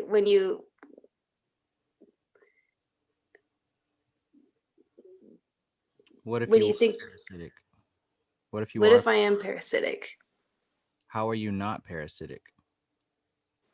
Hmm. Even if you are vegan and meat free, how are you not parasitic? Is parasitic Hmm. you? Is parasitic yours? Or is that just a function of this body and this society? It might be a function of the body. Like, do you have a choice? Like, do you choose to be parasitic? When you were No. born, do you choose to suck on your mom's breast and wail and cry and shit and make her clean it up and not give a damn? Like, that's not our choice. So, I mean, yeah, you're parasitic, but so what? What does that have to do with anything? Hmm. Well, that's our first concept of love and of this reality. Like, our parents really give us the the world viewpoint that we have. You know, is this a safe world or is this a dangerous one? So, do you acknowledge that those parasites that used to be in your intestines before you started taking Harataki, was that love? I don't know. Was I the first? Oh, I No, I mean, I don't think so. I don't know. I can't talk to them. What's the They difference? obviously loved me. Maybe not. They probably loved me. Is there But I emotion don't know. involved in a simple single-celled creature like that? I don't know. Maybe I'm leaning more towards not, but I'm not so sure. They do exactly what a baby does. You know, parasites in your gut, they crave certain kinds of foods. And you know how they get it? They send chemical signals to you that reach your brain that make you crave beer and red meat. They literally control your brain, just like a baby crying, feed me, change my diaper. Hmm. Man, you said that that was one of the first signs of love. Do you love those parasites? 'Cause nobody No. likes changing shitty diapers, but then again, nobody likes having their guts clogged up by worms, self-serving worms. That's true. That's true. But God, that's not a baby though, right? Like, I mean, there's babies in there. They lay eggs and they become babies. sure. Sure. I agree. Is it But love? I mean, It's of the same species. Is that why it's love? Because it looks like us? well, don't we create it? Do we create it? Or were we just used as a vessel to continue this thing? We don't own none of this stuff. Mm, Because maybe hmm. those parasites are love because they're I mean, by those same standards of a baby, they're part of nature, which is a part of you. It's life. It is Shiva and Shakti. This ain't your body. Maybe this body was supposed to be the home to those things. You're serving nature's purpose. The point I'm making is attachments are creating these definitions. It's only love Yeah. because it's my baby. That's the only reason why it's love. You wouldn't feel that same way if that was thrust upon you, you know, at an age when you wasn't trying to do all that. Hmm. Hmm. Or worse, you know. So if we exist simply because our species need to continue, then if we were to, so now I'm thinking, well, then the only other option is to halt, right? That means no babies are being taken care of right now. Hey, That doesn't seem so promising as a future. Oh, okay. Hold on. Okay, so we got to take out our attachment of the whole damn thing, right? Because we're talking about, do we need each other? Now, we have been able to determine that as parasites, yes, because that is how we extend our species. And so we reach adult form. Adult form. Do we still need each other if in the beginning all it was a chemical imbalance in our brains that allowed us to be the daughters and the sons of our parents?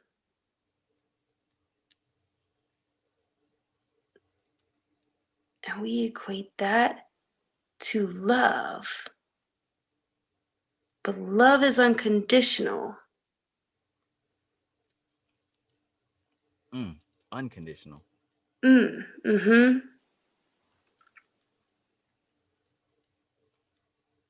So,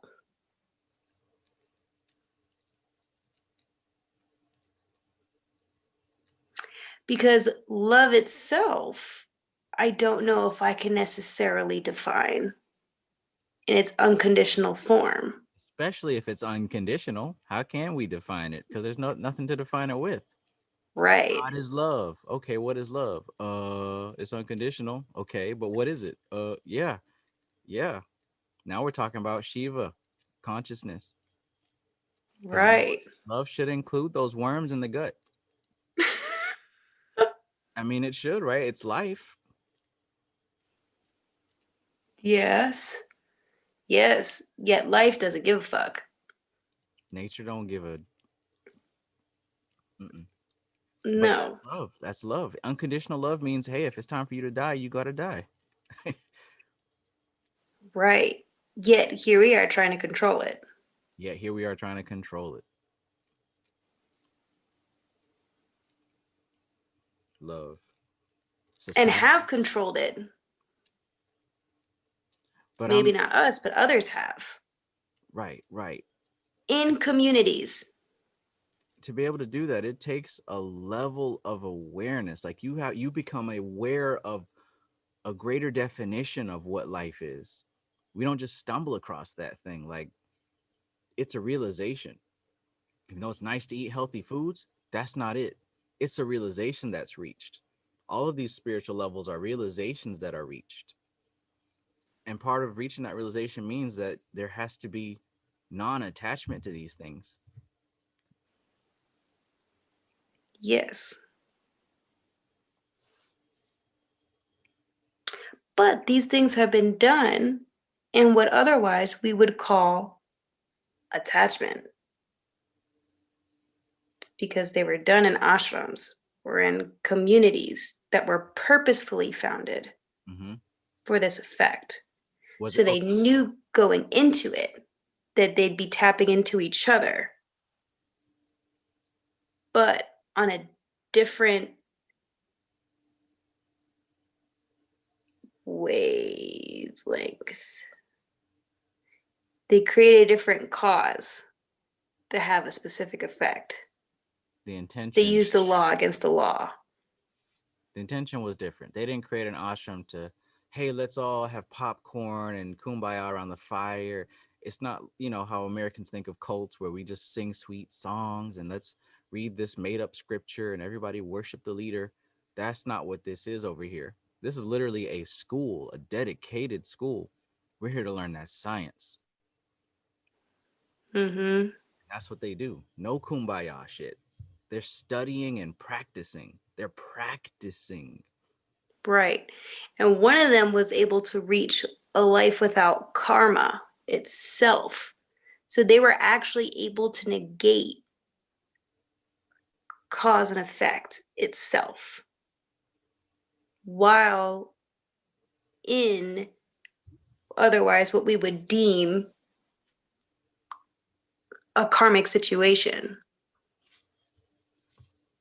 And when you asked me that earlier, I also mentioned that it had to do with purpose, right? It's got to be a purpose for that. It's not just because. And what did it say here about this? In this manner, he actually wiped away his mind of everything, his desires, his aspirations, ambitions. He became free from all karmas. He was living in the highest state, living in the state of the highest spiritual attainment, where the mind is totally subdued and the awareness is fixed on higher consciousness. Not about kumbaya. He was fixed on the higher consciousness. He was literally making himself available for a purpose that was bigger than anything personal. Mm-hmm. There's got to be a reason for it. Right. Not just because we want to. It has to serve some kind of purpose. It's still cause and effect, but now it's a greater cause. This isn't my cause. Oh, I want to preserve my body so I can continue experiencing the five senses. This was a higher cause, so that the divine can operate through me, so that the divine can use me as a literal vessel.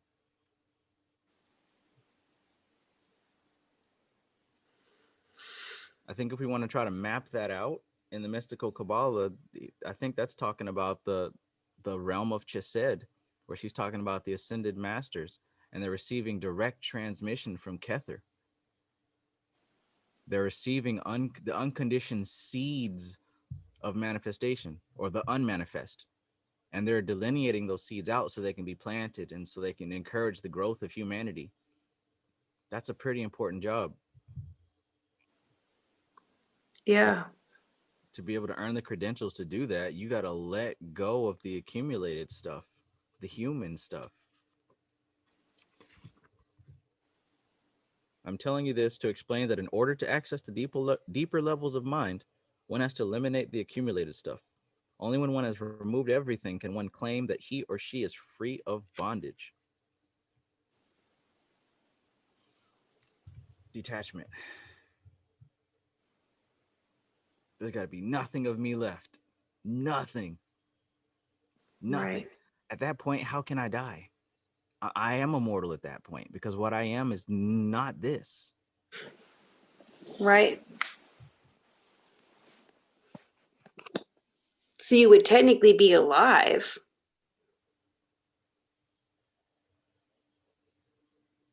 But under a different definition. So energy can't be created or destroyed. So let's just, for lack of better word, let's just say an entity, right? I don't believe in this, but let's just say, for lack of better word, it's a spirit, right? Some god type of Brahma Vishnu thing, right? Right. So this would mean that he completely eliminated the human of him. There was no more of it left, and it was completely filled and replaced with this other entity. That is all. Okay. So at this point, even if the body dies, that entity was pre-existing and will continue to exist and may choose another vessel. It's almost as if you die before you die. I mean, that kind of explains the concept of the pharaohs, right? The God King.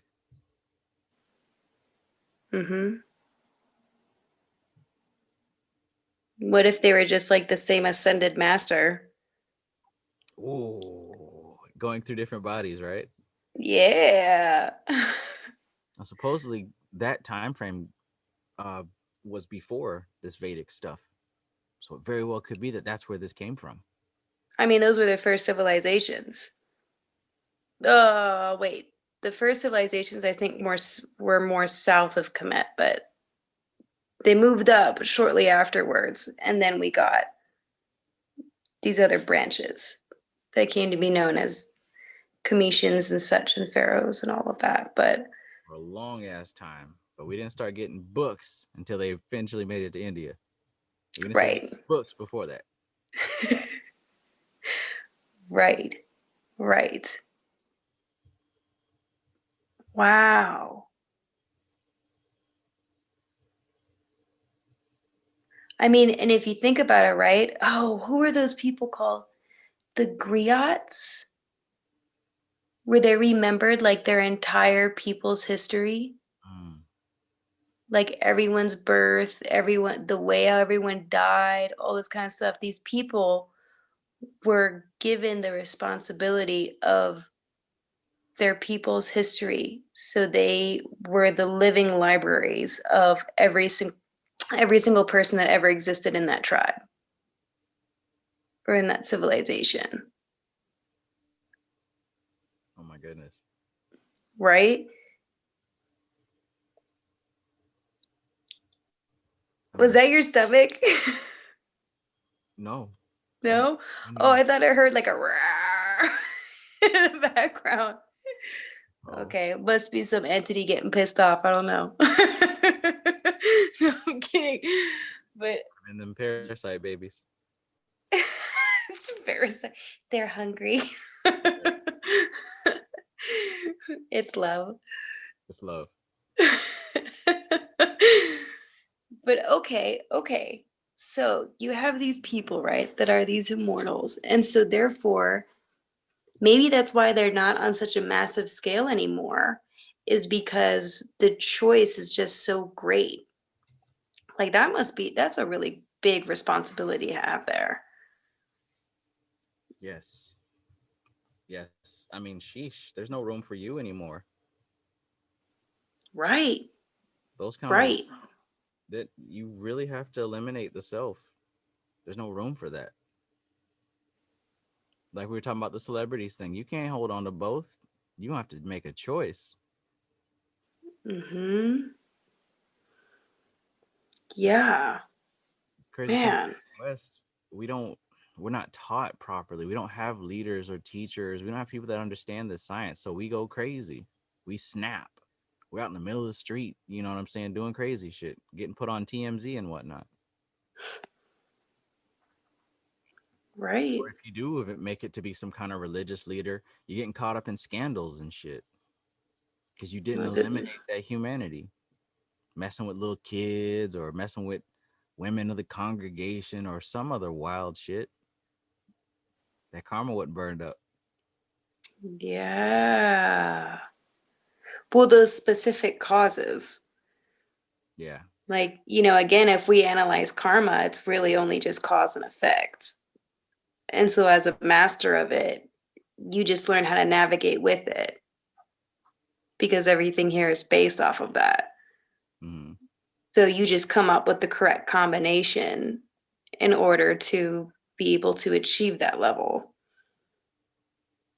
The question is, what's the combination and is it worth it? Is it worth it? That depends on your ultimate goal, right? Yeah. That's at the And core how of do you everything. find that ultimate goal? I mean, that's a hard one to answer because, sheesh, if the ultimate goal is just to learn a little bit so that you can be able to live a good life, then that's the ultimate goal. That may not require you giving up everything. But if your ultimate goal is to really see ultimate reality, experience it, live it, become it, you're going to have to give up all illusions. Yeah. You're going to stop at whatever you're attached to. Oh, I don't want to give this up. That's as far as you're going to go. Right. Everything will be tested. Everything will be tested. Health, fear of losing your life, family, things, sex, all of it's going to be tested, depending on how far you want to go. Mm-hmm. Yeah.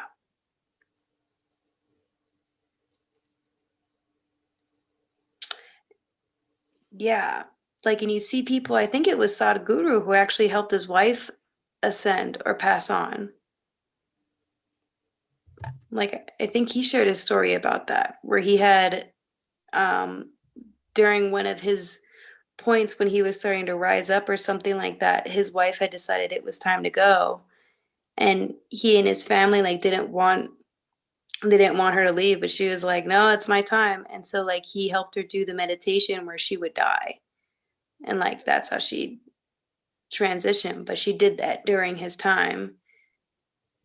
The ultimate test, the loss of life. Yeah. Yeah. But see, he still has his children. So it's interesting to see what kind of levels you can reach and how many different ways we can go about it and what that purpose is. Like you were saying, you may learn a little bit and then be able to just live like a good life and stuff like that with these attachments. Mhm. And that Seven Bomar talks about, I quote him a lot just because he says some like crazy shit that I'm just like, what?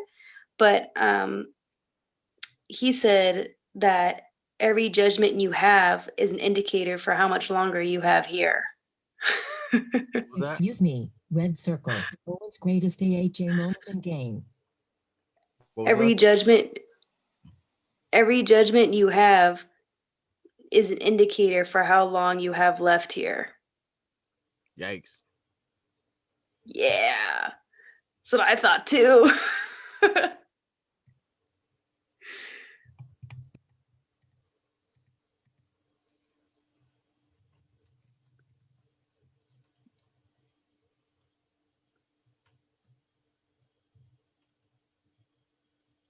If you were given the gift of immortality, if you could reach it now, Mm-hmm. would you take it? Hell yeah. But y'all wouldn't see me. I'd take my ass to the Himalayas with all these books, read them, and then talk with the homies. And they'll say, oh, you got to sit outside for 300 years before you can come learn from us. Well, hey, I got immortality, so. You can wait. Yeah, I got time. But yeah, I would. And I wouldn't be using it for no human shit. That's for sure. When you ask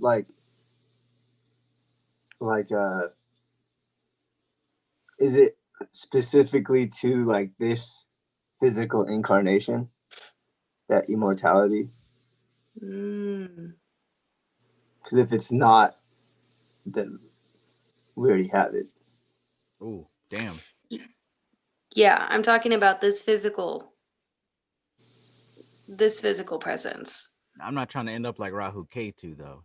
Right. But that's a good point, Omar. That's a good point.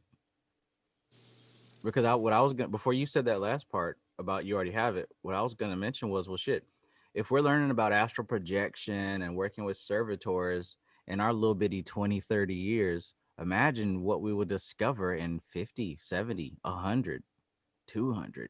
We'll eventually come to that conclusion Yeah. that this body is literally not even, we ain't even, when he meditated to death, I'm pretty sure he realized that he was more than just the body and left that thing alone. Wait, who? We've been talking about Satyananda. Oh, okay.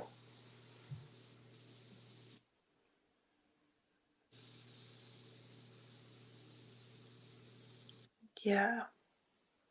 Immortality. I kind of think they allude to it in I just like got a scene that flashed in my head. Dark Phoenix, like at the end, she like basically like she gives up her body and she like rises in the sky and she's like a phoenix, but she doesn't have a body. She has like a phoenix flame. Ashe to the Order of the Phoenix. Coming soon. Oh boy. Yo, I used to. Oh my god, that you said that. I used to read the Order of the Phoenix, Harry Potter. I read that one like 5, 6 times just because I'm like, damn, like I gotta be in my I gotta be in the Order of the Phoenix. Wow. I had no idea there was a Harry Potter book called Order of the Phoenix. What? Yeah, that's part of the series. It's now the 5th one, yeah. Everyone's Harry thinking Potter and the Order of the Hopkins, Harry Phoenix. Potter shit. Wow. That's Dude, crazy. it's one of the best, in my opinion. That's one of the best Yeah. books out of the series. Order of the Yeah, Phoenix. one. Yeah. Did they make a movie out of that one too? They Yeah. did. All of them have a movie now. Mm-hmm. Wow. Well, I thought that's why you named it after. that's cheap. I would have if that was the case, I would have came up with something else, but it came to me, so it meant something else. Wow. So like, shit, he's quoting Harry Potter right now. Oh man. Getting deep. Oh man. Oh well. I'm sure it worked out in my favor somewhere.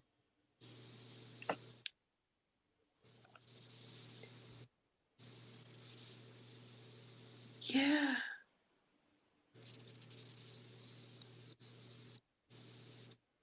It's 420.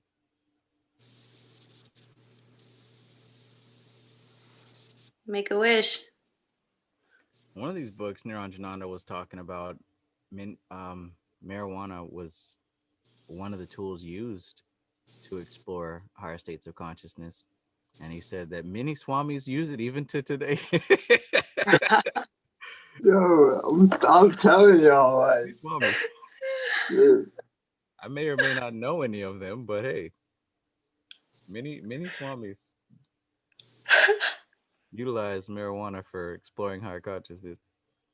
I mean, it's hard to see not to. Like, y'all living in the mountains, doing your thing. Like, I would smoke too. And just meditate like all fucking day or whatever. That sounds perfect. Shit, I might have to take up the habit.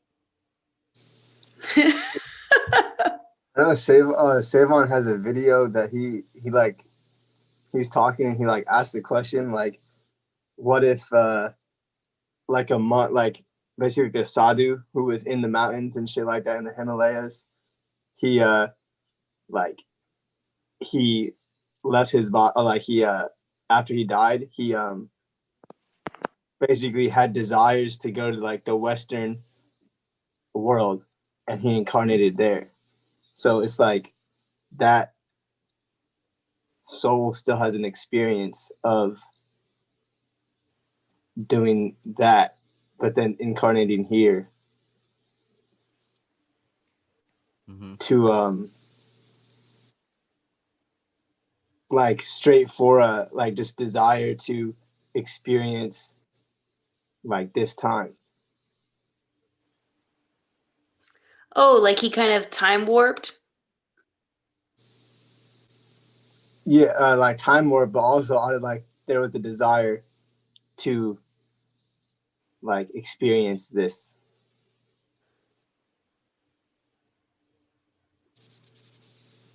But then also like the question that I ask now is like, if he was like saw do all that, like I don't think he would have the desire to do that. So Right. Yeah, Yeah. that's kind of what I was thinking too. Right.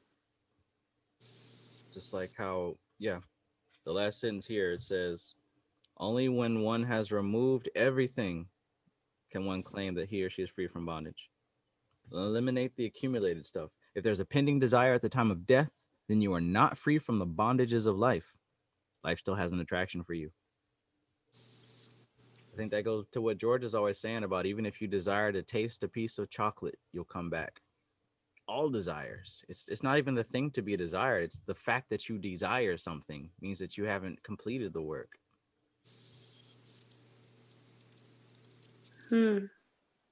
Non-attachment. You think if you passed, there would be a desire that would bring you back? Like if this was your last moment, are you gonna be like, damn? I know. I mean, for me, a long time, I still had attachments, and that's why I was using spirits, right, to get my attachments taken care of.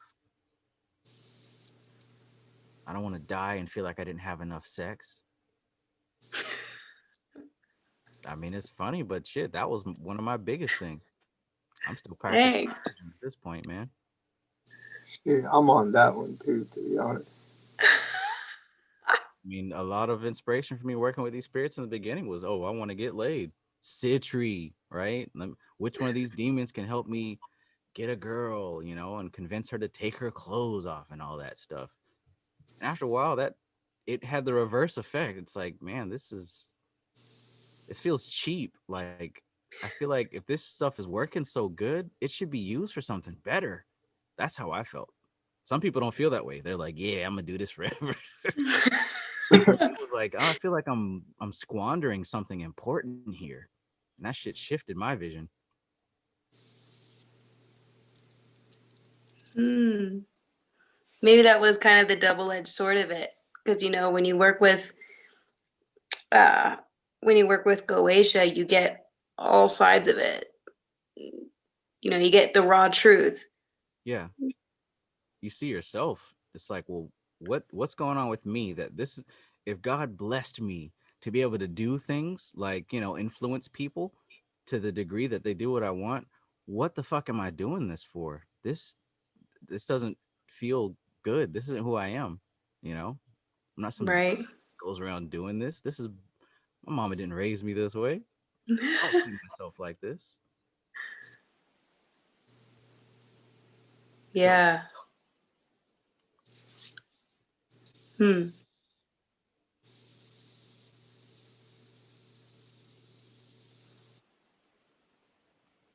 even worth it. That petty stuff, it ain't worth it.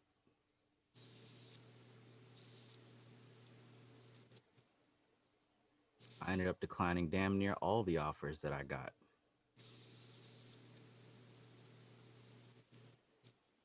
Wow. I remember one girl came to my house to help me clean. And I was trying to like send thoughts the whole time. And it was working. It was working to the point where she literally said a thought that I was thinking like right after I sent it.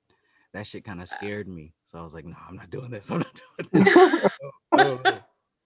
It was the situation was set up perfectly. Like it was just me and her there. Everyone else left. It was nighttime. She literally said what I was thinking after I, sent it. And instead of commencing, I was like, oh man, wait a minute. That was one of the turning points for me. I can't just keep playing games with this shit. This has got to be for a bigger purpose. It's got to be for a bigger purpose. Well, and you don't really, I mean, I don't know. I would kind of think too, is it really their will too? Like, are they really consenting to this? or is it the influence over them that's swaying them to? You know, that might also be kind of a thing that makes it a little bit cheap there. Yeah. So that's kind of like, is this a cheap shot? Yeah. Like, It's not the this same. is, yeah. That's Kind not of like putting a love spell on somebody, and it's like, well, they didn't really consent to that. yeah. That's at the heart of the matter. That's not what I wanted. At the heart of the matter, I wanted to feel intimacy, right? Connection. That's what we all want. Just as some Mhm. people it displays as, oh, it displays as sex all the time. But really what we're looking for is intimacy with another person. But that hole, that black hole, that void that we constantly try to fill, that comes from not really loving self. So we look for it in other people. That's interesting. So I had to take care of that. The whole reason I'm doing all this is because I don't love myself. The whole reason I'm drinking all this damn alcohol, staying drunk all the time, is because I don't want to deal with my problems. I don't want to deal with my situation in life and feelings of hopelessness and loneliness. I'm not dealing with them. So I'm trying to fill them and replace them with distractions. I got to deal with this, or this is all I've got. Hmm. We want to talk about shadow work. Like, this is the kind of stuff that people, I think, really avoid. They avoid confronting within themselves. You have issues because you're not solving them. Sure, we didn't do, there's a lot of stuff that happened to us when we're young and happened to us at any time that we don't have control over, but it's how we continue to process them or not process them that keeps affecting us. That's what this power should be used for. That's what this magic should be used for. Well, I think it's hard too when you're differentiating between what's a projection of self-loathing versus what is maybe just, well, it's all misdirected energy, right? Like anything that you desire is just you misdirecting or maybe misinterpreting the energy or manipulating it in a way that doesn't best serve you, like isn't what you truly want. Like, what they were talking about earlier with the carbohydrates, they're like, well, you may think you're craving carbs, but actually it's because your body needs proteins. Mm-hmm. It's kind of like the same thing. Like, like for me, my big thing was having, and still is in some part, was like I always like wanted a partner. Like I always wanted like a male partner there, like the soulmate husband lover kind of thing, right? But and it wasn't necessarily because I hated myself, but there was that idea of I don't want to do this alone.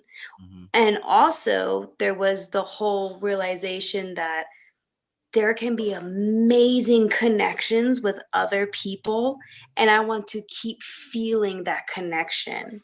Mm-hmm. Therefore, if I have someone close to me all the time, that connection will be there all the time. Whereas I wasn't, and what I'm coming into more of the reality of, or that vibration of really being like, well, why are those connections so important?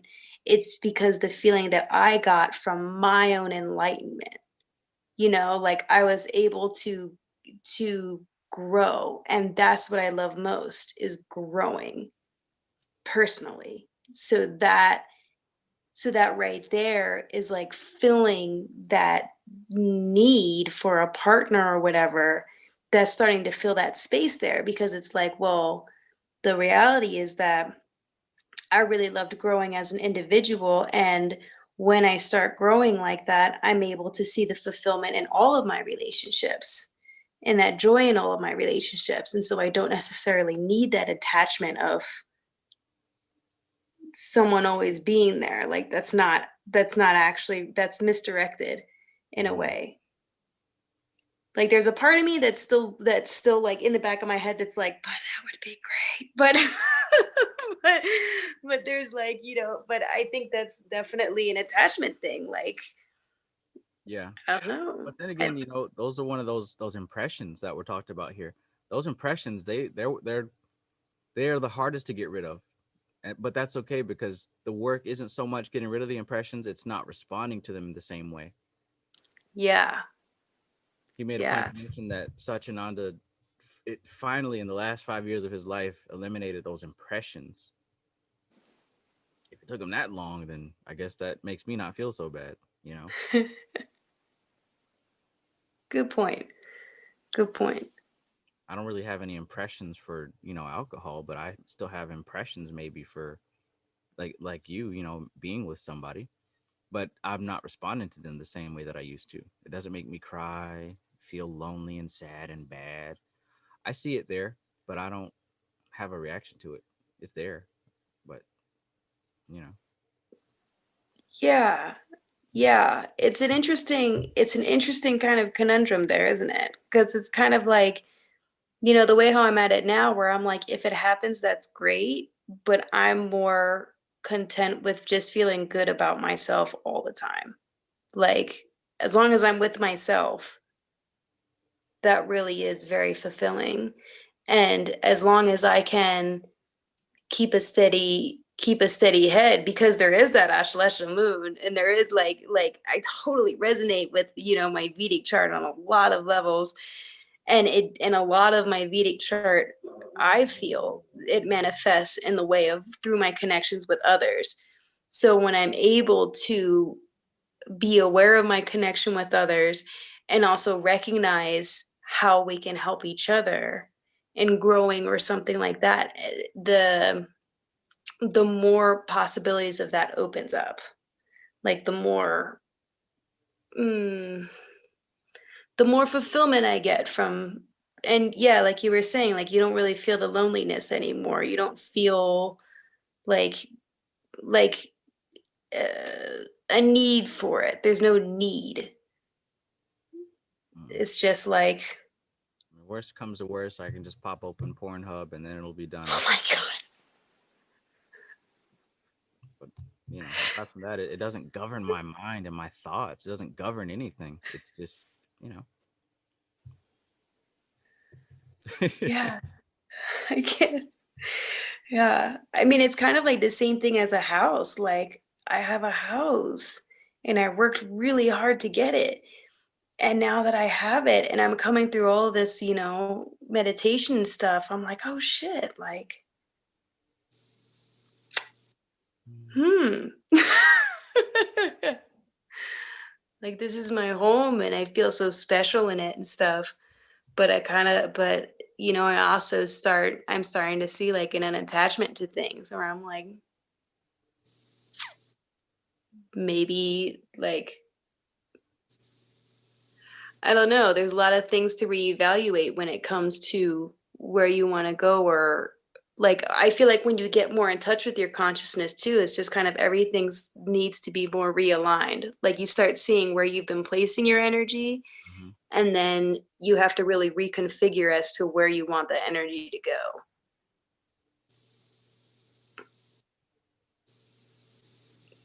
Quite a process.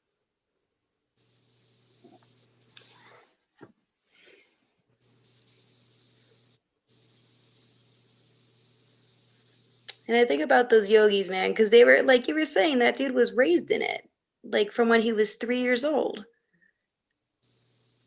Hell, he might have been 3 years born old. into it. We don't know who his parents were, but they were close enough to let their 4-year-old go into this ashram. So I have a feeling that he was born for this, literally. Like this Yeah. practice some tantric type of shit. I think that's what they were saying in the Tantra Karma book I have. They were saying like how people have kind of lost sight of our breeding, like even just like our breeding, because they're like, if you are to co-create, like people need to be thinking about the geniuses that they're making. Like there needs to, like, it's very rare when two very conscious, like conscious people create a child to be a genius. Like there was a section where they were talking about that.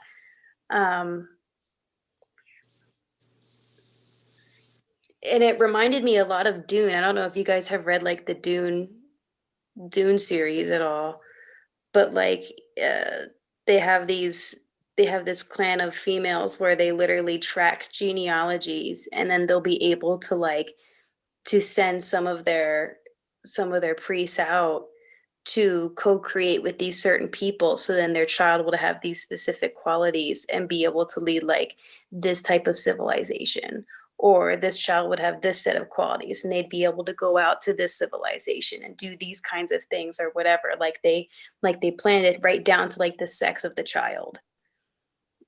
I wonder where they And got that that kind of, concept from. what'd you say? I wonder where they got that concept from. I know. Well, now all this stuff is popping up. I'm like, oh well. Vedic. Or ancient texts, really. Ancient knowledge. Oh my goodness.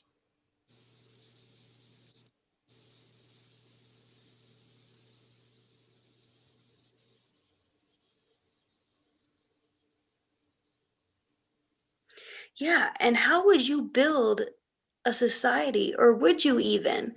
Like, so we had these ashrams where these people were practicing immortality. Like literally that was their thing. They were practicing immortality. And within that they created somewhat of a community. But it almost seems like it's not really meant to be not that it's meant to be closed, but that maybe certain communities like that aren't necessarily supposed to be widespread. Like maybe the whole point of that isolation bit is that, there are maybe like the way to go about it. One of the ways to go about it maybe is to like form little ashrams or communities that focus in certain areas, but not having it be like full society, but just maybe like an option or something. I think a big aspect of that to consider would be, what are we separating from?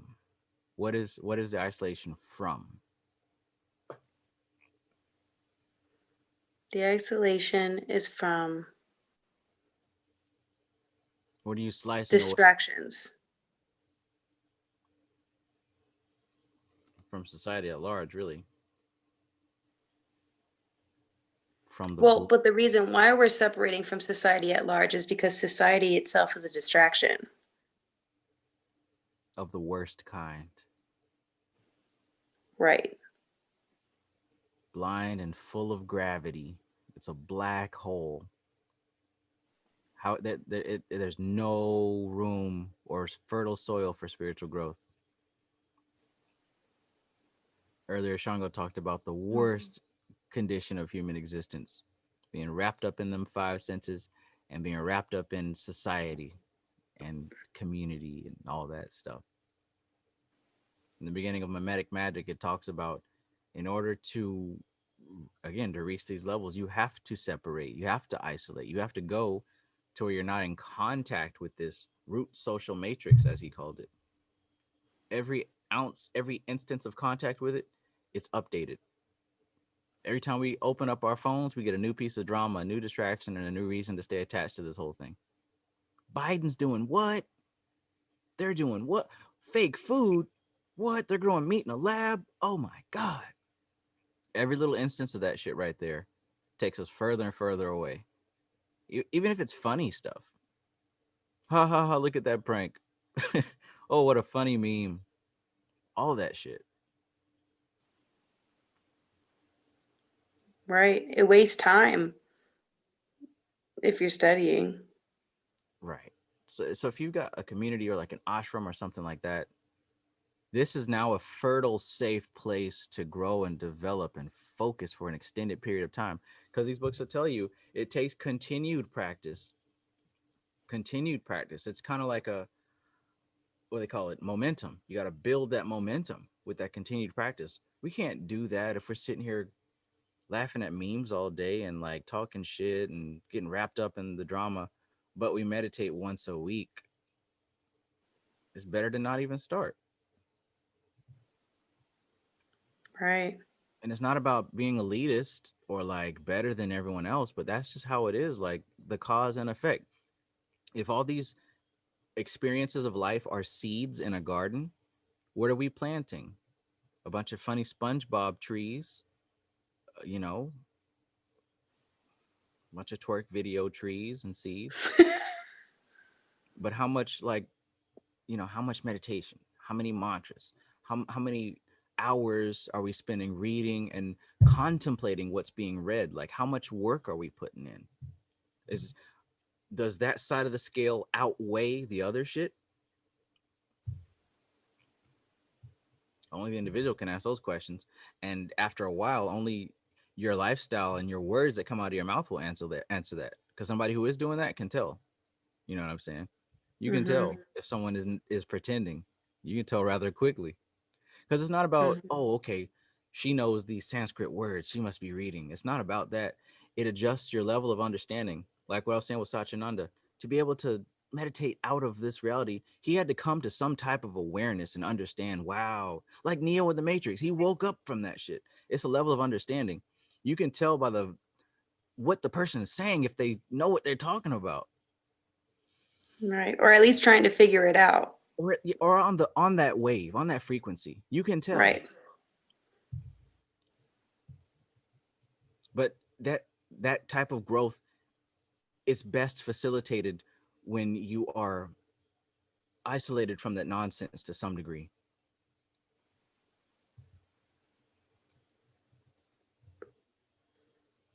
At first, I was fortunate to be in this position to where I don't have to deal with anybody unless I want to. But now I'm starting to see, I am grateful, but it's not even like something to be grateful for.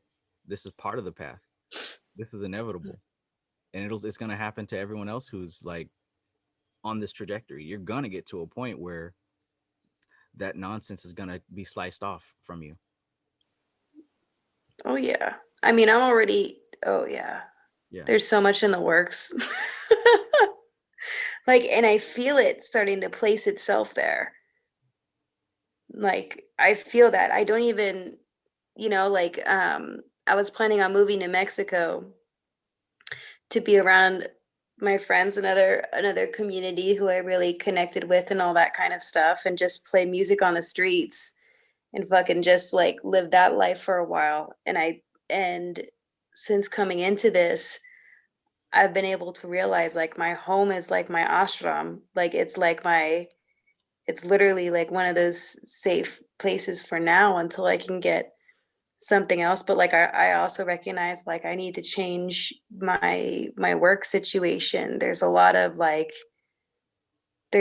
things that are starting to kind of play the more focus I put into my conscious awareness, my awareness of myself, of my true being. And it's amazing how things are kind of just lining up. Like now all of these material things that I used to worry about are no longer worries, and therefore they're literally not existing as problems anymore. Yes. Like I used to have money problems a lot. And then I started meditating and I don't give a shit anymore. And I don't have money problems because I don't need to spend my money to gain fulfillment. Like I don't, like my energy is literally being placed in other places. So I don't focus on anything that money can get me, which means that I don't have money problems. like my focus is like it's amazing how things kind of start lining up like that. Like even the way how I'm seeing my home now is like totally different. Like it's not where I'm going to spend my whole life, but like I'm definitely seeing this as like a real safe haven. I used to crave the company of others, and now I do still, of course, like love these conversations and I go into it and stuff, but but it's because this I feel like is different from what I had been thinking I needed, like craving from other people. Like I don't know, like I was getting like real lone, like, like, but it's true. I was getting like really lonely. I couldn't really talk to anybody. I had just like my one friend, and then everyone else I had to stay surface with. And now that I'm in a situation where all there is just building and focused study, I don't crave any of those interactions anymore. Like nothing, like I'm good. So you're right. It's very interesting. It's very amazing how your life will start to kind of just Yeah. line up exactly how it's supposed to. And I think it's mechanical. I think it's part of an equation. I really strive to take out the humanity when I try to talk about God or cosmic aspects, because a lot of people get stuck in that. Oh, well, God, that's just the divine doing this for you and that for you. I don't know about all that, but what I do know is there's cause and effect. And when you study this stuff intensely and you mean it, when you are doing the mantras and the meditations and you mean it, that's part of an equation. That's a cause. So an effect has to come with that. In the lifestyle of people who do this, there are effects of doing these practices. It's not about being a good person or a bad person or God looking out for you. It's cause and effect. It's like you said, when you're focused on the work, life adjusts to that. The passages that I read, I don't know if you heard in Tatwashuti, um, Tatwashuti, this practice is more about worship of the divine feminine, the essence which exists within all of matter, not a sexy space woman ghost spirit. No, it's talking about matter itself. It's a devotion to the essence. Now, in doing that, it quickly grants material gain and psychic ability. She said quickly. Hmm. She didn't say if you're a good boy, if you're a good girl. She said in doing these practices, it's mechanical. It's an equation. Yeah, which makes sense. Totally makes sense. I need to get into what is Tatwashuti a book, or is it a teaching in one of the books? It's a book. Okay. I need to get the book. Yeah, it's one of these books from Bihar School of Yoga. It is rather short compared Tatwa. to Kundalini Tantra and Dharana Darshan. I have my Dharana Darshan coming in soon. Oh goodness, yeah. Fuck yeah, I've been getting all these books, man. My library has been blowing up. I'm surrounded by 4 books right now. That's I guess I've been in this conversation. 4 books have come out. that's a mechanical part of the equation. If you hang out with me long enough, your library starts to like spontaneously multiply.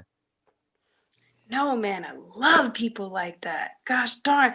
That's how my roommate's exactly the same way. It's perfect.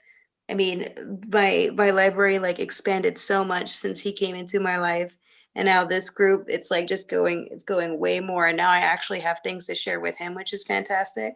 So I'll be like, check this out. Yeah. It's great. The study sessions continue. But yeah, but it is like an equation. Like, so I was experimenting, because my work is like that perfect ground for experimentation of like mental universe and what you bring to the table. Yo, I programmed those kids to binaural beats today. They were into it. Like, it's amazing when you really dive deep into like combinations of how you approach situations. Because what I'm learning, see, what I used to want to do is manipulate the matter around me by literally trying to manipulate the matter around me instead of manipulating I wouldn't maybe instead of changing my or manipulating my own matter, like my own behavior within that situation to create a different effect. Like, I had never really seen it as that. And now that I've been doing these certain combination of exercises with myself before going into these high stress situations, I've been really exploring like how they're affecting everything else around me, like how that lines up, like I said, like the money issue all of a sudden disappeared, and so like today I went in and this one kid's been extremely violent. They've been like punching, kicking, trying to stab staff, all this kind of crazy shit, right? And like every day they've had to take him to our Zen room, which is where we have mats and we hold them up. We go, hit the mat. And, of course, they'll try to like clutch your face or some crazy shit like that, right? So I come in today and my coworker's like, like, it's going to be a day, and I'm like, okay. And typically my combination would be like, oh, fuck, like, okay, like, let's try. And I would go in with this idea of let me manipulate them, let me change the situation outside of this. And instead, on my way to work, I was already listening to my Anapakoach meditations. I had been doing, they had me, and then I was doing binaural beats. Then I arrived at work. They told me what we would be, like what's been going on, all that kind of stuff. Then they had me floating in the morning. So I took like 15 minutes of a break, went outside and meditated outside, doing some kriyas. Then with that combination, I put on my own binaural beats. I brought that into a study session with the kids. Mm-hmm. They totally fucking chilled out. My voice, I noticed my tone of voice naturally changed to one that's like lower and more calm. My movements, although not necessarily slower, were more like I could tell there was a change in the way of how I was standing. Like literally my own physical structure changed. And so the kids changed in their reactions around me. And we didn't have one trip to Zen. And I had that little boy all day today. And we didn't take one trip. Huh? Oh my bad. Not this. I didn't mean the stabbing one, as in like, but the one that was like. Yeah. No, yeah. Oh yeah. Mm-hmm. And he'll like throw furniture at you.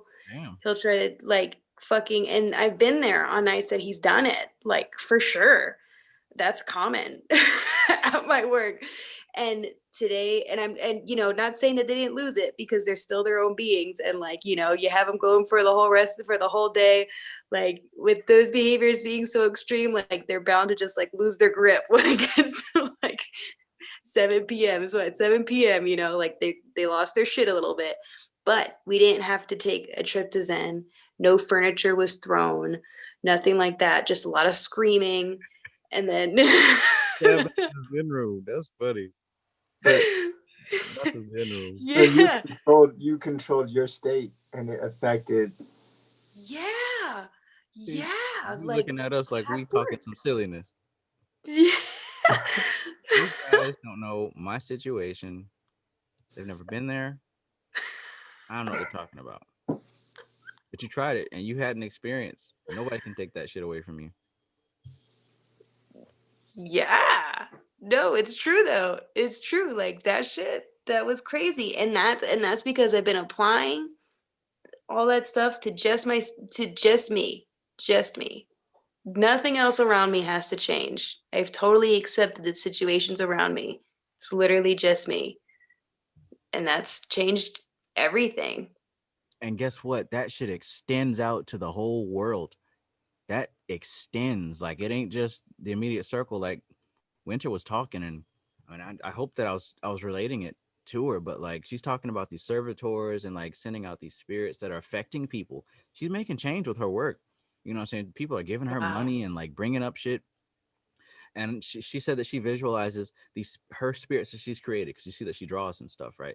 So she's visualizing creations like on the shoulders of people, whispering in their ears and next to her and in the back seat and all around her. Oh, I'm pretty sure she's done that shit. That shit worked on me, because I fucking told Godflow about her, because I was like, yo, I'm thinking about hitting up Night to do a thing, and that's why he hit up Night. because so damn, yeah, that's I hope she gets to chapter I'm 7. thinking, yo, I'm thinking how to fly idea, like, oh shit, yeah, I can get Night to do my shit. Hey. So she's visualizing these spirits literally going out doing things for her. And I mentioned, like, okay, so check this out. Remove that barrier of things. Imagine that is just your consciousness. It is now spread out, and you're able to fucking wield that shit. And like invisible hands, invisible lips, whispering in ears. That is your consciousness that has expanded beyond your body. But we think of it as little spirits to help us, conceptualize it. But in truth, that's like your mind has stretched out so far that it is moving people like chess pieces. Think about that. We really doing this magic Actually, for real. Wow. it actually.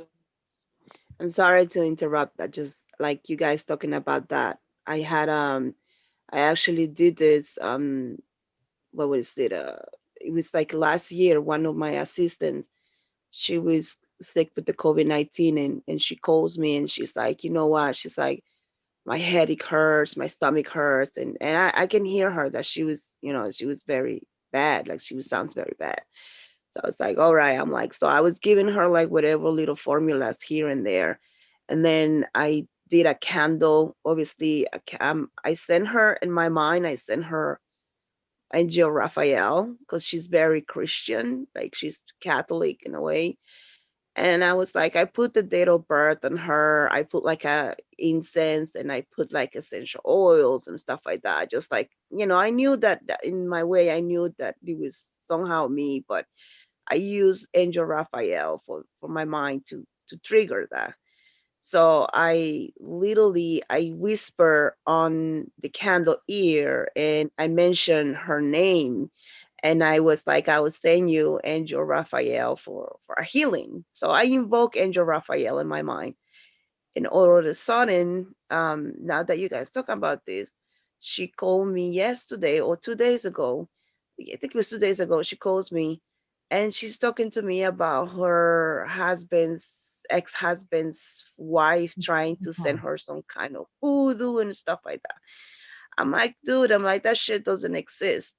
And then she's like, no, no, Verito. She's like, Verito, the shit exists. Verito, my ex-husband's wife is trying to get me some voodoo shit. I'm like, yo, if you don't allow it, that energy is not going to come to you. And then she's like, so how did you know that? I'm like, well, because I did send you an angel when you got sick and you never mentioned anything to me. She's like, I'm like, do you remember the day that you called me and you were sick and I was giving you the herbal stuff? She's like, yes. That night I sent you an angel. Did you receive the angel? She's like, Benito. She's like, I hear that you were knocking at the door when because when I sent it, she did sense it that it was me coming at the door and she opened the door. So I guess now the process of healing, I'm not gonna say anything about that because I don't know, maybe help, maybe didn't help. I don't know. She had to tell me that. But she did receive that energy at the end of the day. And I was like, and this is just like how you have that, how do you say that willing of send these energies to people. And in fact, I was going to tell this to Travis. How is that possible that you can send energy from your in you to another person? How is that? I'm like, how does that scientifically this shit works? I'm like, how is that possible? Who says it's in you? Who says that energy is in you? What if it's outside of you the whole time? You're just Yeah. becoming aware of it. Well, yeah, I was going. Oh, sorry. I'm just like thinking like, so like you're utilizing the space that is available to you because it's right outside of you between you and the other person. So the spiritual cosmology of this thing, the way it describes itself is that this is more like an egg, and that hard matter is like in the egg yolk, but surrounding it is the subtle essence, the spiritual stuff. And we think of it the opposite. We think that we are the outside and our spirit is inside of us, but it's backwards. So if we extend our awareness to the what surrounds us, we have more of a likelihood to really move things. So you saying that our energy, it could be outside as well? Is that what you're telling me? Like, It is outside, it's not inside, it's outside, and it's pressing inward. The pressure, just like being under an ocean, the deeper into the ocean, the more hard that pressure is, the more heavy it is. okay, so that's related to physics. That's pretty much what with the okay, all right.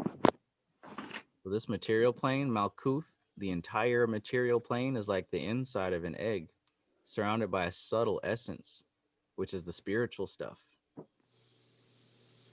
Okay. So how is I was able to send that energy like that or deliver that energy and her knowing? Consciousness is the missing link. Consciousness is what directs matter. Okay. I see. So it seems like you became conscious of a certain way to direct your consciousness, just like Night is becoming aware, right? She's using these images of these entities to focus her consciousness.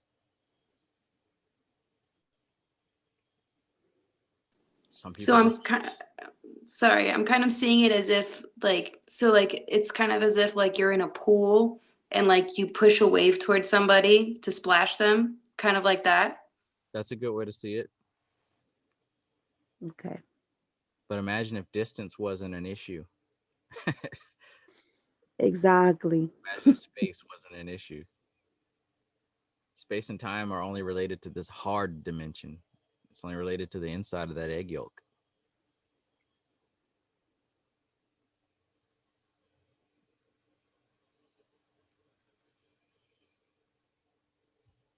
So likewise, when we're doing mantras and meditations, we're still utilizing those waves. We're still utilizing that push of water. And while it might not seem like we're doing anything, the change is happening on a subtle level.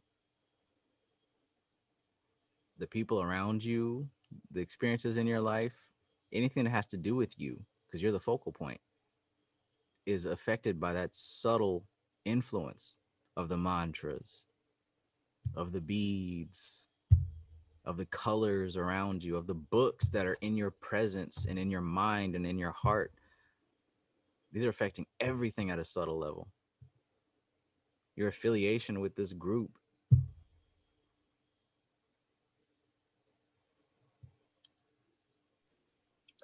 Yeah, so I guess for me that was always my issue was the because like with the Reiki bit and all of that, like I'm I always kind of get stuck in like the distance thing.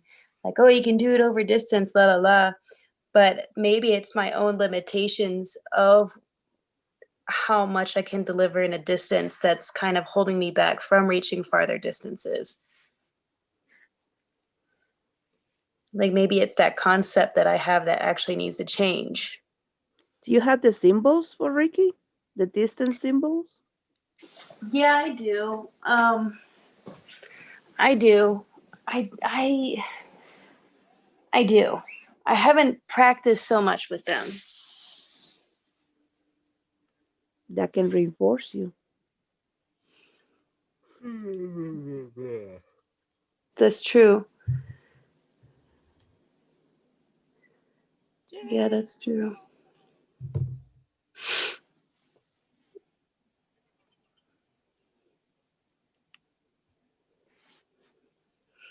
Because like sometimes I feel like I'm able to connect to someone like in the past, especially I've had like especially when I least expected it, like I was able to do some serious like healing or something like that even before I was attuned.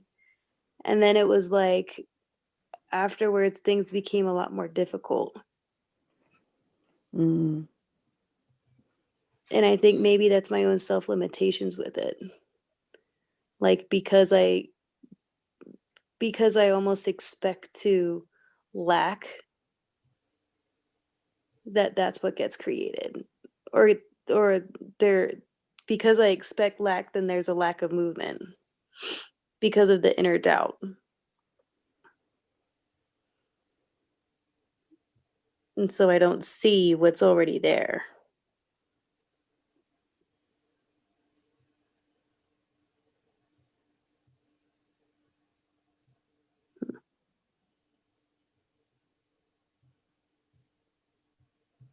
I'm interested about that egg concept though. Like I don't fully understand that, as if it's like a yolk. Like And that's mostly in reference to the density, right? Because we got this hard physical plane, right? but outside of that yolk, it's more viscous and clear and fine or whatever.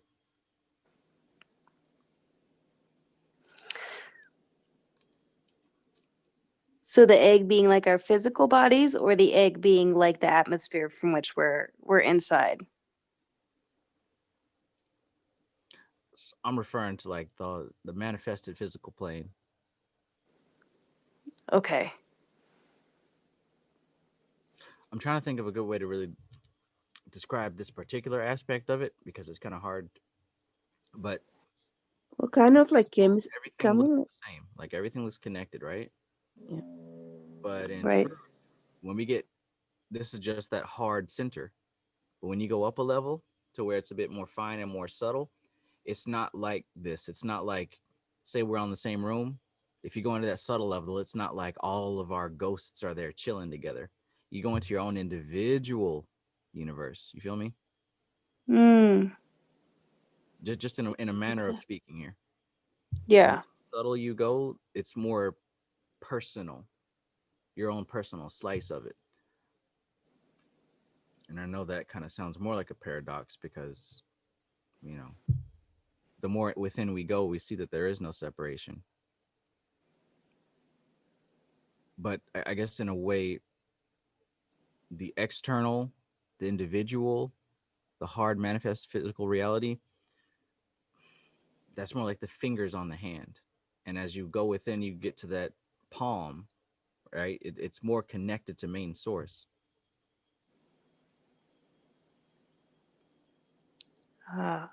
But if I were to adjust something in my physical plane, excuse me, in my subtle plane, it can have an effect on your subtle plane if that was, you know what I'm saying, part of my intent.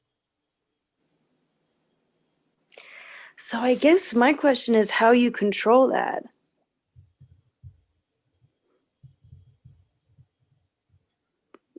It's a certain level of realization, right? You talked about you controlling that when you were at the workplace the other day. Yeah. Same way. For some reason, I just feel like that's different from like a Reiki thing, though. Hmm. But maybe not. Maybe it's not. What the chakras and the tree of life teaches us is that the internal template is the same across the board. So if you turn the knobs, it has an effect on the whole thing. Meaning, if you deal with your chakras and align them and all that stuff, everything on that physical plane starts to follow suit. That subtle realm is more of a realm of cause to this physical realm of effect. So the Kabbalion literally says the masters utilize the higher planes against the lower. They're not out Right. here grinding and toiling in the physical. They're doing that change in the subtle, and that change trickles down.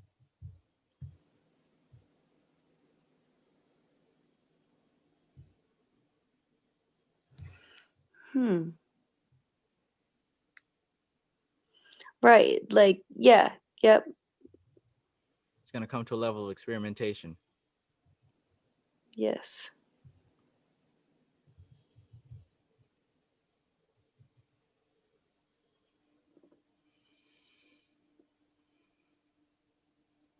There's a So lot where of does go ahead, I'm sorry. there's a lot of experiments that you can try. like the one that you mentioned and the examples that I gave. But it's all about the level of awareness, of focus, of understanding that it is what's going on, as opposed to hoping, wishing, praying, and maybe.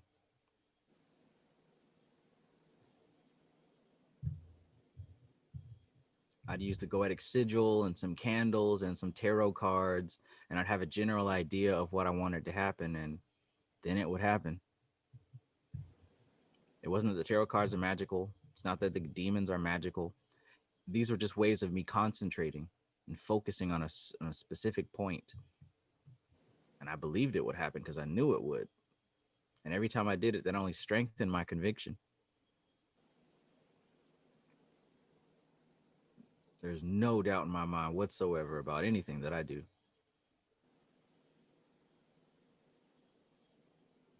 Oh, maybe it won't work, or I gotta wait for the full moon, or charged crystals, what demon, none of that stuff. It's gonna work simply because the idea to do it came into my head. I don't even believe I come up with these ideas. They come to me. They come to me because they can be done and I must do them. Like that, there's a shift there from what I used to think. I used to think that I came up with this stuff and I'm doing magic and I'm doing spells. No, I'm just a channel for this shit.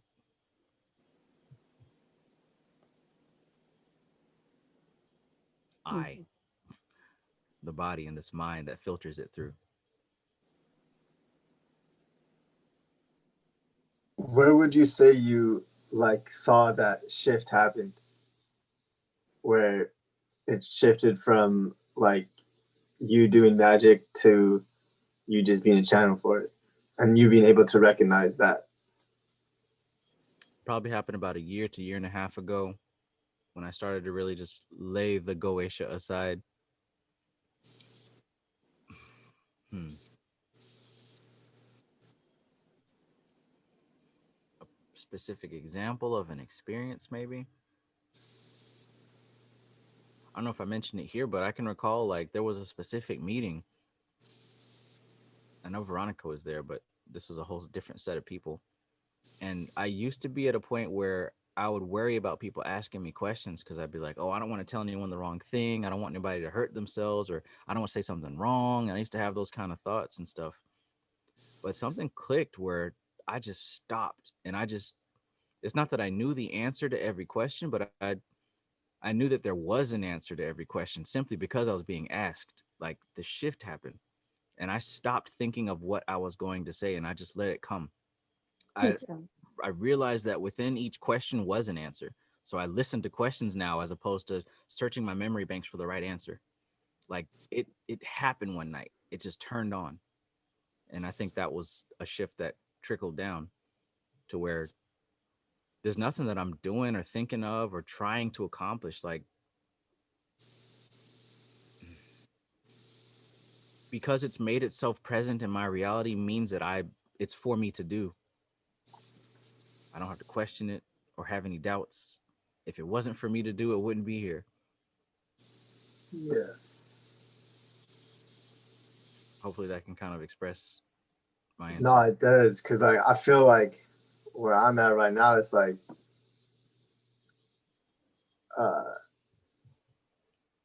embodied, like being the like. It's like I realized I already got to the point where like before I wanted to get here, like where I'm at now. So then it's like I know that like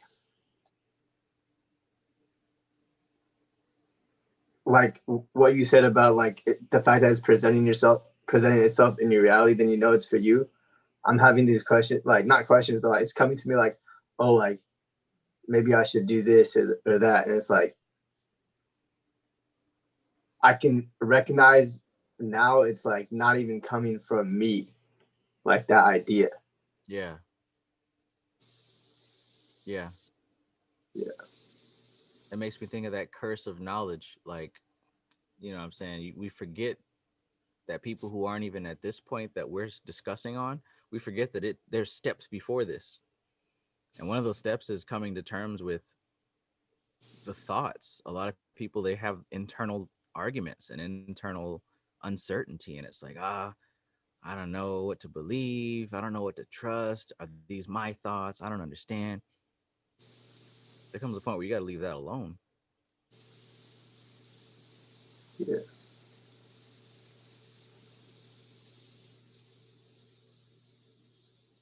Because that's taking up bandwidth. That's taking up processing power.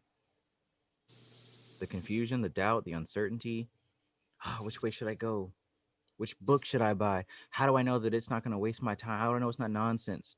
Those thoughts don't come up in my. If a book comes to me, like it, I can just tell. Okay, this is where I need to go. I don't sit here and debate over books no more.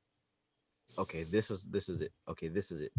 And it's to the point now where I just click it, buy it, it arrives, I read it, and it was giving me what it was supposed to give me.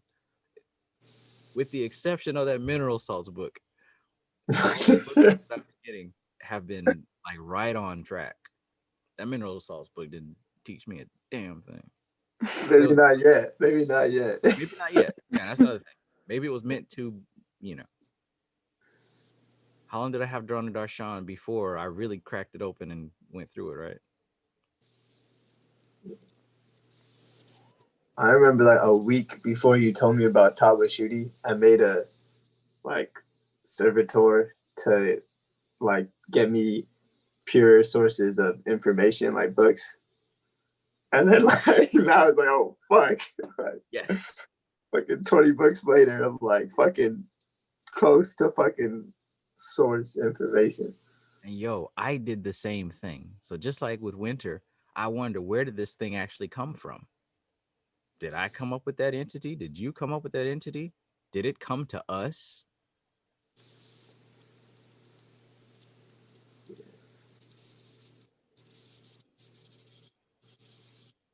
Because I created one and programmed it with the exact same intent. Give me just the straight raw source info, no more fluff. I ain't got time for the fluff. Give me the straight raw, the real deal. I don't want to waste no more time. Every word that goes into my eyes, it's got to be important. Can you do that? Yes, you can. That's why I'm creating you. Go forth. Where did that entity come from? Yeah, and it's so on point too, because I said like not just I said like metaphysics, occult, NLP. As I literally got all that shit in one. Like, yeah. It's like what? Yikes. It started taking me down a path of NLP books, and then that shifted to Bihar School of Yoga books. Interesting, because I bought that book Brain Magic, and it really blends actual psychology and NLP with occult science, with techniques. It actually does a good job in blending the two. And in one of the practices, it talks about going within and anchoring an entity and choosing a color. And I made that thing just as orange as this book. And Wow. here we are with probably my favorite in this whole stack. Because it was coming from the sphere of Hod. That's why I made it orange. But then again, did I make it? Or did it just make itself more aware? Yo, and what we just saw today about Hod being Oh, shit. And then this fucking book too. Like, yeah, it's orange as fuck. Jnana Yoga is the book of Hod, according to the Tree of Life. Oh my God.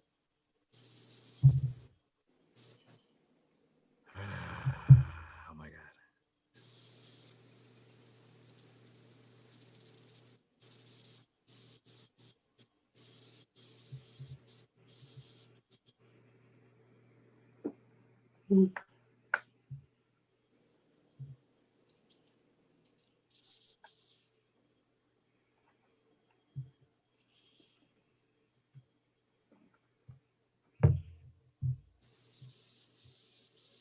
Yeah, Brain Magic is that like blended perfectly the like techniques basically. Like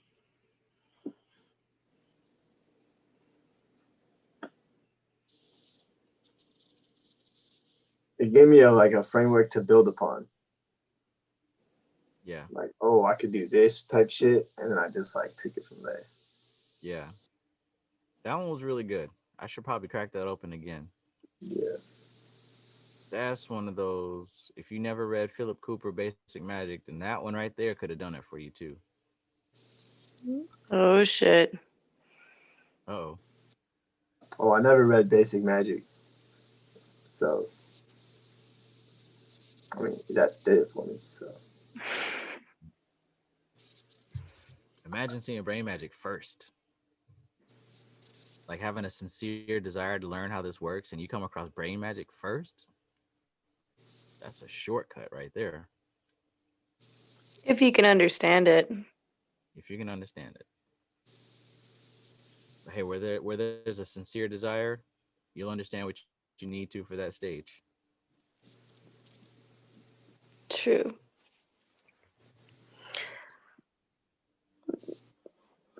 Amar, you said that there was a point when you didn't when it was like it wasn't even you that was answering, like when you really started connecting the dots, I guess. Um,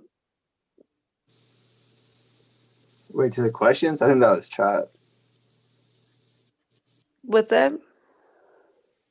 To the like, I think Trav said that. Oh, okay. I'm sorry. About to him like people asking questions and then him like like responding to what I came to him. Yeah, without like any doubt or anything like that, as if it wasn't even you, like as if it's just like coming out or Yeah, whatever. yeah, that was Trav. Oh, okay. Okay. My bad. Um, well, when you said that, like, I guess you just mean like the clarity of the thought, right? Like, or what? Or is it more like you were able to relate synchronicities easier, and so therefore you were able to just kind of like spit off the top of your head without like because there wasn't any doubt or anything like that. It's not like it wasn't you that was talking, but you just kind of knew, but you just like knew the answer giving the situation. I mean, maybe all the above.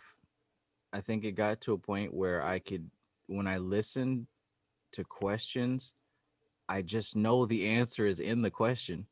Like cause and effect. There's a question in every answer, and if you can hear it, then I can just spit it back out. Hmm. Almost like when we ask a question, it's like we have point A and we have point B. We just don't know how to get there. We don't see a path. So when I hear a question, I listen for point A and I listen for point B, and then I see the path. And then what I try to do is relay the path back. Because oftentimes when we try to talk from ego and shit like that, we're spouting off, like, say you ask me a question, then I'm okay, well, how do I sound smart? Or how do I prove that? You know what I'm saying? Like there's so many other thoughts that aren't answering the question, but it sounds good. Right. Usually when we're asking a question, I'll say this a lot of times when we're asking a question, the question that we're really asking isn't what came out of our mouth. Hmm.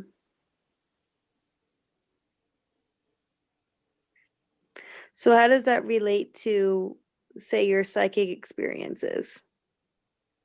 Like when you're like, you know how the other, I think on wait, is today Thursday? No, today's Sunday. Oh shit. Okay. On Thursday, um, um, you guys were talking about astral projection and all that kind of stuff. And Kristen and Mike were sharing stuff, and then other people were sharing about like, like seeing you as a spider and all this kind of stuff. Were like when that kind of thing happens, when you like, how do you know that you're in touch with someone else, or how do you know, like, how do you navigate around that kind of realm?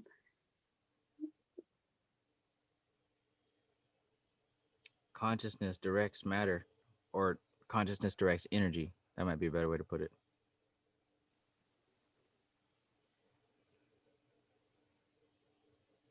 Hmm. So you don't really think about like where you, so like, okay, I'm bringing it up because the other night I thought, um, I really want to learn more about astral projection. And so one of the things, I didn't really find any good resources yet, but one of the things that came across was saying like you should do, oh, what's that? Astral, what's that say? I just got this today, but it's called the art and practice of astral projection. Trav has a audiobook of it on YouTube, I'm pretty sure too.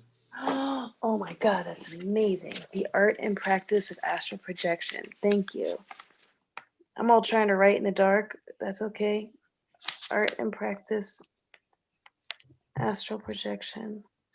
Um, so I was looking up stuff like, oh, thank you. So I was looking up stuff, and one of them said, okay, you need to have like a clear, defined place of where to go before you do it. And I was like, or they were like, or else you'll get lost. And I was like, oh shit, like I don't have a clear place I want to go. I kind of just want to explore. Like, oh, okay. And so I kind of like had a hang up there because I was like, well, I just, like I said, like I just want to explore. Like, fuck it. So I didn't, so I tried, um, but I didn't like, I didn't know how to let my mind go into a space that it hadn't been before. And so I'm not sure how that relates to like how, like what techniques you would use, or how you're even aware if you're going into it, or if you're just kind of dreaming at that point, or like what. So why not start with a place that you are familiar with?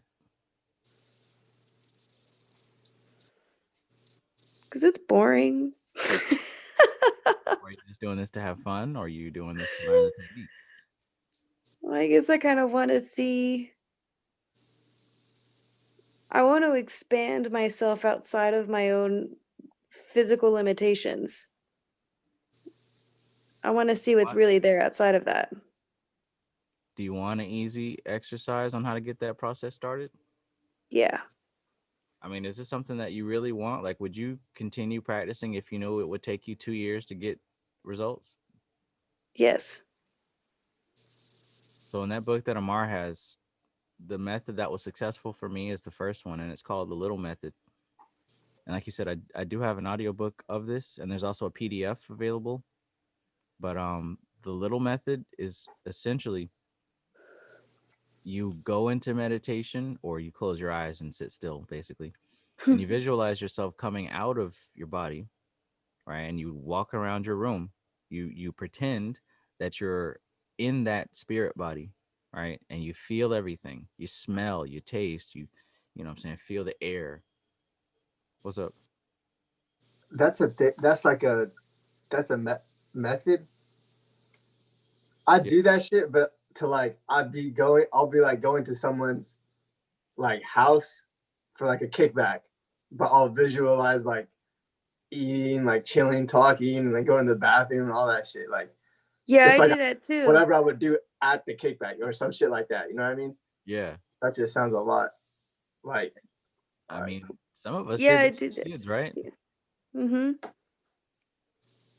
So it's essentially taking that whole thing right there. You experience in your imagination, but this is deliberate. This isn't just, you know what I'm saying, a daydream. Like you sit down, you make a time to do the same route every day. What I used to do, because I used to walk to work, I used to come out of my body, walk down the stairs, go out the front door, you know what I'm saying, and walk that same route all the way up to Lowe's and all the way back. And I would do that over and over until like I could memorize it. Like I could feel how long it took about what 15, 20 minutes to get there. So I'd visualize it just that long, every step of the way, cars passing, the moon or the sun, whatever. But what you're training yourself to, you know, have your conscious be in a different place.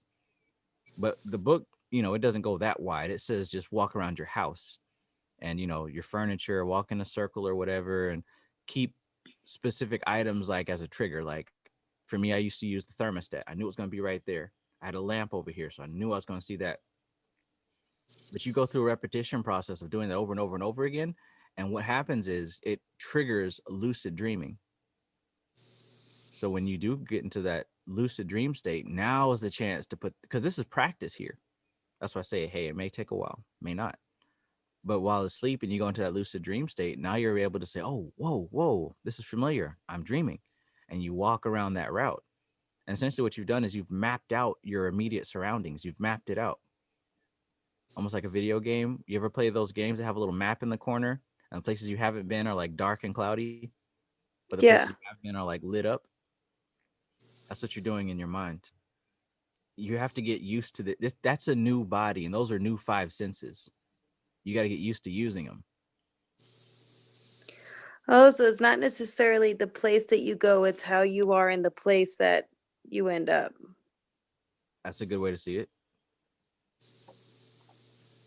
So once you get used to using that body, now you can go to places you've never been. Now you can approach people you've never approached. Now you can communicate with that aspect of those people. Now you can influence. Now you can derive information or put information. Now you can see what's actually going on. There's all sorts of things that you can do. You can do it while you're awake. Like, yeah, there's so many levels to it. Durana Darshan talks about it in a way. Initiation into Hermetics gives you several practices for this. There's so many ways to do it. Like, nobody has to take my word for it. I got at least 4 books that tell you how to do it in different ways. But it's real. It's very real. Yeah. So when you say it triggers lucid dreaming, then when you astral project, like are you sleeping? For astral projection, Yeah. Like I thought you would have to be awake and in a meditation type of deal. most of the time, it's asleep, with me at least. But yeah, you can do it in both. The difference with lucid dreaming, I mean, I'm sure you know the difference, but lucid dreaming, you're dreaming and then you realize that you're dreaming. So you start to behave consciously. But you can flip that into an astral projection. I guess that's where I'm wondering where you would flip that into an astral projection, like how you would do that. Consciousness directs energy. Okay. Yeah. Okay, Yeah. so now I'm going to go to this place. Now I'm going to see this person. Wow, I I had a dream see. about you last night, huh? I see. Okay. So I think my perspective of astral projection was totally wrong. I thought that I had astral projected and that I just didn't have control over it. But the reality, I think, was that I was just lucid dreaming.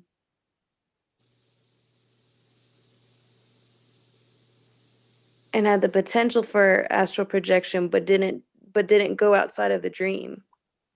Yeah, I mean, that doesn't sound like a wrong thing. No, no, but The just a line gets misinterpretation, I think. the line gets very thin between the two when you're in that space. Maybe the difference is one is local and one is shared. Have you ever had one of those? Okay, so here's what made me think that it was astral projection, but now I'm like, okay, that's a now I'm thinking that's a misinterpretation. But I want to know if you guys ever had this experience. Have you ever dreamt of like being in almost like another world or something being very, very vivid and there being a door or like a passageway to like like a library or something like that in which you stay, and it's the same place, but perhaps you dream that you're in another world on a different day in a different year or something like that, right?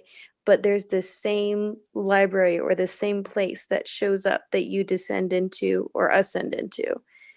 Like, have you ever heard of that, or do you know what that could be? What do you usually call that place? Well, in my head, I always call that place the cafe, because in my dream, because if so, there have been very few times where I've had like really, really, really vivid dreams where it's like I'm in a alternate universe or something, or another world, and I walk into and there's these stairs that'll show up, and I'll descend into them, and it's like this. There's like a butler there, and and I'm like surrounded by these books, and he'll sit with you at this table with these books, and he'll just like tell you all this kind of information and stuff like that. So I call it the cafe. Like that's what how it pops up in my head. You've been there more than once? Yeah, When was the last time you've been there? maybe 3 years ago. You probably want to go there again. I want to, but definitely, but it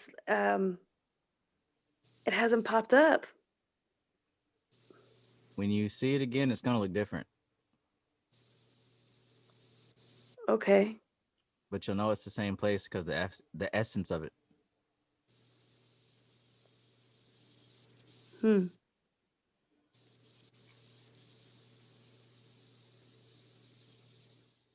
What is it?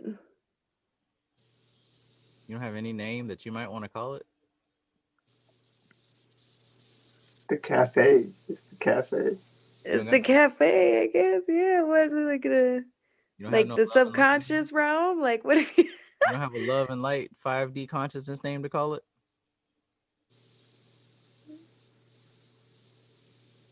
5D conscious? So I've been practicing myself and I made it again there successfully last night. What I do is I meditate on a generic one of these books because all these books got them three stripes across the top and a little dot on the side, which I Mm-hmm. just come to realize is a symbol of Shiva. So I've been focusing on Shiva every night. But anyways, I focus on like a generic book because I want to find the one that hasn't been physically written. So I don't know how long, maybe the beginning of this year or whenever we started this thing. I've been focusing on that for sleep every night, and it's worked twice. The first time I made it to the library and I saw all the Bihar school yoga books plus some extra ones, and I pulled one off the shelf. No, no, three times. Okay, because now I'm remembering it's the same place. Now I told Amar about this other dream I had where I went downstairs and I became lucid, and I opened up my room door and it became what I consider the Akashic records. But it was a place where it was my room, and then it shifted to different moments in my life. Like I would walk through it endlessly, and depending on what I was thinking about, it shifted to that place. So I had that dream again. It was really cool how it started out because I don't know, I was in some kind of class, and I needed I was a bigger conscious, and I needed to reform a city. I needed to move a place to another place. So I was looking for a place that wasn't inhabited. So I was looking around the city, scanning it, right? Consciousness, right? And I find a house, and I zoom in and I see that there's a man there, alcoholic, drunk all the time, and he killed his parents. And he's in the downstairs, like, panicking. His mind is broken. He's like, well, maybe I'll just say this happened. And he's coming up with all this shit. Don't really care about him. So I go into the backyard, zoom in even more, and I'm with three female deities, and one is my favorite. So we're communing, and it happens that as we pass through, we see these little animals like a squirrel and a snake or whatever, and they remember us because supposedly at some point in the recent history we were there when they were babies, and just us hanging out there we kind of raised them, but they remembered Wow. her, which is pretty cool. But we're not physical things, we're energies that were present in this area. And as we're walking through, she's like, remember when? And as she would describe this time in my personal past, we're floating through, just like the previous dream I had. And she'd say, "Remember when?" And it would shift to that memory and we'd be there. And I was like, yeah, that was pretty cool. And the other girls were trying to communicate with me, remember when, but I was only paying attention to her. And then she'd say, "Remember when?" And it would shift again. And I became lucid, like, whoa, I'm in that room again where things change depending on what you think about. You won't recognize that place until you are there again. But you've probably been there already. You just didn't think it was the same place because it didn't look like the cafe. Maybe. So Oh fuck. Oh shit. Okay, that's crazy. Wow. What do you think? No, I like that shit totally is totally different for me, but I've been to that place so like it's my aunt's house. That's the same place I had like a kundalini snake drink, like a snake that was like wrapped around the whole house. And I had like hella dreams there. Like that the Vritti Dharana Darshan dream that was there in the basement. And I kept like I even asked my dad, like I tried to ask my dad like in a slick way, like if I was conceived there basically. But I didn't, it was like I'm like, yo, why the fuck do I always dream at my aunt's house? But now that shit is Hmm. wow. like when you told her to like you won't recognize it, but you probably been there before. I was just like, wait, yo, Wow. Does that's anything wild. come to mind for you, Laura? Well, it's interesting because so in the dreams that I have had it, right? I've been in different, there's always this like, yeah, things are starting to connect. So for me, there's always a city that I'm in, and it's always nighttime. And there's this yellowish brick on the ground. And um so I remember so the first time I came across this place, I had a dream that I was like running through an airport and I didn't have a ticket, but I needed to get on a ticket like onto this plane to get to this place. I didn't even know where the place was, but I knew I needed to get on this plane. And so all these street kids were like, "Hey, we'll distract the security guards and you get on." I was like, "That's a great idea." So we were like hopping through like the airport and I was able to like smoothly get onto the plane and it took me to this place that looked like um like almost like an ancient like an ancient city. Like they had these huge marble columns that went up, and when I would go up the stairs and the yellow bricks on the road and stuff like that that had been hand laid, but it was daytime because I had arrived there on the plane, right? And so like I go up to the top layers and there are these vendors everywhere, and I must be like skyscraper high up in the sky, and all of a sudden these like Salvador Dali type elephants start Ooh. walking through. Yeah, and they're white elephants and they're all decorated in flowers and stuff like that, and they're walking through the town. And so I'm like, holy shit, I gotta check them out. So I run down to follow them, and then that's where I descend into the stairs for the first time into this library cafe where I just sit there and talk. And so I noticed that in that one I was following elephants. Then in the other time that I had it, um I was where was I? I was again on a boat. I had taken a raft and I decided I need to go to like Jamaica for some reason. And so I had taken a raft that took me through like Iceland and all these crazy ass places. And I finally landed in Jamaica where there were all these doors on the beach, and the doors were portals to different places that I needed to go. Mm-hmm. And I was choosing which one it was going to be.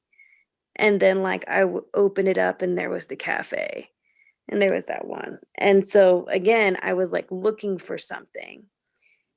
in a dream I just had a couple nights ago, the same night that Kristen had that dream about the festival. Yeah.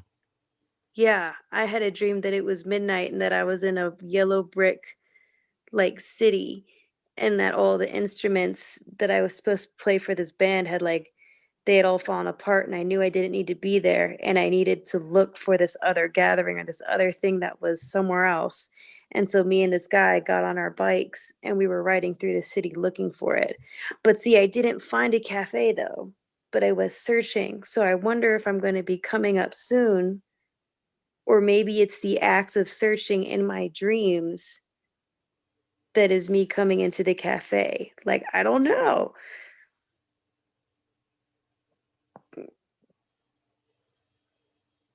I think that is a real place. I mean, real as in, I think that we're touching the same place. Yes, definitely. Definitely. At the risk of sounding spooky and woo, I think we're touching the same place. I totally agree.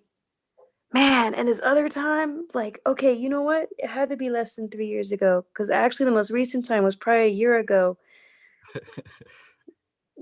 A year ago, maybe, or maybe even less than a year ago. No, probably about a year ago. I dreamt that I was in Brazil, but I was like looking for an apartment, and I was going through all these houses and stuff. And like I found this place that looked like a little apartment on the outside, but when you went inside, it was like massive. And there was like wood everywhere, and it was just old. Like I knew that the place had something there that I needed to learn from or something. So I decided to stay there and just like spend my whole time in the dream there. But I don't remember what I got from it, but I got the same essence as I did at the cafe. That place feels good. Yeah, it does. I'm It not even feels like gonna. home. The first time an alarm interrupted me, but that second time I got to enjoy it just a little bit longer. I think I'm gonna keep aiming for that place. I think that I'm going there on purpose. Every time I dream, I want to go there. Hmm. Like every time I fall asleep, I think about that. I think about that. So, do you think that's Shiva? I would say that that's closer to Shakti or Prakriti. Honestly, Mm-hmm. I think that we take the role of Shiva when we visit her, and she becomes what we want to. She accommodates us happily.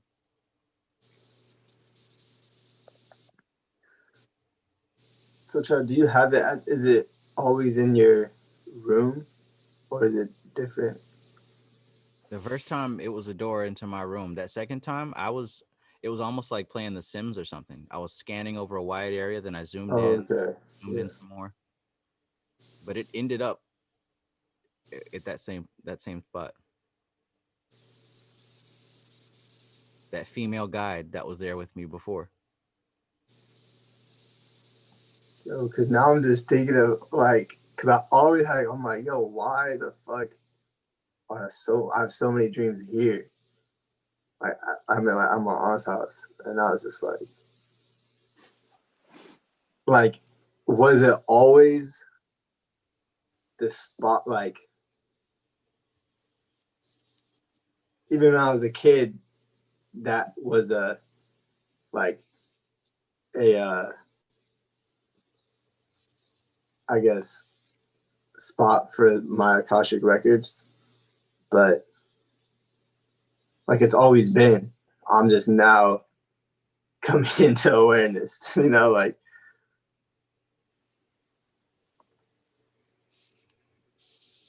because even as a kid, I remember like there was something in their basement. I like I would not go downstairs in their basement alone, basically. Um, Mhm.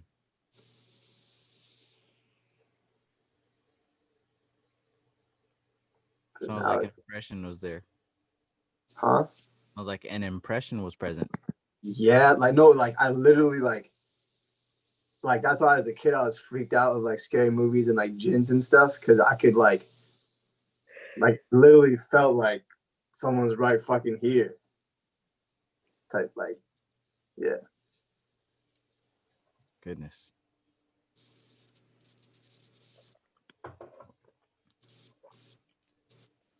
Oh, man. It's beautiful. And it is even more beautiful when you see it tonight or tomorrow or some point in time. It doesn't matter. We'll say tonight. Yeah, absolutely. I'm like right now. And I'll tell you this also, this Ayurvedic diet, man, I haven't had any dairy or anything like that. And I bought some coffee creamer that was on sale and I drank it and I'm like, this taste is weird. What is it? And I look at the ingredients and it has real milk in it. And it's like, whoa, I haven't had milk in forever. And it doesn't taste good. Mm-mm. And I've got to drink Yeah. my Yeah, it'll mess with you. Yeah. But hey, it's RBST free and no hormones or whatever.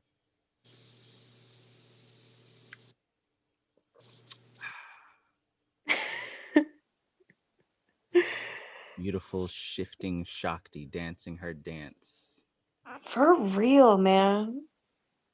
You know, and actually, Ananya and I were talking about that earlier because I had shared a little bit of my DMT experience, and we had talked about how, because we were talking about death and how certain, my friend who had done the ceremony with me had told me that in his research with Buddhist monks in particular, that when they went to other planes, they would typically meet in a room or they would all arrive in a room.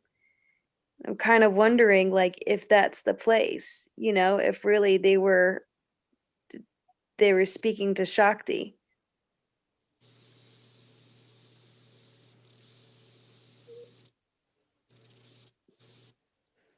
I don't know, but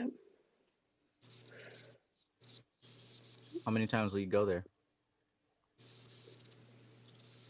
how many times what? How many times will you go there? Me? Oh, as often as I can. That is like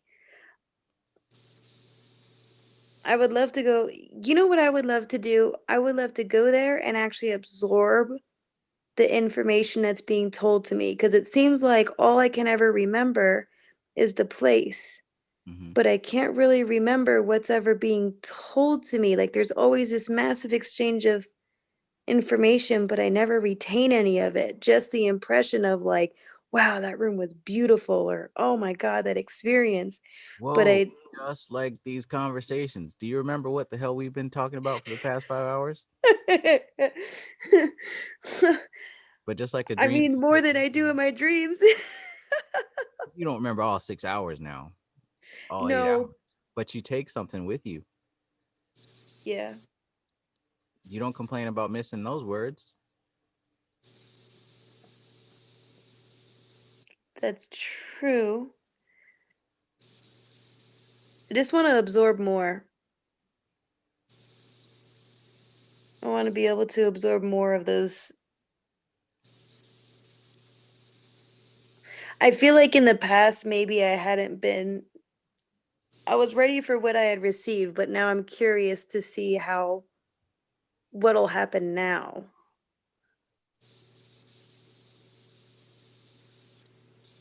I'm curious how the interaction will change, or if it'll change at all.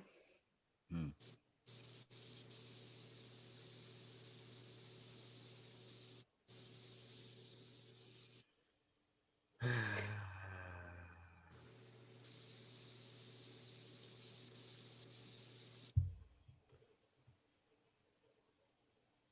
Oh boy.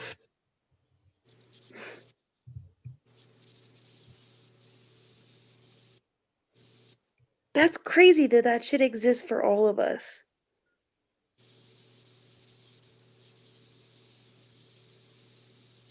I think it exists for all of us.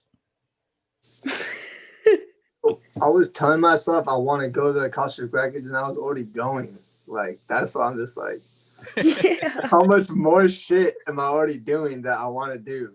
And it's just like not like all of it. How much are we already doing? And we're talking about we want to do it, but we've been doing it. That little method that I mentioned, you said you've been doing that. The cookouts, the kickbacks, you've been doing the little method. Yeah, because like for me, it's just Yeah. like something like to get like stimulated. Like oh, like I'm just to get like my imagination going. Like I'm doing something, you know, like walking around, like kicking the shits, you know, like. And obviously, there's like hella bomb chicks there too. I'm not gonna lie, but hey, He incorporates pinup girls. Like, I like. I mean, I used to have this wonderful, wonderful one, man. It was so good. Like it made me so happy. It all I'm pretty sure it brought me to tears before. It was so good. When I moved to Orlando to go to school for a while, it was like the most fun place I had ever been. I guess because I was old enough to do what I wanted. There was so much to do. You know, there was like hookah lounges and bars and fucking amusement parks and like awesome live music and restaurants and like pawn shops that had all kind of cool shit. Like there was everything to do there. But I was there by myself. And I used to visualize shit. When was this? Like 2011, 2012. I used to visualize like all my best friends throughout my life, my childhood best friends, my high school best, like all of my friends, all of the people that, you know, I loved and had a lot of fun with. I used to imagine like, what if I could bring everyone there in this timeless moment when everyone is as old as I remembered them, you know, because it was throughout different phases of my life. What if I could get everyone together at once and I could live like this utopia with all the most wonderful people at the same time? They'd all get to know each other and we'd all get to do great stuff. It was really, really nice.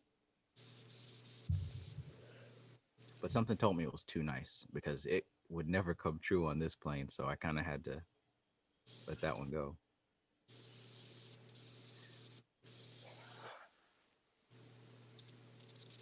hmm.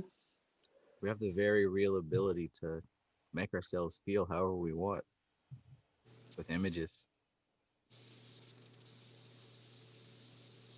imagination, Clock. like Satan doesn't bow. Say, yeah.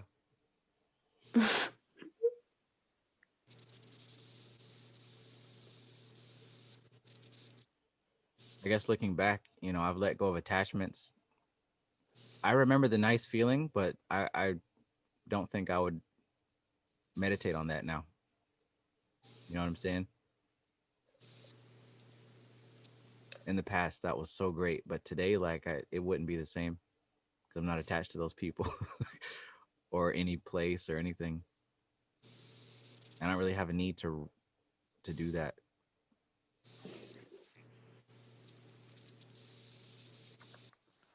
Hmm.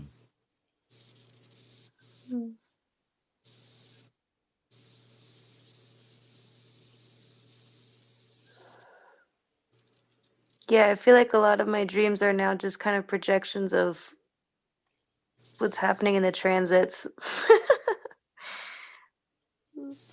Like, I don't have a particular place I want to go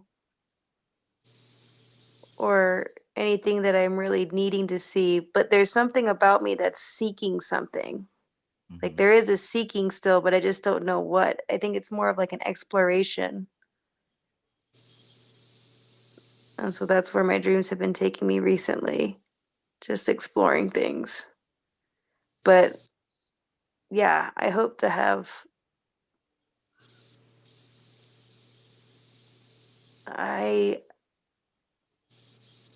I'm curious to hmm, Hmm. maybe I should work on a dream journal instead. I Oh, so mean, you already know what to do. uh-huh.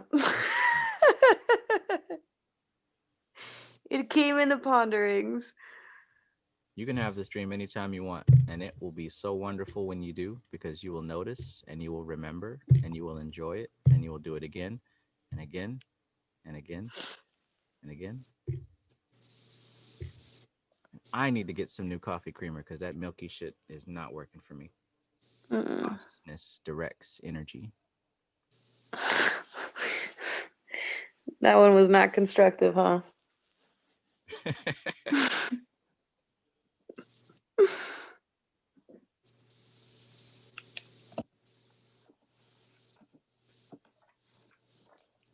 Life's good.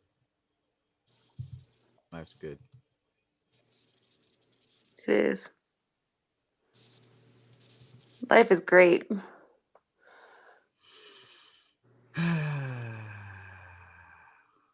Oh my goodness. I'm not gonna say anything pervy.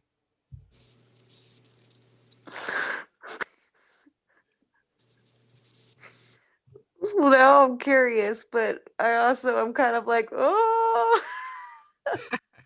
I'll type in the chat so I don't have to say it out loud. Does it have something to do with what you said in the chat earlier to the female? Oh man, that was not on purpose.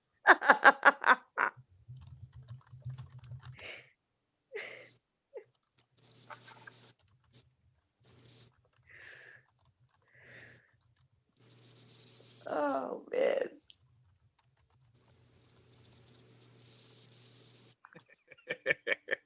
I feel like Master Roshi.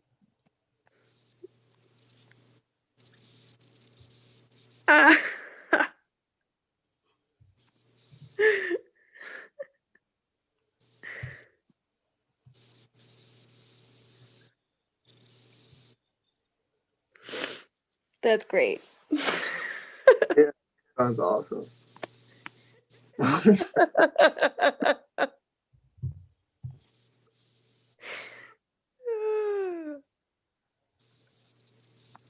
I got to start getting a good timer on it so I can conveniently be there when the sun rises. When the sun rises.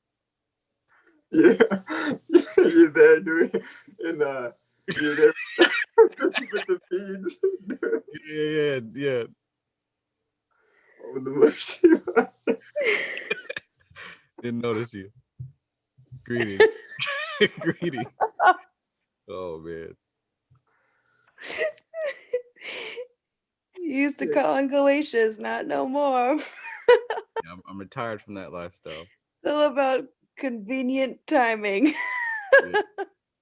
Man, I'm about to start Goetia. Seriously. Hey. I never said it didn't work.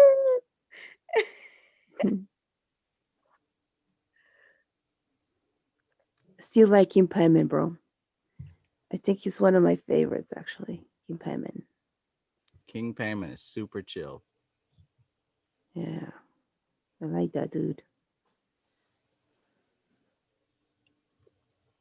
Are you gonna have a great day? Yeah, man. I keep listening to you guys. I sleep, but at the same time, believe it or not, everything you say, it's in my mind.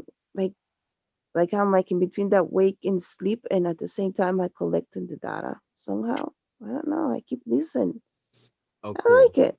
You also received the triggers to have a lucid dream. Maybe it won't kick in for you until tomorrow, though. Yeah.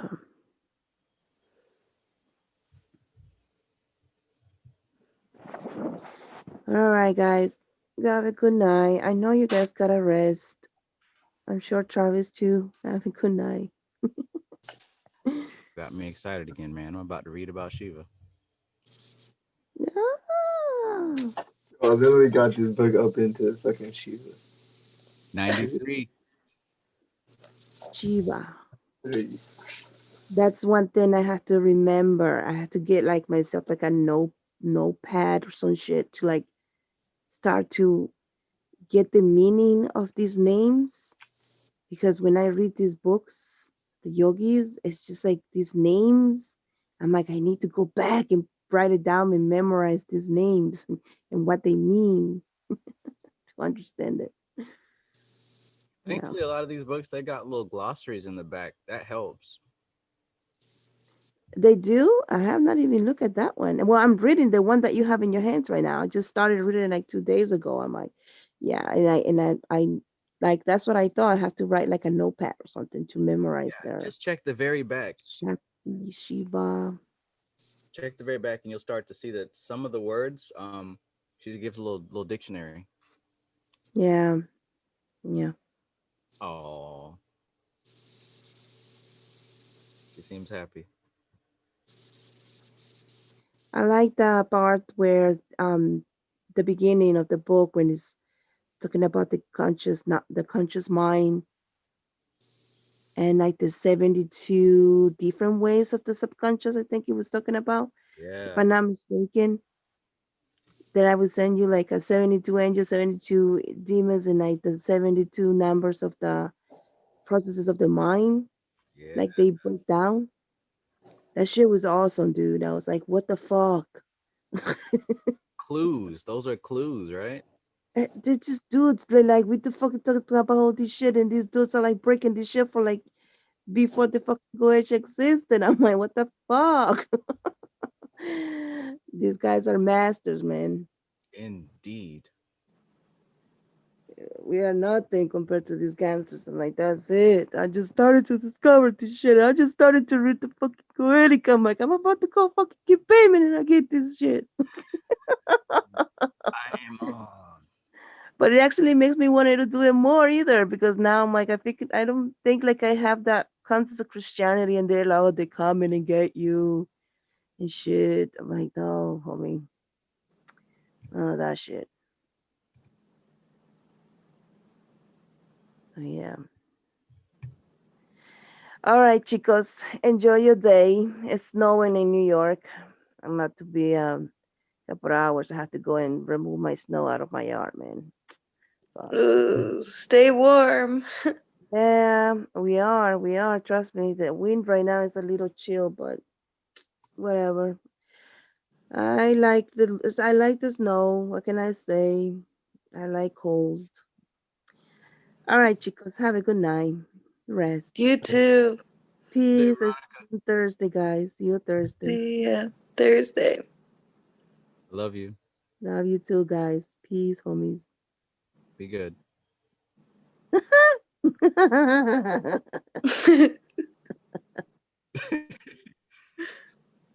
Oh.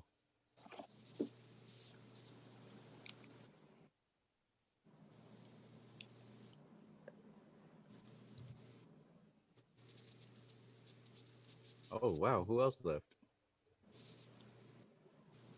I think everyone, man. I heard 2 leaves. I didn't know someone else was here. Oh shit. I thought it was the chat bot. Oh, that's Yeah, I right. don't know. The Was it? chat bot left. Not the chat, bud. Come back, chat, bud.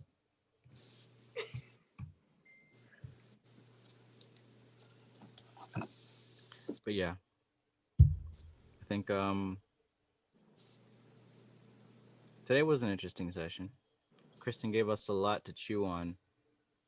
She didn't get to mine to ours, but it's always good to leave the audience wanting more, right? Yeah, I got half. I got half of it. Mine's at 29 or 0. So depending on what chart I use. Oh damn. And Dastro uses like I guess real nodes.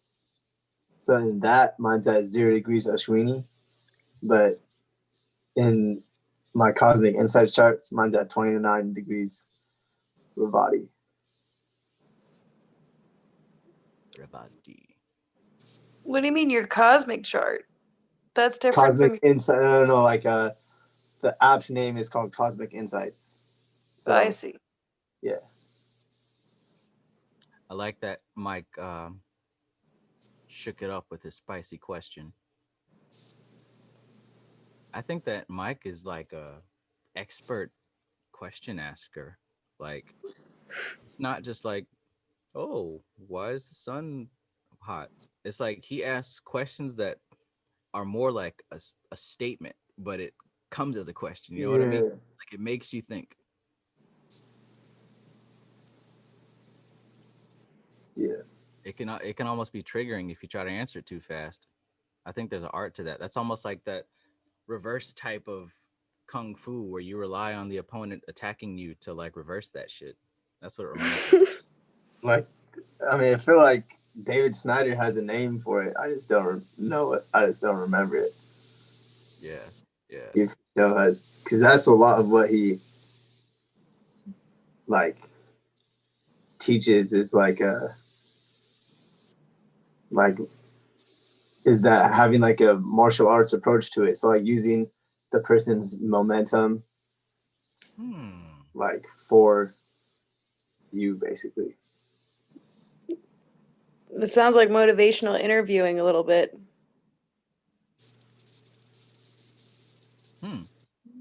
Like you're helping the person come to an answer, but by you asking questions that cause self-reflection. Yes. Yeah. Yeah. And he's good with that because he'll catch us when we're starting to use that fluffy language, you know, because he was asking about the chart and about reincarnation and stuff. And someone's like, you know, well, we choose the life that we live before we live it. We choose our karma and our situations. And he's asking questions like, well, who chooses? You know, like, where is this leading to? Is what is, just the questions that he's asking it. Yeah. The impulse is to answer it with a basic automatic response. But if you do that, you'll miss it. But that's how I feel about a lot of like authentic questions. Some are authentic and some are just like, oh, why is water wet?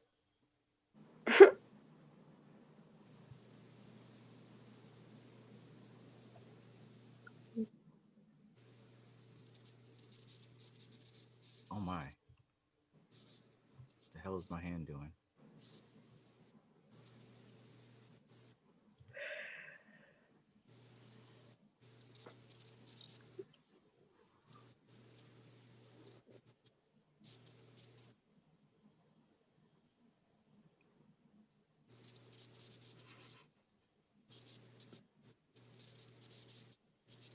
Yeah, I value Mike's presence a lot.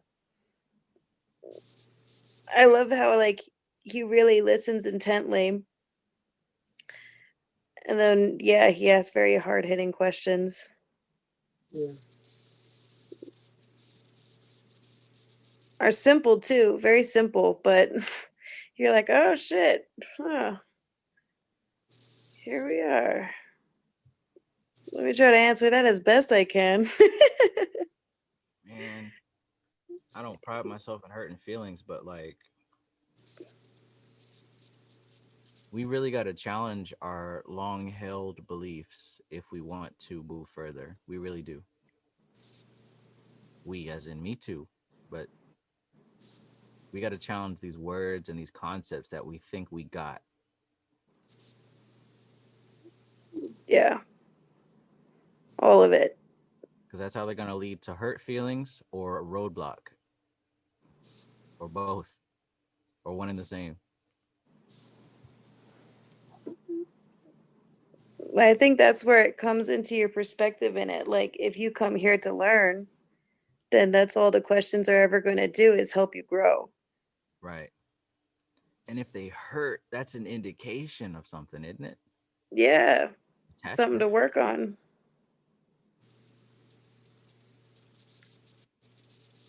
I've lost more than one due to some hurt feelings.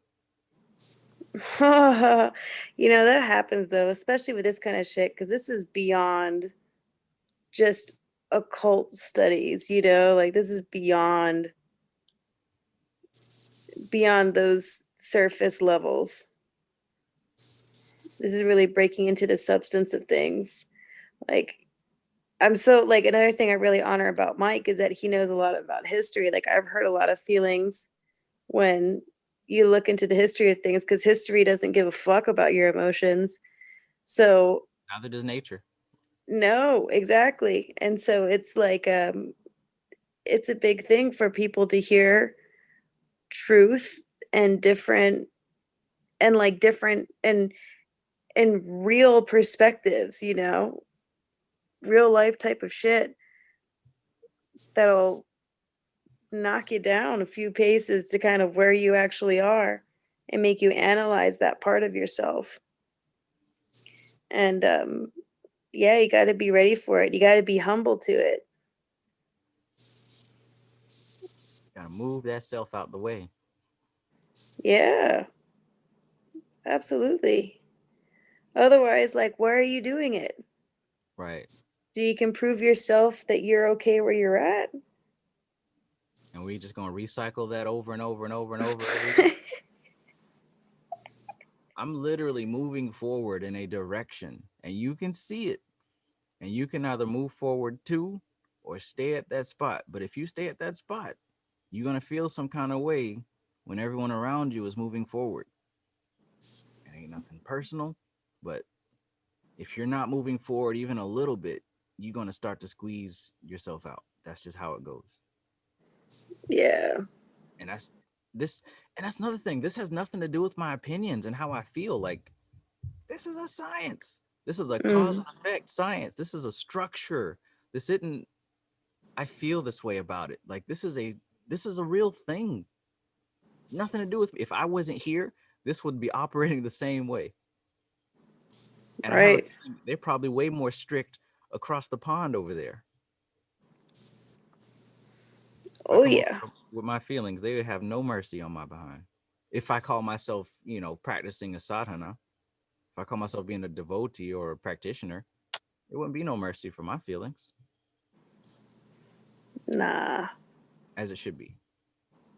Even with that statement, I don't know who, I forget who it was, but I can't remember who said the statement, but they all said, like, no offense, but, no one's really knows how to meditate. Like, you're not really meditating Mm-hmm. if you're not doing this or whatever. And, that could, I mean, I could just see, like, when that statement was made, like, I could just see, like, hundreds of people being like, who the fuck are you? Right. Who are you to tell me? See, that's where you got it confused. It's not about you and me. This is coming Right. from the experts who are telling us what meditation is. Yeah. In They fact, choose for when they you, die, dude. Like, they know. this man, Trust. this man wrote a whole book about meditation techniques and says, y'all are not meditating. You're getting close though. That's not an opinion. They have a meditation is defined. It's a thing. It's not what you want it to be. That's where us Right. Western minds get confused. We think it's what we want it to be. Oh, spirituality is. No, it's not. It actually, there's a definition for these things. They mean something. Yep. Soft ass Western minds. Soft. Y'all, man. Y'all lucky I'm not like my dad.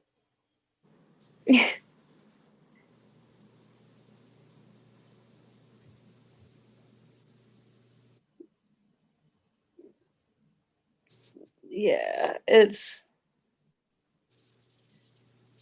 But that's how you know too that the practice is pure, is because it weeds itself out. Like, you don't have to do anything about it. Mm-hmm. Whoever's not supposed to be in it is not going to resonate with it. Like, that's just how it goes.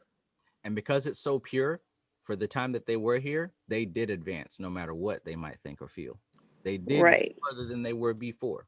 Because just being in the presence or being exposed to this information, it naturally has an effect on you.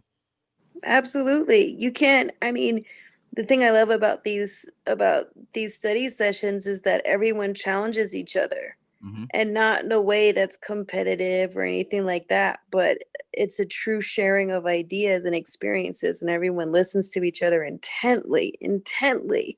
So when you say something, what you say is going to be questioned, just because Hey, yeah, it's yeah. it's true though, but it's literally coming from an analytical point of view. Like, all of us are trying to advance, so we're all trying to get a better view of, like, well, what's that like, or what Mm-hmm. does this mean, or anything like that. We're trying to literally pick this thing apart. So if you don't want your brain being picked apart, or you don't want to engage in the picking section, You're around the wrong people for that, basically. that's for sure. Yeah, man.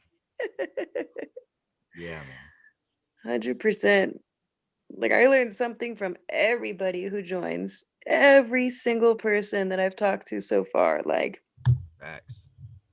has fucking gold attached to them. So yeah, but yeah, you got to be able to resonate with that. You can't be here with your own biases.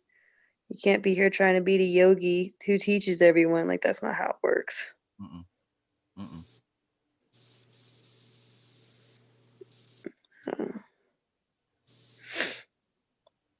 And I think too, a big thing that weeds itself out as well is that everyone here knows that time doesn't really play a part. As far as Like like how long you've been doing it or whatever. yeah, and like in your own personal advancement, like we all know that this is years worth of study and we're all willing to do it, or have been doing it. Yeah, that's awesome right there. Yeah. And but that's also very rare. Like for our society, like they're like, what? Well, hold on. You're asking me 2 years of service for the beginning steps? Hey, I was thinking like a month. I was thinking maybe a few weeks, Right. Right. Right. Like, or like kind of want to be immortal now. How about that? I'm trying to How manifest. about you? When you get the prime, but Enlightenment Prime. Have it shipped by Tuesday. Oh wow, yeah. I had to catch myself like when I was ordering some books. There's no prime option. I was like, oh, what the fuck? A week delivery? What? Them 5 extra days. Yeah. I feel that way about the Dharana Darshan right now. I'm still waiting. To be And I honest, already when have you like said you 3 still books wait. I'm reading. Like I can really wait. Right. You got other books. When Yeah, you but said I'm you're still still like waiting on it, though, I was like, damn, has it been a month? But this is probably like regular shipping.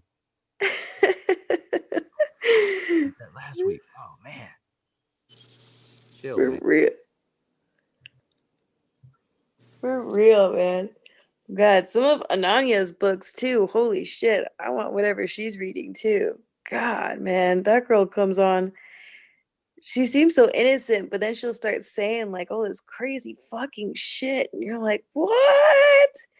Aliens? And then people coming from space and like all this, like, she's got her hands on some stuff. Very clever. She is. Yeah. Yeah. Very, very cool. Very cool. But yeah, you gotta be in the right zone. Yeah. Definitely gotta be in the right zone. I mean, like when I read to my friend at the cafe, like not at my cafe, but at the public cafe. Okay. They're not the cool cafe.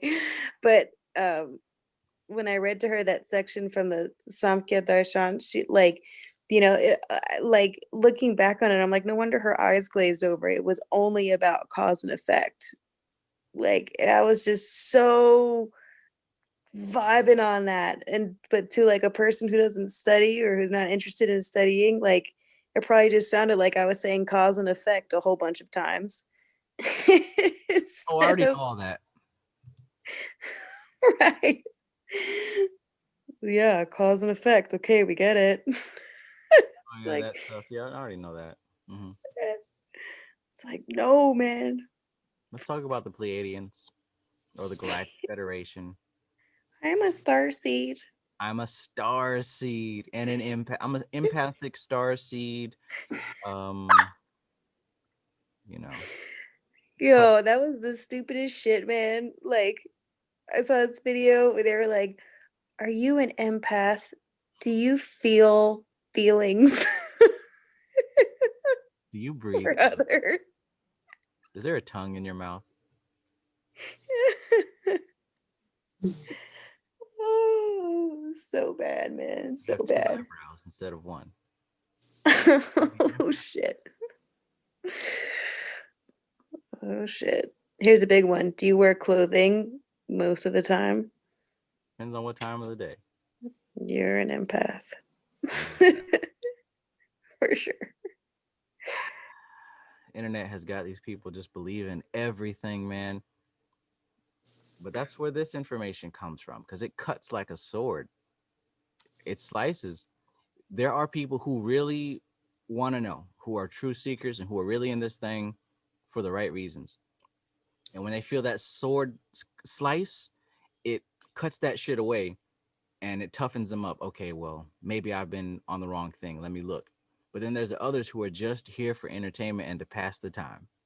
When that sword hits, oh, blood comes out. Yeah. Well, I think too, right? Like, like we're using the analogy of the sword. Like, for me, it's not even like you need to get tough. It's that it finally cuts away all of the shit that you were trying to get through to begin with. Hmm. You're like, oh, yes, now I'm finally seeing clearer.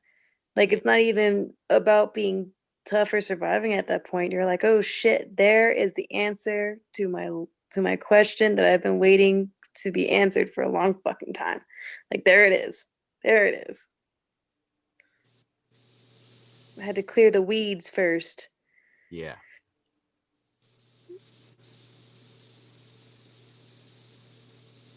Yeah, all that confusion out of the way.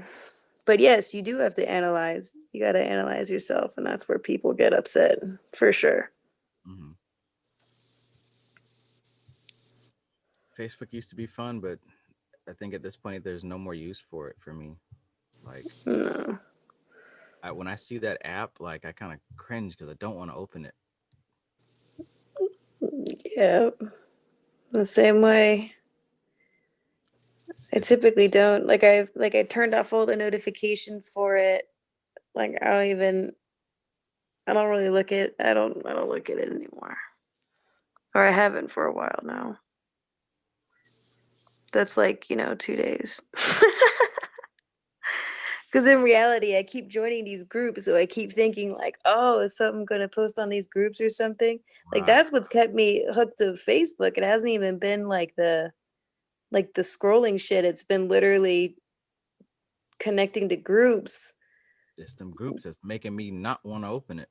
Yeah. How do we curse the soulless beings? Oh, I don't even know where to start with you. Matter of fact, I'm not gonna waste my time.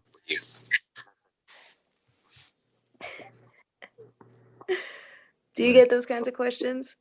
Oh yeah, that was the last one that I saw before I logged off today. In my own Well, group. that's interesting because not too long ago we would have been considered the soulless beings. Right. But you know what? Looking at this info, they don't mention race not one time. They don't mention the white people, the what we call them, the Yakubs, Right. The Hittites. Amahu, the Hittites. That's literally got nothing to do with cosmic principles. That is an afterthought of an echo, of a shadow. Mm-hmm. That's right. Well, that's because they're just shadows of cultures. It never had anything to do with skin color. I mean, and today it does, right? Like in the United States and in other places and stuff, but that's a fairly new concept. And even then, down to that, it doesn't even like, yes, in the bigger picture, but even just for the mere tool of why it's being used like that, does it not even come down to skin color? Like it still just comes to allegiances to culture. Right. Which then creates the commerce divide. But we're being honest. What it really boils down to is being personally butthurt. Yep. About history. That's what it really is. Let's not make it, let's not give any benefit of the doubt. I'm mad,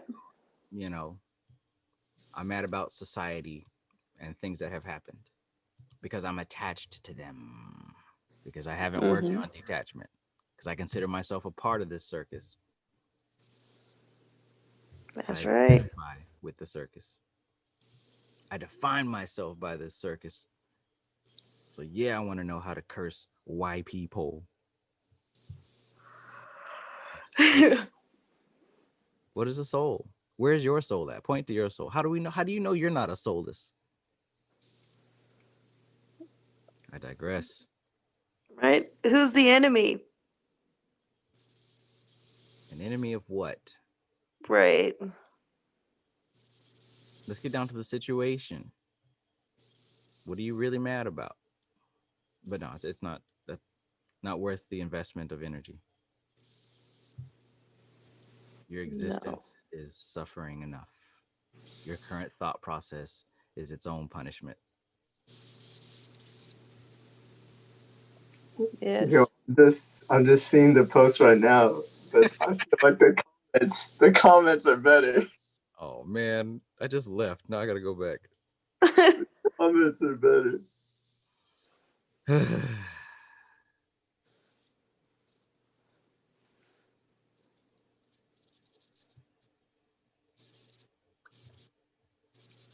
There is growth and there is stagnation. If you're still talking about the same shit we was talking about 3 years ago, I don't think that's on the growth category.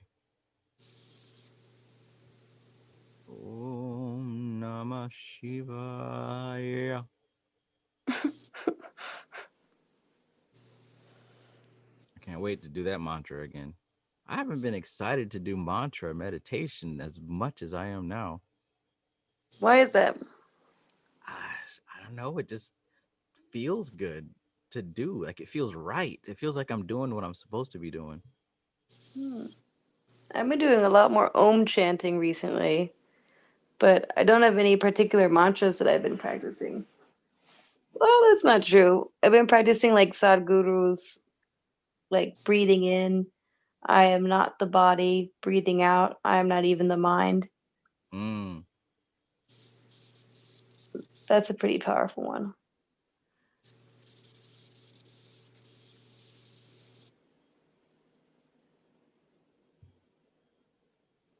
Om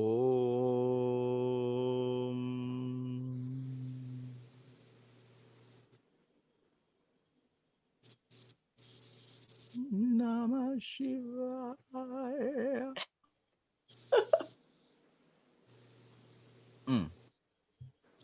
And there'll be some good ones. All the advice in the world will never help you until you are ready to help yourself.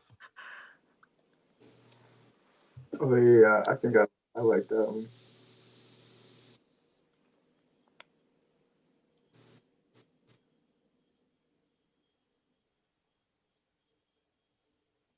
They are easy to curse. You can't curse one whose soul is most active than yours. How do you determine the parameters of that? Whose soul is more active? Go down, go down to hit like the replies, like for that one. That's the best. This is what I dread. This is what makes me not want to use Facebook. Shit like this. You mean to tell me you're a part of this group, but you don't watch my videos? How does this even work?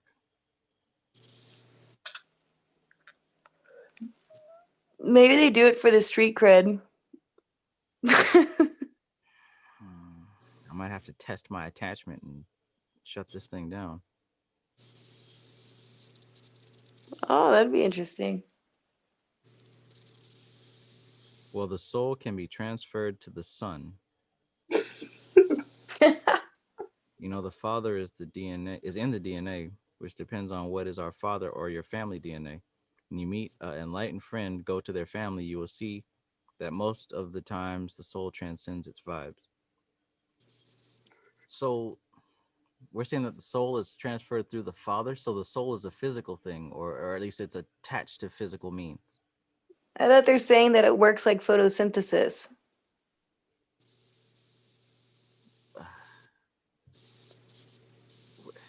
I'm gonna need a source for that, man. Where's this coming from? Is this what you just put together through random YouTube videos?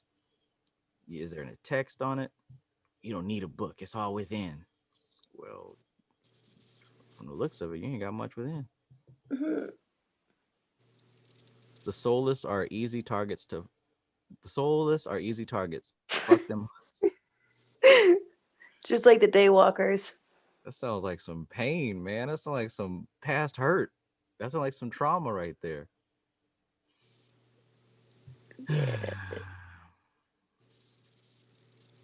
Anyone can get got. I have tested this.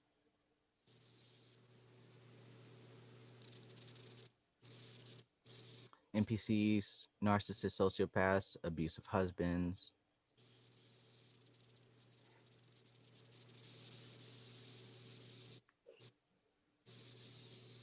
Okay. So someone posts, everyone has a soul. Thing is, it's the level of consciousness slash awakening the soul carries. Nobody but me like that. No, the poster liked it as well. No, the mutants are a spirit, not a soul. So yes, that is why it's hard to curse them and get them off our backs. Our backs. I've heard that one before a lot, actually. Mm-hmm. That we have spirits, not souls. Mm-hmm. But what's the difference between a spirit and a soul? Well, the spirit is created or is a emulation of the soul. And we know that because our pineal glands are calcified. Oh, we're gonna rely on the calcified pineal gland. Yeah. Is that what we're gonna rely on? Because back from the Ice Age, we were mutated. We're a mutated species. I'll just cut or branch of the species, and then came down and never changed. Even though we know that it only takes 1 generation, 2 generations to have a full effect of like being essentially in a completely different family. So but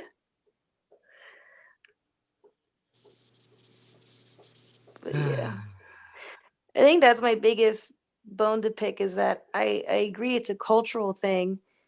And that yes, like in history, really did have Hittites, and you really did have like these warlike clans who had lighter skin. We know this, but we also know that there was massive assimilation of war like clans in total. So like no one was ever truly alone in that. Like we're not the same. Consciousness doesn't work through the pigment of skin. Like that changes. It's literally through cultural affiliations through over thousands and thousands of years.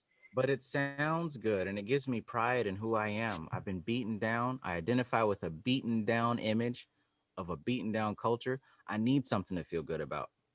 So on YouTube, when they told me that consciousness and soul was related to my pigment, it made me feel good, strong. Now I got something to stand on.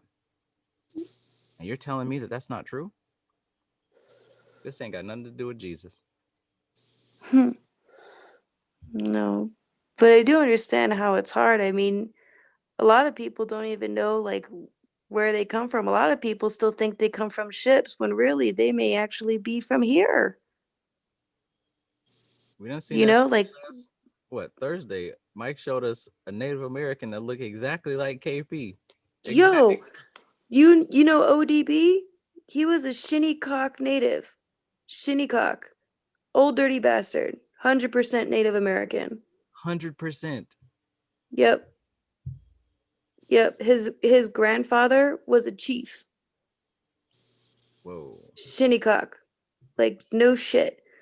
Like that is our those are our natives. I have articles from expeditions from the year 1512 where they came over and described the American Negro Indians with pictures straight up, like pictures. They were mixing them up with like that's who they were referring to. And in the 1700s, if you look at census, that's when they officially changed Native Americans into the racial column of black. That's why they say don't use black or white as your status for race or whatever, because it's literally it's a political move. Let's see how many of these people will mark black in the checkbox. Yeah. They said it themselves. Mm-hmm. Yeah, but all of that, but I mean, yeah, you have to look in your genealogy. You can't look in your DNA. You got to look in your genealogy records. That's Oh, how you find the truth. now we got full Archon defense candles. Oh Okay. shit. Okay. All right. Now I can protect myself against the Archons with magical. Hell yeah.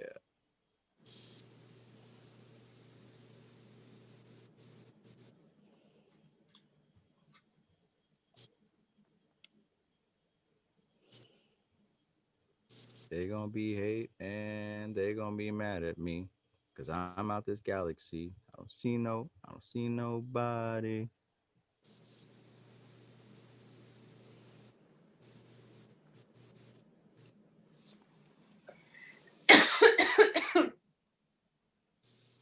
They gonna be mad at me. I'm out this galaxy.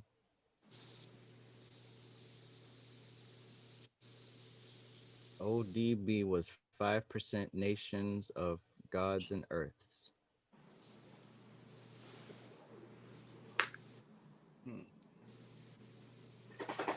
Yeah, that's right. I believe I've seen that as well. Shinnycock.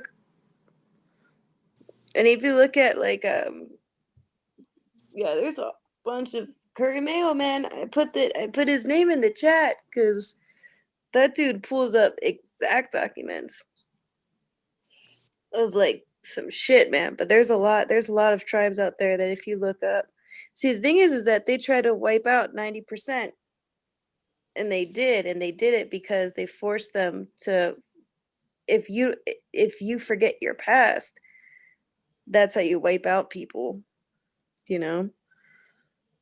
So they lump them all into one category, and then eventually, over time, those people just get so used to shying away that they don't rebel anymore. Well, they do, but they don't know themselves. It's fucking crazy, man. Welcome to the mini. Corporation of United States. Yeah. Fucking Dutch England Company right here. Dutch England Company.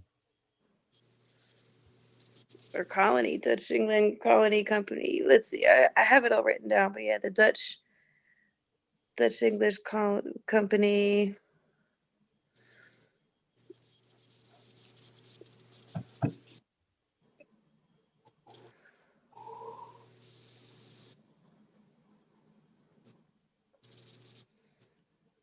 Oh my god. How are there still like racist people in so-called woke groups? Because it's cultural.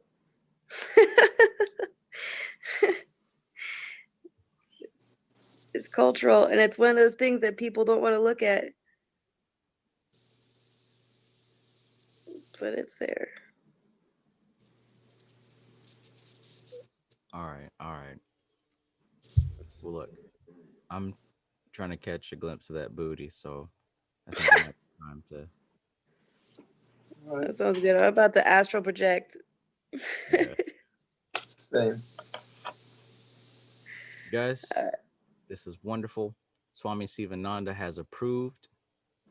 Amar, I can't wait for you to start making your videos. Bet.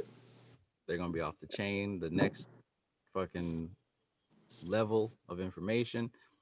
We're Hell gonna yeah. talk to Home Slice. I'm interested in seeing if there's any way that I can assist in promoting. I'm already seeing some like commercials and advertisements in my head for the boot camp. Oh, dude. Hell yeah. I need to do something like that for myself. I love these meetings, but I'm feeling a change in the air. And yeah, I don't know exactly what's gonna come, but something's gonna have to change. Yeah. I could feel that too. So yeah, I'm probably gonna have to do something different. But that's good. I think that we've done some good work these past couple months for humanity, for ourselves. For But, sure. yeah. You guys Yeah. are great. Hell yeah. No, yeah. I'm gonna definitely like work on my shit, like videos and all that. Get like the actually like cement the plan and all that. Yeah. Man, Shango needs to go ahead and do it. Like, also, like, Yeah. I know that like Shango brings a whole different like his research is like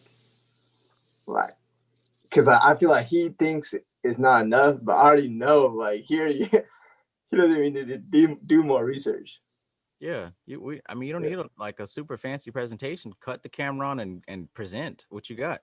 You There's people who want to know but don't know where to start. Little snippets like that are enough to get somebody started. Yeah. Yeah, you know. I feel like I would do a good job of like interviewing type shit. Hmm. Have you ever heard of a book called? Hmm,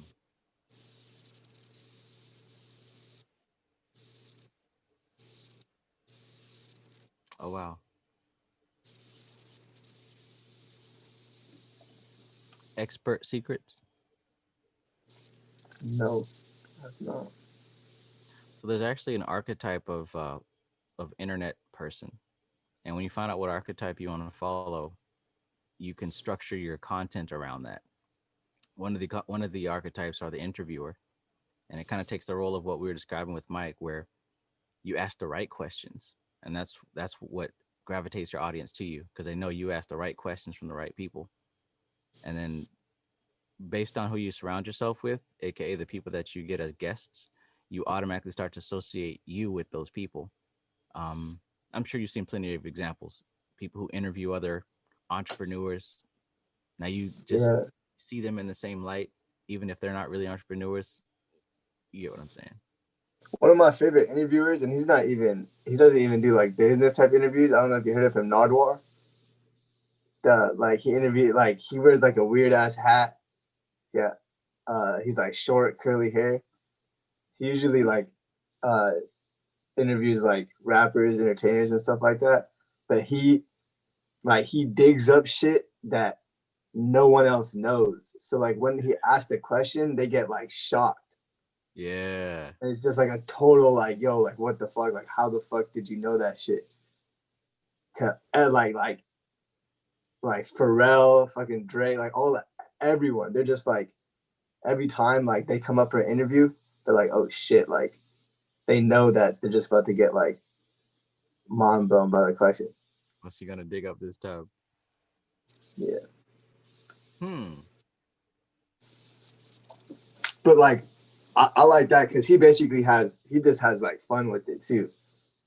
So it's like he's having fun, everyone else is having fun, and like the the person feels like a because like the question he asks is like a genuine question like about like real shit that person like either an experience or like a favorite like album or some shit like. But I just googled the book and the Russell Brunson, he's the internet um like advertising guy, right? He is. Yeah, he's good. I mean, shit, he's good at that. Like, this, He's cornered that fucking market. It's his. What he does is his. literally just called him it. Now, as a side effect of ordering that book, you're gonna see his ads for the rest of your life, but small price to pay. It's actually part of a trilogy. I've been Yeah, studying those books I'm for like, quite some time. I might be a bit exposed once you read it, but there's a lot of techniques that work because it's based on things that work. yeah,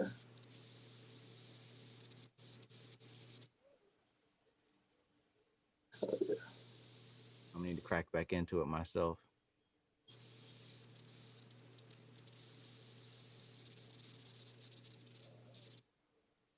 You study that book, you won't have to work 9 to 5 anymore if you apply it properly.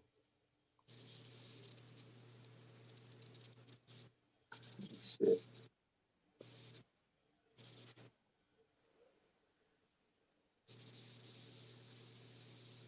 Oh yeah, I just got the Kindle right now. Yeah. All right, I know you said that you were about to go. So About to go study. I'm actually about to check this book out.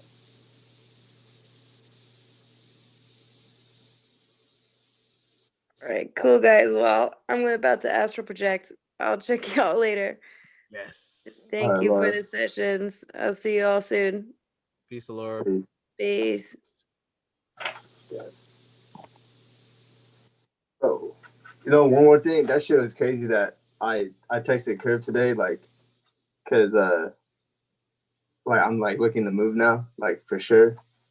And I texted him about like a place in Vegas, and then right after you talked about the astral projection stuff, I fucking looked at this book, and it's made in the USA, Las Vegas, January 29th, 2021. Wow. So I'm like, that shit got spooked me out. I was like, oh fuck. That book did not exist before like 3 days ago. Yeah, that's what And it I'm was made in saying. the place that you just mentioned. Yeah, Some synchronicities, man. that's what I'm saying. But yeah, I'm probably gonna be moving to Vegas. But yeah. All right, bro, I'll let you get to studying.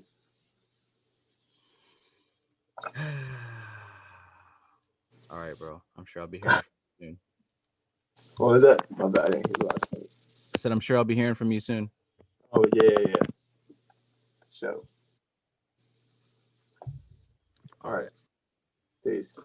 Peace.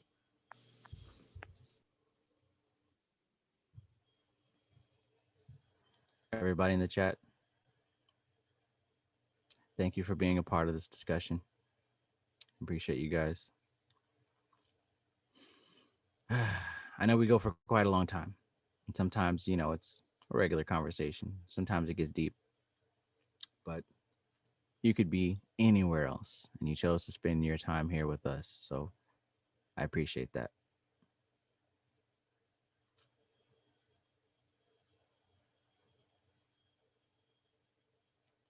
If nothing else, like Vivekananda said, an ounce of experience, an ounce of practice is worth far more than 1,000 pounds of theory.